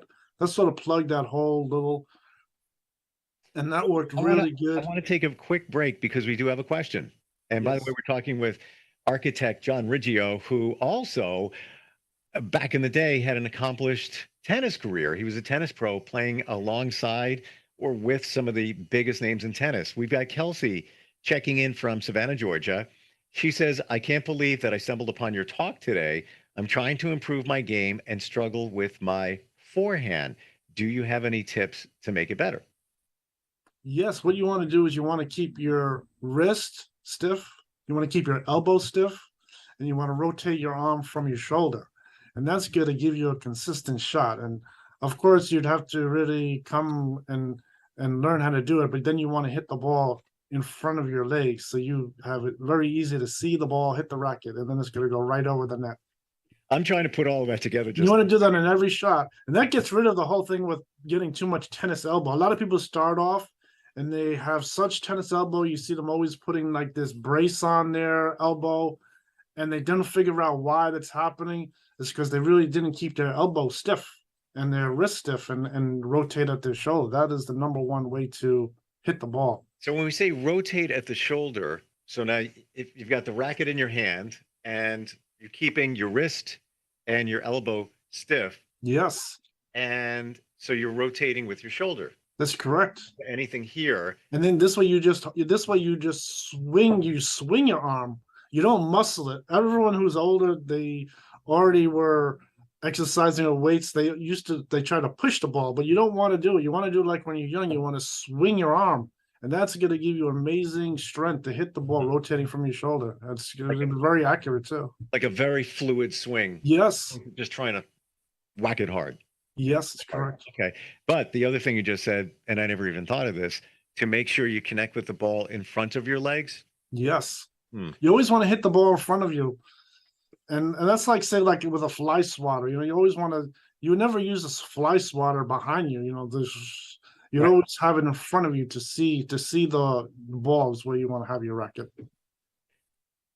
I got to get this guy. I got to hire this guy to show us how to play. Like just what you said, I can't wait to get back on the court and try that. I'm not even kidding. Because I'm not the greatest. My forehand's okay. I like my backhand better. Both are not great. But how about we go into the car that you got as part of your tennis career back in the day?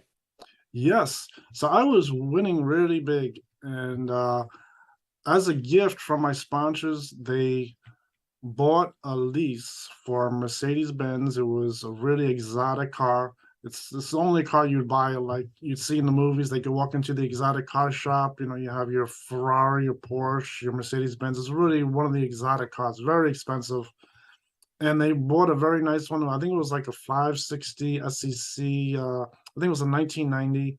And it was all black. And they parked it in front of the tennis center there on Sun East. And it was really a gift for me. It was there, people can see it there that I was a very successful player. Except there was one little problem that I wasn't really allowed to drive the car because I was too young, and the lease company is requiring me to be 25 years old. So that was the only problem. But they did pay the money and they had it there. So that was a really great gift. And did you ever, come on, John, did you ever get a chance to cruise in that car with somebody else driving it at the very least? No, it just stayed there. It just stayed there. And what a tease. What a tease. You got this beautiful car. Yes, yes. Wow. Yeah. I think the sport photographers, I did have my own car at that time, and I used to park around the corner. I used to have this Chrysler Laser XT. It was a nice sports car, and they used to take pictures of me in that car. And they took pictures of me. They used to take pictures when I'm in the car, driving away from the tennis center and things like that. It was pretty good. You think about the value, back then, 1990, $50K for a car in today's world would probably be like $125,000. I'm guessing. I don't know, but yeah, I think that car is very expensive. I think yes, even more than how much money. It was very expensive. The lease was just 50,000 just for 6 months of driving the car. It's very expensive. Wow. I mean, that's one time where you wish there was social media, because I would take a picture, even if I can't drive it. I'm going to take pictures of it. This is my car. Take a look at that. That's phenomenal. How long? Well, I think at that time also, so my playing was so great. It's like some of the reasons I did receive that because I won some big tournaments, and I think that year also was starting to add up. I won the most matches in the ATP, and I even have a league record for it. That is what my sponsors had told me. My league record was way over the previous person who had that same record. I think it was over by so many matches I couldn't believe. I'm not sure the exact number, but it was well over the previous player that had that. And I did receive an ATP award. They gave me the ATP award for the most wins that year. I think it is listed in Tennis Magazine someplace. I have to look for it. They did list it there, and so they did have it there, and they did list, I think, some other things in Tennis Magazine listed under John Vanderbilt at that point. So that's where the award has come under that name. Wow. So then also at the time when I was they were deciding on the name John Vanderbilt, I did want to add in one point was that my idea was to really use the name John East. But I think whoever was on the phone talking, we went with the name John Vanderbilt. That was the player name, and there was at that time I was talking about some billboards. One billboard was in France, because at the time I won the Paris Burke, and they did have one billboard there. I think there were billboards in other parts of the world. I think one might have been in the Philippines. What were some of the names you went by? So we got John Vanderbilt, Yes. John or Johnny East. Wasn't there another name? Oh, I had a whole bunch of them. I had my first official name was John Racket, and that name was really going to become a permanent name. I was going to use it, like, instead of my natural name John Riggio, I was just going to use Jack Racket as my name, mostly on the court and as like a celebrity, and that name was going to stay like that. And so I was using that originally. It was approved by the ATP. Then there was a problem, and the name, I had to stop using it. What happened is I started some other names. I had the name, I think the most official name after that was seen on television was John Holton. There was the name John Holton, and that was the next name. And then after that, the next name they started writing down was John Beast, really, because with the Prince Racket Company, they have this racket called the Beast. Oh, okay. You can still buy it. They still sell this racket called the Beast. Wow. And that's why. So when I was under the name with Prince, they started to say that I was the Beast. That's the guy who breaks the racket. It's sort of a controversial name because it's like a beast is like an animal, and they gotta come and they gotta play the beast. That's really what was happening. So they were coming and trying to beat the beast on the court, and it's really. But that name, in fact, is really copyrighted by Prince. So I really cannot use that name. I think even at some point they were writing down some of my tennis wins under John Beast. It was really getting serious with this name John Beast. But from the psychological aspect of, if somebody's going to play you, it's John Riggio is the Beast. Yes. Like, can you imagine? I don't want to play that. Why do they continually change names? Why do you have all different names? It just turned out that way, that at some points I had to give them a name, and they didn't want to use my natural name, so they had to give me another name. So then that's why at the tennis center. But why wouldn't you stick but with? But in between those points, my natural name was very popular, and I think that was one interesting point. I think one interesting point was, particularly, I was talking to Clemson University. I was accepted into Clemson University to attend it just for tennis. I didn't have to go to class, and this was a big one. Unfortunately, this is another thing where I couldn't get down there. I couldn't get the help at home to go to Clemson. But Clemson University was saying that they approved my name, John Riggio, as a tennis player. They liked the name they said I don't need any Tennis Elias name. For some reason, they really like my name. So I think as far as that is concerned, they do like my name, and Sure. which was very interesting. Some things were happening with the name John Ridgel. A lot of things were really good happening with just my name. Like when I went over in '87 to Court 33, I was able to obtain Court 33. I was able to do the whole thing with getting knighted and everything. They really liked my name. But then at certain points, I had to go and use a player name, and I think a lot of it had to do with really safety. That for some reason they didn't want me to use my natural name. There was some dangers involved using my natural name. Well, That sure, it's people the might same try to thing. follow me around or something That's like it. that. Yeah, you take a look at celebrities; they all change their names. The majority of them do. But I'm just curious why you had many different names. Why The name Jack Racket was really big with me. I think I started off with Jack Racket. I met some new friends with the name Jack Racket, and so I think there were some important names that I don't want to name on this show, but I met some people who are on television. The name was really good. It put me with a good group of people. I still use the name Jack sometimes. I mean, it was the name when I use the name Jack instead of John on the Jack Racket. It was pretty good. I think it was a good name for me. A lot of people liked it. They didn't say I don't look like Jack Racket, or anything like that. So I did use the name, and that was very good.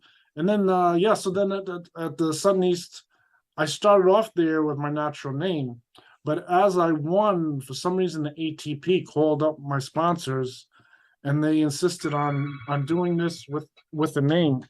So then that's what happened. So that is how that happened with as far as my player names. And at this point, I think since I have different people supporting me that like my name, just John Ridgel, I'm just gonna keep it the same. I took all the names and put them together on one list.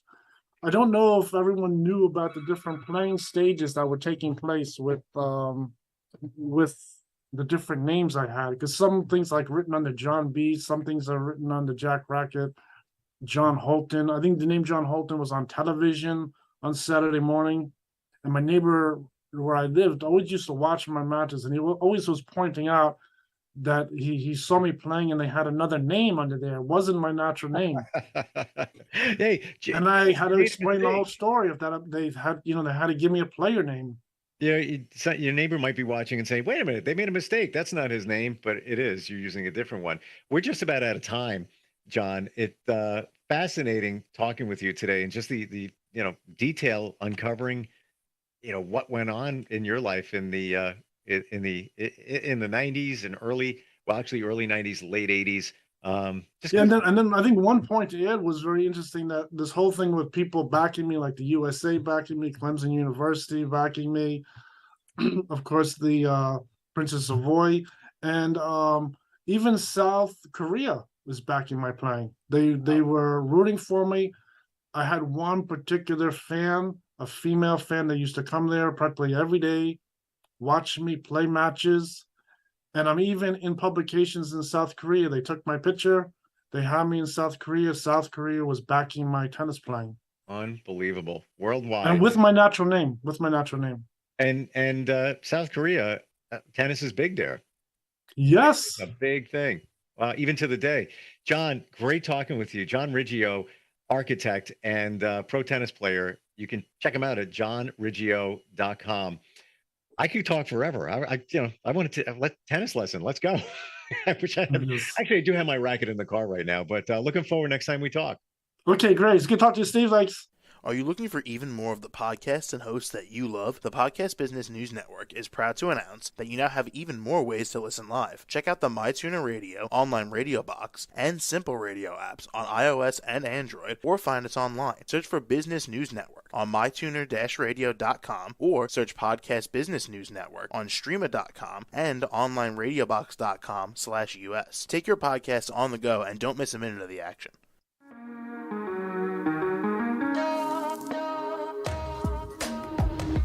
Broadcasting from the business capital of the world, this is the Podcast Business News Network. For nearly 2,000 severely injured veterans, everyday life has become filled with barriers. Day-to-day simple tasks can become pretty daunting. I have to carry my chair up 2 flights of steps or have somebody do it for me. What scares me the most is just the falling. When I'm struggling with my house, I think, to have that one great barrier just knocked down, it's crucial. Home for Our Troops is a wonderful nonprofit that builds a Mortgage-free, fully adaptive, handicap-accessible house. And there's no catch. It'll be our very first home that we've ever owned. This is a game changer. This is where your life begins again. We need you to join us in completing this important mission. Please visit hfotusa.org and help build homes and rebuild lives. Because of you, everything's just going to be okay.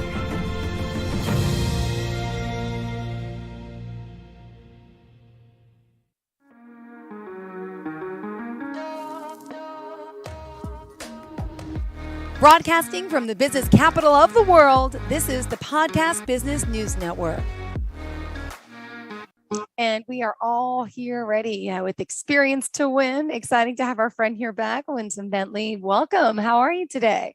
I am great. What about yourself? I'm doing fantastic. A woman with so many accolades to her name: author, writer, model, public speaker, you name it. And does it say you're a boss woman on your shirt? What does it say today?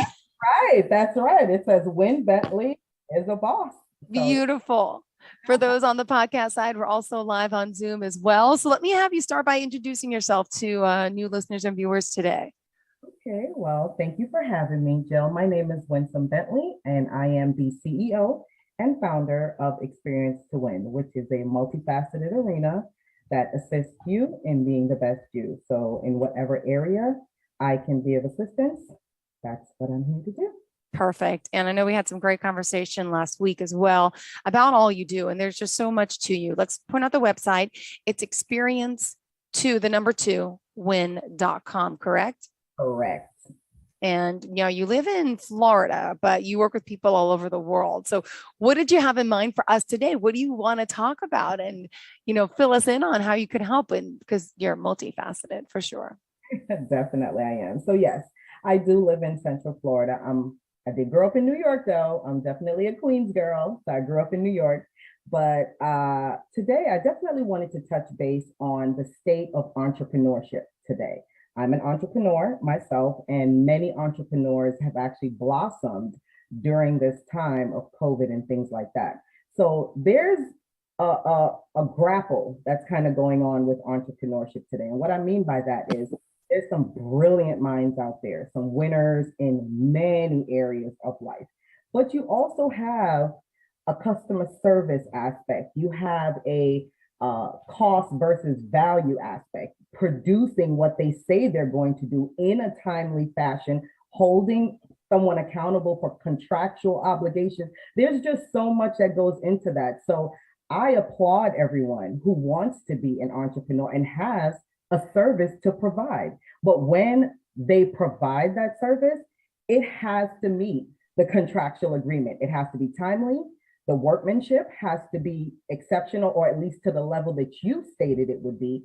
And I just find myself and others in a situation where there's a blast off of entrepreneurship, but there's also an issue with integrity.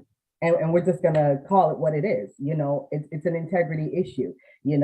There's people with personal situations going on. There's people with a vast majority of medical situations going on.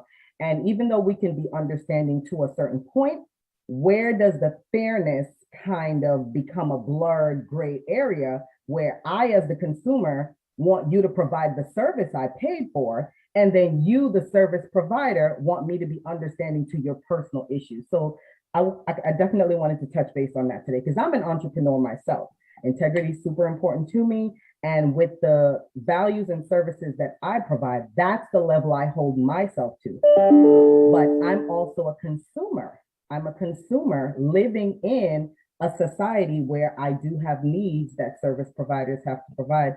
And I just find myself running into that lately. So I definitely wanted us to touch base on that. Can you tell me the definition of integrity? And what are your standards? So my standards would be I know they're high. well, my standards would be what the social norm is, expecting someone to do what they say they will do at the time that they say they will do it. So I've heard different variations over the years of integrity, doing what you're supposed to do when no one's looking, holding yourself to a standard, being value driven, things of that nature, definitely. And as an entrepreneur, we should all be that way. I am not the epitome of, everything that's right. But I do believe in paying forward. I do believe in being fair, and I do believe in doing what's right.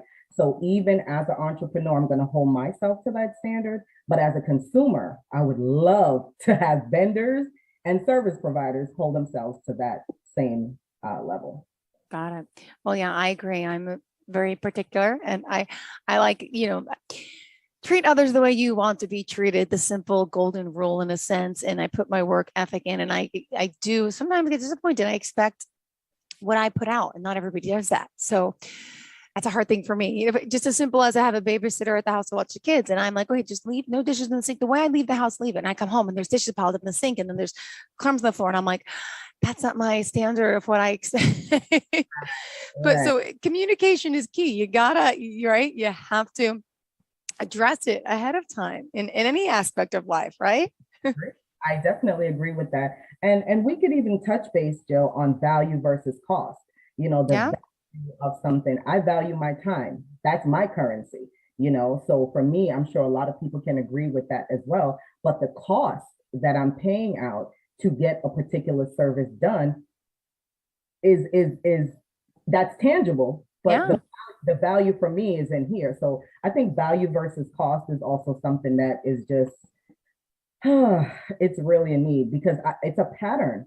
It's a pattern out here. It's a pattern. And I'm speaking on my personal experience as a consumer, because I know what it is to be an entrepreneur. But I find that it's not me alone. Several others are running into similar issues as well. Yeah, absolutely. Well, let's, what else do you want to share with us? And if you want to elaborate more on that or continue down a different path, Ms. Bentley. Well, I just noticed the logo too. I didn't realize I liked it. You like that? Do you like that? Thank you. I'm so sorry. I just dropped my headset. Part of it. Thank you. You like the Experience to Win logo? Is that what you're saying? I do. Yes. Yes. Very creative. Thank you so much. So touching base on that for a minute, whenever anyone gets into developing a logo, and I'm sure all the graphic designers, media marketing people can all agree, it's important that you have content that reflects you. So I learned in this process that color is important. Different colors have different meanings. So when you're choosing a color for your logo, you want it to be reflective of whatever message you're trying to convey.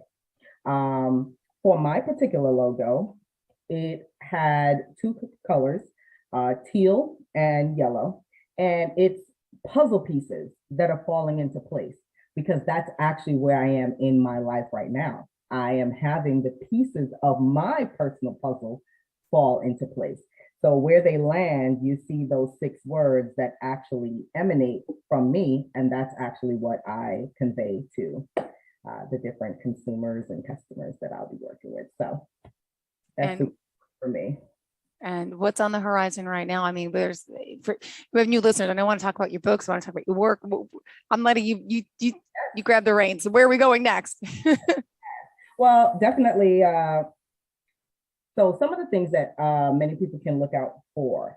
Let's touch base with the modeling. So I've been doing curvy and plus size modeling for a little while now, a short while, but it's been actually a very, very, very positive and productive experience. I've learned a lot. I've interacted with a variety of people. I've networked. I have a fashion show coming up later this month in Orlando on the 24th. I also have model calls and model auditions. Different magazines have reached out to me as well. I'm even doing an IG live this Thursday coming up with the Curvy State of Mind. She and I will be doing an IG live, so you can find her on IG as well as on my IG page, which is Experience to Win, experience the number 2, WIN.com.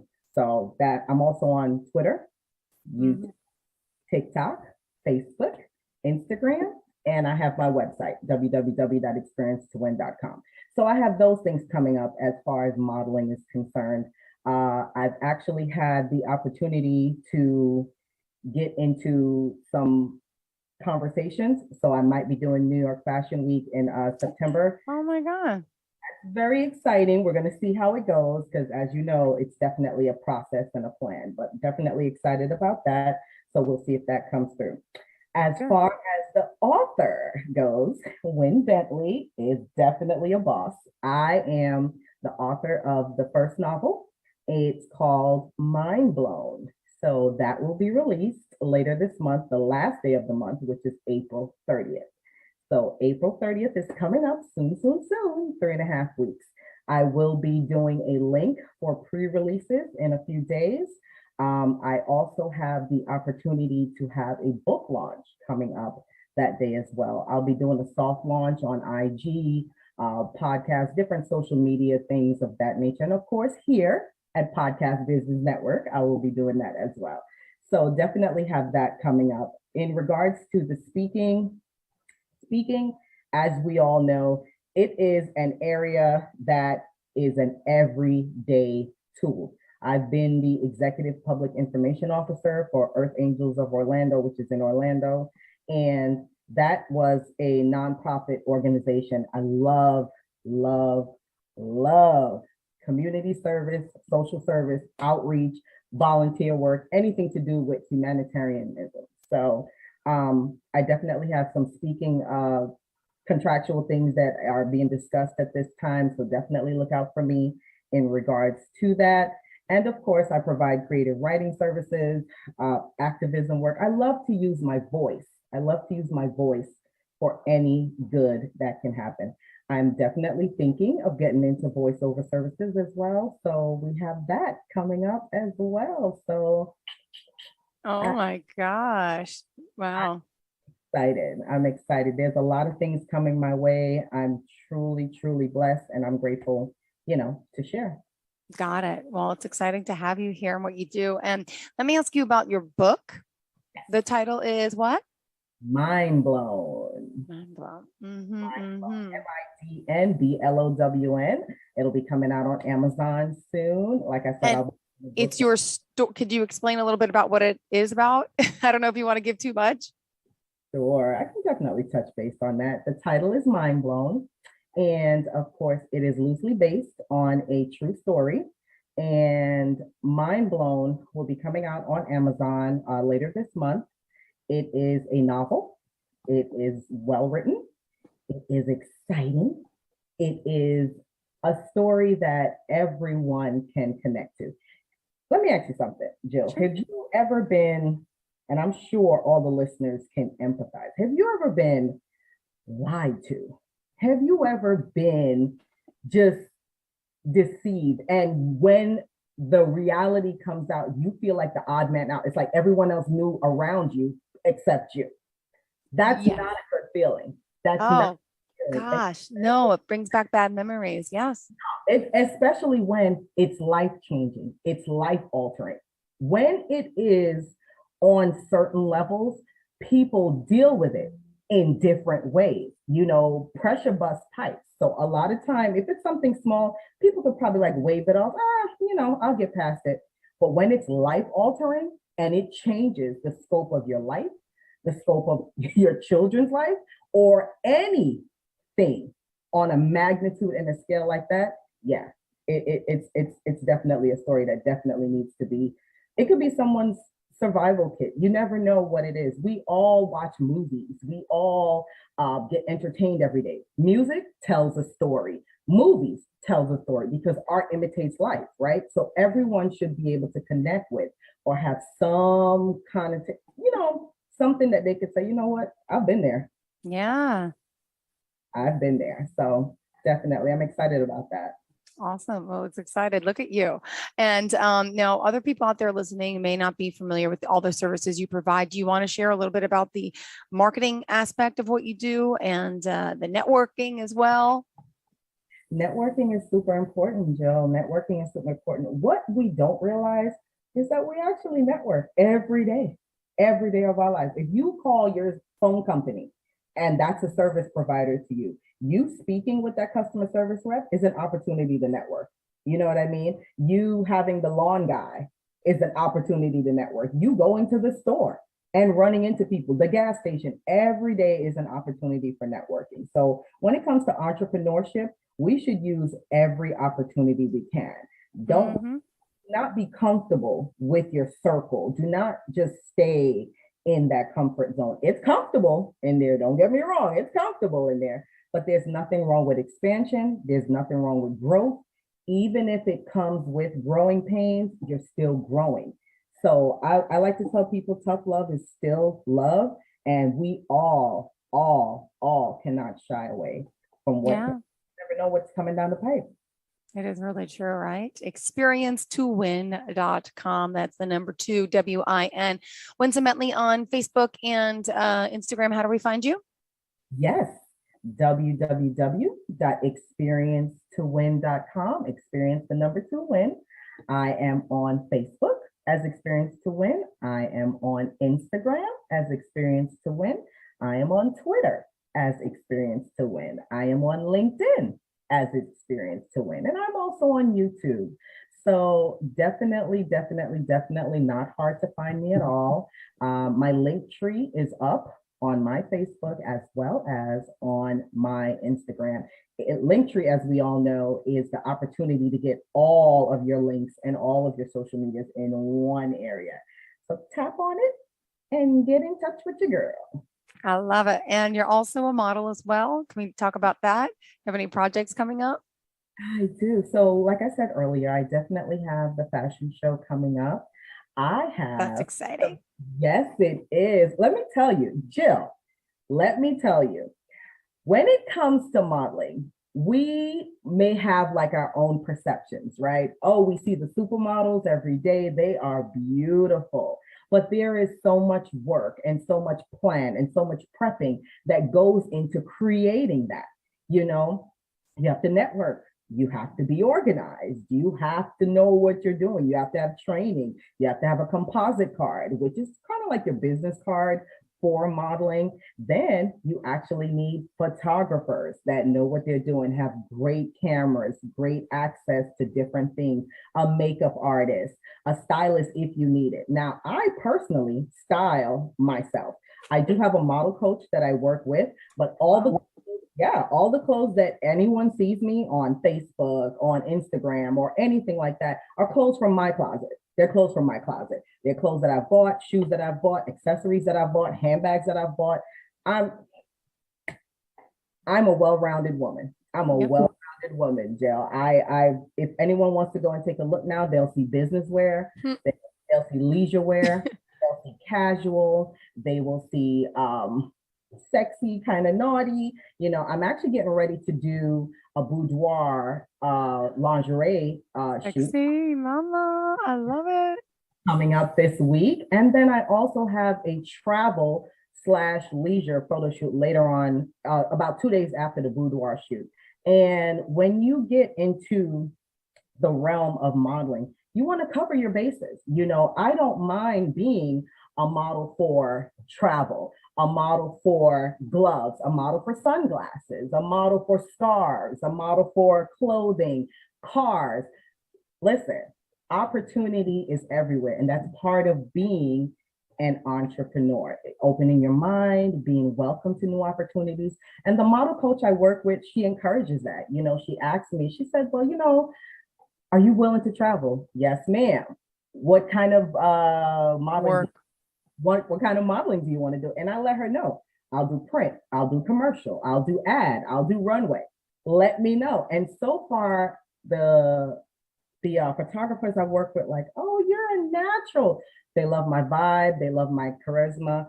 Anyone that knows me, including you, Jill, I'm just me. I'm very engaging, very sociable, things like that. And people respond well to that. When you're genuine and you are who you are, people respond well to that. So I think that's actually just a natural benefit, which I'm actually just blessed to have. And how long have you been doing the modeling for now? Modeling started a few months ago, actually. Oh, that's it? Oh, wow. That's it. Jill, let me tell you, opportunities sometimes come from out of the blue. True. I was getting my makeup done. I was getting my makeup done for an event. And I wanted to do modeling when I was younger, but it didn't come to pass. So I was doing it, and the lady that did my face, she was like, I love your features. She was like, you don't wear makeup. You're naturally beautiful. She was like, your skin is great. Have you ever thought about modeling? And I kind of jokingly said, yeah, when I was, yeah. So I've lived since then, Jill. I've traveled. I've had children. I've married. I've been divorced. I've had homes. I've done everything else in life, but I never came back around to the modeling. So when she mentioned it, I don't know how spiritual some people are, but I do feel like we get messages through different things. Like God can speak to you through people. You can read a book and be like, well, that's for me, or read something online. The message can still be conveyed to you in any format, So that's actually how it came about. She connected me to the model coach, and it took off since then. It's a lot of time. You have to invest in yourself, and you have to be willing, and I think when people see that you have not just the confidence, but you believe in yourself, you bring the heat, you are ready to work, and you're professional, gives them that, they could kind of let their guard down, they could trust you, and now they're ready to work. And that's how I build a lot of my opportunities and my networking. It's the same thing with the book. Same thing with the book, Jill. Same thing with working with you guys, with PBN and Greg and Ashley. It's really been an opportunity for everyone to see me and for me to learn y'all. It's a two-way street, but I'm a people person. It works for me. It's natural. It's genuine. I love it. I don't mind it. And that's where the experience comes in, because I'm using all of my experiences to win. I'm in like a Winsome 2.0. It's like a rebirth. So in this time and in this setting, how I feel now, it's like sky is the limit. Not even the sky. We're going out of space, Jill. We're going to the moon, baby. We're going out of the galaxy. Yeah, I'm ready. I'm ready. Good. Well, it's exciting to have you here, Winsome. For those new listeners, experience number2win.com. What else did you have in store for us today, darling? Well, definitely, I want us to touch base a little bit more, Jill, on entrepreneurship. Let's get into the aspect of the startup. A lot of people may not know where to start or how to start. One of the things I would encourage everyone to do is your research. Now, what I mean by that is there's a starting point and an ending point. So you have to be able to measure that, right? You have to progress, which means you have an A and a B. Start with your passion. Start with your passion, whatever that is.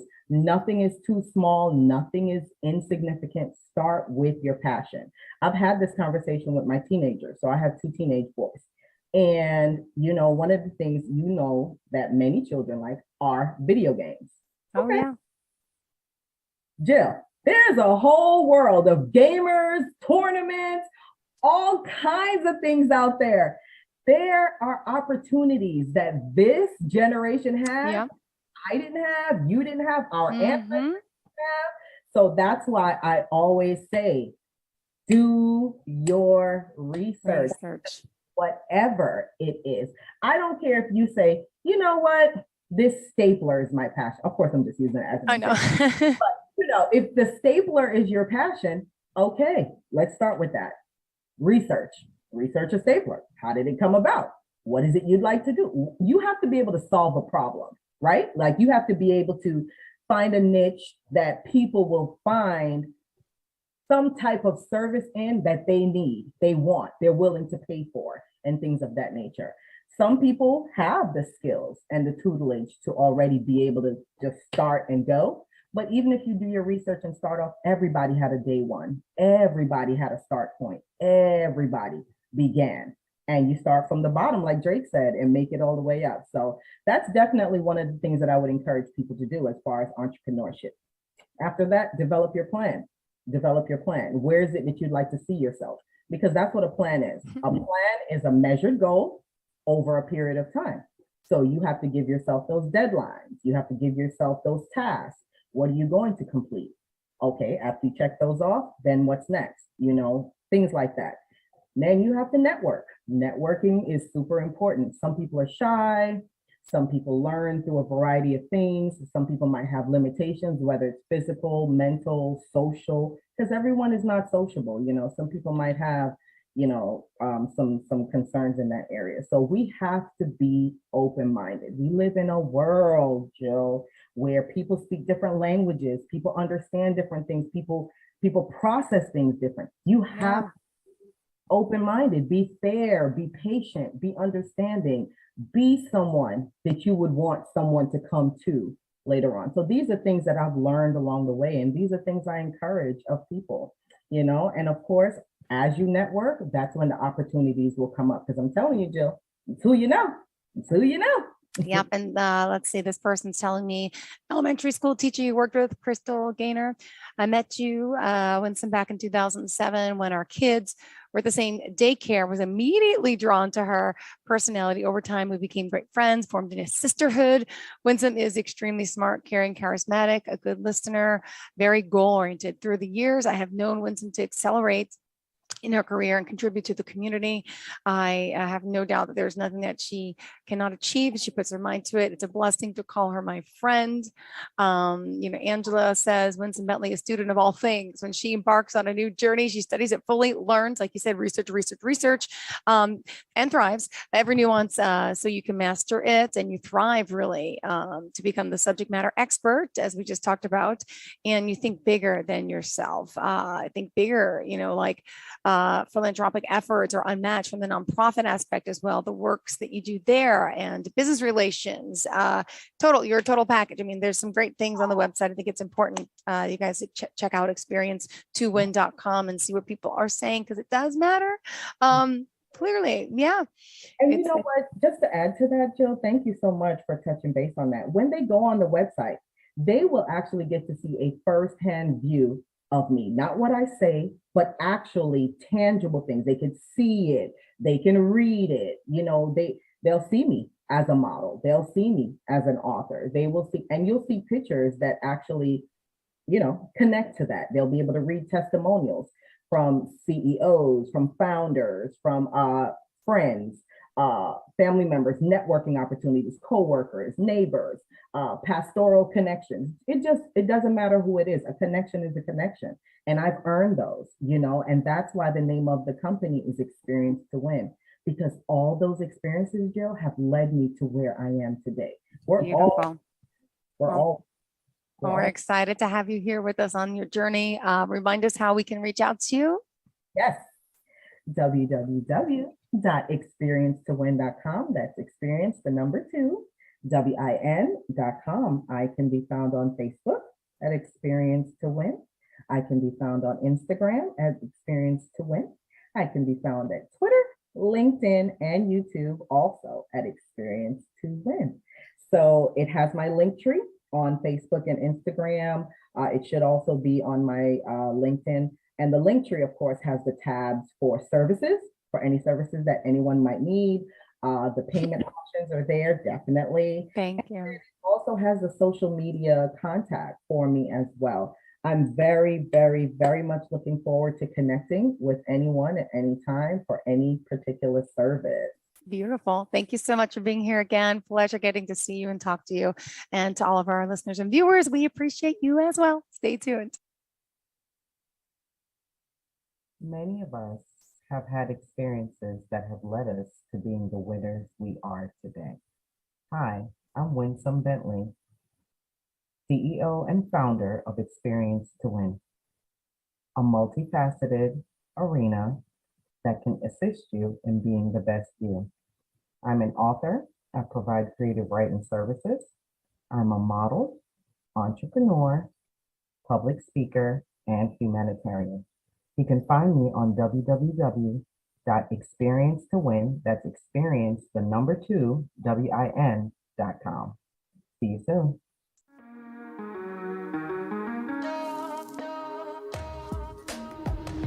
Broadcasting from the business capital of the world, this is the Podcast Business News Network. For nearly 2,000 severely injured veterans, everyday life has become filled with barriers. Day-to-day simple tasks can become pretty daunting. I have to carry my chair up 2 flights of steps or have somebody do it for me. What scares me the most is just the falling. When I'm struggling with my house, I think, to have that one great barrier just knocked down, it's crucial. Home for Our Troops is a wonderful nonprofit that builds a Mortgage-free, fully adaptive, handicap-accessible house. And there's no catch. It'll be our very first home that we've ever owned. This is a game changer. This is where your life begins again.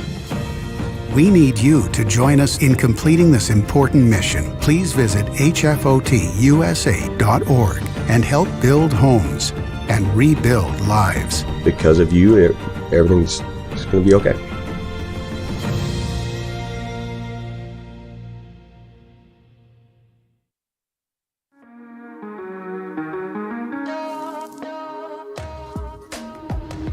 Broadcasting from the business capital of the world, this is the Podcast Business News Network. Hey, you ever think about your dog, your cat, your pet, and how you feel that they're picking up on you? Like you're thinking something and you'll look in their eyes and then you'll think to yourself, I think they really know what I'm thinking. They do. And we're going to talk a little deeper about that, how animals think today, kind of a pickup from where we left off last time. We were with Vicki Draper, who is an animal communicator and author. She's a energy healer for animals, and she's back with us. Hi, Vicki.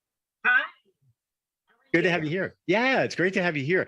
Do you want to talk about energy? Now, we left off there, and we were going to clarify something the last time we got together. Yes, because we were talking about energy and how our pets take on our energy. They're like little empaths and sponges, and that it's important to get them cleared and balanced because so they don't have to carry it, and it's not theirs to carry. And then we had talked about it being negative energy, and I made the comment that I like to think of it as heavy energy. Well, the important, whether you call it negative or you call it heavy, the deal is it does have negative impacts if you don't deal with it. Yeah. And yeah, it long lasting negative impacts. And so I just wanted to make that distinction and that clarity because it is very important. And my own cat, Tasha, who I had for over 19 years, many life travels and experiences, taught me this because when I would get extra stressed, she was like my barometer. She would quit sleeping with me and throw up. I'd take her to the vet. Nothing's wrong. Well, there is something wrong. And after enough vet visits, and I'm like, okay, I've got to find out a different thing. So when I started clearing her and clearing me and managing my energy, she didn't throw up.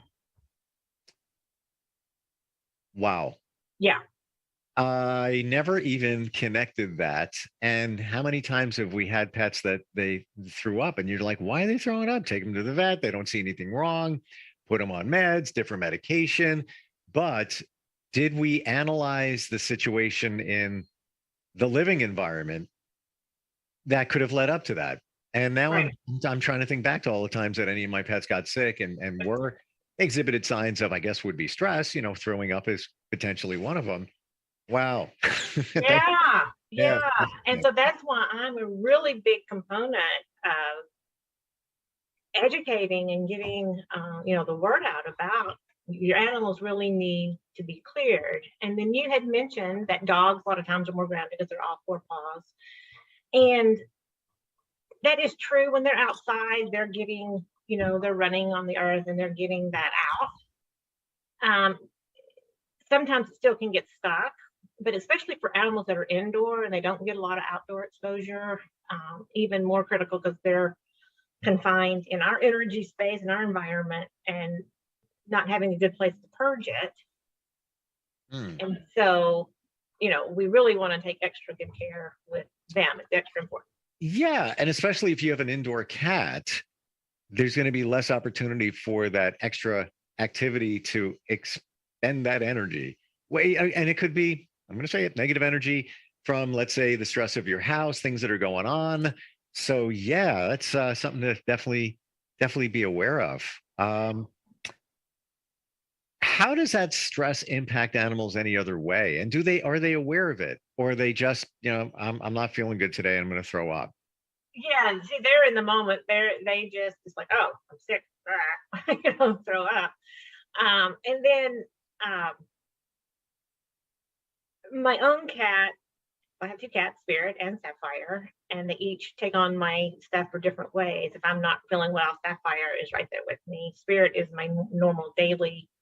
Well, he signed up to be my helper in my business, and he's on the cover of my second book there, you can see. Mm-hmm.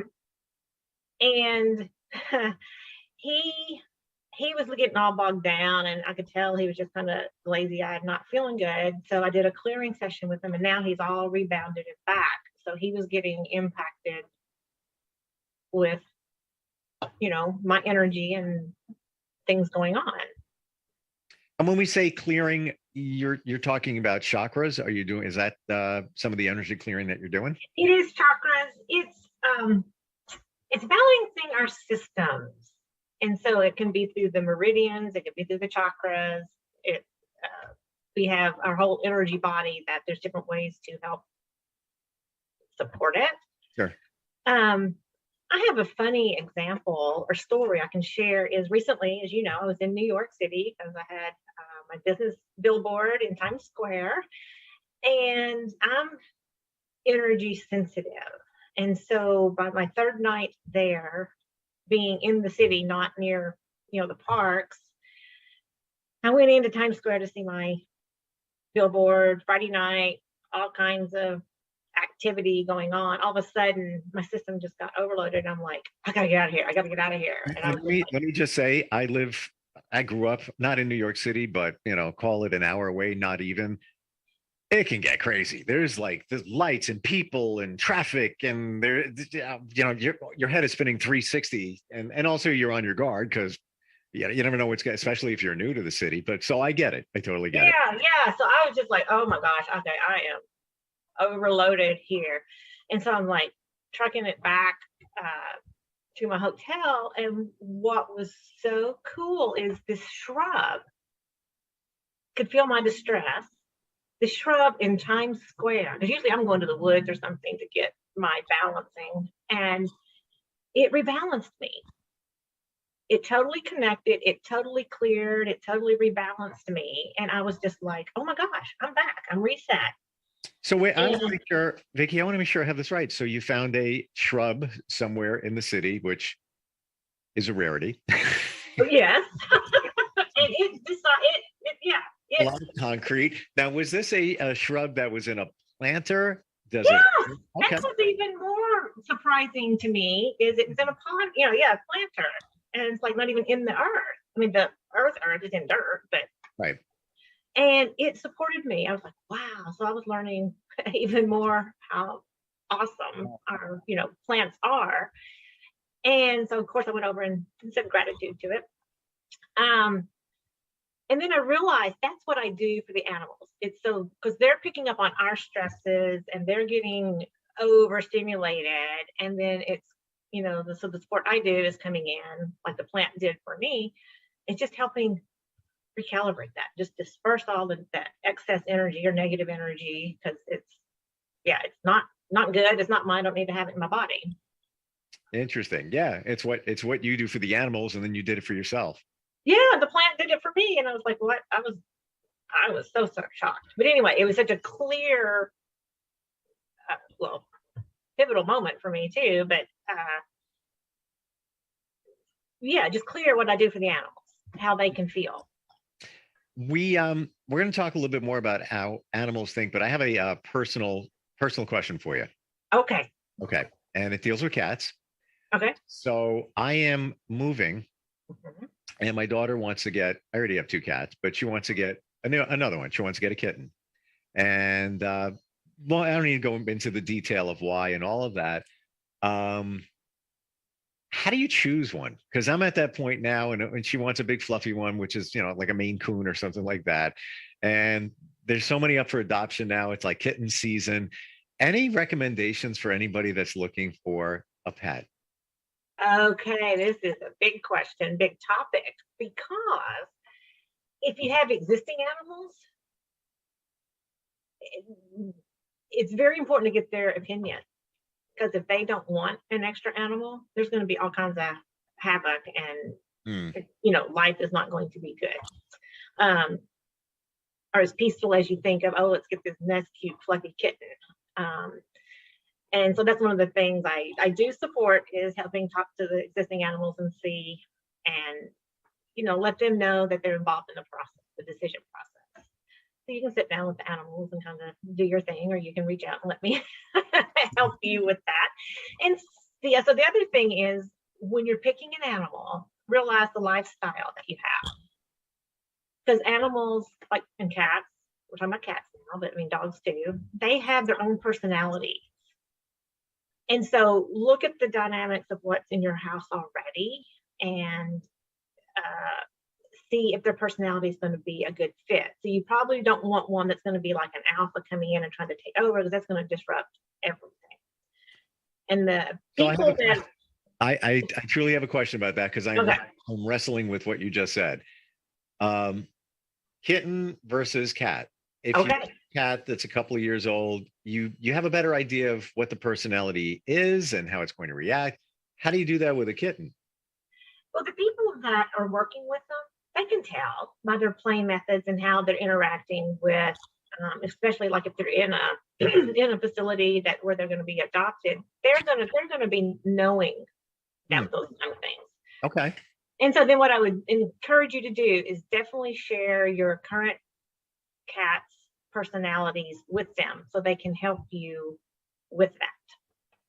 Gotcha. Okay. With a personality match. And then it's a different story if your own cat and Tanner want another kitten in the house. A whole other situation. So I might call upon you, because my one Bailey, he's, I don't know, 20 something pounds, and he may be like, hey, no, don't even think about it. I'm it over here. Don't.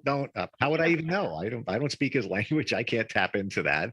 So I just been, but that's a really good point, because if somebody at the shelter is spending time with that, and I just got a notification today. There's one that needs to be fostered. I think it's like 2 weeks old. So whoever fosters it, maybe it'll be me. You never know. Yeah. I'm going to throw my hat into the ring and see how that goes. And I even told my daughter, if we foster it, we can really see what kind of an animal it is, and if it's more aggressive, if it's loving, if it's whatever it might be. But we've got a couple of months ish, to make that determination. Yeah. And then we've talked about, I have a whole line of healing essences, and the family essence, which it promotes family harmony. And so that would be a great support to put that energy in the household, because what that does is dispels angst and promotes love for a loving family, and it puts protections around each of them, so they're not vying for territories. So it smooths out and makes it harmonious. So what do you do with the essences? I assume obviously they're pet safe, but where do you put them? How does it work? Okay, well, you just do a quick little shake to activate it.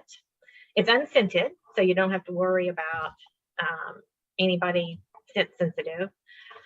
And so then you mist it, just fine mist spray in the air. And so, and what I like is one application gets everybody, because it's working with our energy fields, their energy fields. And so I like to say, like, if even if they're across the room, they're going to get it, because energy fields are big. So you don't have to spray right at them.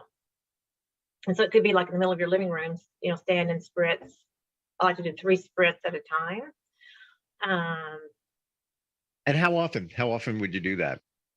Well, I like to say 2 to 3 times a day. Make it simple, so you can at least do it morning and evening. to keep the energies high. And when you use it for 3 weeks straight, it changes the cellular pattern. So it holds that vibration. Everybody has, because it's been in your field, yours and your pet's field for 3 weeks, your body then knows it can hold it on its own. Okay. So you've healed the layer. You can use it situationally if there's a little tip, then you can spray it. It's not the same impact of when you use it for 3 weeks straight, then you're actually doing a healing of a layer. That's an interesting thing to think about, because let's say you have an argument with somebody in your house. It's like, all right. Exactly. Okay. I didn't know that they were unscented, and you have a lot of them right on your website. Yeah, I have over 100 formulations. And yeah, so the clarity is, we keep talking, we're going to do a show, and then we have so many juicy topics that we haven't gotten to the specific show for them yet. And so they work for people and they work for animals. Some of my clients don't have animals, they're spiritually minded. And so I have 2 different lines. You'll see a people line and an animal line. The same, and some essences don't make sense for the animals that they do for people. But the ones that are the same, they're the same formula. So you don't have to buy one for you and then one for your animals. You know, buy one and it works for both people and animals. And on your website, does it clearly say what it's for and what it does? Yes. Yes, the essences are in alphabetical order. I have started a project, getting it by situation that I haven't gotten it complete. And there is a questionnaire on there that can help if, narrow down things you might want. But then also that's where you can then have your complimentary assessment with me and we can work through that.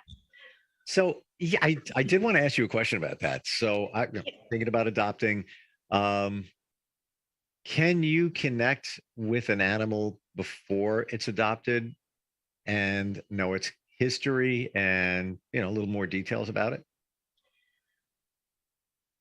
We have kind of discussed this in the past about the history. They don't have the chronological tab that humans do. What I know is if they've been abused, if they've got heavy energy that's stored from wherever they've been, that will help them clear that, let go of that baggage and be their full selves. What I do for some people is I can connect with the energy of the pet and then we see if it's a good match for the household. And that's worked. One of my clients, when she was adopting her dog, we connected. She'd already met her, and so then before she committed, she wanted to know that the dog really wanted to be with her, and so we connected that yes, it's a good fit, and then shared the whole ride back to her house, how it was all going to happen, and so then she integrated into the household like without a hitch. Wow. And that's that's what you hope for, but you never know. At least using your talents, at least you're more armed to have a better outcome because you know a little bit more about what you're dealing with. And so that's fantastic.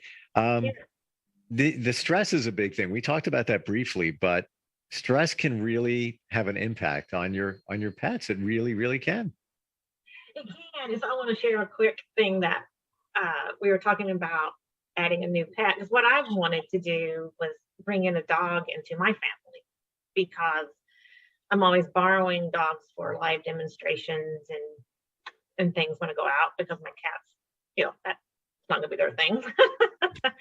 But they were here first and they have clearly said no. So to then honor my wishes and not theirs, it would add a lot of stress, and I choose not to do that. But that's one thing is to take your current pet's feelings into consideration, because as people we don't normally think about that. So that's So that's why I want people to be aware. It's like, oh, they have an opinion. So because of their opinion and you communicated with your two cats, you just wouldn't do it. You wouldn't bring that dog to your family. No, because I know the stress it would wreak havoc. If the cats aren't happy, then I'm not going to be happy, and then the dog, it just brings a discord into the household that I don't want. So that brings me to a question. Now we talk about our stress being projected on our pets. Can it work the other way around? So let's say stressful situation, just brought the dog into the house, hypothetical here, cats are flipping out, they're stressing out. You might not see signs of it, but you might see the cat jump off the couch and just go run away. Can their energy control you? It can. And the example I just shared is I would be feeling guilty, and I would be upset that my cats are upset. And so when they're not happy, it impacts me and a lot of my clients, I know, because their cats are like their children, or pets are like their children. And so we're concerned when they're not feeling well. The part of us doesn't feel well. So it does go back and forth. Can the average person pick up on that or feel that? Like in your situation, you can communicate with your cats and you can know that they're stressed out. They're going to tell you, we can't do that. So would you know anyway that your cats are stressed out? The average person. If you want to look for it, if you want to know the signs, because the average person may not be thinking along those lines. I'm so connected with the animals and listening to their needs, and their needs are important to me, that's an automatic for me. But I know, that even me personally, there was a stage in my life where I wasn't as considerate of my animals' feelings. It's like if I wanted to go spend the weekend, leave them at home a lot and not even think about it. Now it's like I at least connect, let them know what I'm doing. Yeah. It's just a totally different relationship. So a lot of what I teach is what I've gone through myself. Yeah, it's interesting these points we bring up, because I think my pets pick up on my energy. I think so, but you confirm it, but then it's also potentially the other way around, and we're picking up on their stress. They got things going on. Yeah, well, okay. Take example, barking dog. If your dog is barking, that's creating stress on you as the guardian, because you're wondering about your neighbors, you're wondering about everything else, and the dog's barking because it's stressed, but then it's creating stress for you. Oh yeah, I feel guilty. Like I'm like, Tanner, stop, Tanner, stop. And I know he's barking at the dog next door because the dog they're between the fences. They can't see each other, but I feel bad for my neighbors that they're listening to him barking. And not that he's super loud. He weighs 20 pounds, but you can hear it. Yeah. And so on some level, that's causing you a little stress. Yeah. Or concern. Yeah. And so that would be what I would call a little energy drain. It's like you would feel better if that wasn't there. We have a couple of minutes. I want to ask a totally off-topic question. Okay. But what's the most interesting, unusual request that a pet has made in you communicating with them? Like, have they asked for something? Have they said they want this? Change of food that stood out or something like that? That's a good question, because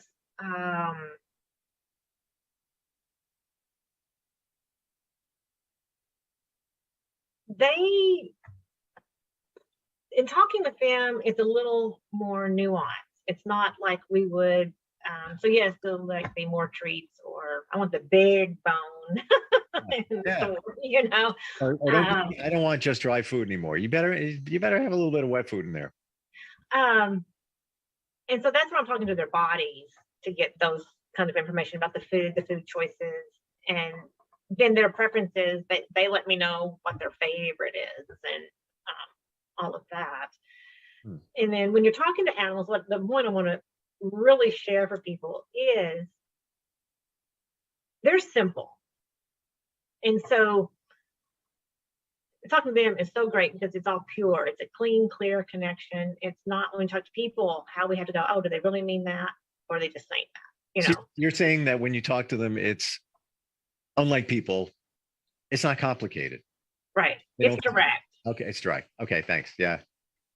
Yeah, because it's like if they're a little growly, it's like, oh, okay, well, let's see what's causing that. And so it's like, don't take it personally, and we go in and we can let them, we get it turned around. Yep. With people, we hold on to things for years, and we can say one thing, we can say, oh, everything's fine, when underneath the world's falling apart. Well, animals don't do that. It's like, I'm not happy right now, or I'm happy. It's There's resolution. There's a conclusion. And then we move on because they live in the moment, where people live in the past. We're worried about the future. We're worried about the current situation. Yeah. Well, yeah. And so I got this a lot for a while. I haven't heard it recently, but people are afraid for me to talk to their animals because they don't want their deepest, darkest secrets shared. They're afraid of what the animal's going to say. And so I want to say animals don't think like that. That communicating with them, that's not what you worry about. They don't even think about. Yeah. They're not gonna tell you what's in the top drawer in your dresser in your bedroom. Okay. Don't even worry. Exactly. Yeah. No. Your animals are not going to be, divulging anything that you would be embarrassed or ashamed about or anything, because they're simple. Thank you for sharing that, because I always wondered, and that's probably a block in talking to a communicator. Like, what are you going to find out? What do you know? Yeah. We're just about out of time. Your website, healingyouranimal.com. We can go there. There's so much information, so many great resources.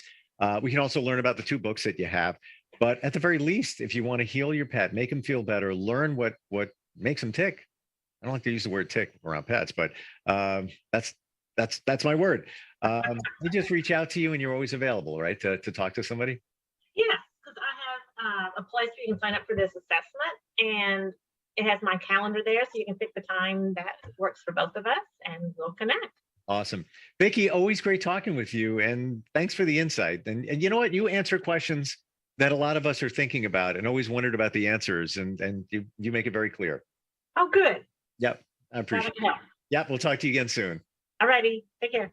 We'll be right back. Are you looking for even more of the podcasts and hosts that you love? The Podcast Business News Network is proud to announce that you can now listen live on the MyTuner Radio and online radio box apps for iOS, Android, and the Amazon App Store. Or check us out online. Search for Business News Network on mytuner-radio.com or search Podcast Business News Network on onlineradiobox.com/US so you don't miss a minute of the action.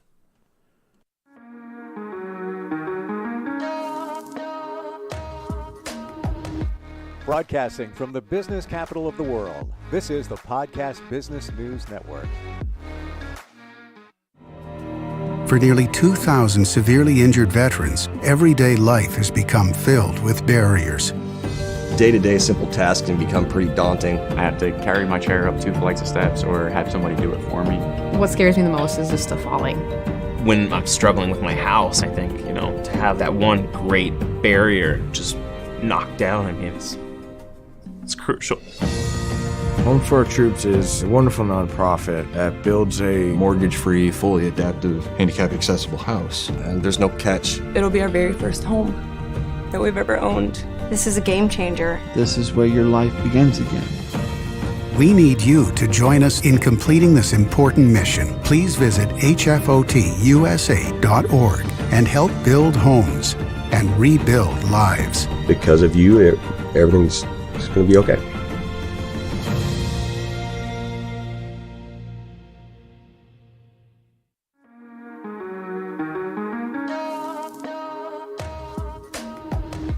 Broadcasting from the business capital of the world, this is the Podcast Business News Network.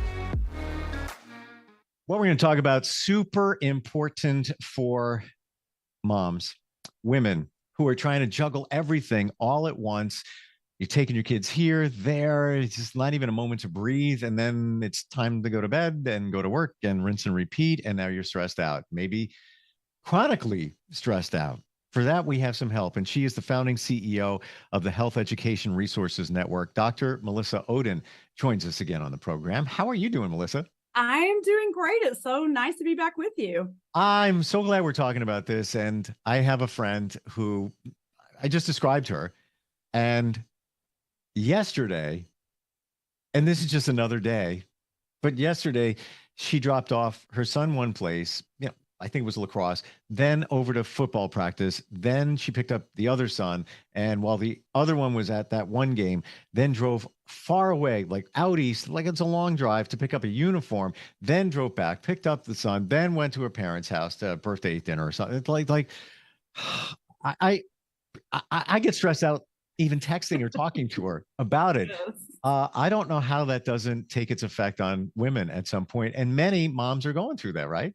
Yeah, absolutely. And not just moms, women in general are, I am not a mom, and yet I find myself in midlife, dealing with those same things. And I can't honestly imagine having to throw a couple of teenagers in the mix, or even little ones. Honestly, I'm too old to have little ones on, but I can't imagine.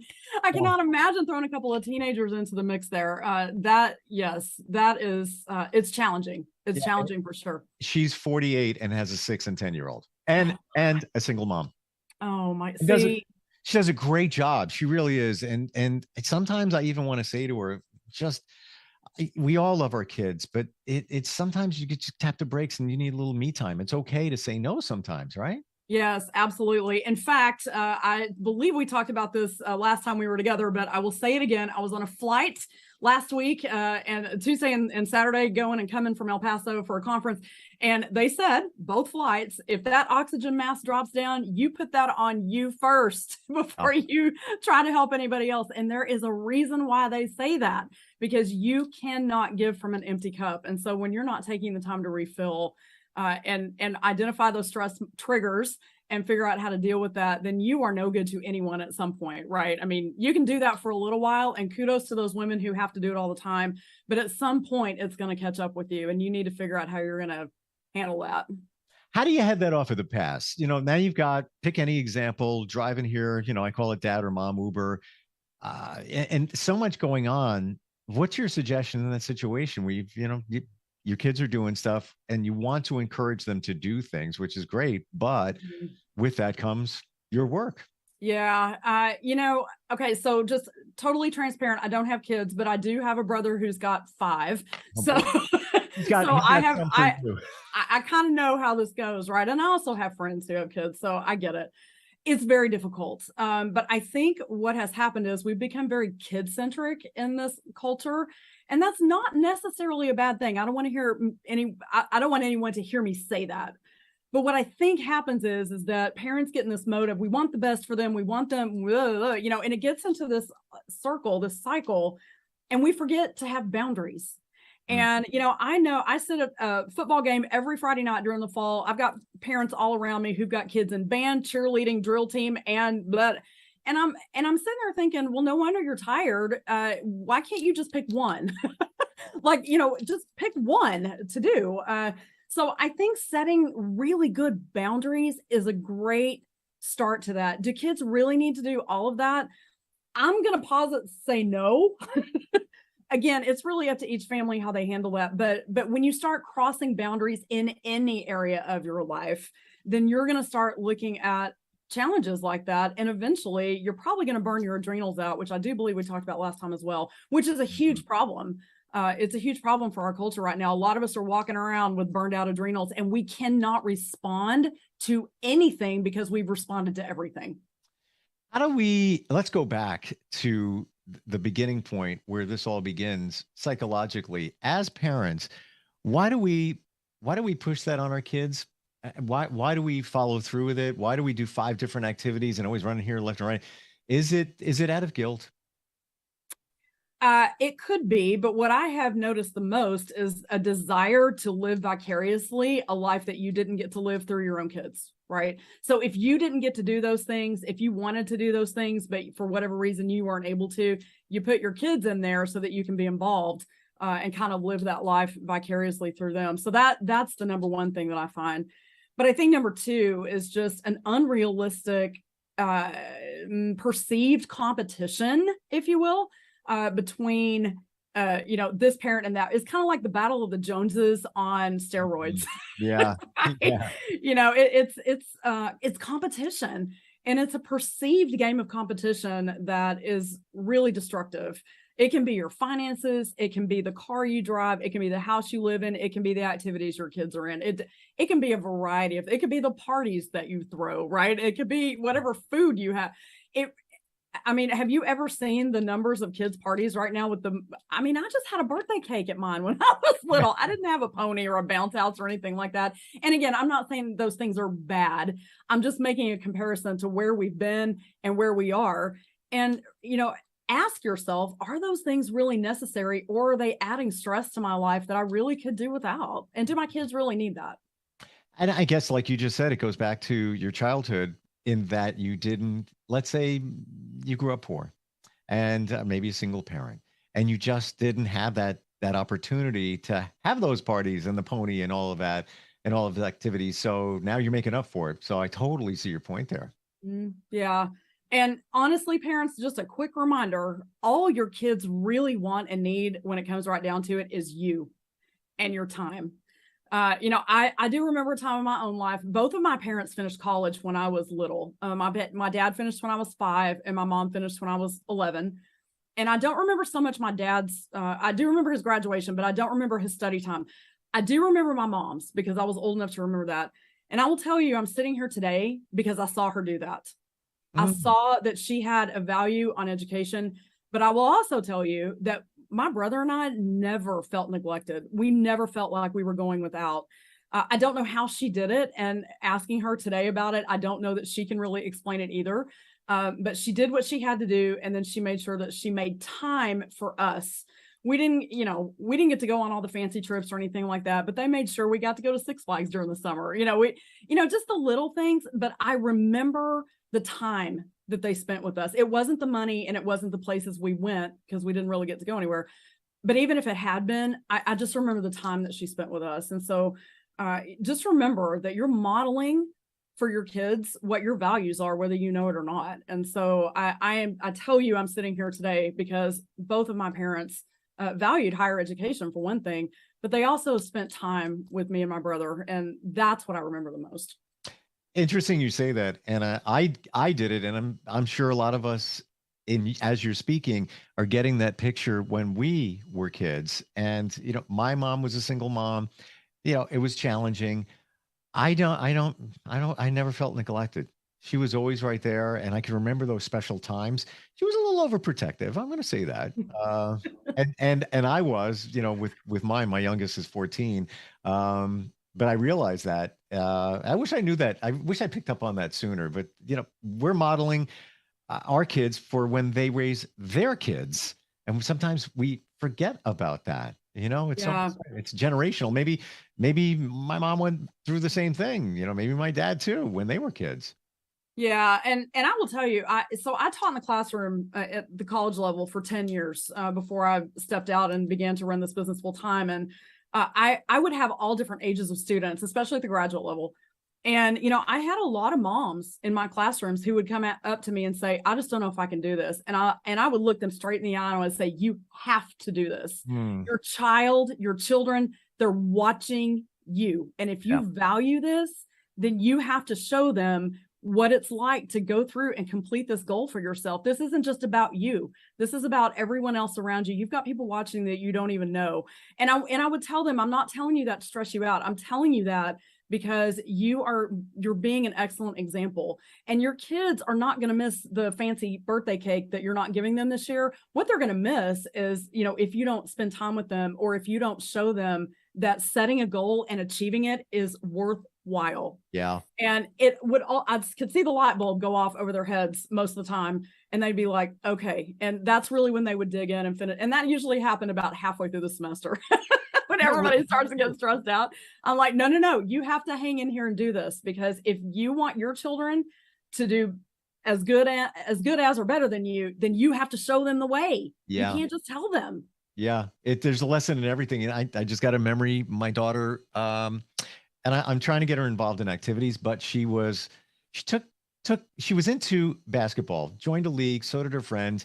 And I was like, fantastic. And she's like, I don't know if I want to do this. We don't quit. But I had to give her a pass, because after going to probably 4 or 5 practices, maybe 2 games, she and her friend were the oldest kids there. You know, and the others were younger. They didn't have enough kids who were older to join the league. And I was like, I gotta give you a pass on that, because I get it. You know, you're playing against kids that are much shorter, much younger, and it's just, you know. So I didn't want to do that, but I had to do that. Right. Let's go back to when you were a kid. What was your inspiration, Melissa, to be on the path to earn degrees, to become a doctor, and what you're doing right now? So honestly, going back to what I just said about my mom, I think that's when that dream was born. This is such a fun story. So both of my parents and I graduated from Texas Wesleyan University here in Fort Worth, Texas. And part of the reason I did that was because clearly, you know, they were there, part of the reason. But my mom used to take afternoon classes so that she could pick me and my brother up from elementary school. She would take us to the campus and put us in an empty classroom across the way from her math classes. She was a math major. I got none of that, by the way. None of that, much to her chagrin. But she would put us in that classroom across the way, and we would do our homework in that empty classroom while she was taking classes across the hall, while she was finishing her bachelor's degree. And I remember trying to teach my brother my English lessons on the blackboard for the day. I vividly remember this. So I was very familiar with that campus. I was very familiar with the college campus culture before I even got to that point. So I'm 8 or 9 or 10 at this point. So she graduates. I remember her graduation day.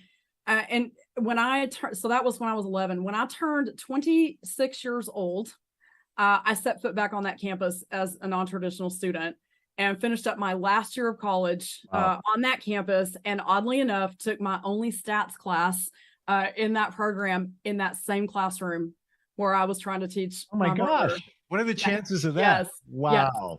So I get chills just thinking about it, because I mean, what are the odds, right? That would happen in that very same classroom. And so I think that's when that dream really was planted in me. I may not have known it at that point, but going back to college as a non-traditional student, I graduated in 1997 at the age of 27. That just set off this dream in me that more was possible. And so between 97 and 2011, I earned 3 more college degrees, 2 master's and a doctorate, including that bachelor's, so total of 4. Wow. And I really, I really just kind of found my way through higher education. And I knew it was the right thing because I never had any struggles at all. My financial aid always came through on time. I could pretty much always get into the classes I wanted. So I knew I was on the right path. And so I owe it to my parents, especially my mom, for really literally putting us in that place where we could see what was possible, even though at 11, I didn't really know that that's what was going on. And maybe she didn't know that either, to be honest, but it happened. And so, you know, not only do you need to be intentional, but you need to know that the unintentional stuff is making an impact as well. Didn't something spark in you when you were watching a TV show back in the day? General Hospital. Yeah. I wanted to be a nurse. I started watching General Hospital when I was probably too young to be watching soap operas, but at any rate, all my friends were doing it. So, you know, you got to do it, right? And I probably wanted to become a nurse because I just was in love with Noah Drake, AKA Rick Springfield, right? Yes. So I started volunteering at my local hospital when I was 14 with my best friend. Of course, we had to do everything together. And, that really turned into kind of a love for the medical profession, and ended up meeting the social worker there at that hospital. And her name was Clara Smith. And to this day, I don't know where she is, unfortunately, but she was my mentor. from the time I was a teenager until the time I went back when I was an undergrad at 21. And she was my field instructor. And so I got to work with her at that hospital while I was working on my bachelor's degree. And then when I finished my master's degree in 2001, I became the social worker at that hospital. So yeah. Wow. Yeah. I don't, Yeah. I believe there are no coincidences. No. All of that happened for a reason. Absolutely. No doubt. Yeah. And in fact, she was still working at that hospital when I came to work there. She was in the outpatient rehab department, and I was on the med surge floor and working ER.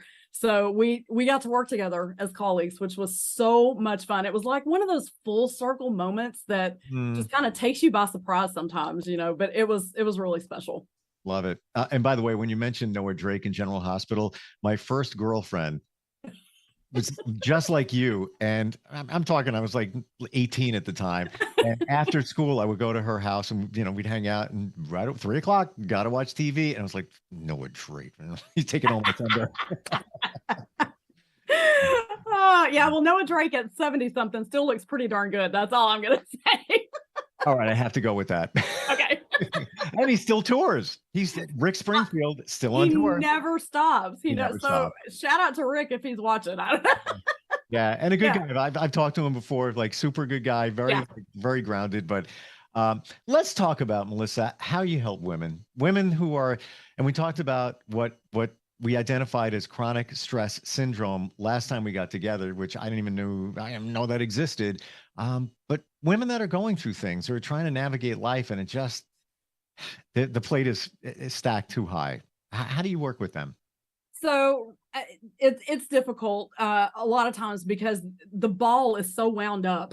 It's really hard to figure out where to get started sometimes. But actually, I have created a course called Women and Stress: Reclaiming Your Life. That's going to be rolling out at the end of November. Wow. And going to have an informational webinar about that on November 2nd. We can talk about that in a minute. But basically, I try to get them back down to a place where they can just do some self-evaluation.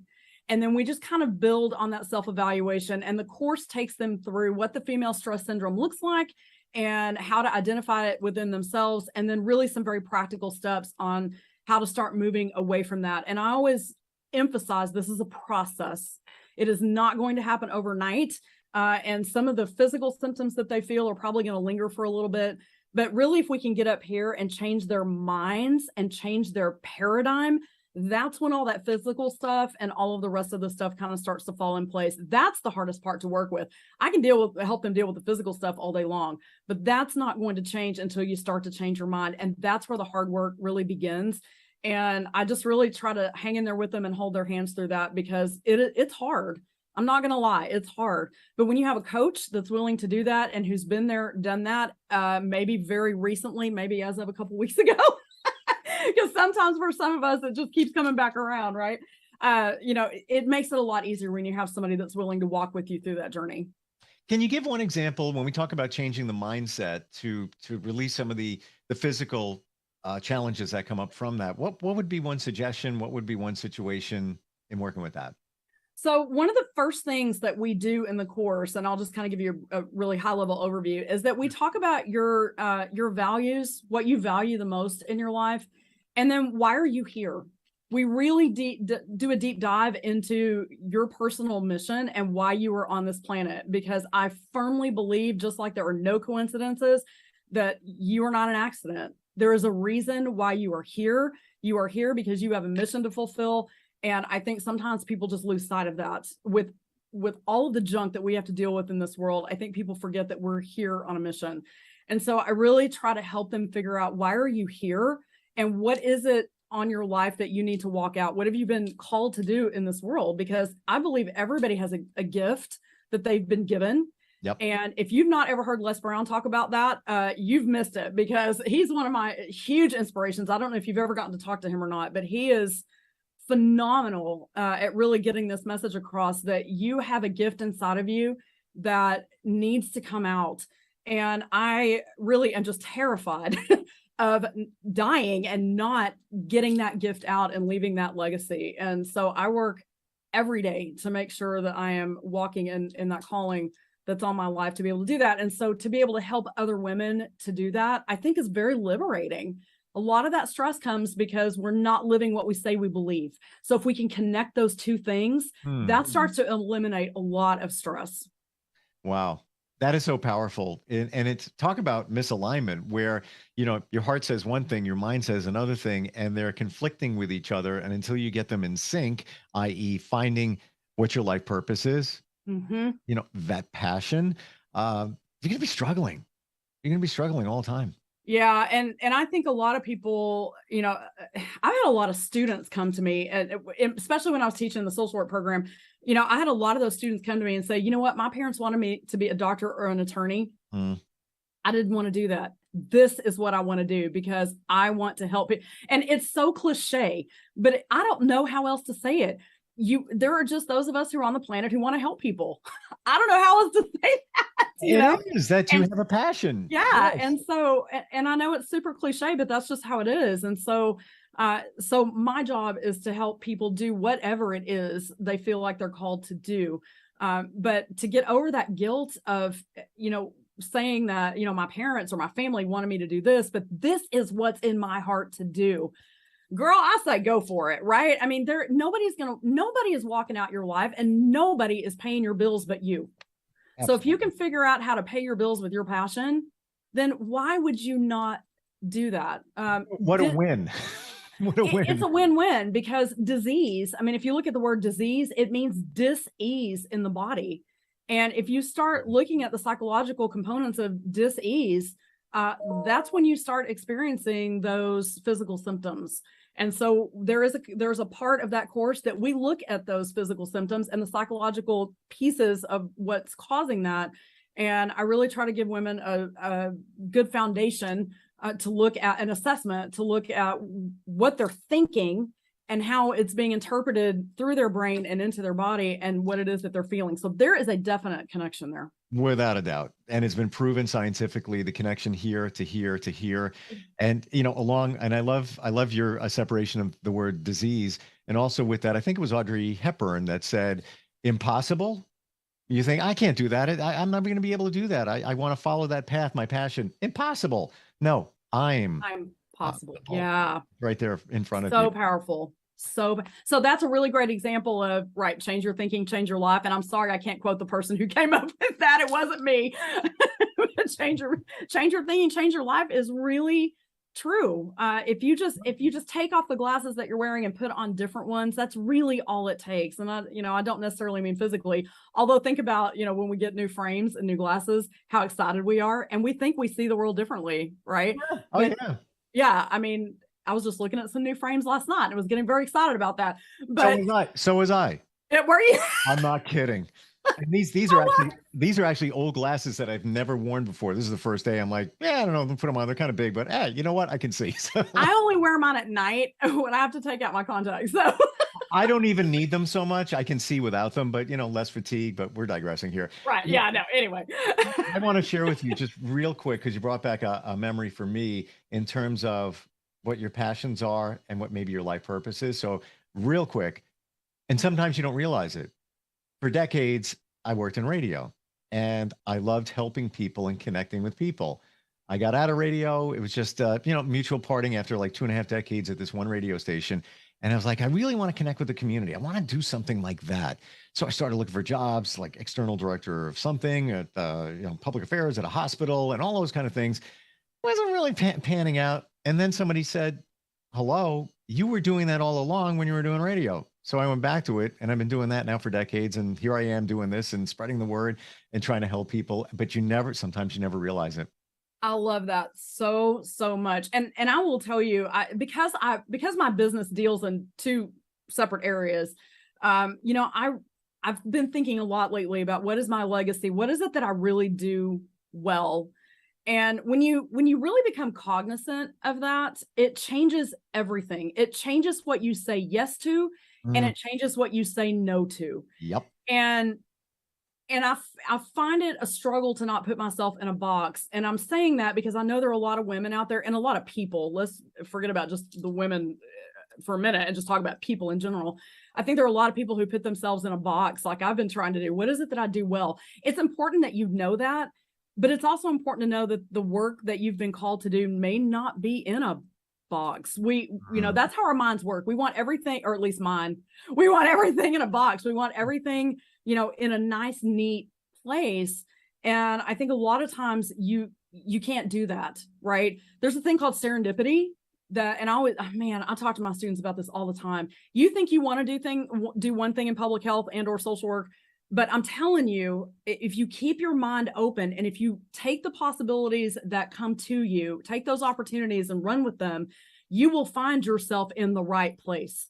There's no way you're not going to find yourself in the right place, because life has this way of putting what I like to call the bumpers in the bowling lane, like for little kids. Sure. There's no way you can go off in the gutter, because if you're just even trying just a little bit, those life bumpers are going to come out. And even if you hit one, you're going to get back into the middle of the lane at some point, right? Yeah. So the point is just to keep going and to just be sure that you are doing work that excites you and not stressing you out. The minute you realize that you're driving to work crying, you need to get out. Get out. Yeah, absolutely. That has not been there, done that more than once. Get out, because it's not serving you and it's not serving that company or agency anymore. So get out. I give you permission today. Get out. And it's not easy, and change is not easy. And I can remember back when that job I talked about after 2.5 decades, and that was my first big job. I got it at barely 18. When I had to leave that job, it didn't feel right anymore. They were making changes in terms of how they were doing what they were doing. And it was, I remember going to bed, I actually waking up on a Monday morning and said, Wednesday's my last day. And that was the end of it after that long run. And then I continue. But yeah, you're 100% right. If it doesn't feel right, then it's time to pivot. It's time to do some soul searching. It's time to call Melissa if you're stressed out, because if you are stressed out, I'll help you. None of that's going to work. How do we reach you? What's the best way? drmelissaoden.com, DRMELISSA Oden, ODEN.com. You can go there. I actually have a free resource for women who it's actually a journal that they can download for free.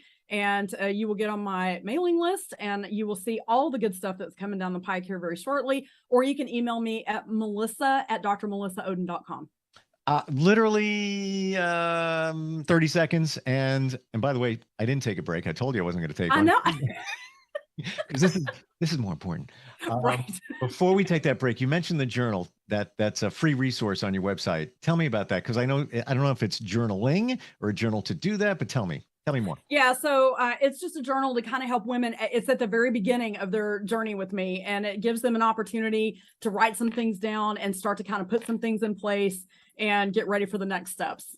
Love it. Yeah. And love talking with you. Your energy is infectious. Thank you. Some of that. Pass that over. I will. Here you go. Okay. I look forward next time we get together. Absolutely. Thank you so much.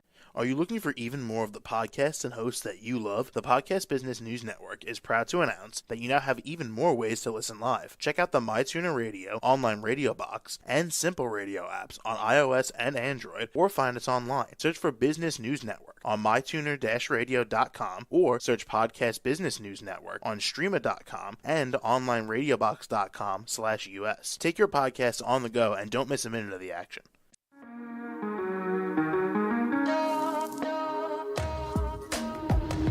Broadcasting from the business capital of the world, this is the Podcast Business News Network. For nearly 2,000 severely injured veterans, everyday life has become filled with barriers. Day-to-day simple tasks can become pretty daunting. I have to carry my chair up 2 flights of steps or have somebody do it for me. What scares me the most is just the falling. When I'm struggling with my house, I think, to have that one great barrier just knocked down, it's crucial. Home for Our Troops is a wonderful nonprofit that builds a mortgage-free, fully adaptive, handicap-accessible house. And there's no catch. It'll be our very first home that we've ever owned. This is a game changer. This is where your life begins again.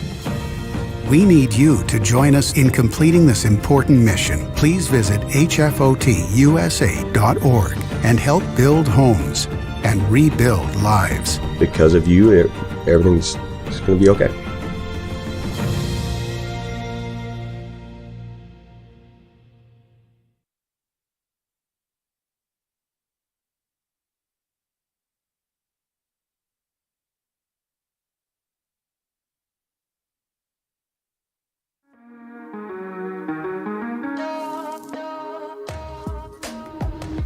Broadcasting from the business capital of the world, this is the Podcast Business News Network. Hey, welcome back, everybody. This is Walking in Between the Raindrops, and that's what we're doing today with a master alchemist. She's also a clinical hypnotist, and she's back. She's fantastic, and we're gonna prove to you that everything is all right and is going to be all right. Debbie Unterman is back on the program. Debbie, how you doing?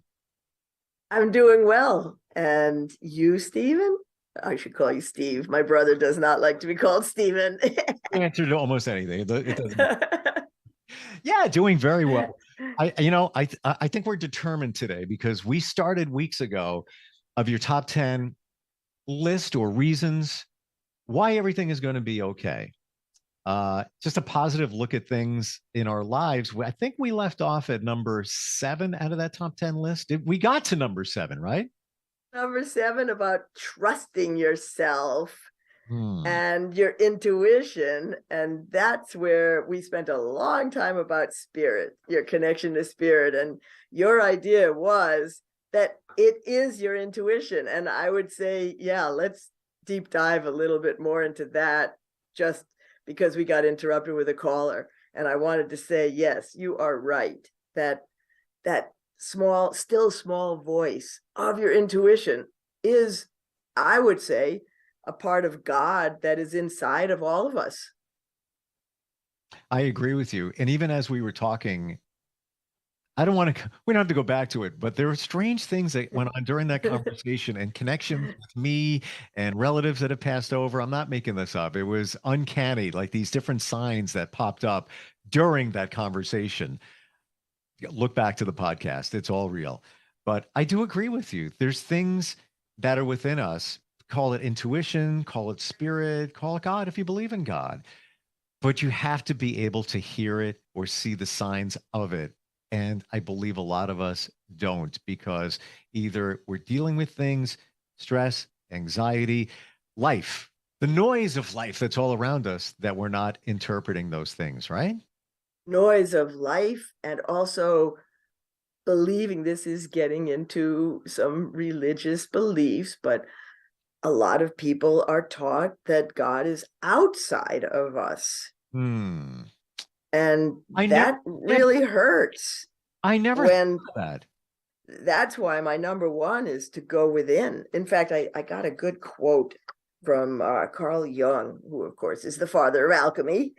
And the quote is, "Who looks outside dreams, who looks inside awakens."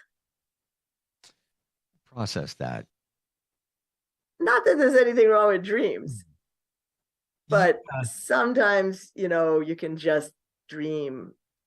But why not make those dreams a reality? Why not make them alive? But your comment about God, spirit, whatever that may be, we think of that as being outside, not inside us. I totally got that, but I've never thought of that before. Whatever you subscribe to, we don't need to get religious here. I am, you are, we aren't, whatever, it doesn't matter. Well, I think there's a difference between religions which separate into individual religions with precepts and spirit that just is. It doesn't, you don't have to have a belief.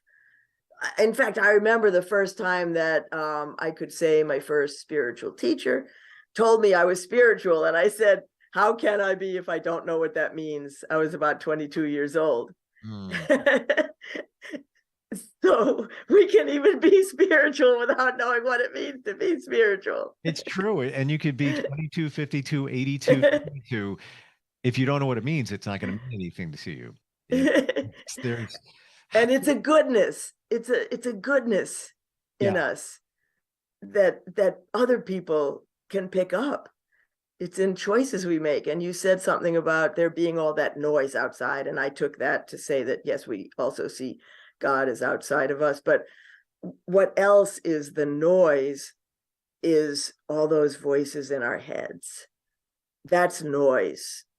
We have constant conversation. They say we think 65,000 thoughts a day, and most of those thoughts repeat every day, the same thoughts. And a lot of the thoughts are negative thoughts. What we can't do, what's wrong with us. And that's part of, okay, so remember, seems like we're going through the steps. That first one was go within. The next one was face it. And we sometimes just have to face reality, what is, and make peace with the noise inside of us, and come to terms with who we are. And as we go up these steps, we find out we're perfect just the way we are. Mm-hmm.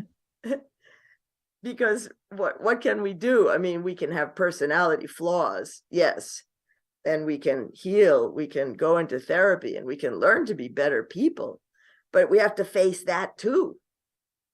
Nobody can drag you to therapy kicking and screaming. If they do, it's not going to work. I find that for sure. When someone refers someone to me, I dread those. That's probably not going to work. And I bet you know it as soon as you even. Yeah. I try to disqualify people on the phone and say this work isn't for everybody. And can I talk to the person that you're sending me so they know what they're getting into? I'd rather not even start if they're not willing to start looking at themselves. It's really important. That brings us, what was that? That's on number 3, right? On the list? The next would be feel your feelings. And what keeps people from wanting to deep dive is they don't want to feel uncomfortable feelings. They would rather just, fake it till they make it sometimes, just pretend to be okay.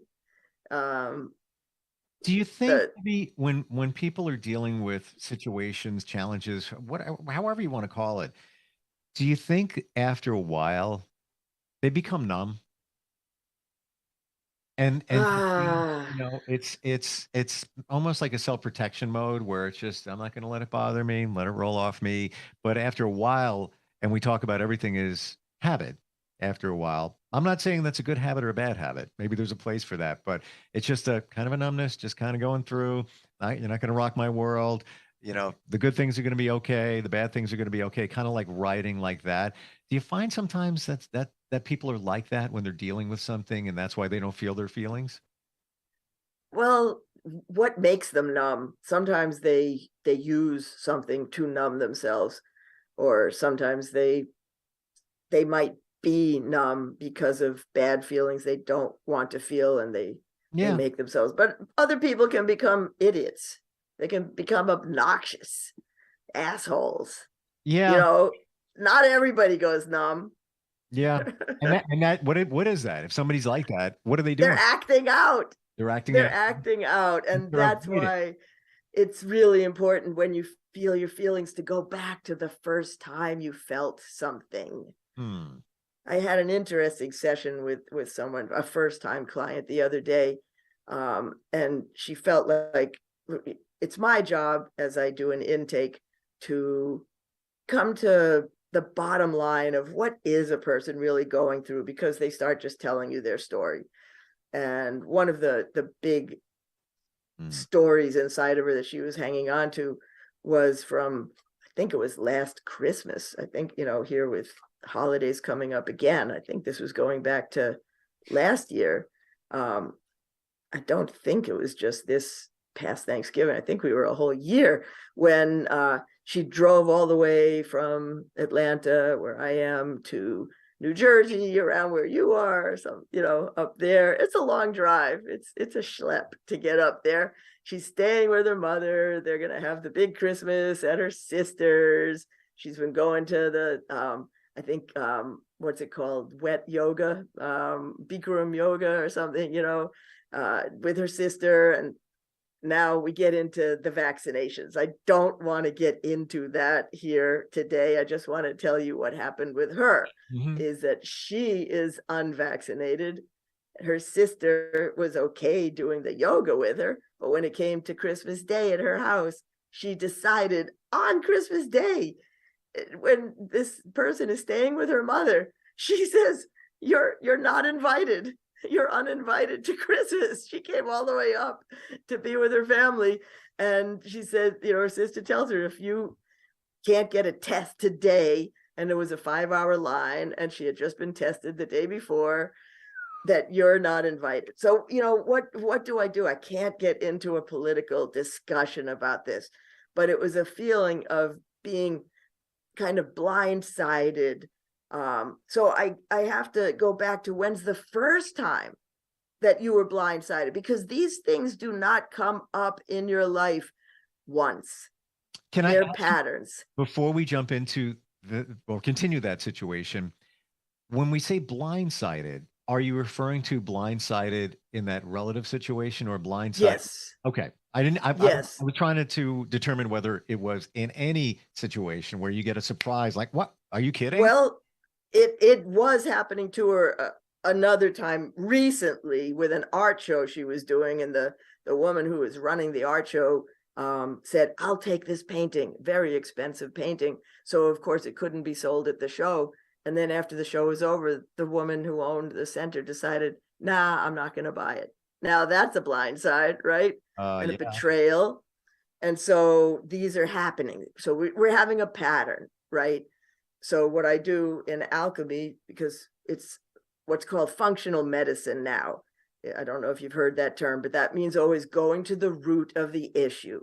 Thank you for clarifying that, because I've heard that term a million times, but never, and I never would connect it to alchemy. So thank you. Wow. Okay. Yeah. Going to the root. Because it can be in herbology or, getting to the bottom, like it could be your gut, so functional medicine goes across the board, but I'm using functional medicine in the subconscious mind, getting to the root of the issue, because otherwise, like I say about hypnotic suggestions, they're kind of like mowing the weeds down. They're gone until they grow again, and I'm pulling them out by the root. So we go back to when was the first time that I also saw it kind of as having the rug pulled out from under her or being blindsided. So, that was the issue we were dealing with. And she went to, when she was a little kid, on her way from New Jersey now back down to the Florida, Georgia area for a vacation. And her grandfather had a private plane, and she was hoping she'd get to be in it to get there a little earlier instead of having to drive down with the family. But her older sister, gets the seat on the plane.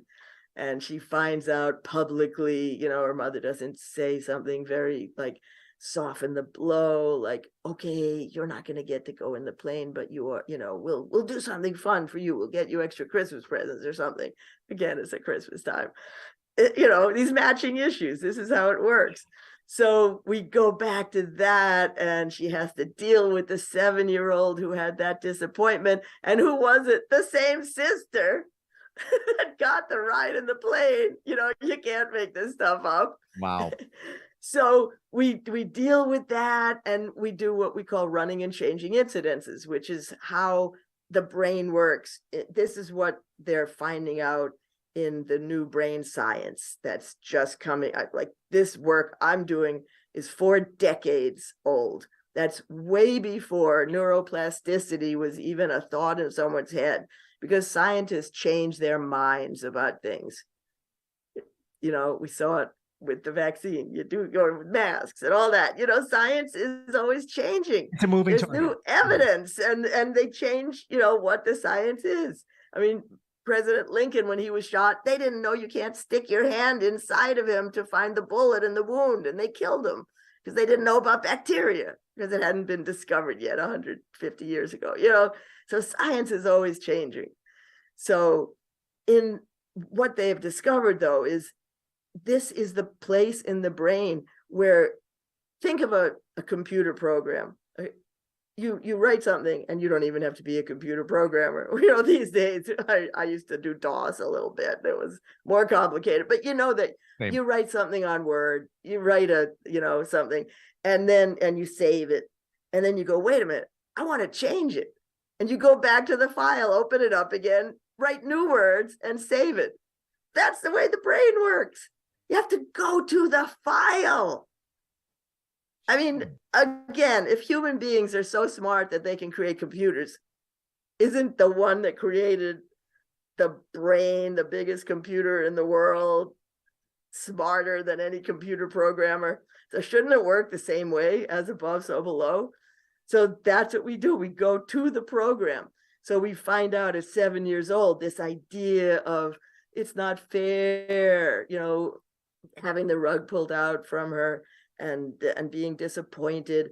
We go to the original time, and then we change it, and we make it that her mother does pull her aside, and they do get to go shopping for some clogs. I think it was she wanted, or something special that she could get down there in a car instead of in a plane, and at least say, nah, I got some presents, like a little kid would want to do. So now we're back to the present, because here we have to see, when else have you been blindsided? And so we're back at Christmas. So what can I do? So this is me as a master alchemist. I have to come up with ideas and reframes. And so I'm hearing her say, because we do some, what you would think of as gestalt, you speak, and instead of someone getting into another chair, pretending they're someone else and speaking in conscious mind, we do it all in the subconscious. So now imagine you're your sister and you're speaking back to you. And she's saying, I don't feel safe with you in the house, unvaccinated. And so I'm thinking, oh my God, there's nothing I'm going to be able to do. And then I come up with the brilliance, the idea that, wait a minute, they both have the same desire to be safe. And I'm able to show her in her subconscious mind. Because if I was just having a conversation with her, like I was in pre-induction interview, just talking to her in her rational mind, that part of the brain, and I just said to her, well, look, you and your sister and brother-in-law all just wanted to be safe, she would stay in her position and it wouldn't sink in, and it wouldn't be healing, because it's in the wrong part of the brain where you can just fight back. But when you're deeper in that place, in the subconscious, in the limbic system, where the amygdala is, where the emotions lie, where the hippocampus is, where the memories lie, then you can shift an idea and it can be accepted, because the subconscious mind is in a receptive state instead of a state of, I'm going to fight you on it. And so I let that sink in, and she goes, it was an impasse. I needed to feel safe by not having a vaccination, and they needed to feel safe by not having somebody unvaccinated in their house. We were the same. We are family. I still love them. They weren't trying to be mean to me. And that was the healing. Wow. Were they, no, I don't know if we talked about that, but were they mean to her? Or she felt, they wouldn't let her come to Christmas. She had to stay at her mother's house while her whole family was together. That's an exclusion. They never did that. They never said hurts. That was just she found that out basically as she's on her way that day. Yeah. That day. Yeah. Yeah. But you know what's interesting, Debbie? The way the mind works, it keeps score. So yes, that blindsided situation, we had the plain blindsided situation, we right? had other situations. They're all unrelated. Maybe a few are family connected, but it could have been, I lost a job, I got blindsided. There's another one. Put that one on the list of all these surprises, and it of course weighs you down. Of course. And what I say is, we, although we still had the art dealer thing that we had to do, and so she was able to see that, oh, but at least I got the chance to come to a new city and have an art show and get a nice video of everything up on the wall, and I can put it on my resume. So she was able to come to terms with that too. And I saw her since then, and she's feeling much better. But what I say is, it's kind of like if you're a kid and you're playing dominoes and you put the dominoes all up like this, and then you knock one down, and it doesn't always knock all of them down. You know, sometimes it'll just go that far, and then you have to hit it again and it'll knock the rest down. That's what doing one incident like that equals. It knocks a bunch of things out. You don't have to go back to every single time. Oh, so you're saying one session, one session, one incident on an emotional issue, Gotcha. like being blindsided, having the rug pulled out from you, can knock a lot of those out. I don't have to have somebody come back and talk about every single time. Right. You know, I'm curious, does this happen, Debbie, when, let's say in this situation, you're dealing with somebody who, like this woman, she got blindsided. While you're doing a session, do other things come up and you're able to knock those down at the same time without even planning on it? Yeah, often. Okay. Often it's one thing leads to another. And that's how I trace it. That's my job in a session. That's why it's hard to explain it. That's why it's so individual. You know, I see people doing, I've been in a little free Facebook thing, you know, like a 5-day challenge about belief systems. Yep. And this guy, this very famous rich guy, is trying to say that it's all just change your mind, just redecide this decision. But the thing is, that's completely ignoring this other part of the brain and saying you can think yourself out of a decision that you make. And he even admits that you're making most of your decisions before you're 7 years old. What he's not saying is that's when the brain is open. You are pure subconscious mind. You have no prefrontal cortex yet. It isn't developed. There's no You're boundaries. not thinking. No boundaries. It's wide open. You believe It is wide open. And It's so wide to change those, you need to go back to that child who was in the situation. So again, we're dealing with the 7-year-old. We're rescuing her. I Yeah. use stuffed animals for people to hold to, you know, make that little girl feel better about it. And then you're really eliminating, instead of just pushing through and making a decision that I'm not as afraid of ghosts. I'm not afraid of ghosts. I'm not afraid of ghosts. You know, whatever it is that, you know, you're willing yourself to it. It's just gone.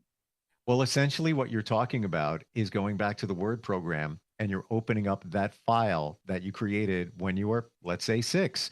And that was whatever phobia it was, or I'm not good enough, or whatever it is. And now you're going to write, I am good enough, hit save, close the file, and then move on. Yep. Wow. And that's where it works, when you get to that part of the brain, the middle brain. And one day I'll talk about the triune brain, because we also have the reptilian brain, the lower brain. That's where Which is the there's thing a lot that of wants fears.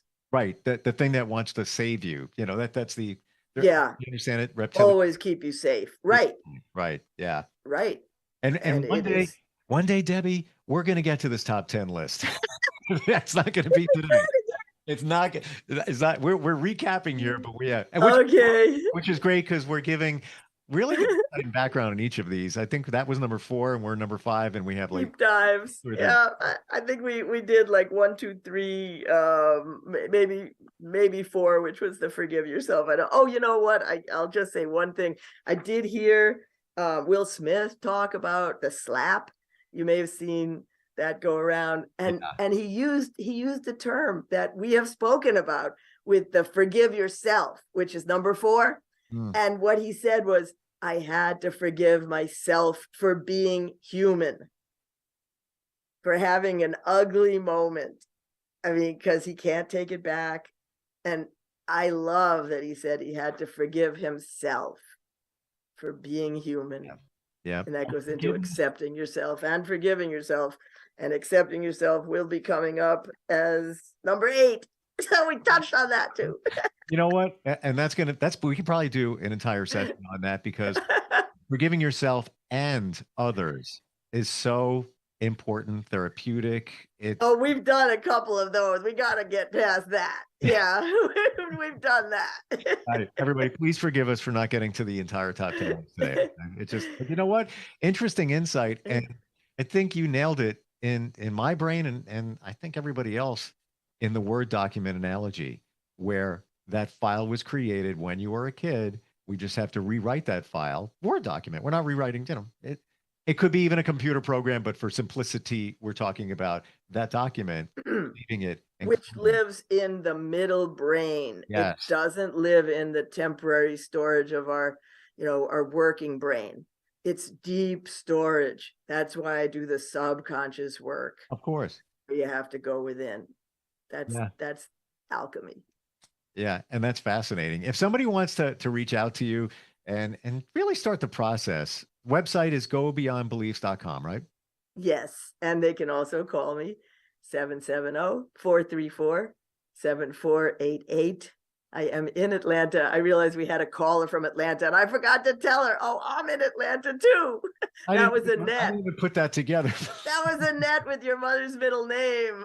Oh, that was that woman that called. Yeah, that's and I forgot to say, oh, I'm in Atlanta. You know what? The Annette thing just blew me away. And not to digress here at all, but I was in an office the other day, medical office for my daughter.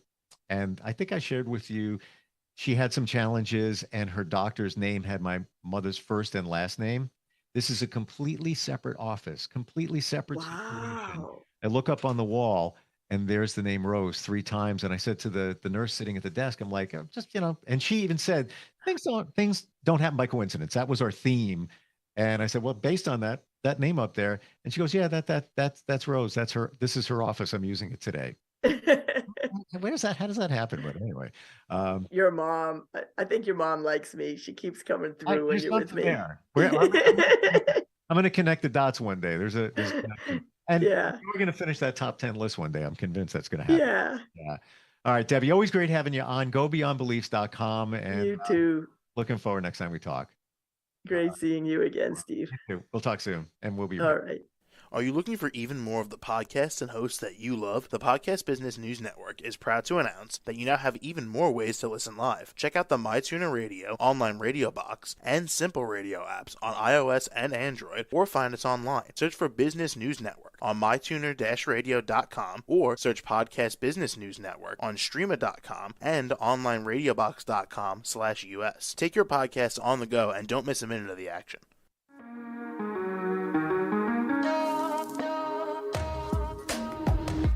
Broadcasting from the business capital of the world, this is the Podcast Business News Network.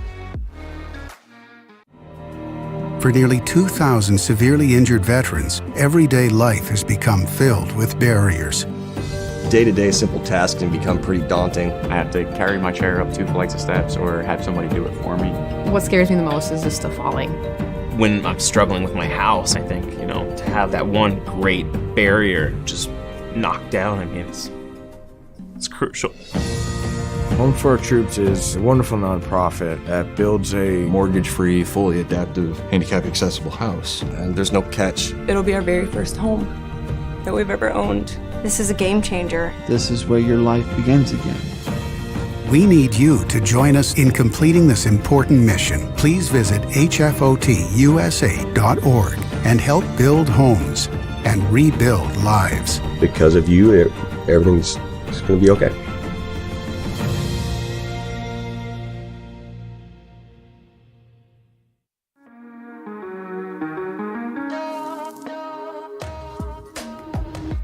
Broadcasting from the business capital of the world, this is the Podcast Business News Network.